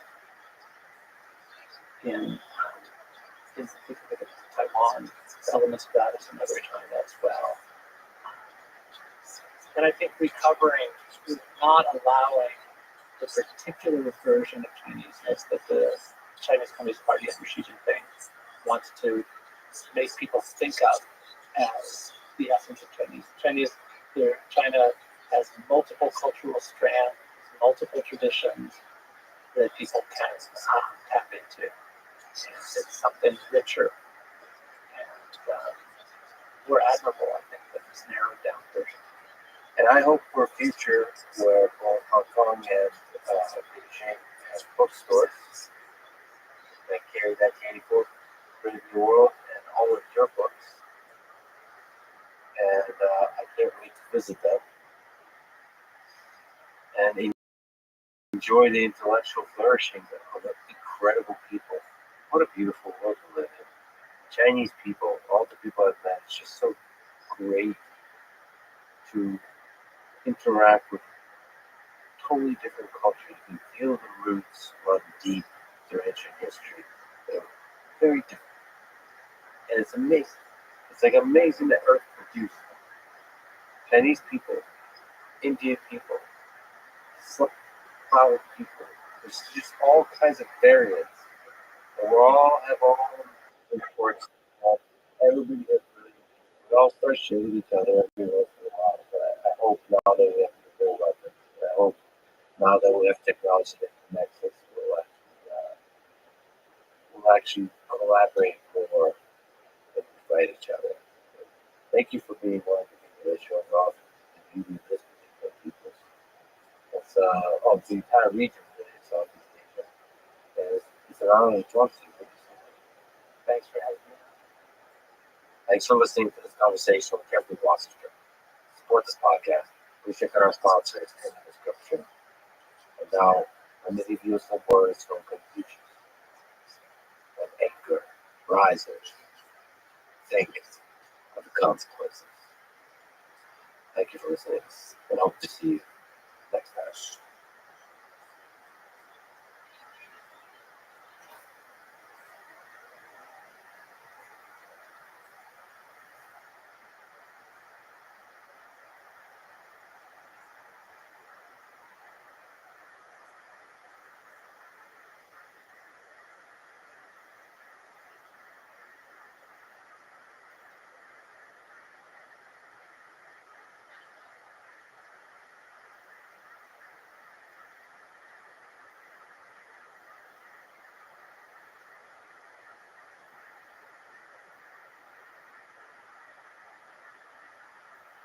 write the script in December. January, great Josh Arnett, Marley Shelton, flight for a kid, shooting for 10 hours in my green screen. Shoot that open sequence. Incredible. And the visual look, we've never seen that. I want to just take this and make it move. I just want the comic to move. Anything in the studio, I would just go make it look like any gritty crime movie. They would miss the point. That the visuals have. I want it to look just like this because it would be the boldest movie anyone's seen because that's how it reads when I read the book. It's like if this was moving, it would be the most phenomenal. Just by being around and working with him, you get by osmosis. Mostly you learn stuff. And it just ups your game because they're just swinging way beyond. Jim Cameron was like that. So when I first met him, I was trying to impress the hell out of him because I was such a big fan. I was about to go do Desperado, and I went, hey, I just took a 3-day Steadicam course because I can't afford Steadicam operator, so I'm going to operate Steadicam myself. Now, if he was just my peer, he'd say, oh, I did the same thing. I did the same thing. That would be like hanging out with Eddie of your But you want somebody, get the fuck out. So what he said, he goes, how about a Steadicam? I'm going to take it apart, decide it away. As a mere mortal, trying to learn how to operate the camera. That's the guy you go to hang out with. It's not someone who's doing what you do. We put so much in the world. Like when you see the city, we put like a blue screen way in the back to just make the city keep going.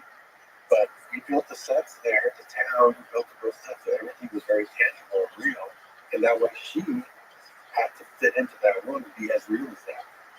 Because if it was all done in CG, but then now you can fudge everything. Because if you put them in a real environment, that's a real challenge. Just like with our movies, you watch it all fall apart. You watch this thing blow up. You watch this thing network. Everything just falls apart in front of your face. And that's when you pull up your sleeves and creatively figure out a way around it. And by the end, you have a result that's better than what you saw now. Sift through the ashes of your failure, and you'll find the key to your next success in there. But if you're not looking for it, you'll find it. Following the conversation with Robert, a legendary filmmaker, creator, Sin City, El Mariachi, Desperado, Spy Kids, Machete, Dust of Dawn, Alita, Battle Angel, Faculty, and many more. Robert inspired a generation of independent filmmakers. His first film, El Mariachi, that he famously made for just $7,000. On that film, in many sins, he was not only the director, he was also the writer, producer, cinematographer, editor, visual effects supervisor, sound designer, composer, basically the full stack of filmmaking. He has shown incredible versatility across genres in action, horror, family films, and sci-fi. There's an epic collaboration with Quentin Tarantino, James Cameron, and many other legendary actors and filmmakers.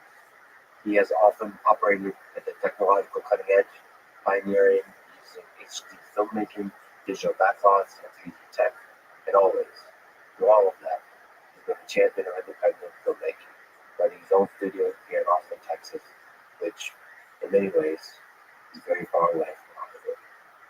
He's building a new thing now called Brass Knuckle Films, where he's opening up the filmmaking process so that fans can be a part of it as he creates his next 4 action films. I'll probably go hang out at his film studio a bunch as this is all coming to life. His work has inspired a very large number of people, including me, to be more creative and pursue to keep on the mission. That's hard to do it. This is the Let's Do It podcast. To support it, please check out our sponsors in the description. And now, dear friends, here's Robert Rodriguez. Has there been a time when there's like one take and you only have one take to get it right?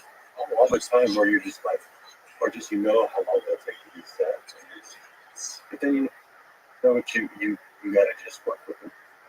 You have to work with yourself. So you get nervous in that moment. Oh yeah, you're nervous. Just I hope it goes up because then I don't have to go through a bunch of other stuff. We don't have time for it. I just learned that if something happens, it's just meant to be over. And I got used to doing things in one take and just living with it. One movie is whole bunch of movies. They had rigged a car to implode. So I was going to throw a guy at it. So we needed the car to implode, and then we're going to throw them and marry it together, right? And just and the car guy goes, yeah, we're going to have 3 cars here. 3 cars, right? That's pretty well, in case one doesn't work, and then we have a second one after that. We don't have all night to go shoot. Take out the day. We're doing just get 1 car. If it doesn't work, we'll figure it out. If you don't have time, sometimes such a long set. So, no, I'm family just go. When a grindhouse really they only have one take, that'll make it more authentic. When it all goes to shit, when it fails, it's just what's the next thought? I'll tell you, 2 things happened on this alone. First was, you know, those explosions when somebody walks away in slow motion from explosions. You know, that started with Desperado. Desperado is the first. If you look it up in montage, that's right. That's right. That is the meaning because it was an accident. It was just supposed to be just two grenades that we brought. Those were the side. I just want to body parts and something to fly up some shrapnel. So it literally says shrapnel. My fixed out is so ragged. When it's so ragged, we get there and I go, do you have any parts and stuff we can throw up or something you can shoot up? And we're like, it's so high to get past that second floor right there. I give you fire. I give you a nice, a fireball with propane, but it burns away really quick. How fast? So like that, but it'll be big doors. We'll shoot it in slow motion, so it'll last because it's so cool. So I told the actors, I know how big this fireball's going to be, but just walk really fast and just look real determined, and then just keep walking. Don't stop and turn around because it might get you a 5 grand stairs. So they take off and boom, it goes, and it's slow motion. It looks great, right? I'm showing the Jim camera before it came out, and his hand went up. Look, and there's that before. 6 months later, Dust Till Dawn came out. So I like how much it looked so much that at Dust Till Dawn, I did it again. Those movies come out within 6 months of each other. That's why it turned into a thing that people saw it. And so I thought, how about for the opening of George Clooney and Quentin walking out of the gas station? Then we have the whole place is blowing up, and they just keep talking like it's not happening. Like take it another step further, so that's just doing the same thing. Okay, that one is like, okay, you're gonna walk out, and it's all in one take. So we only can do one take. We're gonna blow the thing up. We're gonna start with just some smaller explosions, but when they're further away and it's safer, then we'll do the big fireballs. So we're going nervous because like if one of them trips up the line, and the pressure's on. It's not just you. It's not just nervous for them. They're the ones who got to walk out, do that whole speech, get in the car, and drive away. What if the car doesn't start? There's a lot of things that could happen. Well, guess what?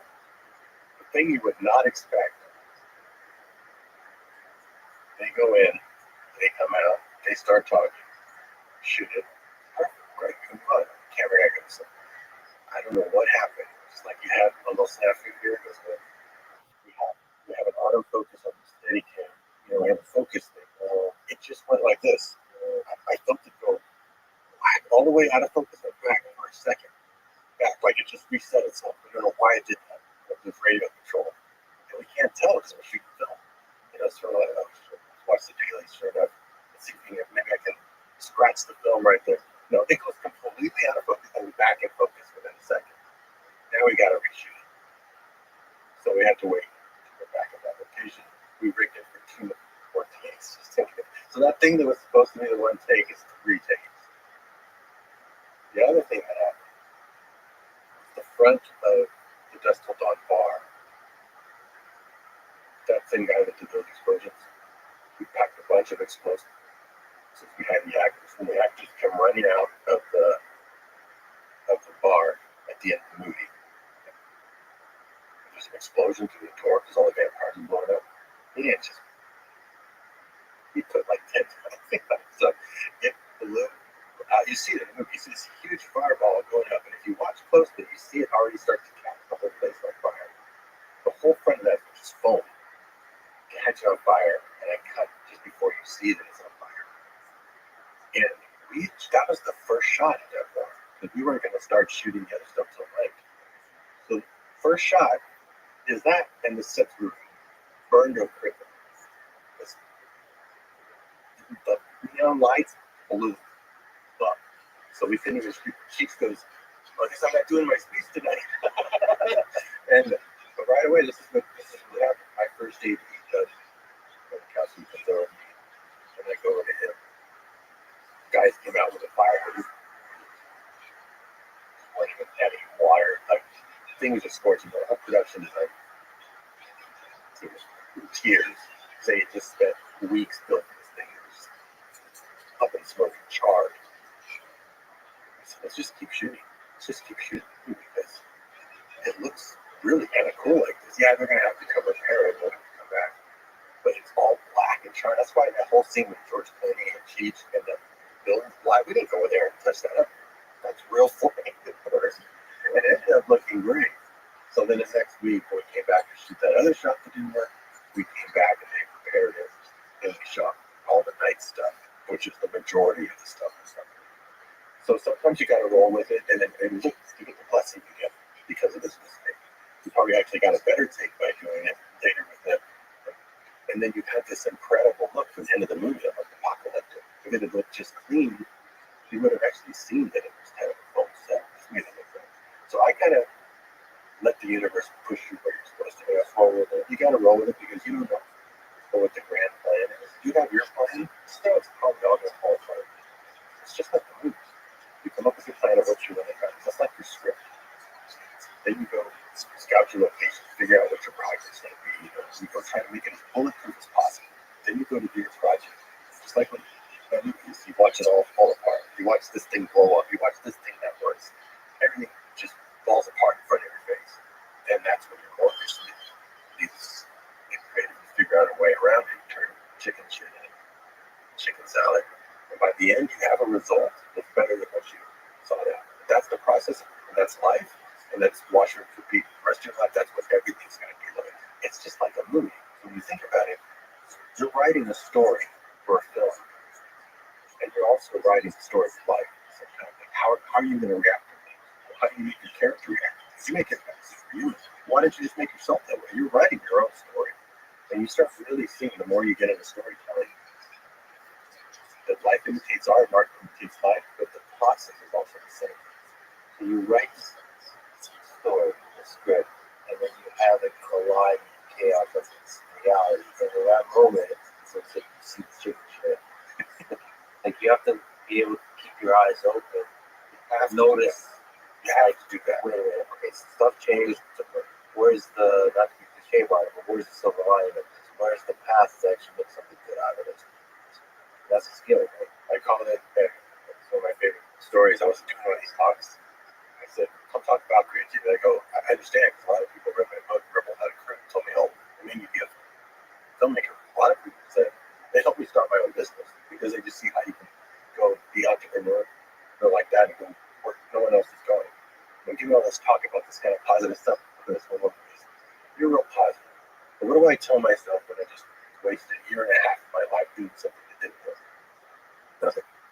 That's a real negative way to ask that. Can you just rephrase the question a little more positive before I even attempt to answer? Because already her point of view is exactly what you're saying. She's not looking at all. She's just concentrating on what didn't follow her plan and not seeing the gift of everything else is there. So she goes, very reluctant. It's so perfect. I wish we'd filmed it. He goes, I learned a good lesson the hard way. And I said, that still sucks. And I say, when you follow your instinct, like if you follow your own instinct to go start a business or go make this movie, it wasn't someone saying, go over there and make $1 million. It was your instinct, and you failed.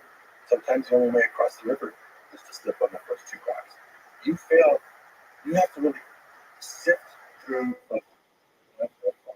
sift through the ashes of your failure, and you'll find the key to your next success in there. If you're not looking for it, you'll find it. I don't know if everyone, it's all 4 weeks ago.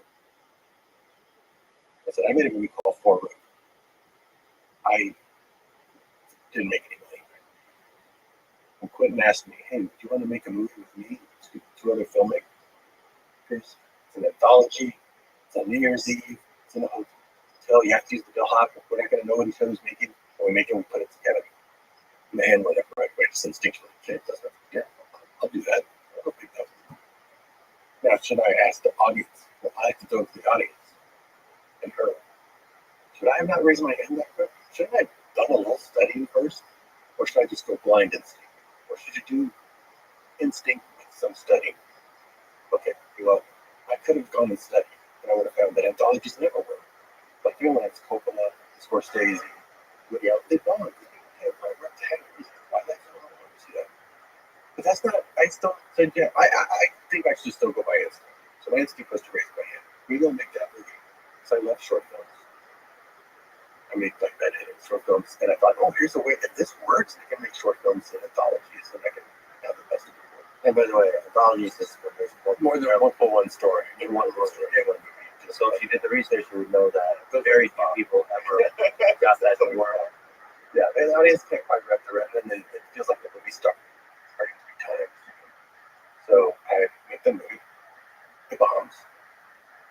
Now, I could feel real bad about that, but if you really think about it, you go, well, why did I sign up for it? Did I raise my hand because I thought it was going to be this big financial success? No, I did it to work with my friends, to do something creative, to try something.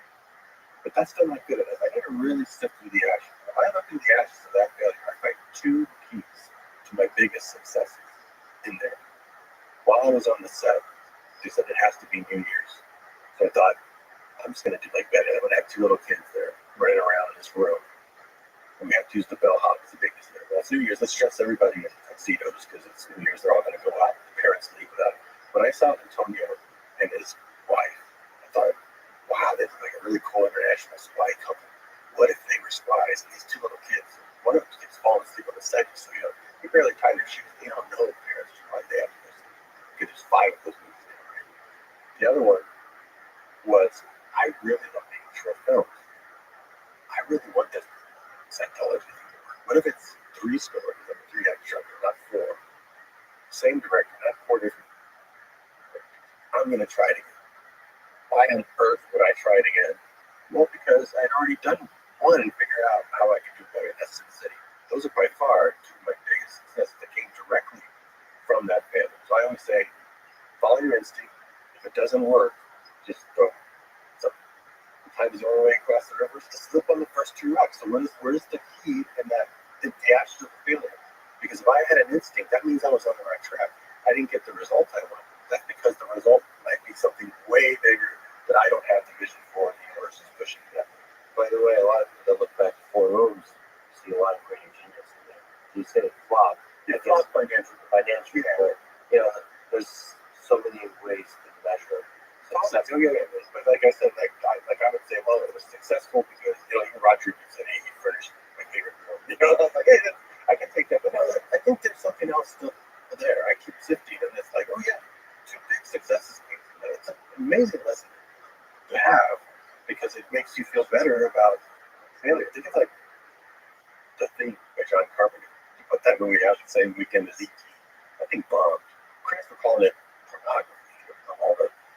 All the weird special effects, and audiences didn't go either. And he thought he was a great movie.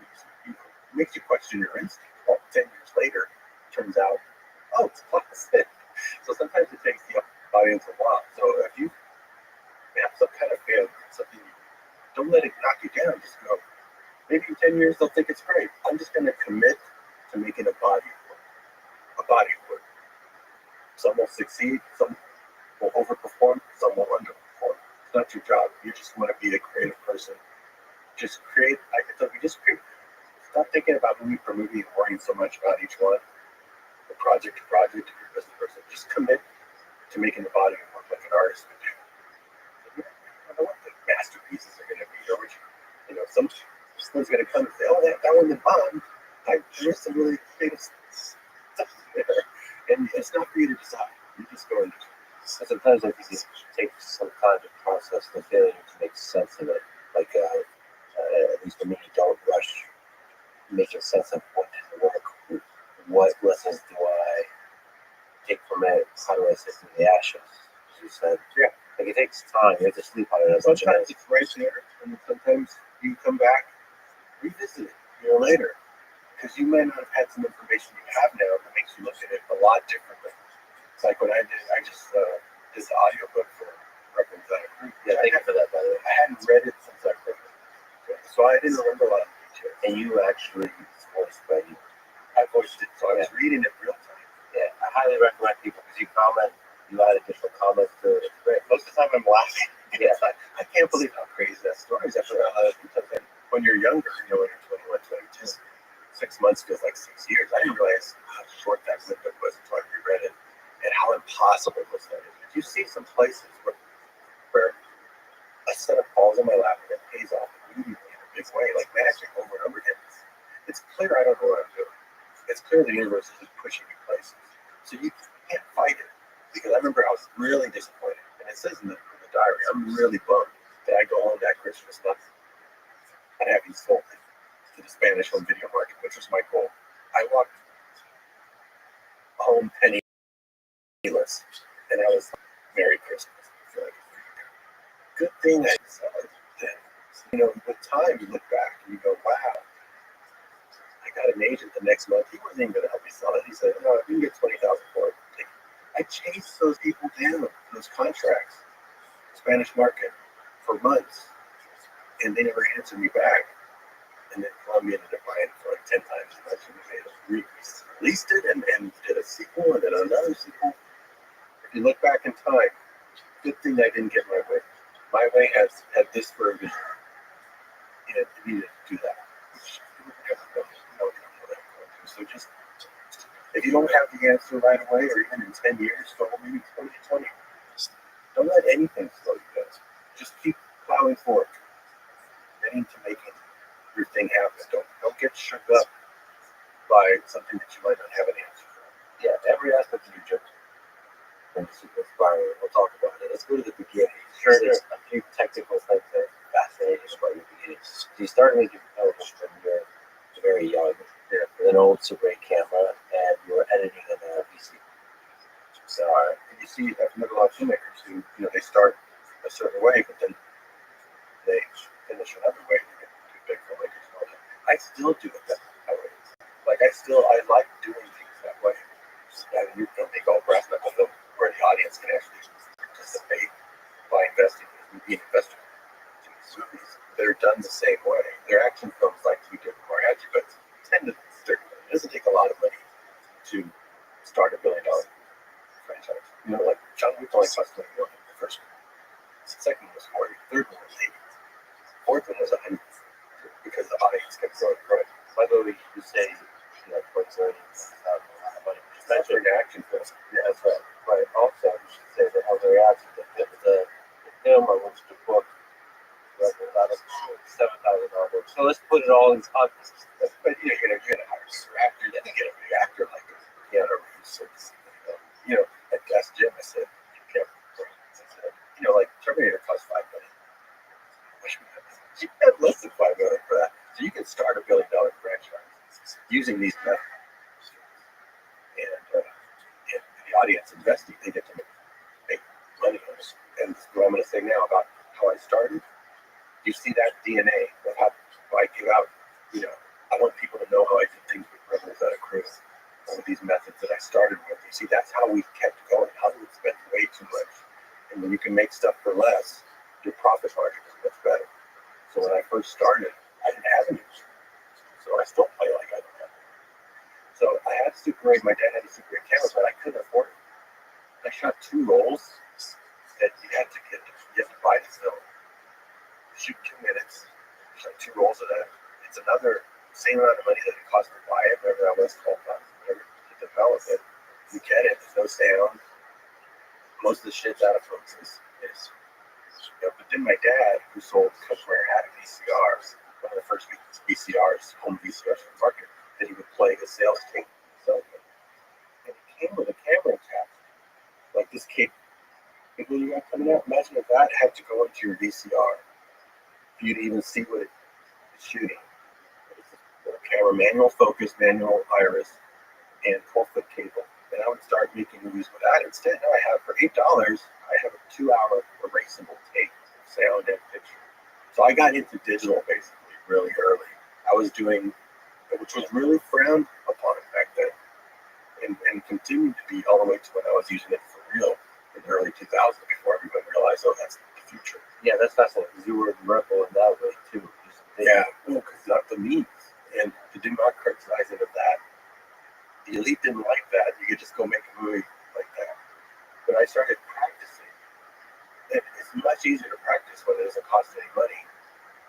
like if you want to be a rock star, right? If you want to learn how to play guitar really well, you're not going to just jump on stage. You have to practice to your fingers. I'm saying with movies, you got to keep telling stories and come together, and you just can't afford that on film. Nobody can. A 2-minute roll costs as much as a 2-hour tape. So I was moving all these movies. First, I was cutting camera, and that old VCR had a really great pause button that they stopped making. That when you hit pause, it stopped right there, and it stopped with a clean cut. It didn't have all this color bars like the later ones had.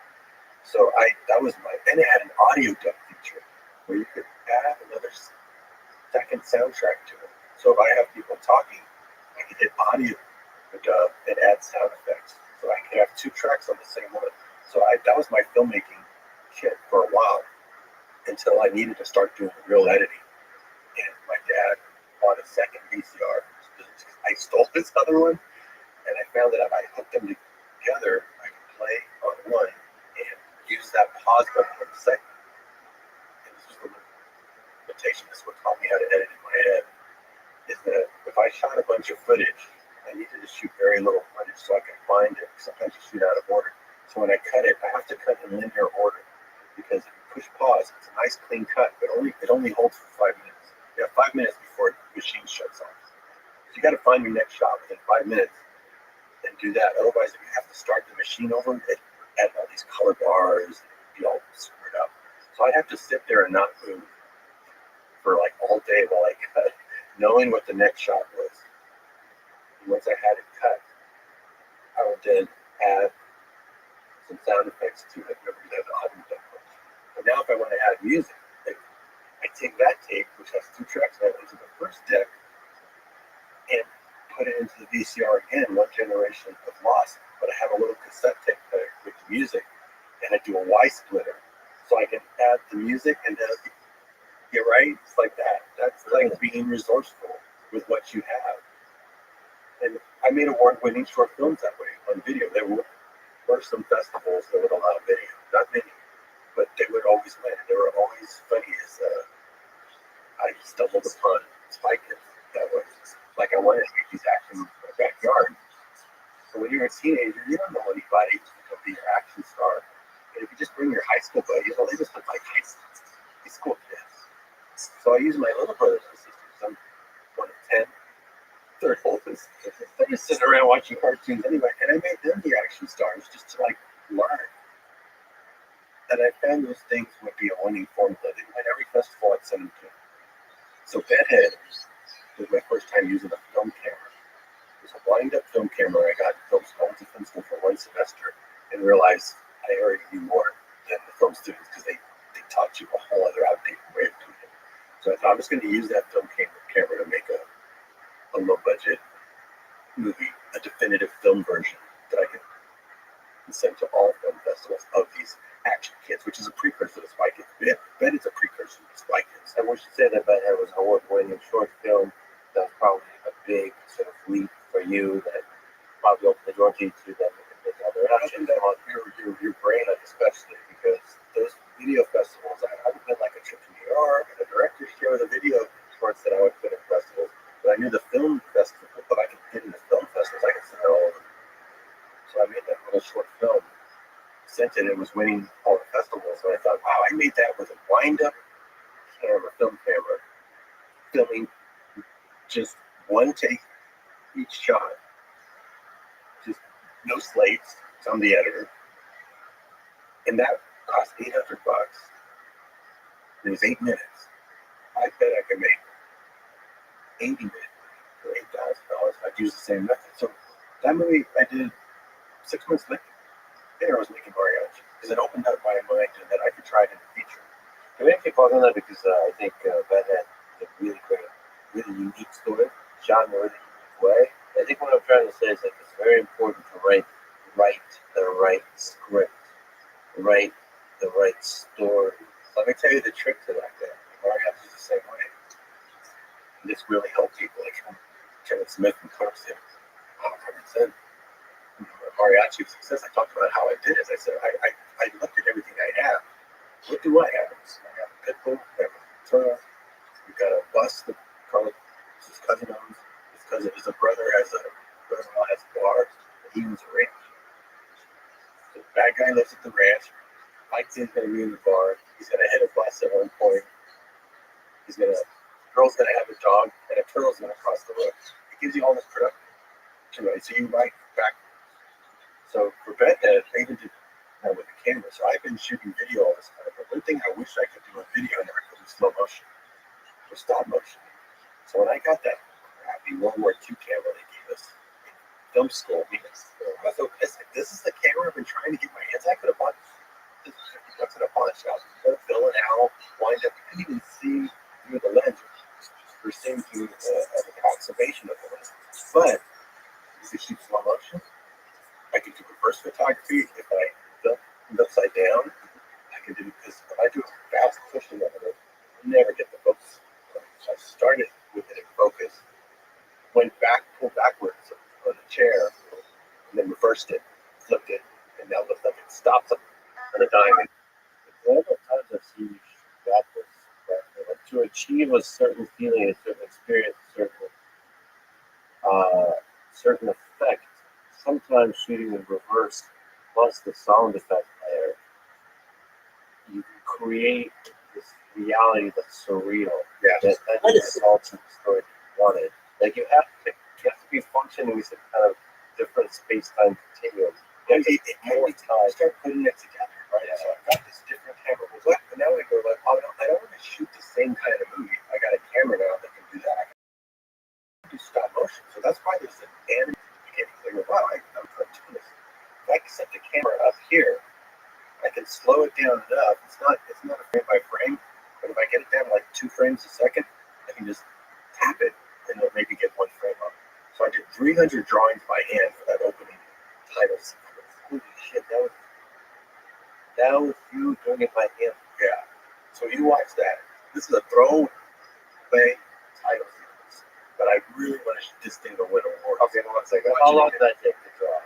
That's a lot. That's a lot of work. I drew it over. Well, that was a daily cartoon by then, so I was pretty fast, but still, that's why it's only pencil. It's not ink, but it looks great.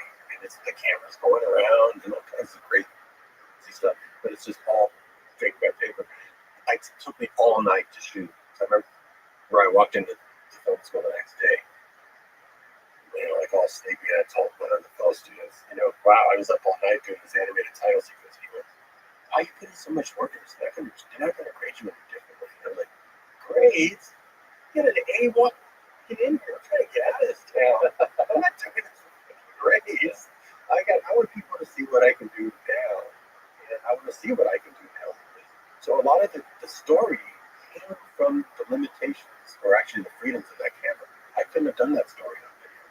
So when I saw, okay, I can do reverse photography, I can do stop motion. She has to have special powers.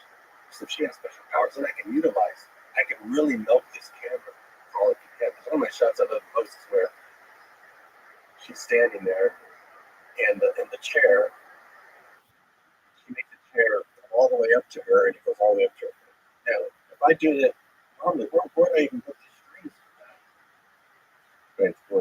So I start here with the camera upside down. I have the screens in the back because you're not going to be looking at the back. And as it goes back, you pull it back. And then when you reverse it, it goes. And it looks so good. You can't spot the string. You see the strings are in the back, put your eyes in it. So I did stuff like that, and just her like getting the hose. And then I just do stop motion for the hose turning on the faucet. That's why I gave her special powers. And it made the story better. So sometimes the limitations you have with the location, you can use it to make take chicken shit, turn it into chicken salad.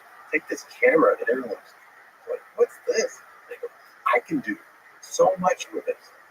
But I tell you, today I look at that camera, I can't believe I ever made a movie with that thing. It's so ridiculously primitive. I'm like, how did I even think I could get anything done with this and it even exposed? And mariachi, the same way, I have to think about it. I shot mariachi on film. It was a borrowed 16mm camera. I didn't know how to use it. I called up a place in Dallas that rented that kind of equipment. I said, I have an Airy 16S here. 2 motor-looking things. One has a 24, one has a bunch of numbers. Oh, that's a variable speed motor. That means you can do different speed. I can shoot slow motion with this? Yeah, oh wow. Do you have a torque motor? I don't know, what is that? Is there something on the side of the magazine? Like, yeah. Now you can just look up on YouTube and it shows you how to edit. I was doing it by phone that way. And then I went and shot the movie right there. And I didn't know if any of it was exposing or if the film camera was working until I finished the whole movie. So imagine you have to go down to Mexico, shoot it for 2 weeks, come back, send it off to a lab. We always talk about being nervous. Just hoping something exposed. And when I saw it come back with the tape, they transferred it to a tape so I could edit it, deck to deck again. I was so relieved. Some things didn't come out, but I was like, I don't know, man. It's like, oh yeah, so I'm doing everything like that.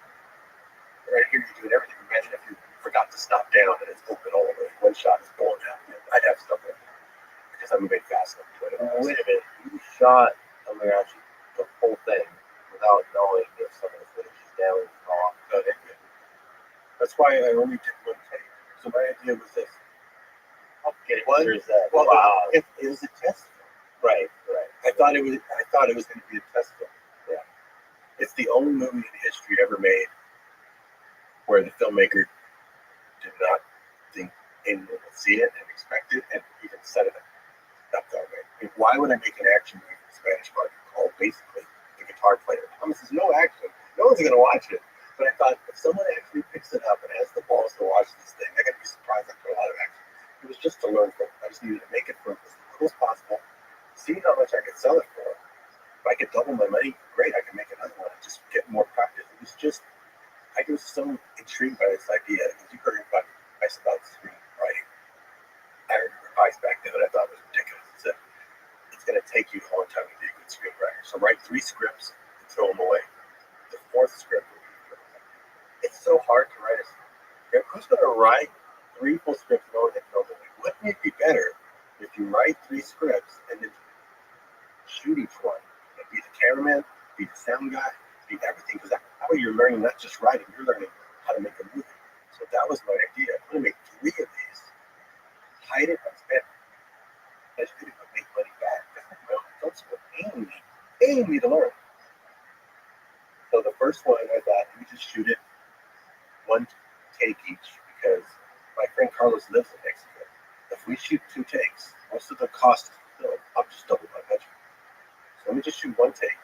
Some of it's going to not come out, but I'm not going to know what. I'm not going to shoot a safety one that doubles my budget. Let me see if some things might come out. I expected like 70% of it to maybe be okay, but 30% I might have to come and shoot, which is fine. I just drive back there and then I just reshoot just those shots, right? So I just want to shoot, stop, come back, and I send it off to develop because we're shooting 2 weeks consecutively to get film shipped back and forth from Mexico to see if it came out. I just couldn't do it. I just have to, double down on it and do it. 1 take. Remember one time I was filming back, and I told you to run through that shot, and no, 1 take. Just think about it next time. Do what I say. I didn't think anyone was going to see it, and because you don't think anyone was going to see it, you end up doing something remarkable, which is, well, I'm just going to make something for myself. Because if I was making a movie that was going to go to Sundance, how would you do that? I would have thought, okay, I got to get serious. But because I made this movie that was just entertaining myself, like Bedhead, it entertained audiences. So that naivete is really important when you're starting out, or at any point in your life. Be naive about what you're doing and just do something for yourself. That taught me very valuable lessons. I didn't want anybody to see it. I just thought, 1 take. When I got back home, a bunch of stuff didn't come out. But I'm like, I'm not going back to Mexico. I'll figure out a way to end around it. Make the movie shorter. And that's just going to be the thing. And then that's the one that like one Sunday.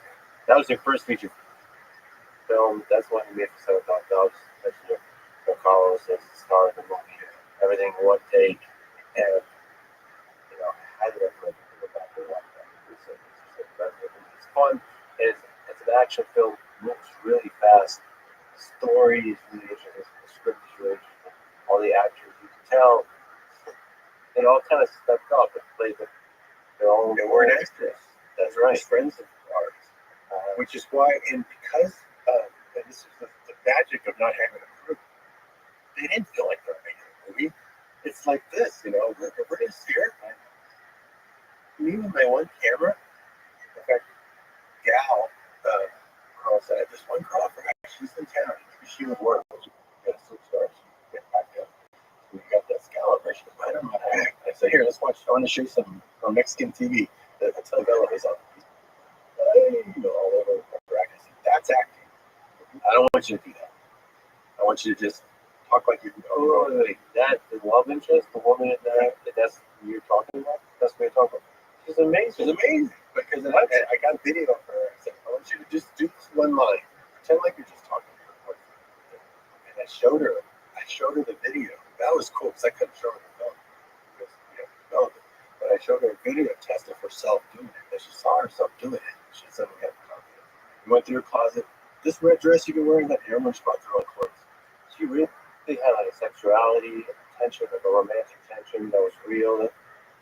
There's an issue. There's in part a great horse story. That, I mean, there's to say. Yeah. In part, like a dramatic horse story. Yeah, the idea was the guitar player. The real thing what I want to do is the room work. I said, I want a guy with a guitar case for like going from town to town like room work. I don't have enough money for the first one to do that. That'll be the second one we do. How about we do a Genesis story? How he became that guy. So let's do that back. How he becomes that guy. So maybe he is a guitar player. So if you start writing it out, I'm going to show you my writing method. I write on index cards, and I carry one of these little packet index cards. I keep one always in my bag. And I smile when I run across it because I go, I made a great novel. It's like this is the key to your next success cards. And when you see the therapist, you're not going to them for the answers. You're going to them for the questions. You got the answers inside, but you don't have the questions. A lot of times we ask ourselves very unempowering questions, like, "What am I such a loser?" I can think of 10 answers right now. But if you go, what 3 things can I do today that will not just change my life, but take steps to that. Take out your cards and start writing them down. You won't come up with 3. You'll come up with 15. I'm like, wow, because you're asking yourself to end the sin. So when I was doing that movie, I thought, okay, he's a guitar player. For real. And he gets mixed up with a guy in the case. So how about he walks into a bar, so right then he walks into a bar, trying to get work. Bartender looks at him. "We don't hire mariachis, get the hell out of here." So he leaves. After that, I'll see him explaining who he is and what his story is. Then the shooter comes in with a guitar case for weapons. He's also dressed in black, and he shoots the place up. Now, if that was a short film, that's how you start a short film. But this is a feature movie, so shit, I gotta figure out how to tell a feature. I'm gonna need a few more cards before that. So I'm gonna need who's this guy? How about he's in jail? I'd read his story. It's a crazy story about a guy who's in jail in Mexico, and he was running his drug business from the jailhouse protection. He can walk out any time, but it was to have the cops be his forces, basically. So introduce that guy. He's in jail making phone calls, and someone puts a hit on him. So we have action right away. There's a hit on him. He kills those guys because it's his operation. He's not in jail. All the cops are working for him. And he tells that guy on the phone, the main bad guy, "I'm going to come to town, I'm going to kill all your guys." Then he gets in his truck, and you see them bring him a guitar case full of weapons. He passes to mariachi on the way to town, and now it's his story. The baton gets turned to mariachi. Mariachi's doing a voiceover, easy to shoot, it's the voice later, you don't have to see sound. There was even a scene when he walks into town where we saw these coconuts, a guy cutting coconuts. Let's go film over there. So we filmed a guy giving him a coconut with a straw in it, and he walks out. I'm like, "Shit, man, you forgot to pay the guy. Let's shoot that girl in one take. Let's put in the voiceover to give away free coconuts." And for years, people in other countries would give us free coconuts, and now it's because we forgot to show him your little happy accident. So now, look, you're already filming the movie. So it's like, now he goes in the bar. Now he's mixed up. The bad guy says, "Find the guy with the guitar case for the weapons." Then he goes and meets the girl. So you just start your movie. Visually, you can start seeing your movie. And I've used this for business things. I use this for ideas, for manifesting stuff. It's really how you do this alone. It's like free association. Maybe I have the input. I know I want to stand sure. he's going to get his hand shot because he's a musician, and those ballads are always really tragic. So the girl has to die. The girl has to die because it's going to be a tragic song for his songbook. Each movie should be like a tragedy. That's going to be over here. Right now you got the ending, and then your brain starts filling in the rest because you're asking yourself these prompt questions that you already have answers for. The past life, the vision you had, you don't even know there. This prompts it. It's kind of a puzzle. You know, what happens if you get stuck? Like this doesn't make sense. Like some aspect of the structure doesn't make sense. You throw out parts, but you know there. You just start writing the ones you do. Like okay, I know at some point she's going to betray him, or he's going to think she is. She betrays him. Okay, that's in the middle. You know what? Yeah, those are all like crossroads of the story. Isn't that like how do you know she has to die? Can you change your mind about that? I can, yeah. But for now, I feel like if I really, but the story's telling me now what it is. I didn't know it was going to be the Genesis story. I wanted to do the Road Warrior guy, but the Road Warrior, he lost his family. So really, to propel him to become a guy who has a guitar case full of weapons, he has to lose it. So he needs a ghost. So this is a Genesis story of a character. Look, Bruce Wayne lost his parents. He gets him home. Does his parents have to die? Oh no, but I'm not going to propel him like it's not going to drive him like that. So this is coming to me. So this is my other trick. And this is the main thing you got to learn. You take any way. This doesn't need doing it. I totally believe it. Because when you start doing this, you go, where are these answers coming from? I'm asking the right question. How come the answers just coming like this? I believe, because I do so many different jobs, I've learned this over years. When I was in 2002, I was like, how is it that the production is a composer? I don't even know how to read or write music. I'm writing orchestral score, and I'm doing the editing, and I'm doing the cinematography. I've been trained for it because I never went to school for these specifically. It must be something about creativity. So I went on Amazon in 2002. I looked up creative books. Anything that has creativity in the title, I just ordered it. And I've got a bunch of books on creativity. And it's reading them through. One of them is like really speaking to me. Yeah, that's it. That's the process, is it? And then it says gels and medium. I'm like, oh, this is a book specifically about painting. But it applies to music, editing, cinematography, writing. It's all the same. So that's when I realized that creativity is 90% of the job. The technical part of setting up the cameras, of writing the script in format, or reading or writing music, that's 10% of that. How many musicians don't read or write music and are fantastic? Because 90% what they do is creative. Now, I believe that same person, even if they only do music, can literally jump from job to job creatively and do a superior job than most technicians. And there's also something to say there about that learning the technical aspects of art. You collide with the experts. What happens is, I've experienced this a lot with cameras and so on. I don't know shit about cameras. You roll in and result the experts almost talking down to you and telling you how things are supposed to be. Everything is wrong. I talked to somebody about like soundproofing the room, and they said they give you prices that are insane, and like the amount of effort is insane. And the dynamics of this room are all wrong. I'm like, why can't I just fucking hang up the curtain? Like, what? It seems like that kid's supposed to be done. Like, I don't understand. And I know this is all wrong. But the corners are going to have some stuff. And I'm like, fuck it. I was going to try. Let's see what it sounds like. A and B. Okay, here's audio with curtains, and here's audio without curtains. Like, this is fine. Let's move on to the next thing. I think that when you say creativity, some of that is like not listening to the experts. Yeah, you're going on your creativity, which is what is that? It's like, do you consider yourself a creative person? I think you play guitar. Yeah, guitar. Yeah. I don't think piano. Would you call yourself a creative person?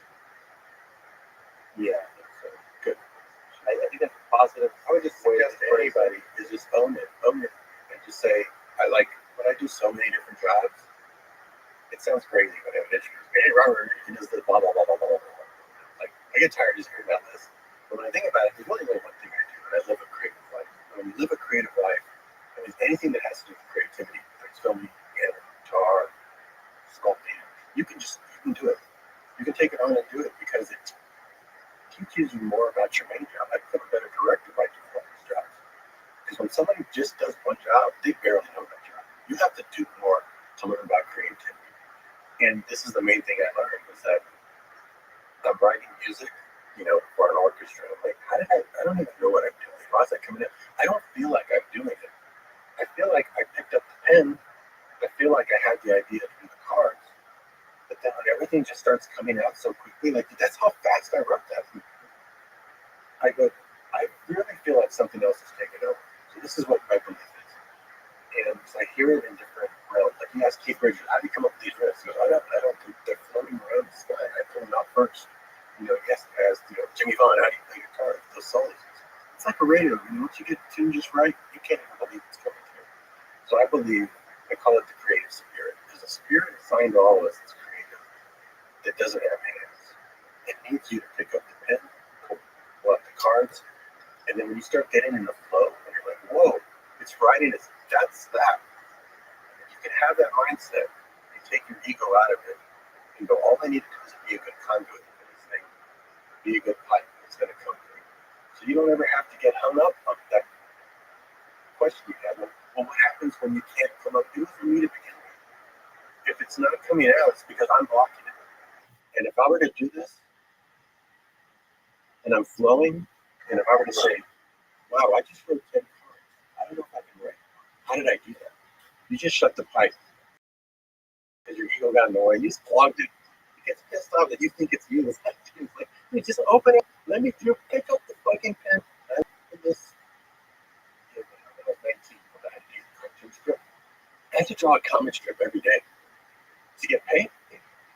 And I would be like, I have to draw like one drawing, draw another drawing, then it's like, okay, just kind of go together. It was a process, And sometimes I just felt like I wish I could just envision it, sit back. I'm going to try that method. I went home, sit back and just try to get in myself. I try to self a method. I'm just going to try to picture the comic strip. As soon as I got one I think it's funny, then I'll just go draw that, right? Be done in a half hour. Why just 3 hours? And sit there, my deadline will be coming up, got like 30 minutes. Oh, shit, gotta go sit and draw it out. It's like, oh, okay, I got this drawing done. Oh, this kind of goes with that. If I make another drawing, I have my strip. That's the only way to do it. If you don't get up, the creative spirit ain't going to come visit you. It needs your hands. And it's not going to reward you for sitting there waiting for it. You have to jump in and do it. And people, when they say, oh, well, I'm not ready, how pissed off is that? It's waiting for you to feel like you're ready. It's not you. Just start doing the action, and it's going to come through. And the ideas will come, and the answers will come, because it's not you. If you can take your ego out of it, you'll be blessed with this never-ending flow of ideas, because don't take ownership for it. And know that if it's not coming out, because you're just clogging it, because this thing's got endless ideas. And you give that same advice for making films, which is, don't plan. If you want to be a filmmaker, don't plan. You don't think about it.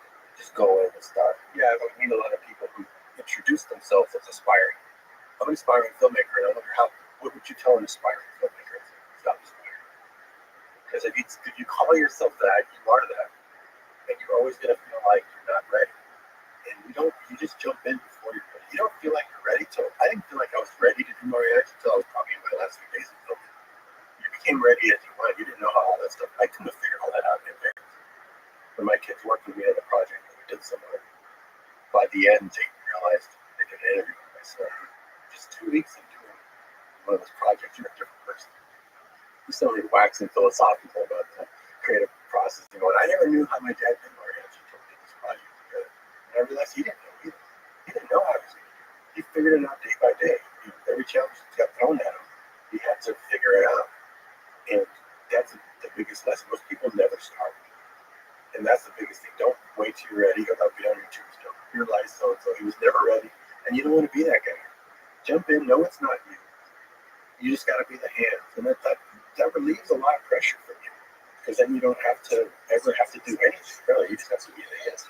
It goes through some of the many hats you wore with the El Mariachi. That's an interesting case study, and he's done the same thing over and over in completely different, innovative ways in all of them. But El Mariachi is such a radical leap for you. That was crazy. That thing held together with Scott rubber band because the camera I borrowed, You directed, you did cinematography, you did the sound. I'm trying to say what I did. I didn't have to. Everything else I do. Everything else I was all through. It's just like you're doing here, except you've got sound recording right onto the camera, right?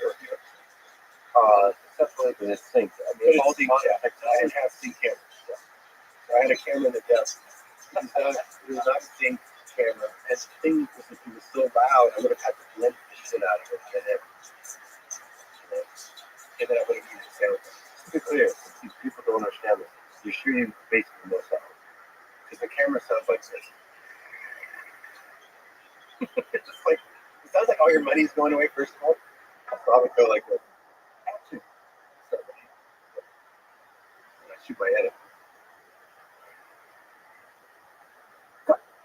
Yep, they're still running. Like I'm only using this part. There's no plates. There's no that. There's guys holding up their fingers at the beginning of the roll. It's real stuff for just a few frames, so I know what's real.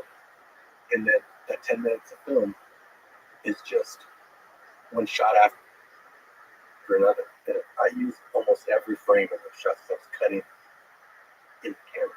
Now, after I shoot, like let's say, come here, Nate. Relax. What's your last name? Pretty good. Where do you live? Austin, Texas. I would do the whole thing, though I have to say, I would bring the mic in close. I got it. Say it again. Relax. Pretty good. Austin, Texas. Then I'll probably say, now, if you were going on and on, there's a place where you go out of sync. I hate rubbing your lips. So I would cut away to the dog, or to the knife, or to that girl, and then I cut back when you're back to the scene. Since these were non-actors, they say everything the same way each time. They would say their lines just like they weren't performing it to where they didn't remember how they performed it. They were just talking in their own rhythm. So a lot of the times, anytime you see anyone on camera talking, they're in sync with themselves. And as soon as it cuts away, they're out of sync. And it created this really fast cutting style that I probably would have had on such a low budget movie, but it's the only way to keep things in sync. So when I would shoot two people talking, I would make sure I filmed a couple shots of like the dog or a stuffed cat or something, just so I have something to cut away to get it back in sync. So it's that color is it's just resource. It's being very resourceful. you allow it to get maybe a little bit out of sync sometimes. I didn't allow it, but I would let it if I just didn't have a way to cut away. And I would try to sync it as best I could. But we as the audience, like, do you understand what the threshold is where we notice something? Yeah, It seems like you can get away with a lot. you can get away with it. I'm just particular about that. I just don't like seeing a dub movie where it just feels and it makes you not believe in it anymore. So I just cut away where the notes are just way off. I just didn't want any of that. I just felt like I wanted it to just be believable. They could be really believable if they were in sync. But I didn't shoot 2 takes of film or even 2 takes of audio. Just one take. It was cool with it because I just had to go through the whole scene again. So I would go ahead and record them like grabbing a bottle or any action to get opening the suitcase. I have all the sound effects too. I just have to see if I get. That's a lot of work for me, but I got great sound that way. Because if I had a seat camera, the mic would have been so far, we would have had to go get new sound effects. Because the camera's off, I could record everything close up. So there was some blessing to that. You and Quentin Tarantino had a great conversation about a lot of topics, but one of them is how to bring out the best in the actors. What in that El Mariachi, how do you bring out the best in non-actors, and then maybe what's the thread that connects to your future work too? What really helped for those non-actors is that they just look across and it's me filming. They didn't feel like they were being supernatural. So like the guy who played the bad guy, I met him in the research hospital where I was told my body to science. He was my me. And I said, dude, you look like Rutger Hauer. I saw another movie. Man, you look like King Spader. Shit, you should be the bad guy in my movie. And it'd be cool to have you as the bad guy. He goes, I don't speak Spanish. Well, that's okay, all right. I'll teach you phonetically. You're going to wear sunglasses. If you look close, he's holding the light. there and he's looking at the lines like that and he's smiling. So I can't believe he's getting away with this. He's smiling and he's got the sunglasses. I read that somewhere. In the pool, he's like with the sunglasses on. Oh man! But he was doing it phonetically, and I tell you what, he was so great. That guy, right? Yeah. We do Desperado. I brought him back. Didn't even have to do any dialogue. Watch that movie. He shows up in the opening scene. Desperados. He's playing the guitar and the opening with the credits. To tie it into the first movie, he shows up again, and all he has to do is light a cigarette, and you see this. He's so nervous because now there's a crew behind him. Now it's real. Before it was just me and him. It didn't feel like a real movie, so everyone gave a great performance.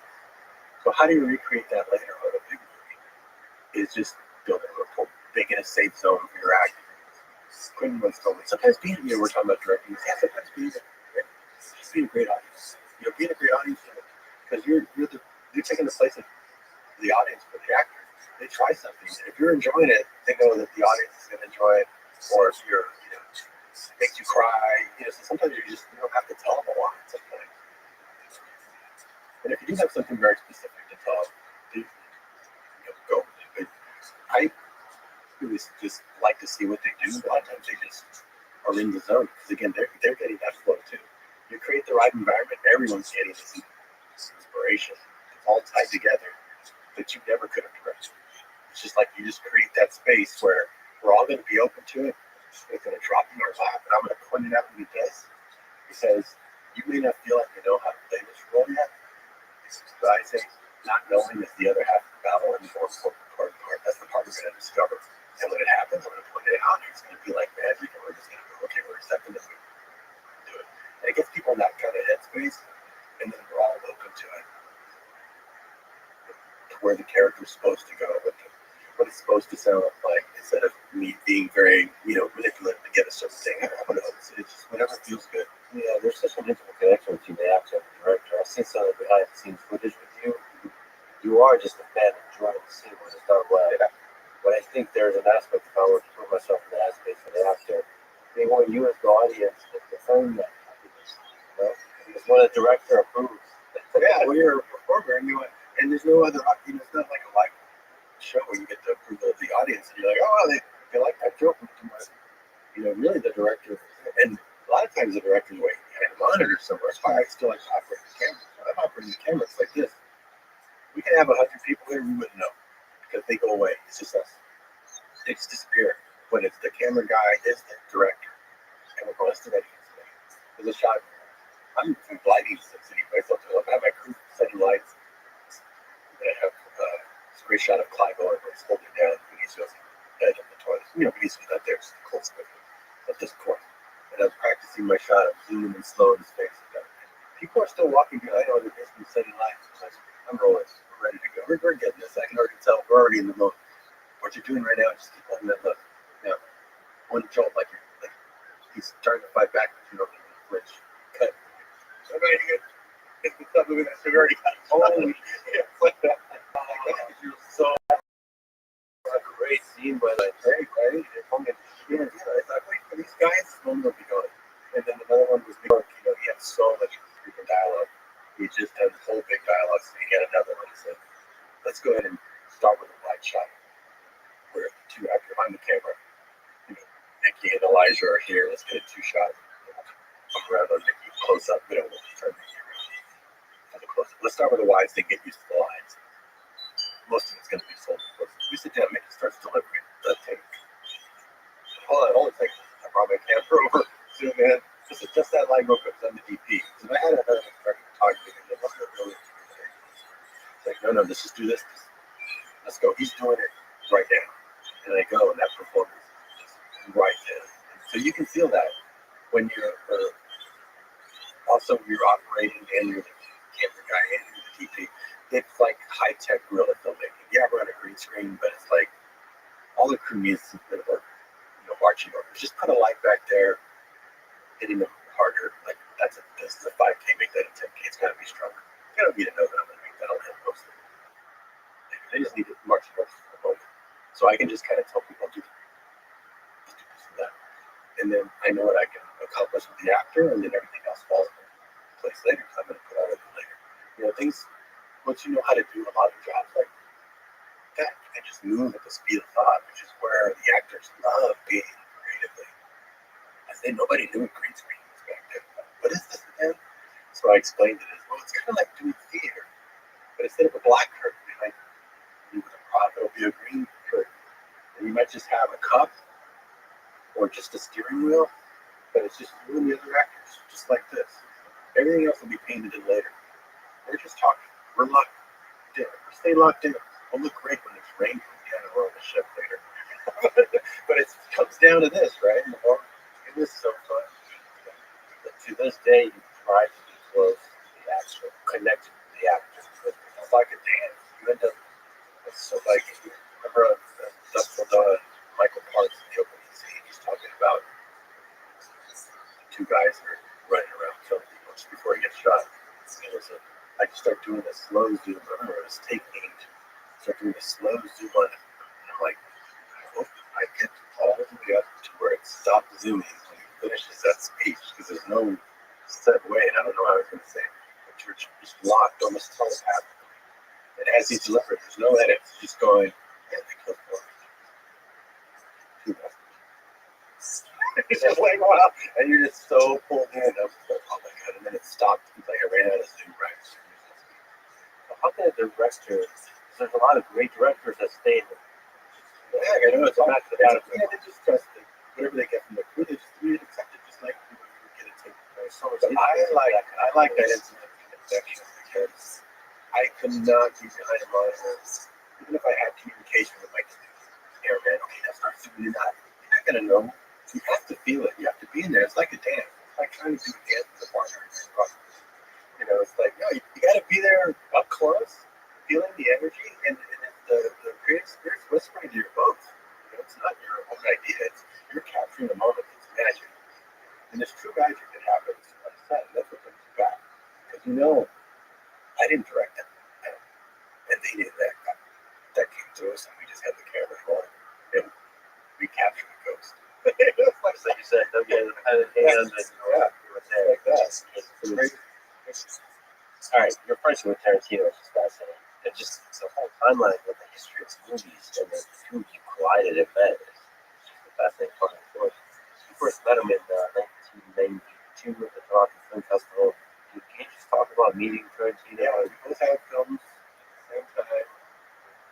First films, Guys in Black, action, violence. In fact, I had seen this movie already. My first film festival was before that, Telluride Film Festival. And Reservoir Dogs was never couldn't be there. He was at Sundance earlier that year. And the guy who became my agent, he saw it and said, hey, you're like this guy, Quentin Tarantino. I told him about you. He's going to be in Toronto. Oh, cool, okay. And so I went ahead and saw his movie in Toronto. Right? And I was like, holy shit. But Guys in Black, again, just like the mariachis dressed in black. Action. I said, oh, we're going to like each other. He's going to like me. So then in Toronto, we met, and we met in person because I knew I was going to be doing a panel discussion with him. They asked us to do a panel discussion about violence in movies in the 90s, even though it was only 92. So we're on a panel together, and that's where I met him. And he's like, hey, you know what you said? And I was like, yeah, I saw your movie. Oh, you get to come to my screening. And I went to see you. So he came to Mariachi, and I videotaped the audience reactions because they were insane reactions to it. But I had the first screening. He saw Mariachi sit next to me, laughing. He's laughing. The best audience. I had this recording. Oh, no, really? Yeah, because I taped it. So he's still out. He's right next to me. Well, just like you, but he's probably been bored as he touches. He just loves movies. He loves movies. In fact, next time I heard him laugh that way, it was at the home premiere for Kill Bill. We're watching Kill Bill, and he's laughing like it's somebody else's movie. He still enjoys the movie. He loves it. But all the actors do, it's like that's the kind of energy you really love. But I'll tell you what happened. I'm not a very shy person. I'm very shy after we talk. I'm sure Garfield, like, orator or anything. I just have to go do it. I thought, well, man, I'm going to have to introduce my film and talk about it afterwards. I'm afraid of that. What am I going to do? I don't have to talk in front of more black people before. So I went to see this other movie. And it was good. I was watching it. And then Yeah, well, that was my movie. I used to laugh. Oh, yeah, I don't like the movie anymore. It's kind of a dick. So I cannot do that. I'm going to have to go be who they imagined made that. So I wrote out a whole intro. It's like a 20-minute intro. Because no one had ever heard of anybody making a movie for no money, much less not a crew, much less. The way I did it was just very good. Nobody knew it was possible. So my whole intro was like, you'll see the Columbia logo slapped in front. Probably cost more than the whole movie. And then I go through, that's how I made it with a wheelchair, for a dolly, a turtle. I wrote around things I had. I mentioned the turtle, the bus, the ranch, all that stuff, right? So then when they see the movie, like, my wife and the audience said, Sundance, people are laughing so much at your intro, they just wanted to hear a story like this about it. I heard someone next to me say, I'm going to go for the movie. I didn't even see the movie. Yeah. Just because the story was so good, they wanted that movie. And when they see the turtle, big cheers. When they see the pickle, big cheers. When they see the school bus, cheers. But then when they see how we use it, they wouldn't bother it. They can't lose their minds. They know how I put it together. They know the rubber band and the popsicle sticks. I already set it up. So that's why that audience, I just hate the reaction. They're so with it. The context is so key. Like you can watch mariachi and go, hey, yeah, it looks like it's gonna go. But if you know the story behind it, suddenly, I was curious. I hadn't seen it in a long time. I was watching it for the 20th anniversary. We did this screening. And the first few shots come up, and I'm like, oh yeah, it looks like a $7,000 movie. And it just keeps going. And so it's we're in the jail cell, and the shooting's happening, and I realized, oh my god, we had these blanks that only fired one shot. It was jammed. So I had to show it going, use the sound effects, cut to the guy, cut back, have another one go. I had to do these editing tricks to make it look like, and then repeat a few frames. So, I don't know, so it looks like a machine gun. All these stuff that I would start sweating as I'm watching it going, I can't believe I made this with that freaking camera. I don't know how I did. I couldn't even see. I'm there with this long lens pulling my film focus. When I finally had to do a real movie, I was operating the camera on my first real movie with the crew. I get the cameras, and a guy comes over and he focuses for you. That's your job, you focus, John. I was focusing a lot. It's so hard. You're trying to focus on a guy while you're filming and you don't know where you are. And it's just, I couldn't believe how much easier it is when you have a crew. So it's extremely valuable to know that the pain of that, the spectrum of creativity that's allowed you with that. That's like how folks think to themselves. On all the cameras and cameras, what is the artifact? Well, just to know that the battlefield, in order to be a great general, you have to know how to keep a soldier around. Yeah. It's good to know that. It's like, at the end of the day, if you can shoot something above, if you have a great story, no one's going to even know this. Sometimes people get caught up on, how many cameras should I have? It's not the camera. So that's just the tool. That's just the pen. That's just like you can have different paintbrushes. I'm going to have a palette. I'm going to use a fan brush and a detail brush. I want to make paint. The paint's going to suffer? No. It's going to take on an identity that you wouldn't have the other. So sometimes the limitations help. When you can do anything, it can be crippling. When I do, I can only use those things for mariachi. It's like, all right, well, it's very simple now. Let me show you how cheap this guitar was. Like, I did not spend on anything. So when you see me walking around with a guitar case, it's a shitty cardboard one, like I got from home. I had to get a heavier one because there were some guns in it. So we borrowed one, but it had material ripped off the top, so you can see the wood. It's just the wood on top, so it didn't match the other one with all black. And that was too cheap to paint it black. I didn't want to spend money on paint. So you see that cardboard case, puts it down, and when he goes to open it, I cut to the other one. Once the wood is watch the edits, you'll see it open. Now it's a completely different case for the guns. And when he goes to cut it, when he closes it, it cuts to the other one. And he goes, oh, that's how I did that whole movie. Again, it was a practice. So I don't know if it's anybody on it. I don't know if it's going to be able to make it. Yeah, but you're one of the few great directors where both the movie is genius and the process of making it is creative genius. It's like fun to watch play. It's no matter play. You know what I believe, right? It's like from somewhere else. I have to say, it's just that thing was freaking. I didn't get in its way. Basically, would help. And people say that, don't get in your own way. This is a little bit easier to understand. It's like keep the pipe clear. Don't block it with your ego.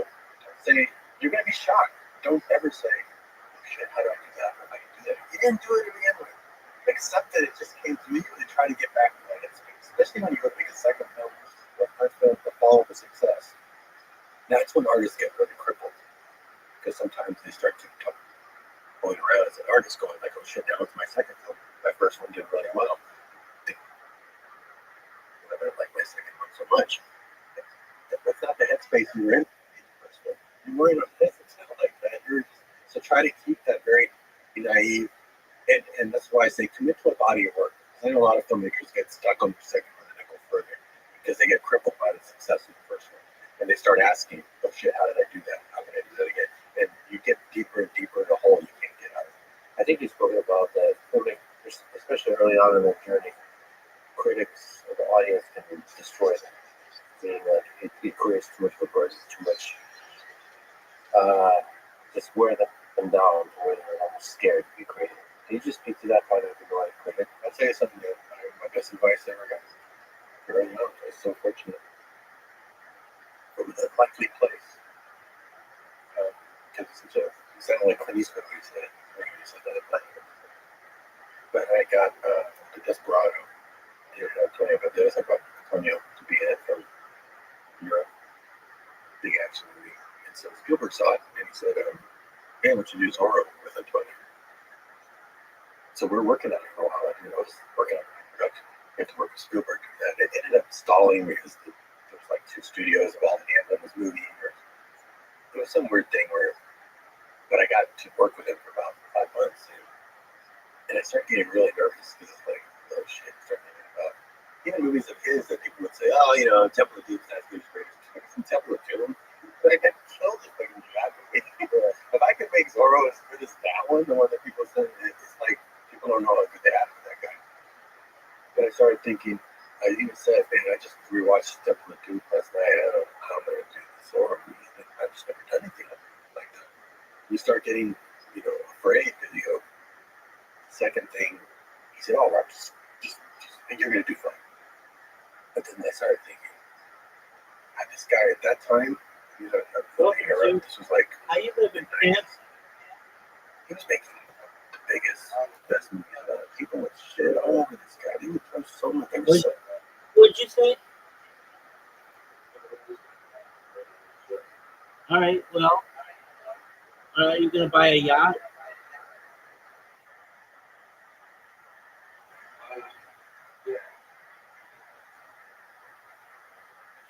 All right. Dude, are you ready to leave? I'm serious, dude. Are you ready to leave? Are you ready to lose? Everything.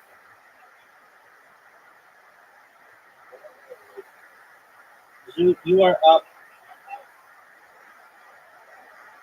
an unknown amount of money. Zoot, are you going to accept your invite? Or are you going to continue to jerk yourself off raw? That's one. Not necessarily. Oh, that was amazing. You almost had a perfect game. Doug, you almost had a perfect game.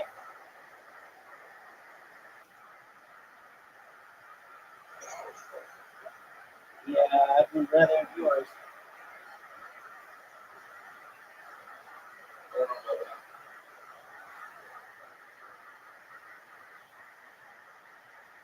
Get it. Oh, you got fucked, dude. You got fucked. Oh, that was bad. Oh, I gave you a chance to come back, dude. Beautiful. You got it. You got it. Nice checkout.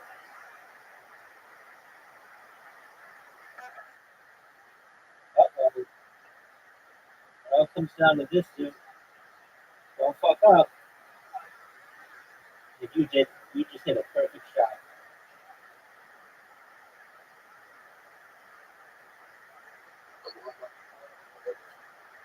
Zoo, are you sure you won the lottery?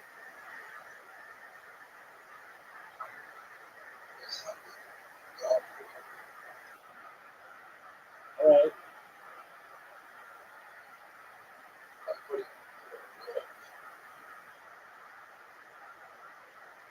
In the lottery? How do you put in a lot of work in a lottery? Oh, like getting your ass kicked in every minute game that we play? Oh, Zoo. Oh, okay, so you should bring the that. Oh, Zoo, that was terrible. Zoo, I fucked up. I fucked up, Zoo.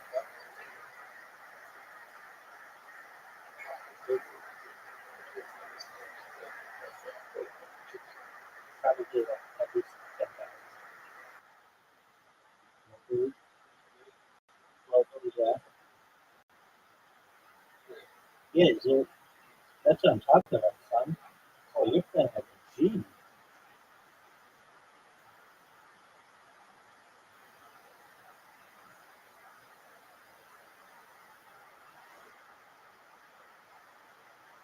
Zoo's up two games in the total section we played. Okay, I'm gonna fuck you.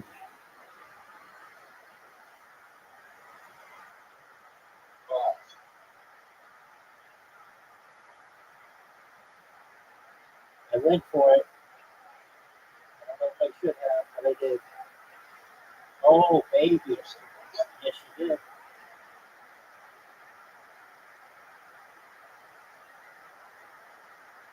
Get it. That was good. Oh, no. Fuck, Zoo. You might win 3 games after for me. We're not doing that. You're gonna win right here. Easy win.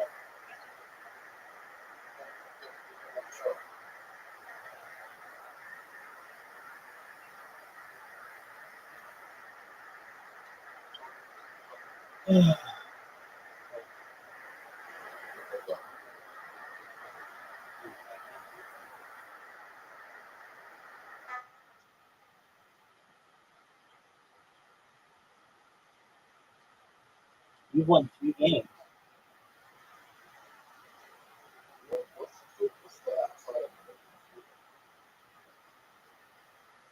You know, those all another those all?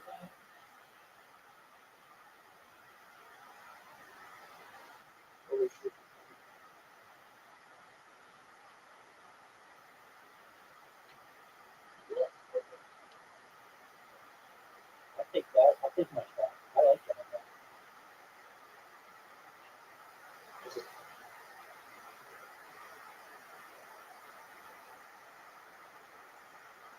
Dude, fuck this bus shit, dog. You know that song.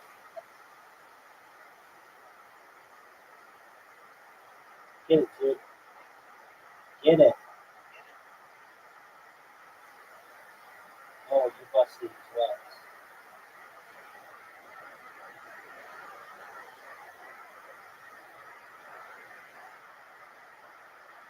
All right, dude. Pressure's on. What are you gonna do? Got it. 3 games to 1. 1 game to 3.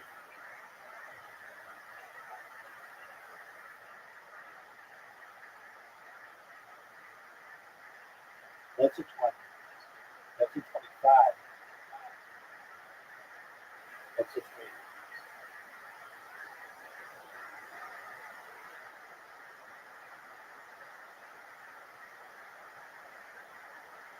I'll take it. Just a quick 60. Don't fuck up. That's 5. That's 20. That's a double 14. We went for it.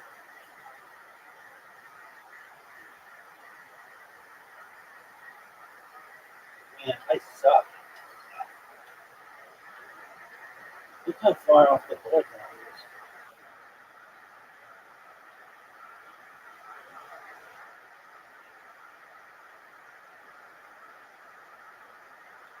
it is. Zoot. I knew that was good, dude.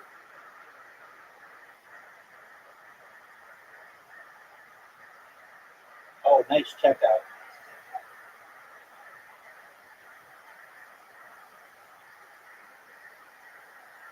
Dude, what a fun. Have you been practicing?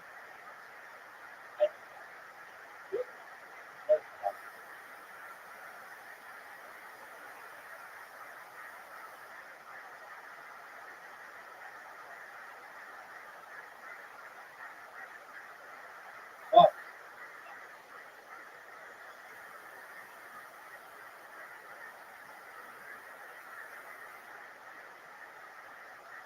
Triple treasure.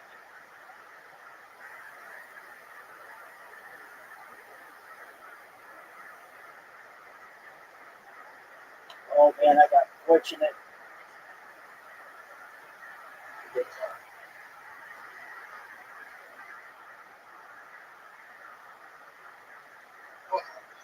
4-2.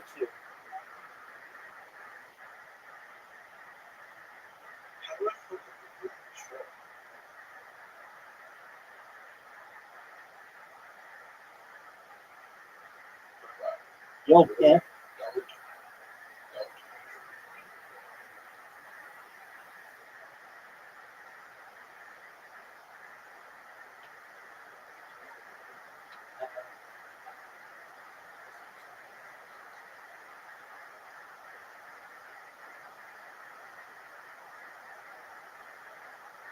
I'm gonna put you away right here.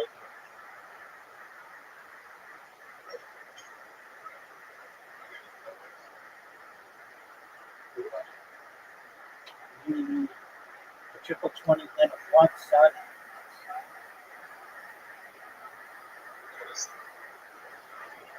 Double 20. No, you wouldn't. You need a double 20 and an 18. You need double 19. Alright, I think it's 4-3. I'm about to purchase 100K. 100 grand.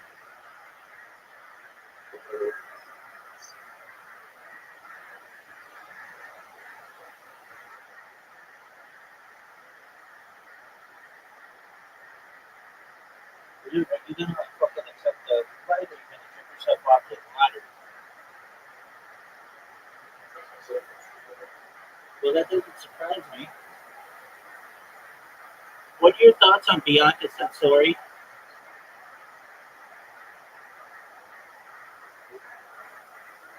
Bianca Sensori. What are your thoughts about it? You didn't win the lottery? It didn't draw yet. You said it drew in like 4 hours. You said it draws in like 4 hours.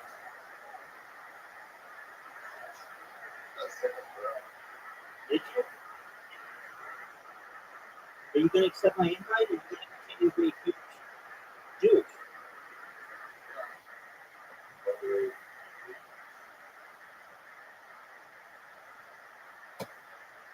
You seriously didn't win? I think you won. I think you're just you're just keeping it secret. Dude, are you going to accept my invitation?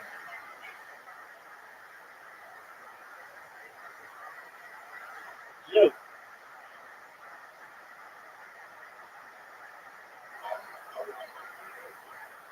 Okay. Are you going to accept my invitation?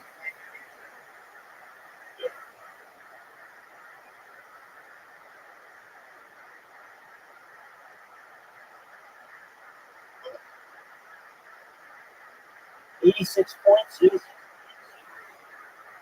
Triple 20 right off the bat.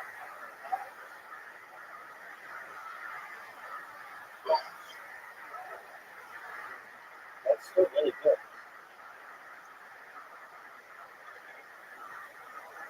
Got it, dude.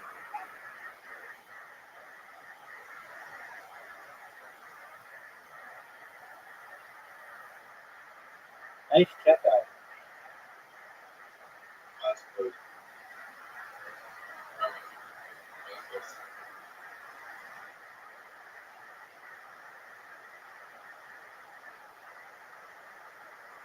Fuck you, man.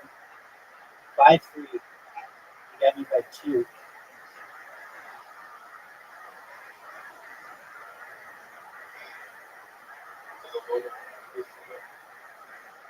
So no one cares. Just accept my invitation.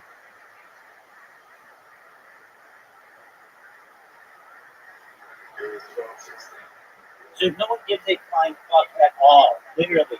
Even Australians don't care. Accept my fucking invitation.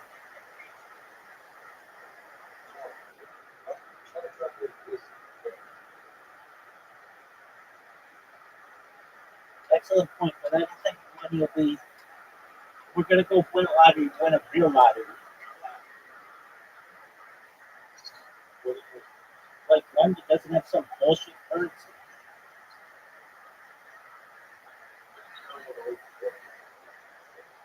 I'll take it.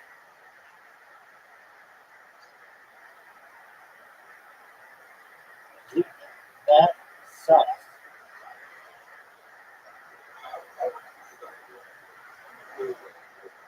You know, I never read that. Nice checkout, man.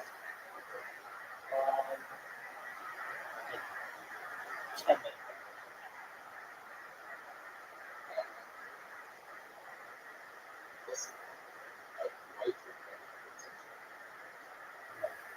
He would have been able to pay the fine. I mean, he could have been worth probably anywhere between 10 and 20 million, probably. But knowing him, I had it worth about 10.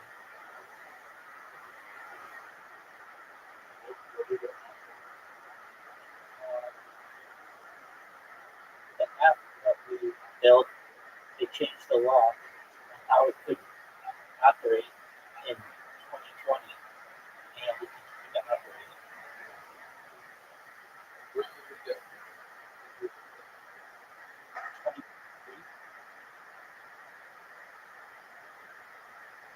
You work like 6 degrees, maybe more than that. Yeah. Fuck, I busted, man. It was a cocaine deal going on. Oh, I shouldn't even say that. It was an overdose. Not even cocaine, just cocaine. Dude, you fuck.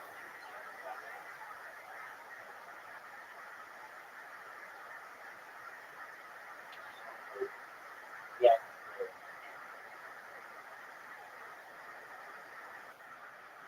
I'm gonna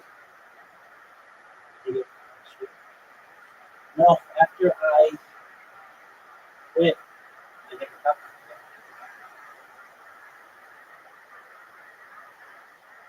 to him.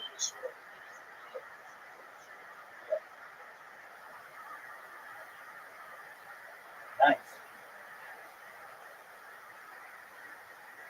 It does not surprise me.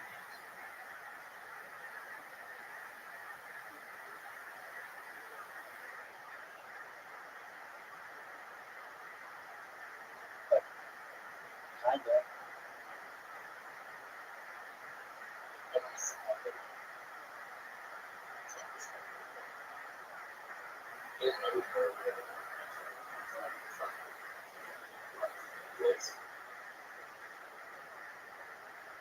They shot it.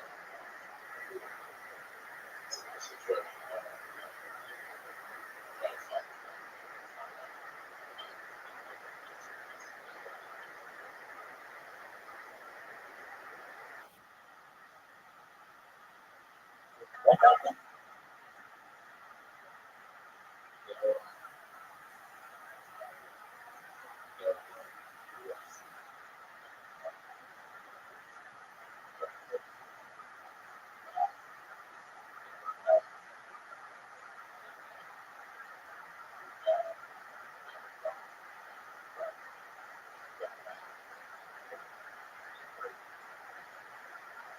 And it got that cold. And it got that cold. It got that cold that it froze him.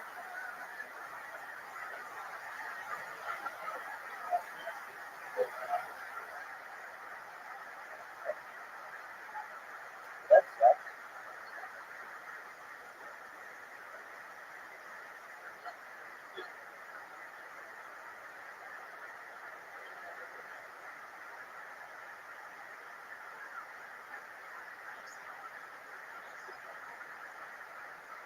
Dude, I put that dog shit.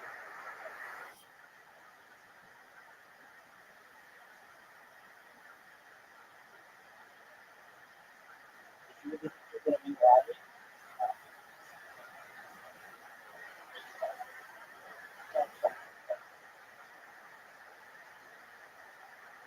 just remember that time I invited you, and then you just sat there and jerked yourself off raw.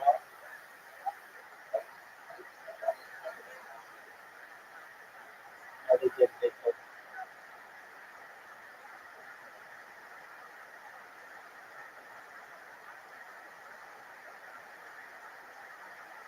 you like I do after the command. Bianca Sensori, Nicole Kidman, and Indy. Yeah, yeah.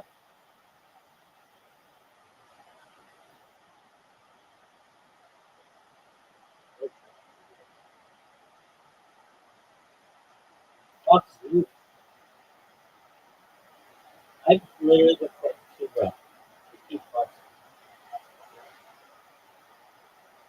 Are you happy with the gameplay? Would you back up this and up by 50? I got you won like too many games. I need not have a good gameplay. But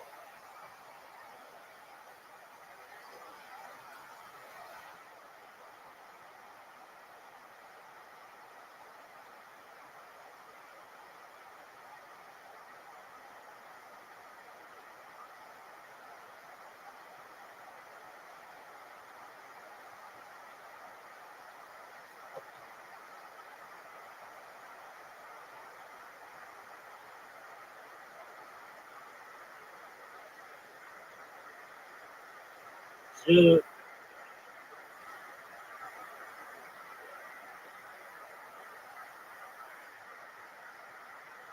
3, 20, 20. That's pretty good.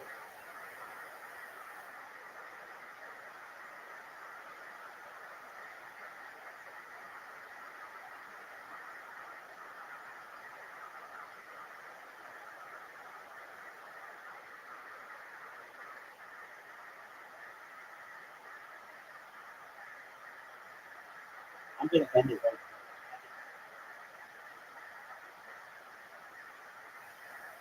Psych.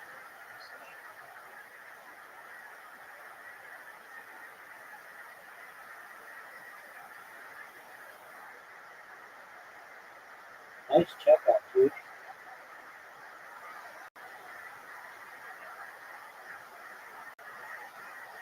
Dude, you played these bullseyes so well. Don't fuck up this time.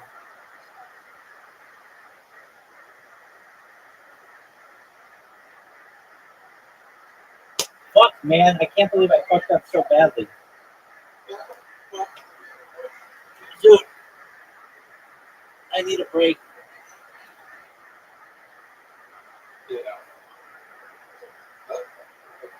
God, no one wants to talk about that series of games. Go take your break.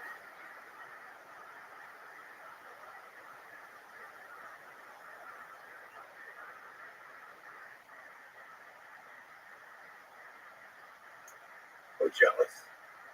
Press, audience, everyone just like hits at him, like just throwing rocks at him for everything.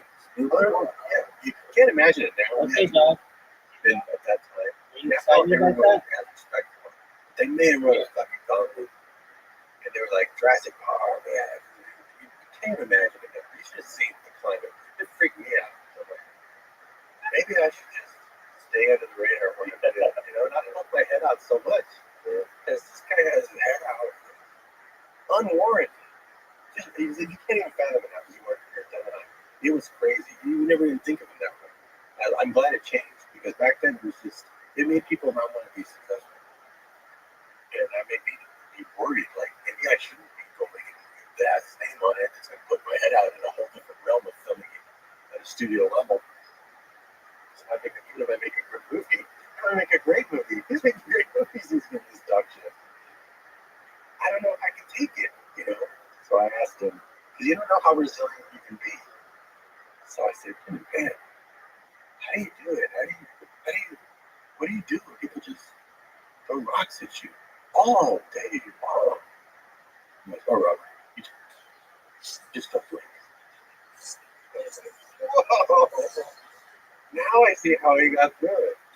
Just don't blink. You know what's coming? Don't blink. And to him, it's like a climbing up the line, right? But it was like, you could see he was so true. And you can see that's how he just avoided all criticism by just not blinking. It's like it's designed to make you blink. You're just not going to blink because you're committing to a body of work. He just keeps cranking out movies. Whatever he feels like he does. And that was like the most powerful, and it never bothered me again. I just like always kept that. And I tell that to my actors. I tell people that story has traveled. I even had some little actors who were like starting to get us in. I remember doing a couple of things. Some people have told me, you're never as good as people say you are, and you're never as bad either. Fortunately, so remember that. And then the second one, Spielberg, don't blink. Don't blink. Now, ask you of what you're reaching for, what you're trying to do. Again, sort of like, I think if you just told me what would be my vision for the future, just committing to a body of work. So you just kept doing like that's about as far as you can see. Do you have a sense, do you have a vision of the body of work you'll make in the next 20 years? Like, yeah. Or is it just I this fall? Like I wasn't sure because you don't always know. You might not have the vision yet because you don't have the information. Yeah. So if you just commit to a body of work, you'll start figuring out more reasons to keep doing that body of work. So when I turned 50, I was like, I guess I can keep making it. Been good for me. I guess I could just make more. I kind of done that already, but it's always fun and it's always, I guess I can make, but it wasn't a lot of drive, right? So it's not. It's like, well, I guess I could just keep doing it, but it's not as much as I can't wait to keep doing it. But I didn't know how to get to that point, so I decided, I got to this job so early. I was in the early 20s. I bet there's some other job out there that exists that I don't even know about. So I don't know other jobs. So I looked up, believe it, but I literally bought jobs for Douglas. Nice. So it's just like I didn't even know what I just basic job we were. Turning the page, I know what that job is. Just going through. And it gets to filmmakers. There's a little icon beside each job. This icon is a guy like this. Literally, you look it up, and it says, this is the best job. You get to just be creative with your friends, sit back, watch the money roll in across the desk. And I said, but 99% of film students don't get this job. You got that dream. So I'm like, I guess I got the best job. But then I started working with my kids when we had a TV show called Rebel Without a Group based on that, right? I found filmmakers who only made a short film, they hadn't made a feature, I picked this diverse group of filmmakers. Gave them $7,000 and we documented them making a feature 2 weeks like I did. You can bring one person, like I had Carlos Graham, the producer and star. Bring one person, cameraman, some guy, whatever. It's only that for the shoot, and you have to do the whole thing. And I saw those guys. By the time they're like, oh, wow, we're gonna make this movie. By the first week of shooting, they're already talking about their next feature, and they became so confident because their idea of what impossible is drops really quick. Anyone interested in unlocking their creativity, not even just filmmaking, I highly recommend that show, and I highly recommend this kind of follow-on show, which is with Red 11. Yes, that's what I did. And then it came time for me to do that. So I made a movie called Red 11 based on my experiences in the medical hospital. But I'll turn it into a sci-fi thriller just to use that so that I can use like somebody getting stabbed in the eye. So I can have more elements to show how you can do camera tricks and stuff for nobody. And in the old days, make it for less than $7,000. I should think we're like $500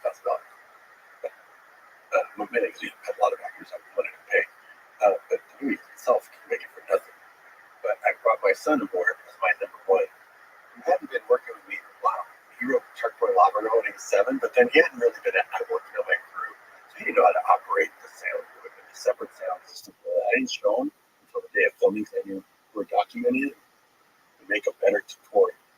So by getting them working on the movies together, they seem to be super excited by the day. I thought for sure, oh, they're going to hate this, even though it's only 2 weeks.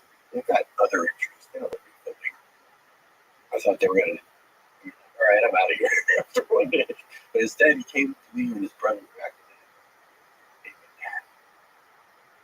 The actor didn't show up after the first week.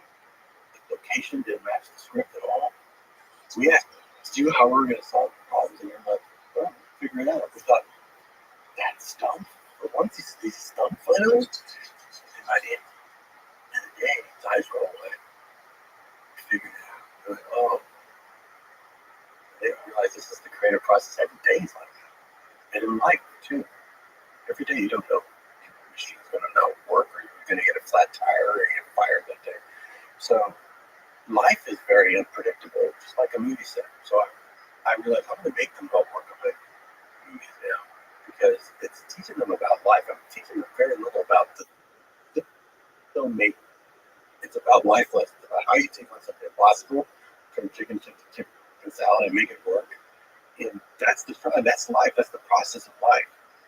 So many people say, well, I'm not ready to make my projects. Like, you're not ready for life. You're like this all day. You're dodging shit that's going on. How come art has to be perfect? It's like it should be the same. Life and art should be the same. And I think filmmaking in general is full of unpredictable things.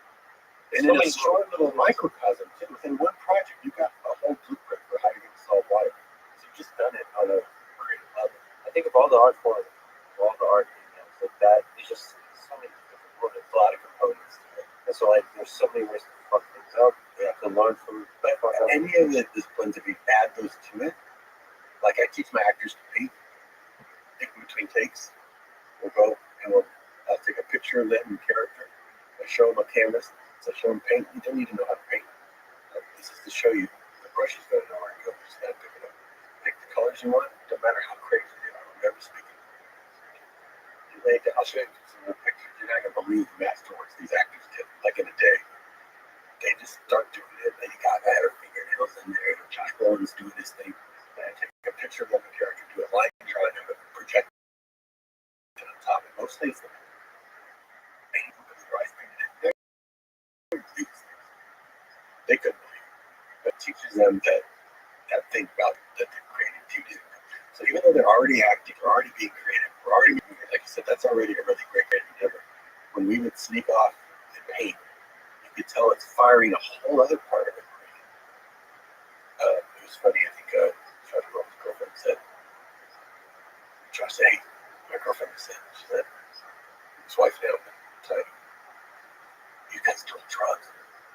Leave the set. You come back in your life.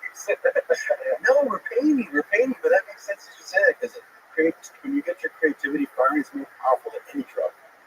And we come back, and you think, on the set going, is it bad that I'm still thinking about the painting?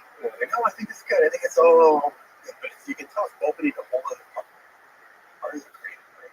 You can be doing acting in a movie, and the painting's still going to tell. It's just how much untapped potential your creative brain has. So the more you can do, the more you're firing off. And it was so cool. Like, we did one just for letters.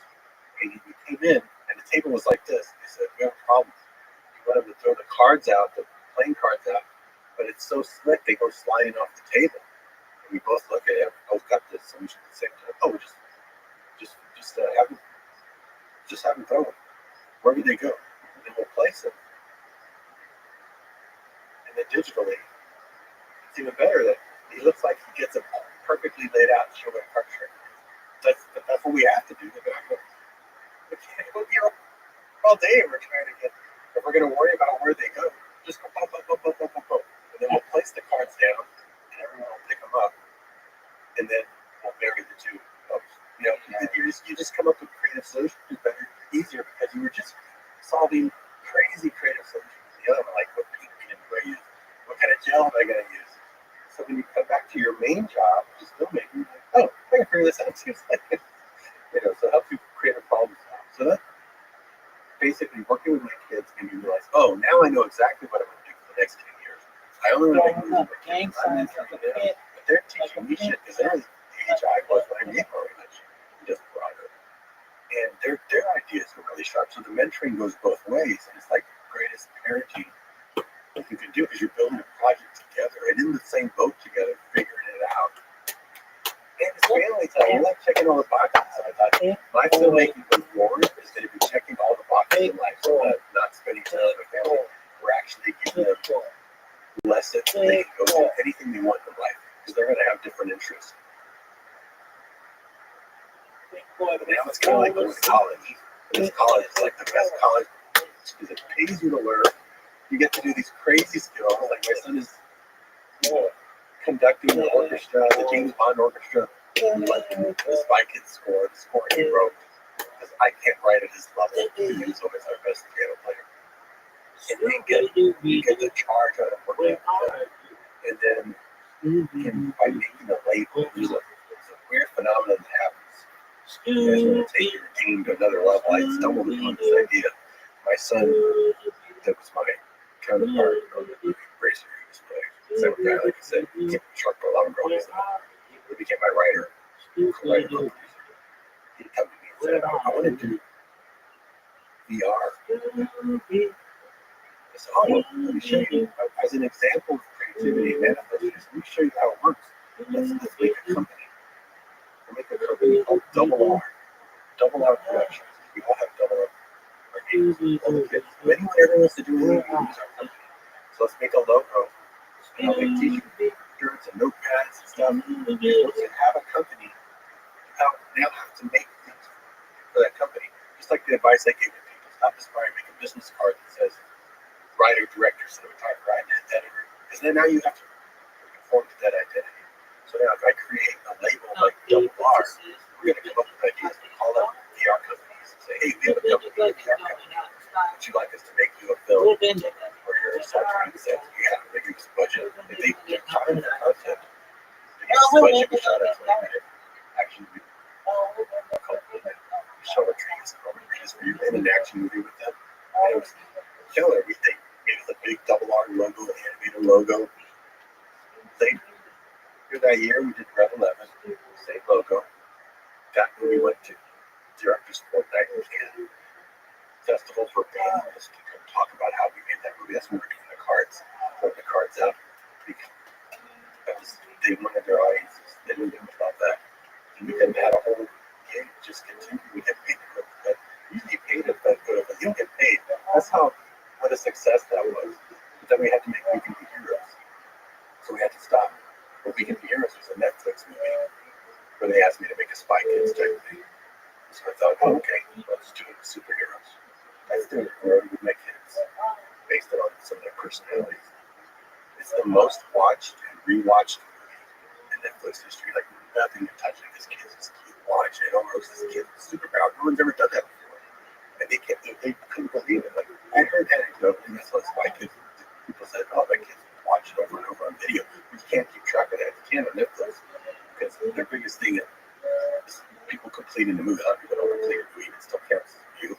They may watch 5 minutes and change the channel. So, can you complete a movie? That's really, not only really complete, but rewatch per house. So many times. Wow. That one has a Double R logo as well. And my kids are like, man.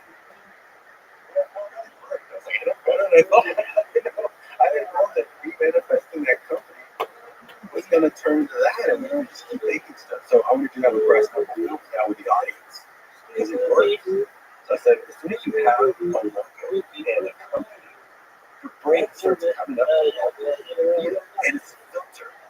Like I said, sometimes the freedom of limitation is all free. I have to do 4 rooms. Like, you have to use one hotel room. Bodies, they said you can install a city. Has filter. Only action. Action movies, that's the stuff there's always an appetite for. You ask Netflix right now, what do you need more of? They'll say action. Go ahead with action. The last regime didn't leave us enough action. We'll pay a premium for an action film that we can make at a lower cost. $20 million action film is very cheap. Studios don't know how to make it cheap. That's why they'll pay for it. And right now, that's the key, is to be independent. There's a lot of studios that can't get greenlight anything. Things are so expensive. They don't want to lose their ass. They need it. Make it at a price. We'll make it at my studio. They have my studio.